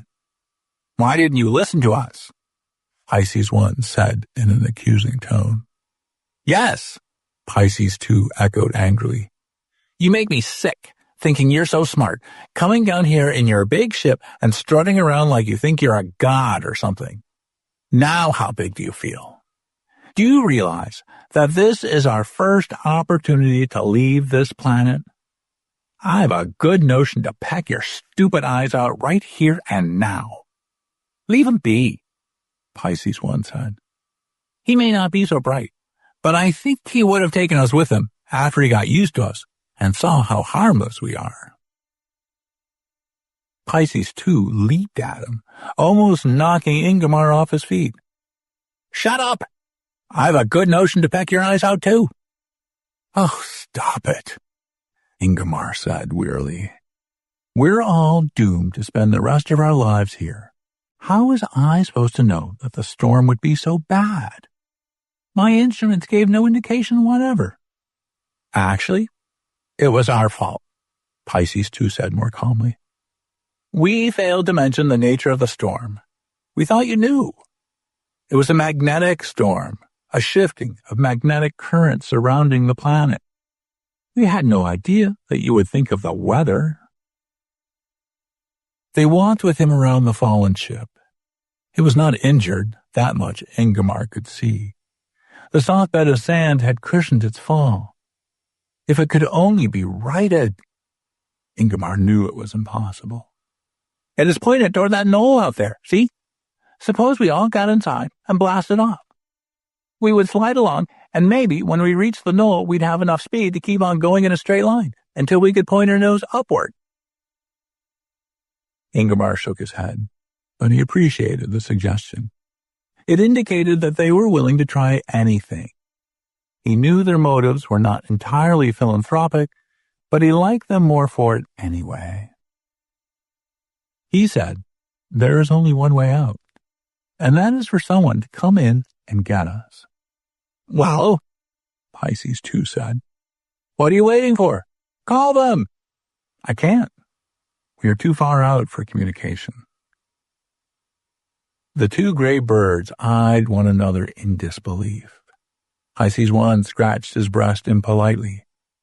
Then he said, "Are you telling us that you have come this far from your own solar system, knowing that you could not call for help if necessary?" Ingmar nodded. Pisces 2 snorted through his beak and scratched in the sand. "Stupidity," he said. "There's no other word for it." "Yes, there is," Pisces 1 answered somewhat sharply. "In fact, there are several possible words.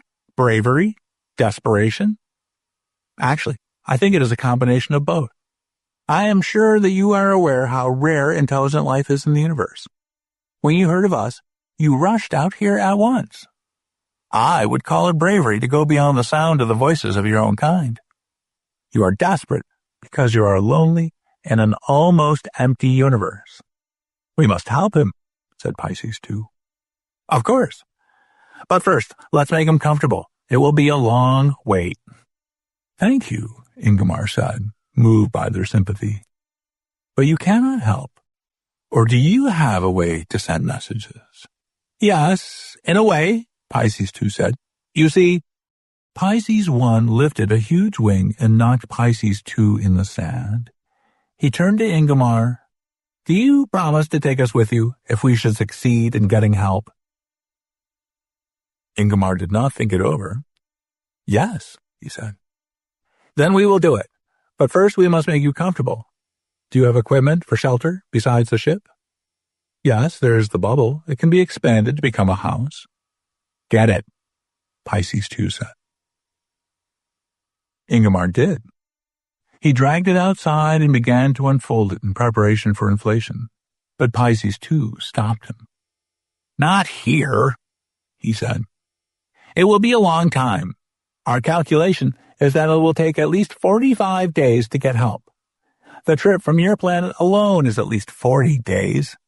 You will not wish to stare at your toppled ship for so long. I suggest we go beyond the first knoll.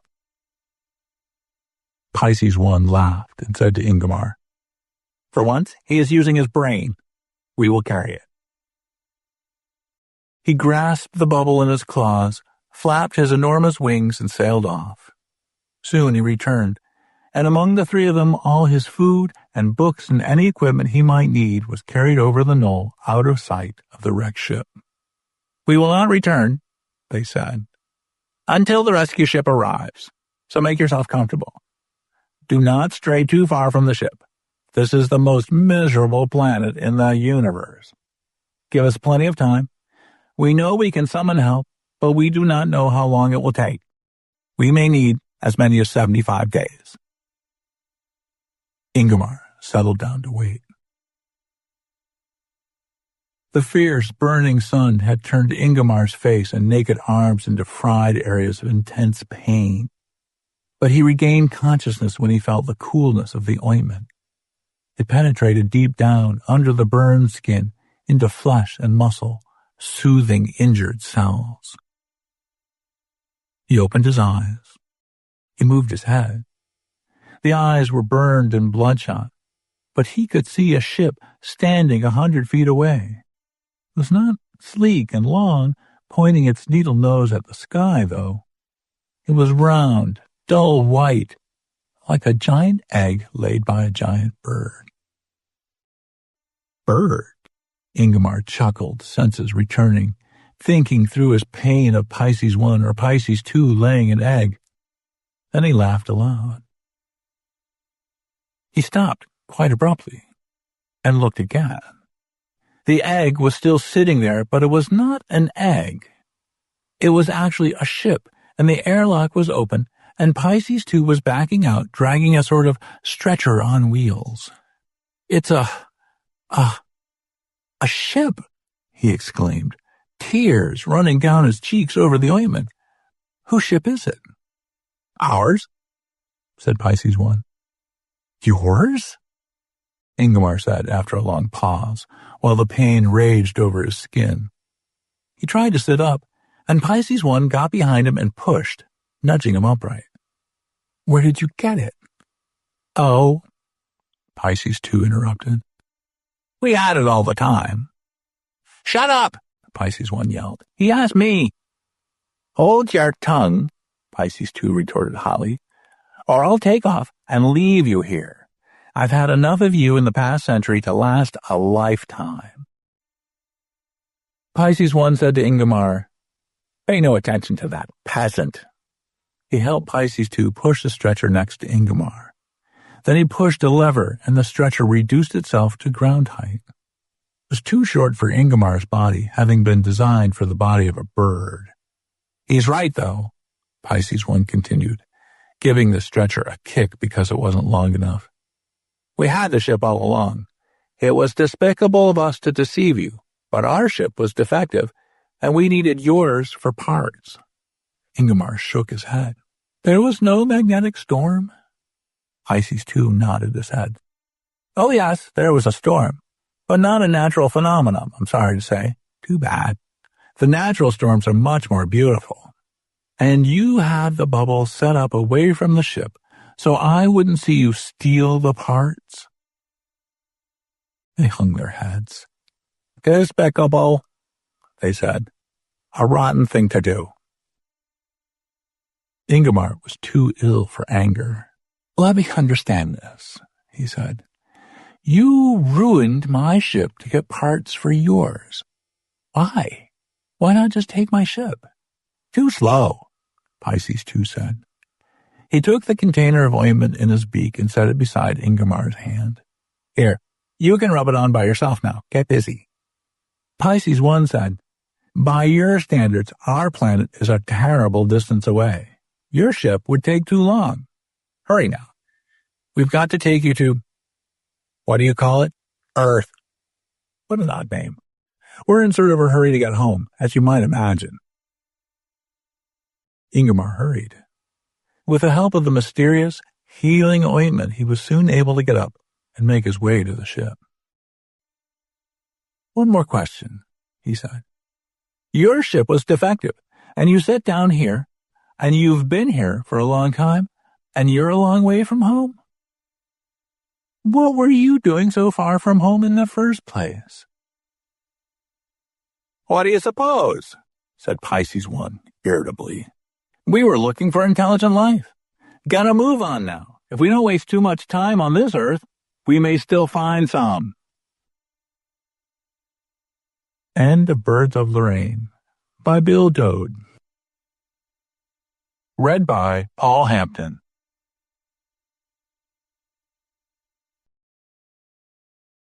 The Planet That Time Forgot by Donald A. Walheim. Recording by Terrence Callan. Out beyond furthest Pluto, beyond pale Neptune, roared the stardust, rocketing toward the monstrous new planet that filled the heavens, Planet P, the colossus that time forgot. She stood upon the high battlements of the palace overlooking the land of Tomb, with sunlight splashing over the beauty and radiance of her. She, Umeth, Mattia of Tomb. Her eyes wandered to the road that wound, ribbon-like, far beyond her land, out into the great reaches of her world, out into Nimbor. Nimbor, whose lords even now were in session with Tomb's officials, demanding the land's surrender to their superior forces. Nimbor, whose rulers offered life to the heads of Tomb's commonwealth, providing the Mattia mate with their prince. She stood, trying to drink in the splendor of the land, for this might be a last time. What her answer would be as directress of internal relations, she well knew. What her answer as woman to Ald of Nimbor would be, she knew even better. But now she must return to the council meeting. Danuth, head center of Tomb, was speaking as she re-entered. What you demand, Ald of Nimbor, is the Commonwealth's freedom and our officers in return for petty sinecures under your proposed regime, and the Mattia in marriage, as if it were in the power of any save she to grant that. She did not flush as the insolent eyes of the young man across the table fell upon her, appraised, then leered approval at her. Her voice was clear and cold as she said, You boast loudly of your war machine, Ald of Nimbor. You remark casually that you could crush our armies with a mere handful of men. But you say you are willing to spare our lives if we surrender without a struggle. In return for what do you offer us life, Prince of Nimbor? Serfdom and misery for our people under Nimbor's hand? The stigma of cowardice upon us? I shall not argue with you. My answer is final, no. She glanced at Danuth, met the grim smile in his eyes. Was it possible that the careful building of decades would soon be wiped away? That the hopes and plans of Tomb and her people lay helpless before the whims of this arrogant child with the lusts and appetites of a man? In Tomb he would still be a student, learning the responsibilities as well as the rights of citizenship. A coldness ran through her as she pictured Tomb under his rule. Then Danuth's voice interrupted her thoughts. Even if the Mattia had not taken the initiative, my answer would still be the same. No, Ald of Nimbor, no. If you mean to enslave us, you will have to work for your victory. And superior war machine or not, the people of Tomb will make your triumph a hardly bought one, if indeed you can triumph against a free people. It was hard to keep a calm face as the prince tried first to scowl, then to sneer. If only this were the comic melodrama it should have been. But no, if Nimbor's claims were based on fact, then there would be no more laughter for Tomb and her people. Ald's tones were mockingly courteous. You speak well, Danuth, but your words prove your incapacity to govern anyone. What were your redoubtable Lugarth and the invincible hordes from Bur, of which you Tumians make so much, in whose name you still deem yourselves secure from conquest? They were no more than barbarians, savages armed with spears and swords. Good fighters, I grant you, but helpless before the new warfare of which I am master. Do you think I am lying? This is your last chance. When you see your armies burn to cinders before your eyes, see your fields and towns incinerated, then it will be too late to bargain. Then you will come to me with pleas for peace, but I shall not hear you. His eyes fell upon her again possessively. Then I shall not honor you with the title of Princess, Umeth of Tomb. Woe to the conquered. You forget the matter of scientific progress, Tumians. We left your stupid notions of international relations behind long ago. If you surrender now, I guarantee the land of Tomb the same care as I bestow upon Nimbor. Otherwise it shall be treated as a conquered province. He stood up glaring. I give you your last chance. Yield now. She rose lightly, as did the others, meeting his gaze with eyes steady and unafraid. Tomb does not yield. Earn your victory if you can. We are ready. A chorus of assents indicated that she spoke for all. Ald bowed with an exaggerated gesture, swept a final lecherous glance in her direction, then withdrew as Danuth rang a bell, signaling attendance. Once the other had gone, he sank back into the chair, his eyes passing from one official to another. She gripped his hand. Do you think he can do as he claims? I greatly fear so. The reports from our agents sound incredible, almost like wizardry. A projector that casts an invisible light, causing whomsoever it touches to die at once, as if boiling to death? If they be true, then Tomb is lost. Down below, in another part of the palace, the emissaries of Nimbor prepared to depart. Ald was whispering to one. What he said was scarcely understood, but the smiles on the faces of both could be taken as indicative. We will be waiting at the Corian gate, said Ald in departing. The other bowed and beckoned to two attendants of Nimbor. An hour passed. At the Corian gate to the palace grounds, facing the wide, smooth road that led to Nimbor, 1,000 miles away, rested a black, torpedo-shaped, two-wheeled vehicle, now balanced by temporary legs set out from it. Painted on the door to its single cabin was the imperial shield of Nimbor. Seated within at the controls was a man of Nimbor's party.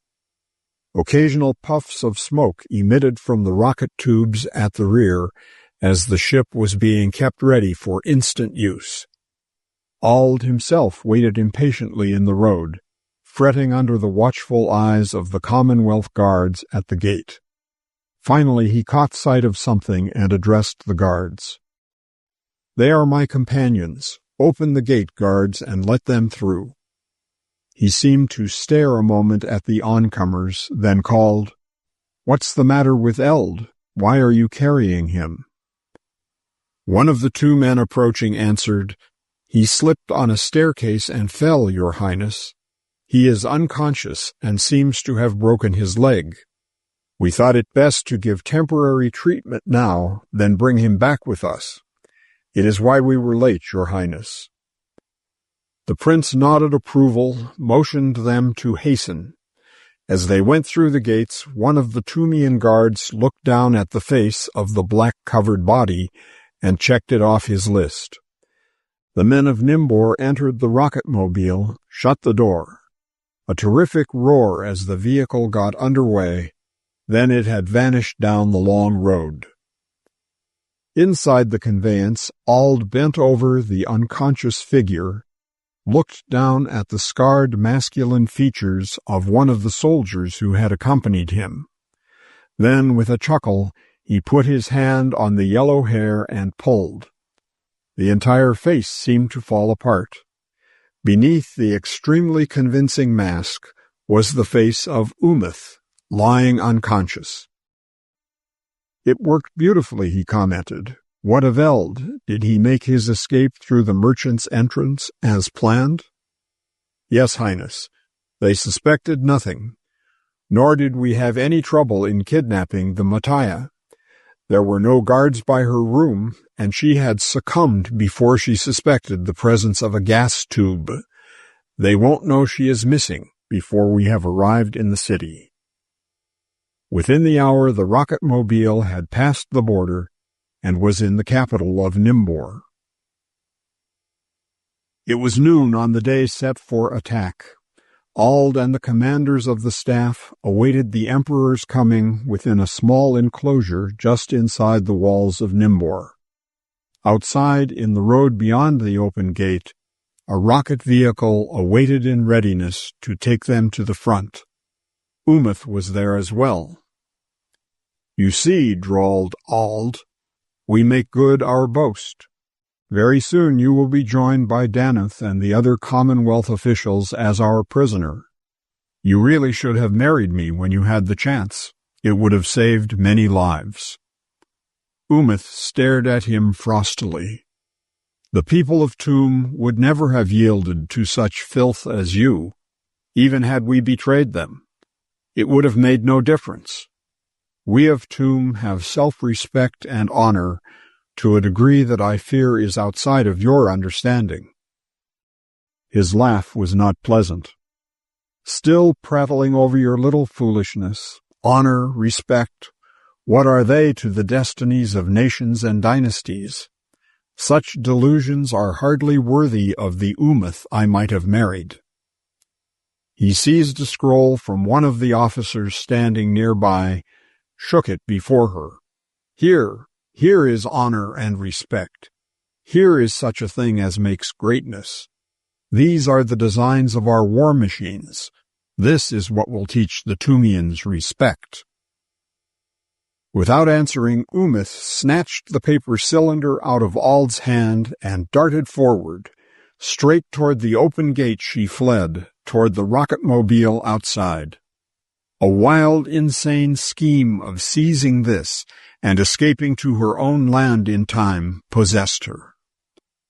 Caught off guard, the men were already at a disadvantage. They knew, even as they raced, she could not be caught before reaching the gate. With energy born of desperation, she hurled herself forward. But just as she was upon it, two soldiers stepped through and dashed at her. At this point occurred what has gone down in history as the miracle that saved Tum. It is something for which no parallel in all history can be found. It caused Umith to rise from the status of a beautiful and capable Mattia to that of a goddess. Umith stated later what were her feelings and experiences. She saw the two oncoming soldiers quite clearly. Her only thought then was to dash between them. Then there came a terrible shock, an awful jolting as if she had been struck by a thunderbolt. The scene before her eyes dissolved instantaneously into a featureless gray. She felt herself seemingly detached as one might feel in the throes of delirium. For only a few seconds the strange sensation lasted. The only thing that she remembered seeing was the momentary impression of a single vision hanging before her eyes. What she saw was a man. She does not recollect how he was clad. He seemed to be sitting on a bench.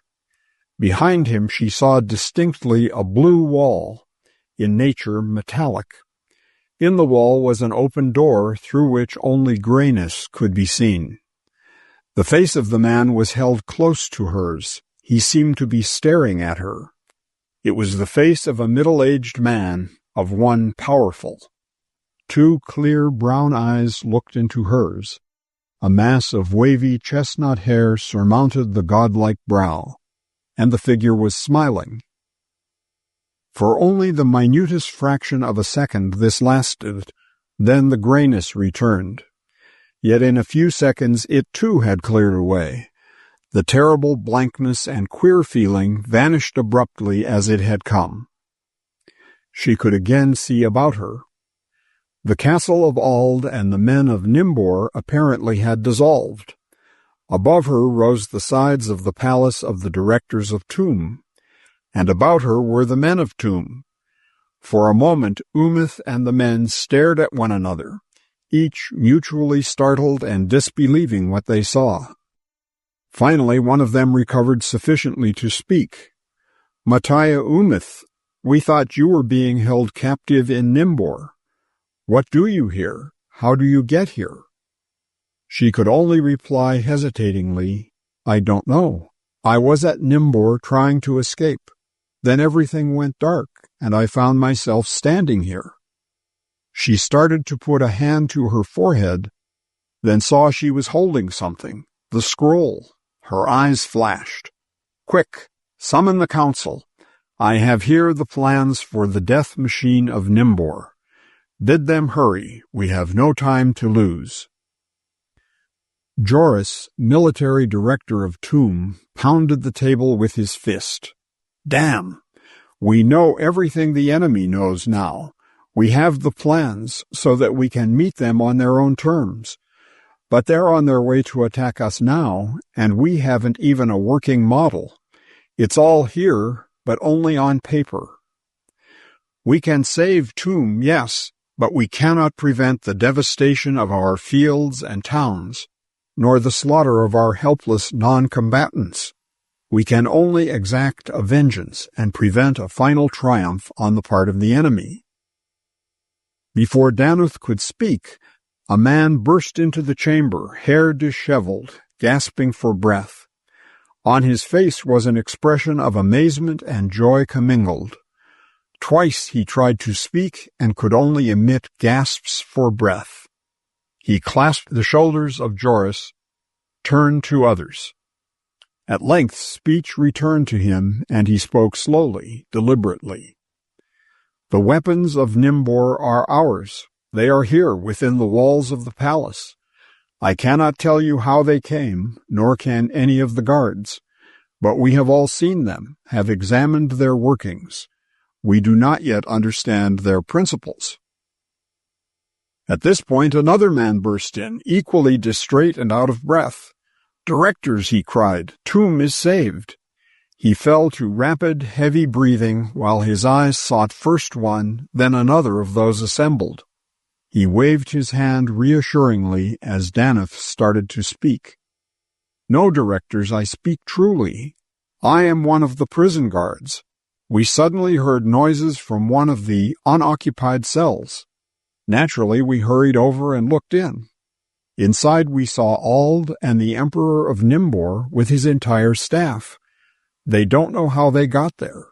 I presumed that you would not want us to release them immediately. A roar of laughter from Joris greeted the speaker. He smote the guard on the back with the palm of his huge hand, so that the fellow staggered against the table. No, not immediately. We have other things to do first. But we're not too busy to vote you the Order of the Commonwealth, and see if there isn't a better position for you to fill than that of prison guard. He turned to the others.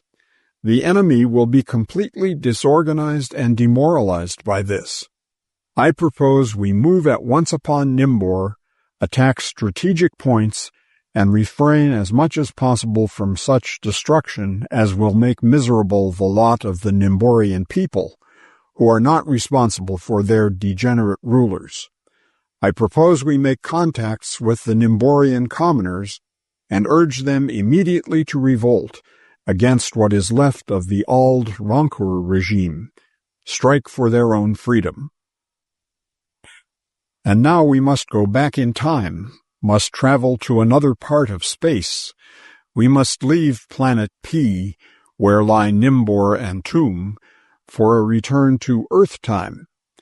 Only thus can we have a logical understanding of the events related above. 2. At an angle above the plane of the ecliptic over the orbits of the asteroids was a long metal craft, resembling somewhat a cross between a towerless submarine and an all-metal zeppelin. In the forward cabin, 6 men were gathered. They comprised the entire crew and command of the vessel. Although an official meeting, there was about it none of the stiffness that marks such an event in military circles on Earth. On an interplanetary vessel, every man's life is in the hands of every other man. The captain is obeyed not because of his rank primarily, but because the lives of all depend upon explicit conformation to discipline. But in this vital discipline, there is no place for the sham of stiff-necked formality. Thus, captain, officer, or member of the crew spoke to each other with frankness and mutual respect. Captain Wanderman looked around, mentally checking to see if all were present. Lieutenant Alfred Rokesmith, Weber the scientist, Opp, explorer and cook extraordinary, Mullins, skilled mechanical specialist, Barth, doctor and general overseer of vital supplies. Wanderman smiled. I guess you're all eager to find out whither we're heading, eh? We sure would, spoke up Opp. Especially after that terrifically long period of acceleration, added Weber. 3 days of it. Beats all my experience. It was necessary to achieve our speed. We're going a long way. Have to make the trip as short as possible. We'll be putting on still more acceleration once the asteroids are behind us. Neptune? Asked Barth. Pluto? Farther than either. You don't mean Planet P, do you? Spoke up Mullins. The one that was discovered last year that hasn't been given a name yet? Right. I never did get quite clear on the subject of Planet P, drawled Rokesmith. Just how was it discovered? Captain Wanderman cleared his throat. Few people are. Even the experts don't know much about it. Its existence was first surmised and calculated in 1931, about 100 years ago, by Professor William H. Pickering of Jamaica. He observed that the planet Uranus was being displaced from its proper orbit. Of course, this perturbation could be due only to the influence of another planet, he thought. But there was no other body known at that time which could account for the drag. Thus, the professor computed mathematically the existence, approximate size, and position of an unknown body which would account for the odd behavior of Uranus. This he calculated to be a giant planet of a diameter of approximately 44,000 miles, in mass the third greatest in the solar system. He puts its distance to range in an elliptical orbit of from 5,000 million miles to 9,000 million miles from the Sun. This, of course, made it extra-Plutonian in position. Its year would be in length about 656 earthly years. He gave it the temporary name of Planet P. Planet P's existence was further indicated by the orbits of some 16 comets, also affected by a drag, which the theoretical planet made perfectly accountable. Last year, the planet Neptune had finally arrived in the position where it too would be affected by this body. You understand, the astronomers, calculating both known and theoretical factors, determined that if this planet P existed, an irregularity in Neptune's behavior would be discovered at this particular time. The predicted irregularity arrived on time. Thus, due to this added information, our astronomers were able to find out precisely where the new planet should be sought. And they found it. It is indeed an immense thing, shows a perceptible disk even at its great distance from Earth. We may anticipate something different when we arrive. Days went by, endless days marked only by the chronometer in the unchanging blackness of the celestial void.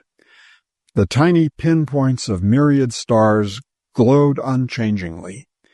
Behind them, a few planets grew more and more minute, each in turn finally being blotted out by the corona of the Sun. Jupiter's orbit was left behind.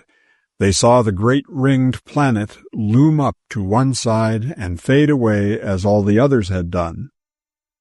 But this was not with the flashing speed of objects and cities passing the rocket vehicle on Earth. It was a matter of days before each change could be realized, weeks before a planet filled the entire spaceports. Onward and outward, celebrations when at last Uranus was passed, the hitherto outpost of interplanetary exploration. Eventually, pale Neptune, mysterious planet, passed under them, directly in their path, its great misty, frigid sphere glowing eerily in the twilight of outer worlds. Outward, tiny Pluto was too far off to be seen, but its orbit was past. For 100 years the outpost of the solar system. Now dethroned by the enormous newcomer, its passing was still a solemn moment. Then one day Barth observed a tiny light where no light should be. Celebration again rang through the vessel. Planet P was sighted. Days of deceleration followed. The rockets flamed, but no longer from the stern of the vessel. Days of a continual blasting from the vessel's prow until at last the unbelievable acceleration was neutralized. Now the planet had grown until, even with their greatly decreased speed, it filled the view. Still more blasting until the ship was virtually drifting along, caught only by the gravity of the monstrous new world. A great disk glowing dimly in the light of the stars, especially in the light of one particularly brilliant star that was the Earthmen's sun. The vaguest hints of geological features could be seen. Planet P. The rockets flared again in an intricate pattern. Balanced on the pattern, the ship was lowered slowly into the atmosphere of the strange world. About it flamed a red glow as proof of atmosphere.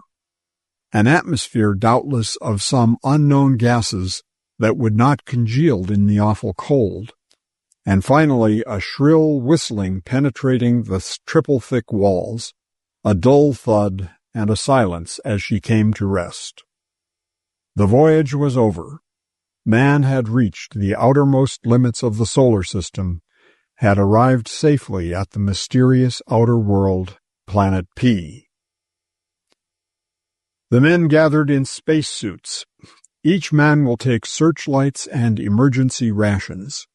You will obey Lieutenant Rokesmith and myself implicitly. Only on pledges of such obedience from all of you can I permit a planet party to land." Each member of the crew spoke his agreement. "Mullins, take a coil of rope. Weber, the barometer and compass. Barth, the camera and flash. Are you sure your gravity controls are adjusted to decrease your weight to Earth normal? Make sure, everyone. That goes for me, too." "Check." Rokesmith turned the lever and swung the thick outer port open.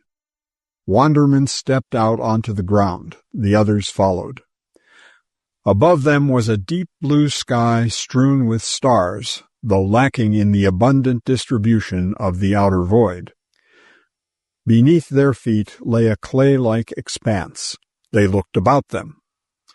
There was something dark looming up in the starlight a distance away.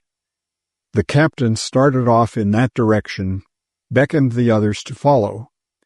All felt that strange sensation that comes for everyone when he stands on the terrain of an alien planet. It makes no difference how often this experience has been undergone previously. The sensation cannot be shaken off.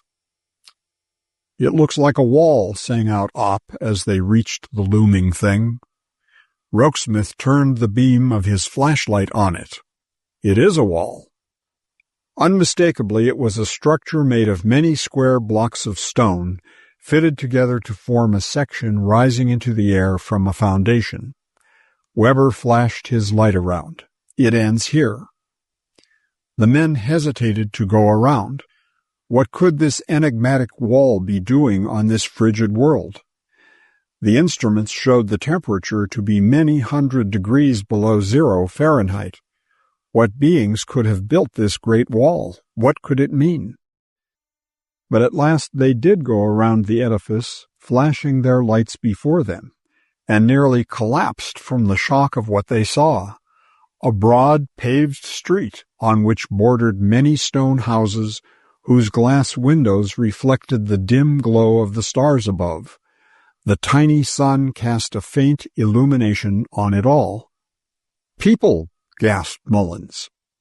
There were. Standing on the streets and in the doors of the houses were the dim figures of men, unmistakably human in form. "They're not alive," observed Rokesmith. "At least they are not moving," replied Barth quickly. "Come on, then. Why are we waiting? Are you afraid of a lot of statues?"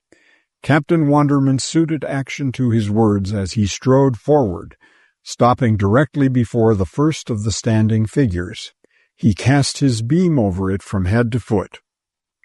Unmistakably, it was a man. Clad in clothes and undeniably human, its features were perfectly normal, bore the flush of life. The feet and entire body were set in attitude as if in the act of taking a step, but it was motionless. "Some statue," breathed Opp. "I would swear it was a real man." "It is a real man," said Barth softly. He bent close to the face. "It has the pores and tiny hairs that can only be on a true body." "Then he must have been alive once," murmured Weber. "What do you suppose happened to him? Is he petrified or only frozen solid?" "Frozen, I think," said Barth. "Yet it is very strange. His flesh is still soft and resilient. It is not natural." A land of frozen people. Captain Wanderman's words struck a chilling note in all of them.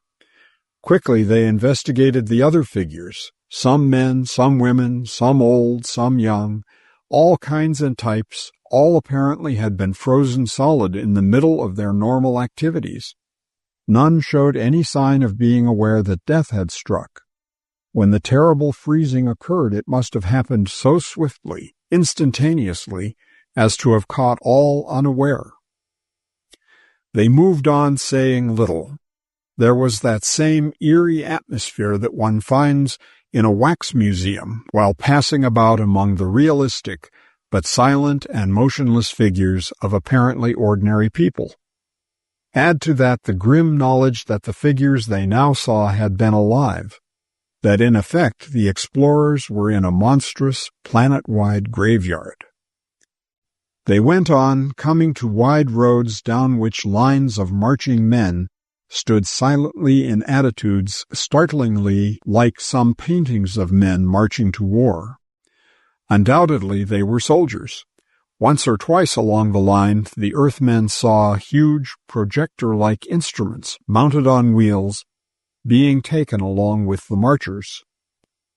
"Say, look at this scene," called out Rokesmith.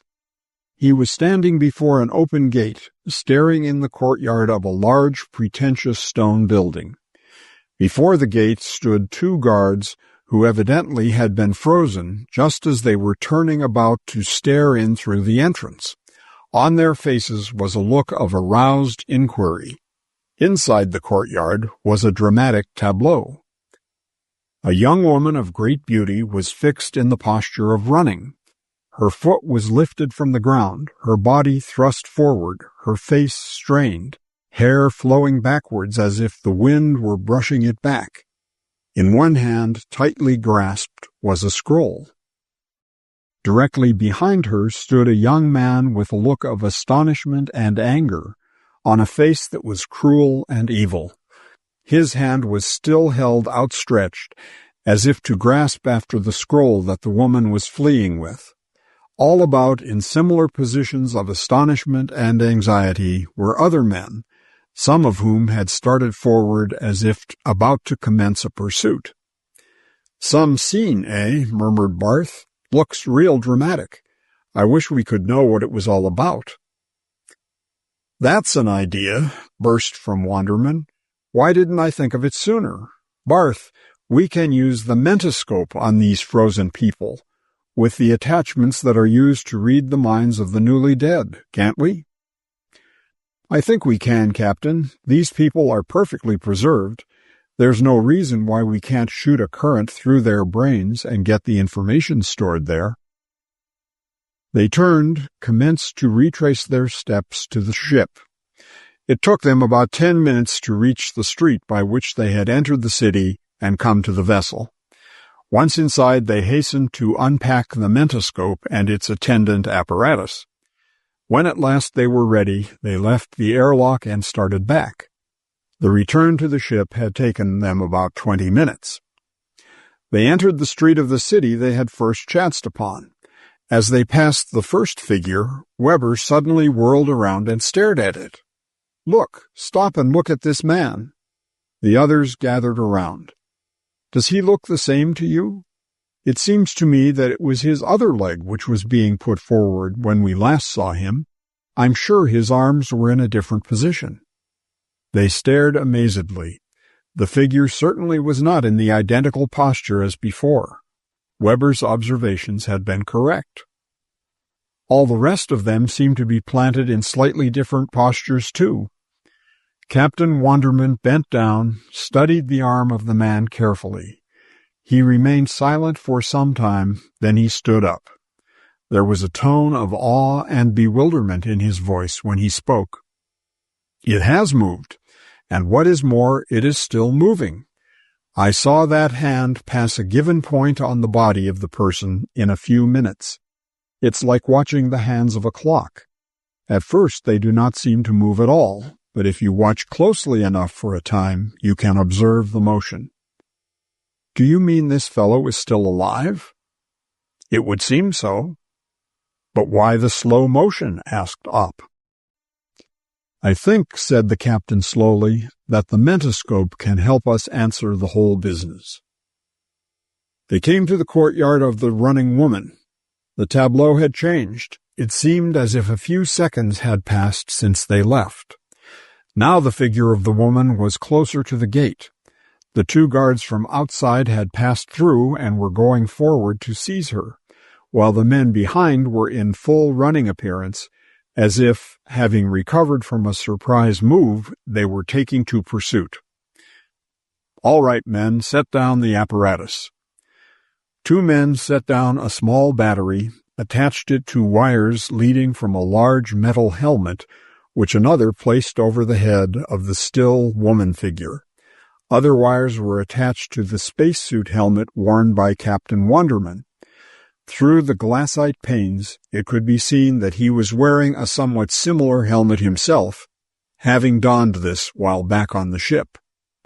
A current of electrical energy was passed from an electrode pressed against one particular part of the woman's head through to another leading out. In passing through the brain of the woman, this current picked up the last and deepest occurrences in the life of the person subjected to it. It activated the cells on which these events were recorded in a form much like that of a charged body. Passing out of the brain, it carried these impressions with it and brought them to the mind of the operator as distinct thoughts. Since basic thoughts are not expressed in any language save impressions and pictures, the operator finds that he has suddenly acquired the knowledge of the other. Thus, in a brief time, Wonderman told the men of the story concerning Nimbor and Tomb, of the Matthias part in the drama. The men stood in wonder, staring at the figures. Opp calmly walked over to Ald and tweaked his nose. The Nimborian's expression did not change. "I still can't grasp why these people are all like frozen statues," exclaimed Barth. "How can they live and act like everyday terrestrials when this planet is so lacking in heat and light?"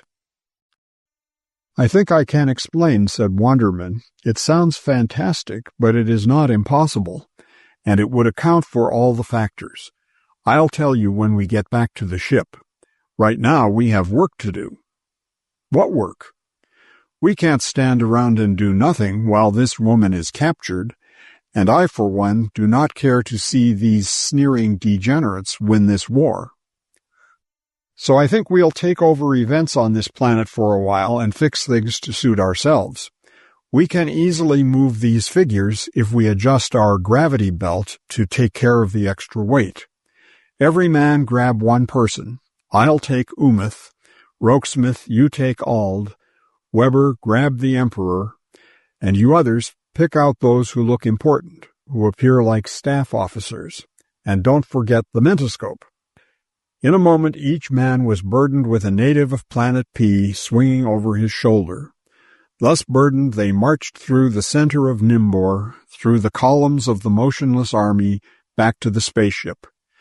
Several times they would have to halt and rest because of the irrepressible laughter that broke out among them. Imagine earthly problems being solved like this.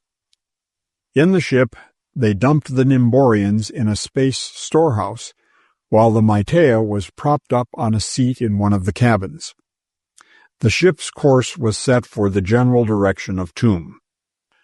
"You men understand what is meant by time?" began Wonderman, as the crew gathered around. "It is the flow of events. It is the way we conceive things happening.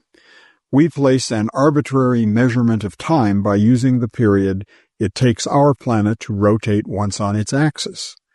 That is a day. Dividing the day into sections, we get hours, minutes, and seconds. To us, a second is a very short space of time. We move and live at a certain rate of speed. Our heart pumps about 72 beats per minute. Our senses perceive a thing in a certain space of time. Small as it may appear, it actually requires time for your eye to see an object or for your hearing to function. Also for an impression of feeling to travel from the skin to the brain and to be recognized. To these people of Planet P, their world appears as one delightful to live in.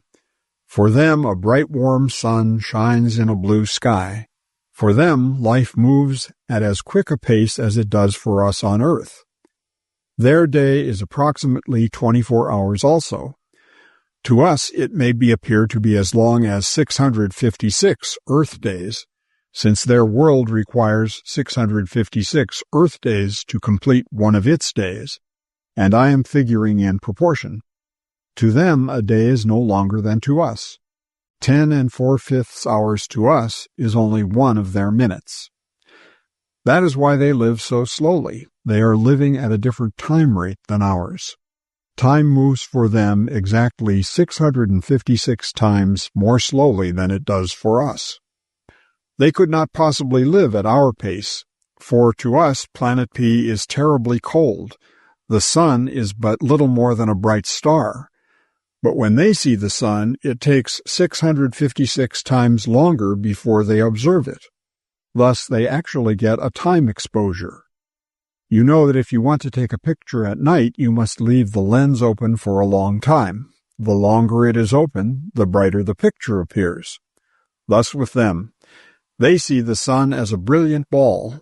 They see objects as highly illuminated because their eyes are absorbing so much more light than are ours. Thus their bodies are not cold and frozen. Of a makeup to conform with the time rate on this planet, their bodies absorb and hold the heat radiated by the sun until it appears to be hot. If you examine any of these bodies now without your gloves, you will notice that they are as warm as ours. These people seem to be motionless, or at least moving extremely slowly. To them, they are moving at a normal pace. Here is where the size of this planet comes in. Under the huge gravity of this world, they could not move fast. Their bodies must normally weigh a terrific amount. That was another factor working in their evolution toward the strange rate of time flow. Wanderman left the room.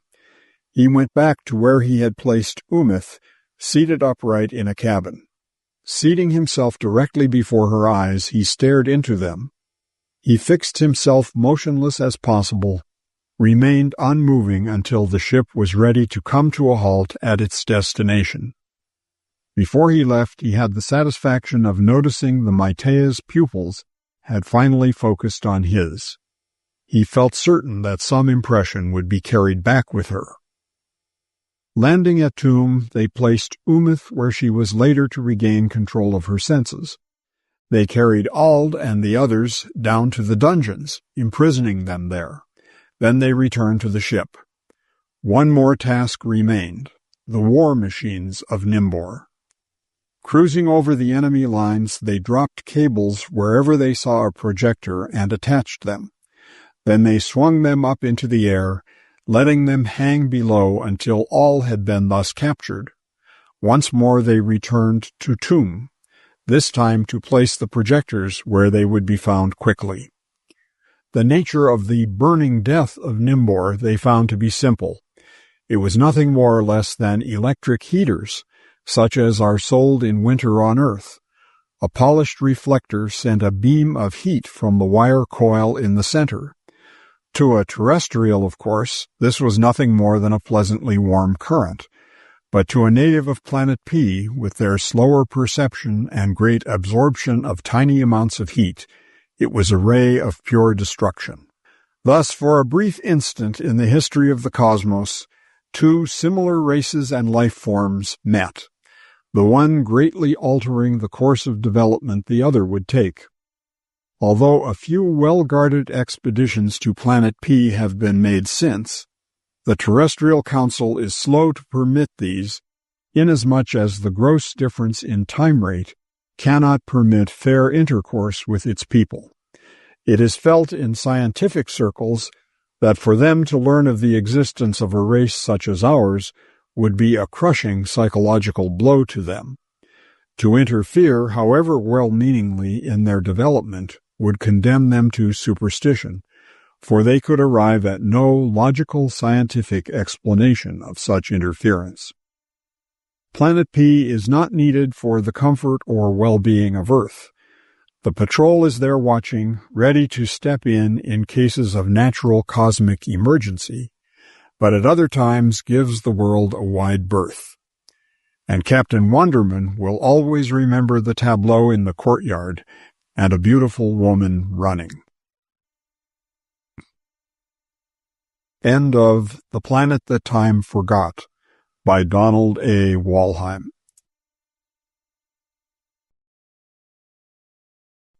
Monument by R.W. Major.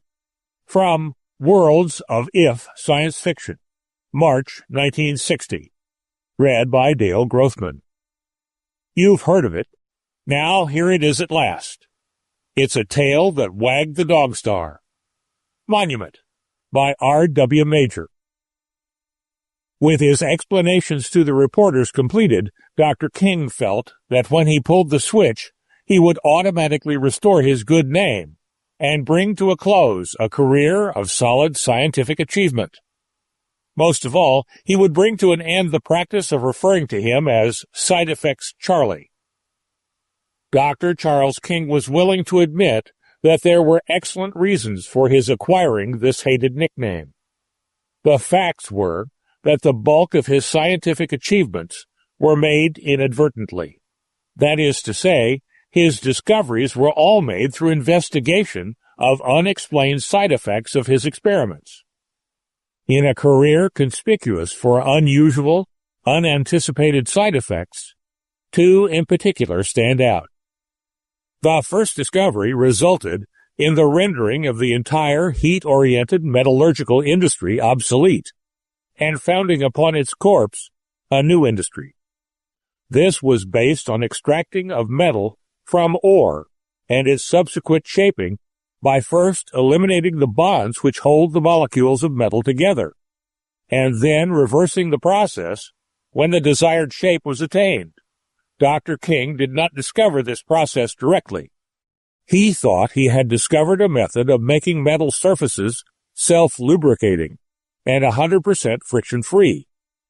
It was not until several installations utilizing his lubricating method became pools of liquid metal that Dr. King bothered to discover how his method worked, and, of course, the means to reverse his process. The resulting revolution in metal processing methods endeared him to everyone, except a few vested interests like the shareholders in existing metal companies, who were uniformly glum. The second discovery, although monumental in itself, is important because it indirectly led to the special project that Dr. King was just completing. Dr. King succeeded in growing some crystals in a nutrient solution. What actually happened was that while eating lunch at the laboratory table, he managed to knock something into something else and a crystal developed. Dr. King became fascinated with the odd structure of these crystals. He had incidentally placed the crystals under the microscope in error. As a result, he took to investigating the properties of the crystals whenever he could find time. Despite his well-earned reputation as an accidental discoverer, it should be pointed out that Dr. King is a very methodical man. This means he is capable of repeating the same mistake twice, and for that matter, any number of times. Therefore, Dr. King produced all the crystals he needed. It was during a vacation in the Adirondacks that Dr. King discovered the propulsive qualities of the crystals. This discovery, of course, is what led to the perfection of the King propulsion unit, the heart of our Starship drive systems. Dr. King was investigating the piezoelectric properties of the crystals in a makeshift device of his own design when he was disturbed by a sudden draft in the room. He looked up to discover that one wall of his workshop and the top 1,000 feet of a mile-thick mountain, the same mountain that his cabin was located upon, were no longer in the immediate vicinity. As it turned out, his crude device did not impart to the mountain all of the thrust inherent in the crystal. The mountain top reached only to the orbit of Jupiter, where it settled down to become its newest satellite. Coincidentally with Dr. King's experiment, intensive astronomical work was going on with Jupiter as its prime object. The capturing of the satellite was observed and recorded independently by at least 6 observatories, including one on Tycho. Subsequent investigation of the time involved to project this mass disclosed that Dr. King had invented a faster-than-light drive. It should be pointed out that, while the discovery of the faster-than-light drive made the name of Dr. King world-renowned, it did not in any way endear him to the relatives of those 1,000-odd persons who lived in the hamlet located on the mountaintop that ended up a satellite of Jupiter. Further work, all of a mathematical nature, disclosed to Dr. King the proper method of enclosing these crystals in a unit to drive spaceships to the stars. Coincidentally to his work on the propulsion units, he made a startling discovery, which led to his special project. Dr. King invented perpetual motion. A series of complicated equations indicated to Dr. King that if he enclosed 6 of the crystals in the business end of a pendulum and started the pendulum oscillating, it would tick-tock for all eternity. This discovery began a 5-year program that ended with a full-scale press conference. The purpose was to unveil the building designed to protect this pendulum for all eternity, and, of course, to unveil the discovery of perpetual motion at the same time.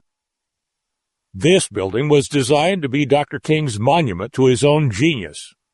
It was a large, rambling structure in which the pendulum was displayed by viewing it through a large hole in a brick wall. All of Dr. King's considerable savings had gone into designing a computer, the heart of his protective system. The computer was programmed to protect the ticking of the pendulum under every conceivable circumstance. So thorough was the programming that special devices were installed to keep the building and its precious cargo moving in Earth's projected orbit if, through some gigantic mishap, the Earth was reduced to cosmic dust. The switch that would impart the initial pulse to the pendulum would also start the computer operating, rendering the entire structure totally inviolable. With a flourish, Dr. King pushed the switch. Nothing happened. There was an embarrassed shuffling of feet by the reporters. Then, as Dr. King became more exasperated, the reporters became amused. The amusement turned to open laughter when Dr. King, frantic with fear, rushed to the door to check the wiring on the inside of the building. He rushed to open the hole in the wall, intending to provide the initial pulse necessary to start the pendulum swinging by pushing. He found that the computer had designed a force field to keep him from entering. Frustrated, and at his wit's end, he flew into a rage which ended in a fatal heart attack, when he heard one reporter laughingly say to him, "Don't let it get you down, Doc. You've beat the jinx. In one step, you've gone from side effect Charlie to no effect Charlie." It would be comforting to be able to assure everyone that the reporter in question was correct. Unfortunately, Dr. King's monument did work, and probably will work for all eternity. The day after Dr. Charles King had his unfortunate heart attack, a homesick astronaut on Sirius reported to his superior, and subsequently to the entire populated universe, that when he turned his telescope on the solar system, he discovered that it had acquired a new motion. The entire system swung back and forth like a pendulum. The end of Monument by R.W. Major. Lease The Doomsday. Recording by Tom Weiss. The twins were a rare team indeed. They wanted to build a printing plant on a garbage dump. When Muldoon asked them why, their answer was entirely logical. Because we live here.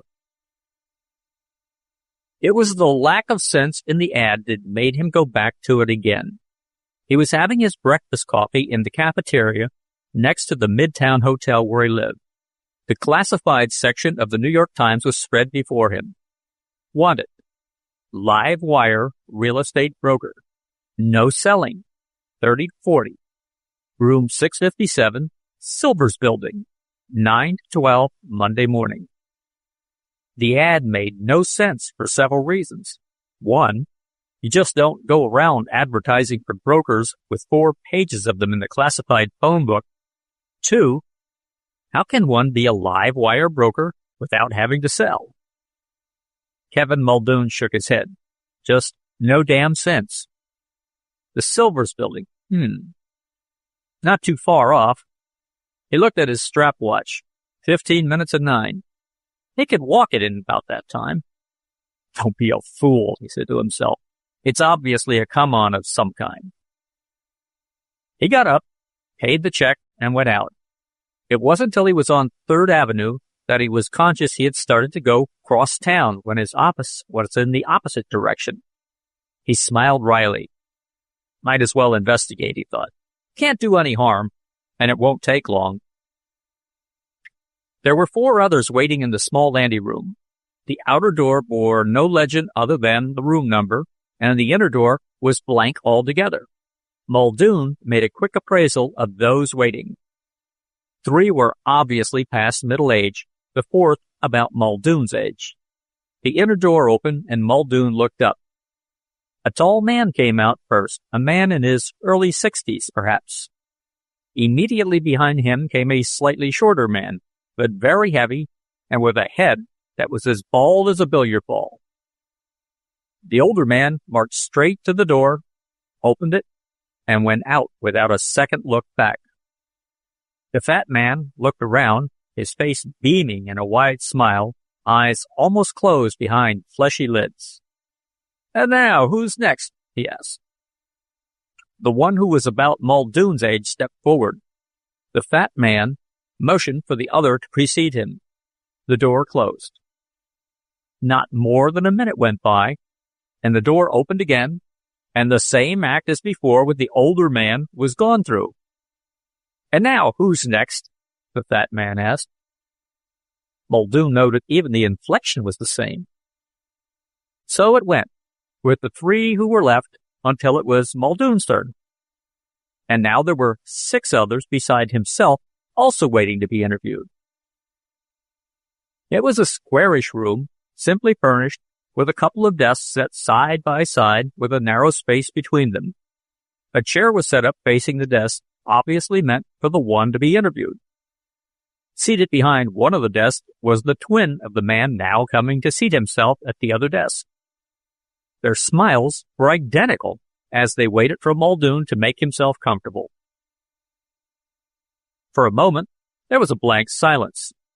Muldoon studied them, and they, smiling still, studied him. Muldoon broke the silence. "You know," Muldoon said, "your ad didn't make sense to me." The twins hunched forward slightly at their desks. Their eyes brightened in anticipation. "No?" said the one who had been waiting for Muldoon. "Why?" "With some 4 pages of brokers in the classified directory, you don't have to advertise for one, and a live wire broker gets that reputation as a salesman. Without selling, the wire is dead." The twins beamed at each other. "Evan," said the one to the left, "I think we found our man. Will you go out and tell those waiting?" They waited for the twin to return. "I am Robert Rieger, my brother Evan," said the first twin. Muldoon introduced himself. There was no handshaking. "You are right about the ad," Robert Rieger said. "We worded it that way for a reason. We wanted a man of quick intelligence. Mind you, now we do want a broker, and the one who will do no selling. The live wire part was my brother Evan's thought. He does sometimes have clever ideas." Robert stopped to beam at his twin. "Just now," Robert returned to Muldoon, "I won't go into full discussion of our plans. Briefly, however, we are buyers. Buyers, we hope, of a particular area. Because of what we have in mind to do, we would rather it was done quietly and without any publicity. Had we engaged the services of a large agency, this would not be possible, for, if I may coin a phrase, the trumpet must blow strongly to announce the coming of genius." He smiled, stroked his chin, looked up at the ceiling, and his lips moved silently as if he enjoyed repeating the phrase. "I like that, Robert," Evan said. "Yes, I thought it was good," Robert said. They both looked to Muldoon. Muldoon said nothing. The twins sighed audibly, in unison. Robert's lips came forward in a pout. The look of a pouting cherub, Muldoon thought, one trying to look stern and only succeeding in looking naughty childish. Muldoon suddenly knew of whom the twins reminded him. twin Charles Lawtons without hair. You are free to work for us? Robert asked. With you, Muldoon said. I have the license. He gave them a quick smile as if to lessen the sharpness of the tone he had used. A broker acts for a client in the purchase or sale of property. He can't be employed by them. Of course, Robert said quickly. I did not mean to imply any other action. Now, suppose you tell us briefly about yourself. Muldoon gave them a thumbnail sketch of his career. He noted their pleased look that he was a one-man agency. At the conclusion, Robert stood up and came around the desk. He thrust a hand at Muldoon. Like shaking hands with a piece of warm dough, Muldoon thought. I do believe, Robert said as he placed a heavy arm around Muldoon's shoulder and walked into the door, that we shall have a mutually happy relationship. You will not be unrewarded, money-wise. He opened the door, paused, still with his arm around Muldoon, and looked steadily into Muldoon's eyes. Yes, I think there will be mutual benefits in our relationship. Now, in conclusion, will you pick us up at this office tomorrow morning at 9? Muldoon nodded. Good. Then bye now, Mr. Muldoon, and thanks so much for coming by in answer to our ad. The answer to an irritating thought came to Muldoon while he was waiting for an elevator to take him to the ground floor. He knew where he had seen the same kind of look as was in Robert Rieger's eyes when they had parted. In the eyes of a cat Muldoon had once seen toying with a mouse the cat had caught. Dina Savory was a redhead, a green-eyed redhead with a kind of patrician look about her face that came off very well in the photographs they took of her. Dina was a model and made 3 times the money Kevin Muldoon made. It had always been a sore point between them, and more than once the reason for their worst quarrels. She was also the worst cook in New York. Monday evenings were spent in Dina's small apartment on East 56th Street, and she usually cooked dinner for Muldoon. Invariably, it was steak.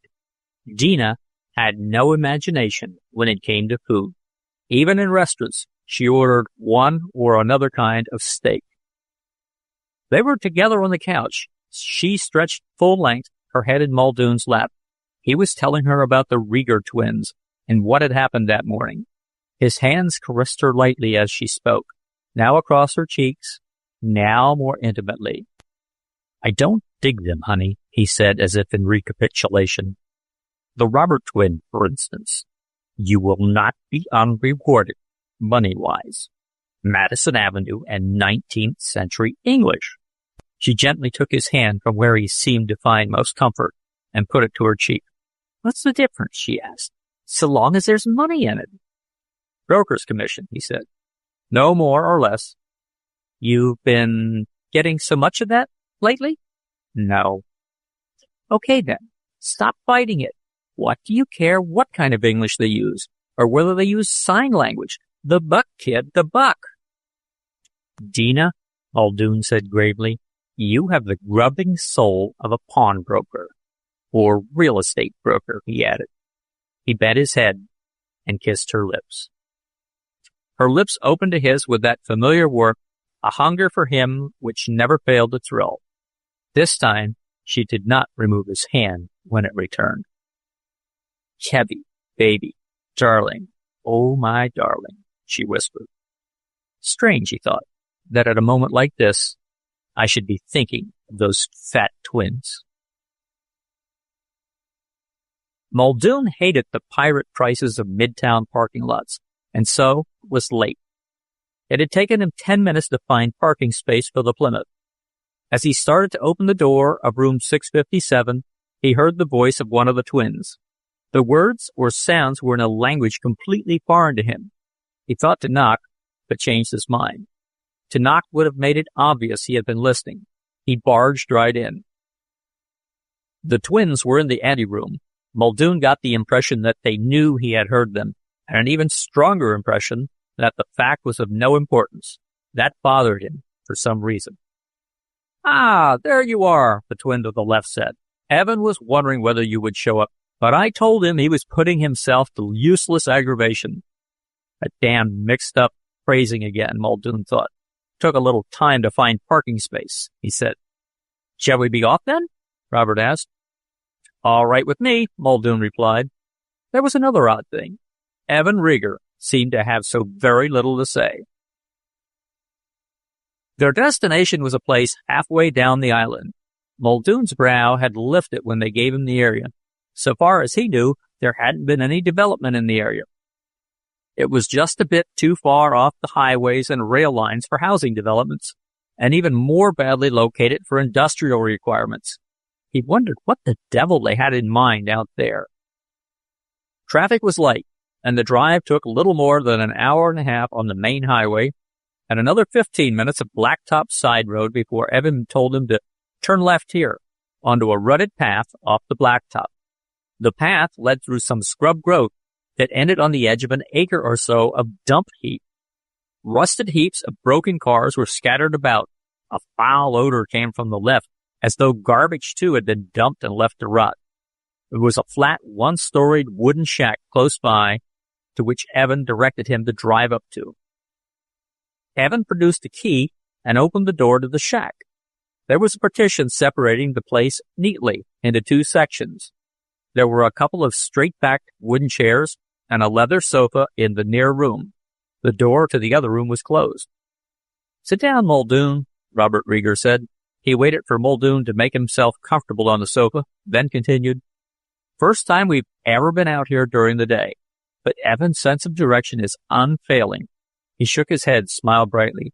Ah, well, we must each have some factor to make for validity of existence, eh? I don't follow, Muldoon said. No matter. Now to the business at hand. I wanted you to see the area involved. Evan, the plot plan, please.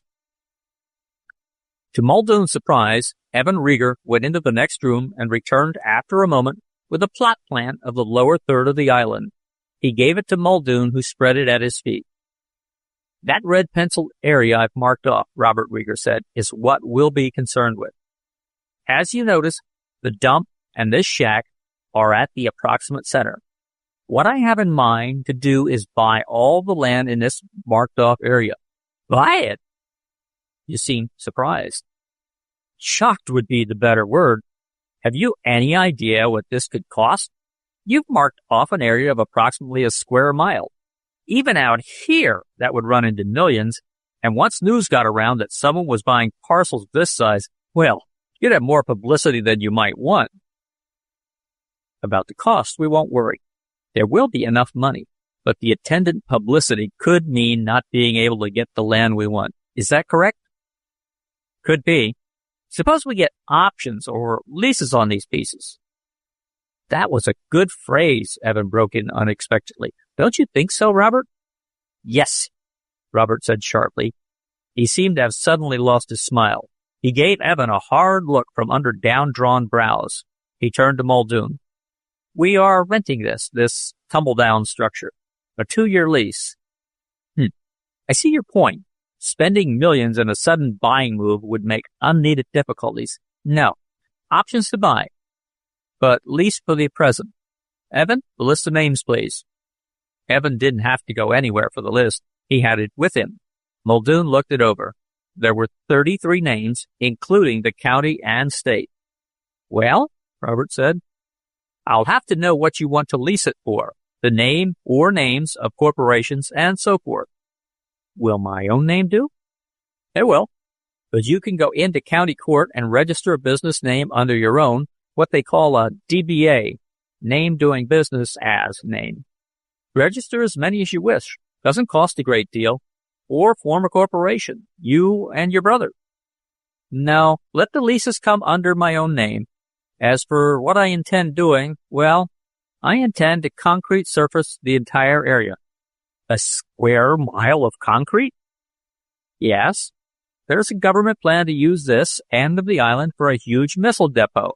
They will have to come to me. Pretty shrewd, Muldoon thought. That is, if it's true. All right, Muldoon said. When do you want me to start? Right now. That was one reason for bringing you out here. Evan, Would you get the briefcase, please? Once more, Evan Rieger went into the other room and closed the door carefully behind him when he came out. He handed the briefcase to Muldoon. You may open it, Robert said. Muldoon's fingers became suddenly nerveless, and he dropped the briefcase. It was crammed with money, packets of $100 bills. There are 50 packets of $100 bills totaling $1 million, Robert said. What the hell did you want me to do, carry the case around with me? Muldoon asked. No, it will remain here. I merely wanted to show you I will be able to stand behind any price you may have to meet. From now on, report here, no matter what time. And since time has a definite value in this matter, do not stand upon it. I like that, Evan said suddenly. That was good, Robert. Muldoon nodded. Evan had a value, too. The same value any yes man has. But it bothered Muldoon. This just wasn't the way of twins. At least none he knew. Well, one thing was certain. The Riegers had the ready cash. This may take some time, Muldoon said. Weeks. Certainly. Maybe months. The county and state alone. We don't have that much time, Robert broke in. Evan must return in 10 days. Return? Where? Muldoon asked. It was as if Robert hadn't heard. The state and county properties are small areas and on the very edge. Suppose we forget about them for the time being. Work on the private parties. Anything you say, but it may still take weeks. Then don't quibble. Lease at any price. If a show of cash is necessary, let me know. Now I think you'd better start. Good luck, Muldoon. It was Wednesday night before Muldoon saw Dina Savory again. Nor had he seen the Rieger twins since leaving them Monday morning. Dina and Muldoon seldom saw each other during the middle of the week. They were her busy days, and she needed the nights for complete rest. But he had called her and asked to see her. They were at dinner in a small Italian place close to her apartment. He had briefly brought her up to date on what had happened since she had seen him last, and was at the moment finishing the last of the lasagna he had ordered. They're phonies, honey. Real phonies, he said. I'll bet my last buck on that. She was looking at the last piece of steak on her plate. With an almost defiant gesture, she speared it and put it in her mouth. Atta girl, he said. Mind your own business, she said. How do you mean they're phonies? I spent all Monday investigating them. A fine way to make $1, she said. What do you care who they are? He gave her a knowing smile. That's my fat-headed girl. Like to visit me in a nice jail, wouldn't you? One with a prestige address, of course. Let me tell you, they rented that shack and the dump heap next to it for a pretty fancy figure. Robert Rieger said they were going to do printing in that shack. They paid in full for the 2 years' rental in nice, crisp, $100 bills. I get it. They were phony, she exulted. How can you be so stupid? I know. For you, it's easy. Of course the bills were genuine. But the printing business, what were they going to print with? Typewriters? Another thing. There's no business record I could find of them. They're not listed. So how did they get $1 million? And Robert said more. Report here, no matter what the time. I don't get it. I drove them out. There was no garage, no car I could see, and the place is miles from food. How do they live out there? Maybe they have friends who picked them up, Dina said.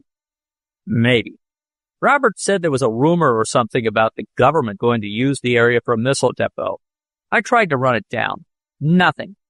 Which proves nothing, she said. True, but I couldn't even smell smoke. No, the whole thing just smells bad. So I think I'm going back there and tell them to forget it. Oh, don't be an idiot, she said. This is your big chance to make some real money, get a reputation, and because you're chicken, you're going to throw it up. I won't get into anything crooked, his voice rose. The way you're thinking, you couldn't follow a straight line. They can't draw a straight line. Well, you do what you want. Only the next time I have to pay for a dinner, don't give me that martyred look. Okay, what do you want for dessert? Spumoni? After this, bicarbonate. Very funny. And for the first time in several years, she did not kiss him goodnight when they parted. He turned off the blacktop and started down the rutted path. He switched the headlights off about halfway to the shack and parked it 100 or so yards away from it and walked the rest. The shack was dark. Instead of knocking, Muldoon walked around to the back and peered through the single window at the rear. He could see nothing. Now, isn't this just dandy, he thought. Drive all the way out here and nobody's at home. Damn. He went around to the front and started back to the car. His attention was caught by a greenish glow of light from the far end of the dump heap. His curiosity aroused, Muldoon warily made his way through the metal litter until he was close enough to make out the source of the light. It came from the center of a shallow area that had been cleared of rubble. A rusted, misshapen mass of metal lay in the center of the cleared space. The greenish glow was coming from an opening in the mass. Muldoon crept closer until he was able to make out details. Not too many, but enough to give him an idea of the size and general shape of the thing. But what really held him were the figures of Robert and Evan Rieger. He saw them quite distinctly. One of the twins was bent over a machine of some sort. There were levers, gears, and rollers mounted on a webbed platform no larger than a rather oversized typewriter. Muldoon's eyes went wide at the sight of the greenbacks coming in a steady stream from the interior of the machine and falling into a box at the side. He could see very little else that was in the room, other than the brother of the twin at the machine. He was on the far side of it, fiddling with something hidden. Muldoon stared in fascination for another minute, then carefully made his way back to the car. He had parked it within the growth of scrub trees and bushes. He started it, turned the headlights on, and drove slowly out into the open and up to the shack. He honked his horn loudly a couple of times and got out of the car and walked up to the shack and tried the door. It was closed. Presently, the figures of Evan and Robert Rieger came into view from the direction of the dump heap. Muldoon's figure was outlined in the glow of the headlights. Muldoon noticed the briefcase one of them was carrying. Ah, there, Muldoon. Muldoon had recognized Robert's voice. Hello, Mr. Rieger. Thought I'd come by and let you know how I've been doing. Evan, who was carrying the briefcase, unlocked the door and switched on the light. The other two followed him into the room. Robert Rieger motioned for Muldoon to take the sofa. Evan went into the other room. Well, my boy, Robert said heartily, how is it going? Slowly, Muldoon said casually. But the first of this sort of operation has to go that way. Kind of feel things out, if you know what I mean. Of course. How does it look? I think it's going to go all right. I've got plans. Splendid. Do you need money? Yes, about 10,000. Evan, do bring the case out, Robert called loudly. In a couple of seconds, Evan Rieger appeared. He brought the briefcase to his brother, turned, and went back into the other room without saying anything. He walked slowly and stiffly, his feet slapping heavily on the bare floors. What's wrong with him? Muldoon asked. Robert Rieger was pulling money from the briefcase. He looked up with an expressionless face. Nothing. You said 10,000? Yes. Rieger passed 2 of the packets to Muldoon. Sure you won't need more? Muldoon put the money away, got up from the sofa, and started to the door. No, just what I need. I'll see you Friday night. Fine, and don't forget, we must get all this done quickly. I won't forget. Robert Rieger waited till the sound of the Plymouth was no longer heard. Then he went into the other room. Other than for 2 army cots, the room was empty. Evan was stretched full length on one of the cots. You're certain he knows? Evan asked. Yes, I saw him on the Vizio. But he could see all the interior. No, just the duplicating machine. We must get rid of it tonight. What do you think he will do? What can he do? He knows nothing. The money is genuine, and with the destruction of the machine, he can't prove anything. Nevertheless, it might be the wisest course to get rid of him. We might have been too clever with that advertisement. Possibly, but we must move quickly then.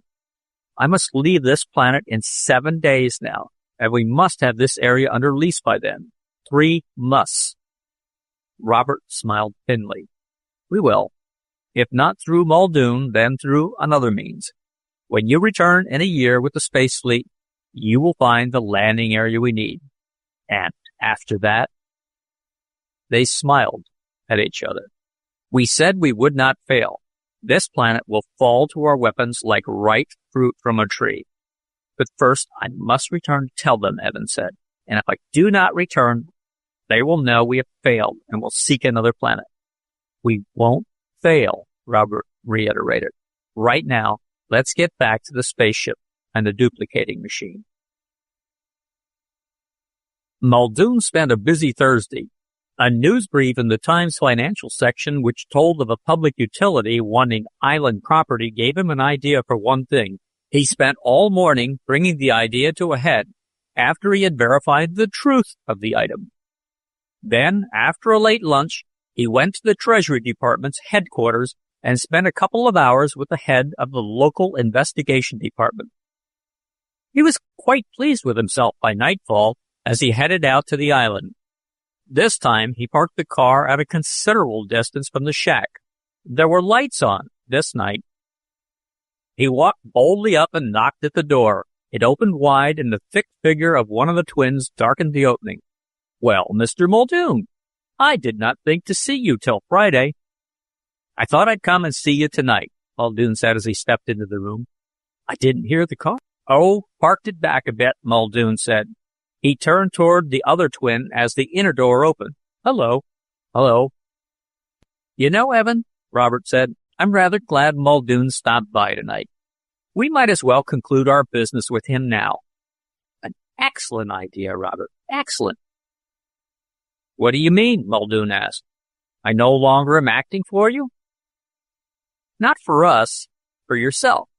I'm afraid your services in any capacity will no longer be needed. Muldoon caught the undercurrent of menace in Robert's voice.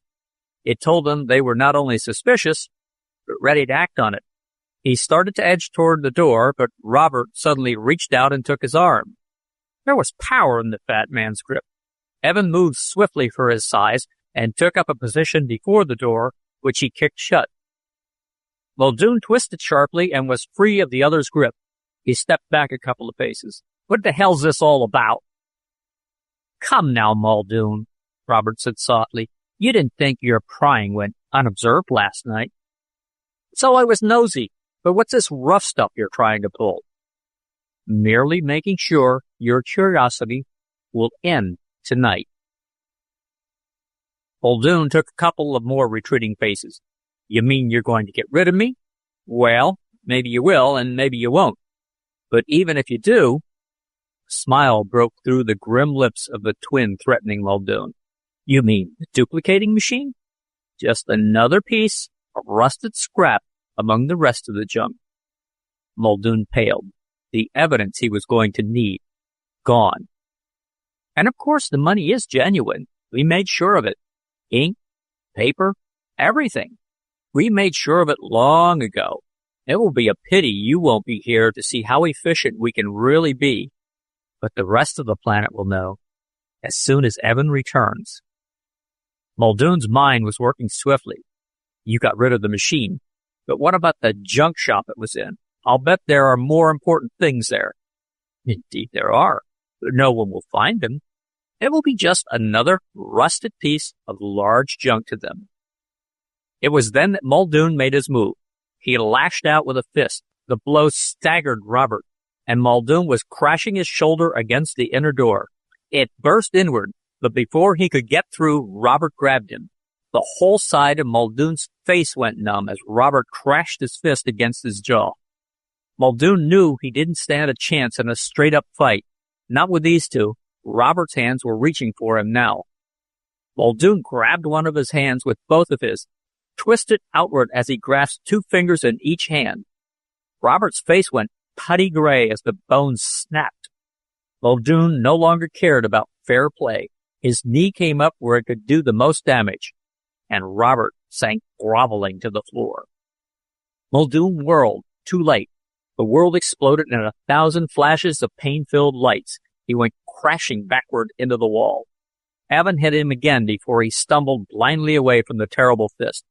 "Let me kill him," Robert groaned. Muldoon pulled himself up from the pain-filled world he had been sent into. There seemed to be two Evans facing him. Then there was only one. A twisted grin came to Muldoon's lips. "Come ahead, you rat," he mumbled. Evan came forward, and swift as an adder, Muldoon kicked him just below the kneecap. Evan screamed and collapsed.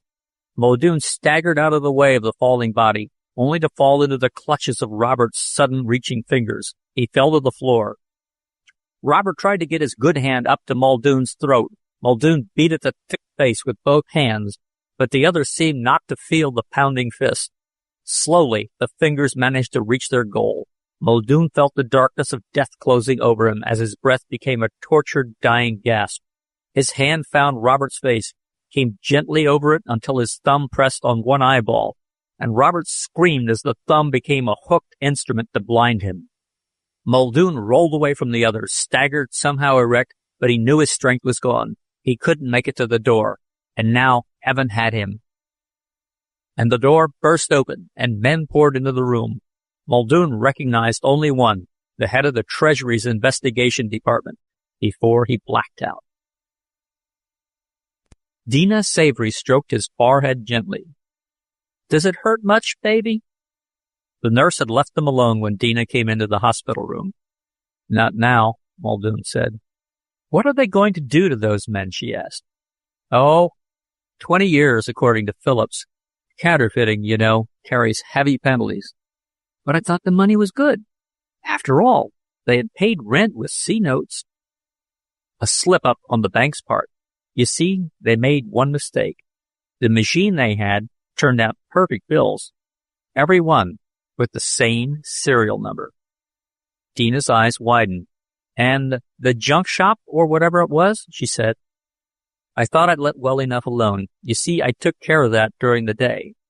The twins, being criminals, had automatically broken their lease. They also made it possible for me to change clients. Well, there's going to be a huge tank covering that dump and shack, a tank holding an awful lot of natural gas. I got together with the owner of the property and the utility people yesterday afternoon and worked out a deal. They're going to dump all that junk into the ocean." "I'm sorry about the other night," she said suddenly. "Is that how you say you're sorry?" he asked. "Uh-huh," she said as he reached for her. "There's a time and place for that. Promise?" Her lips agreed. This is the end of Lease The Doomsday by Lee Archer. Recording by Tom Weiss.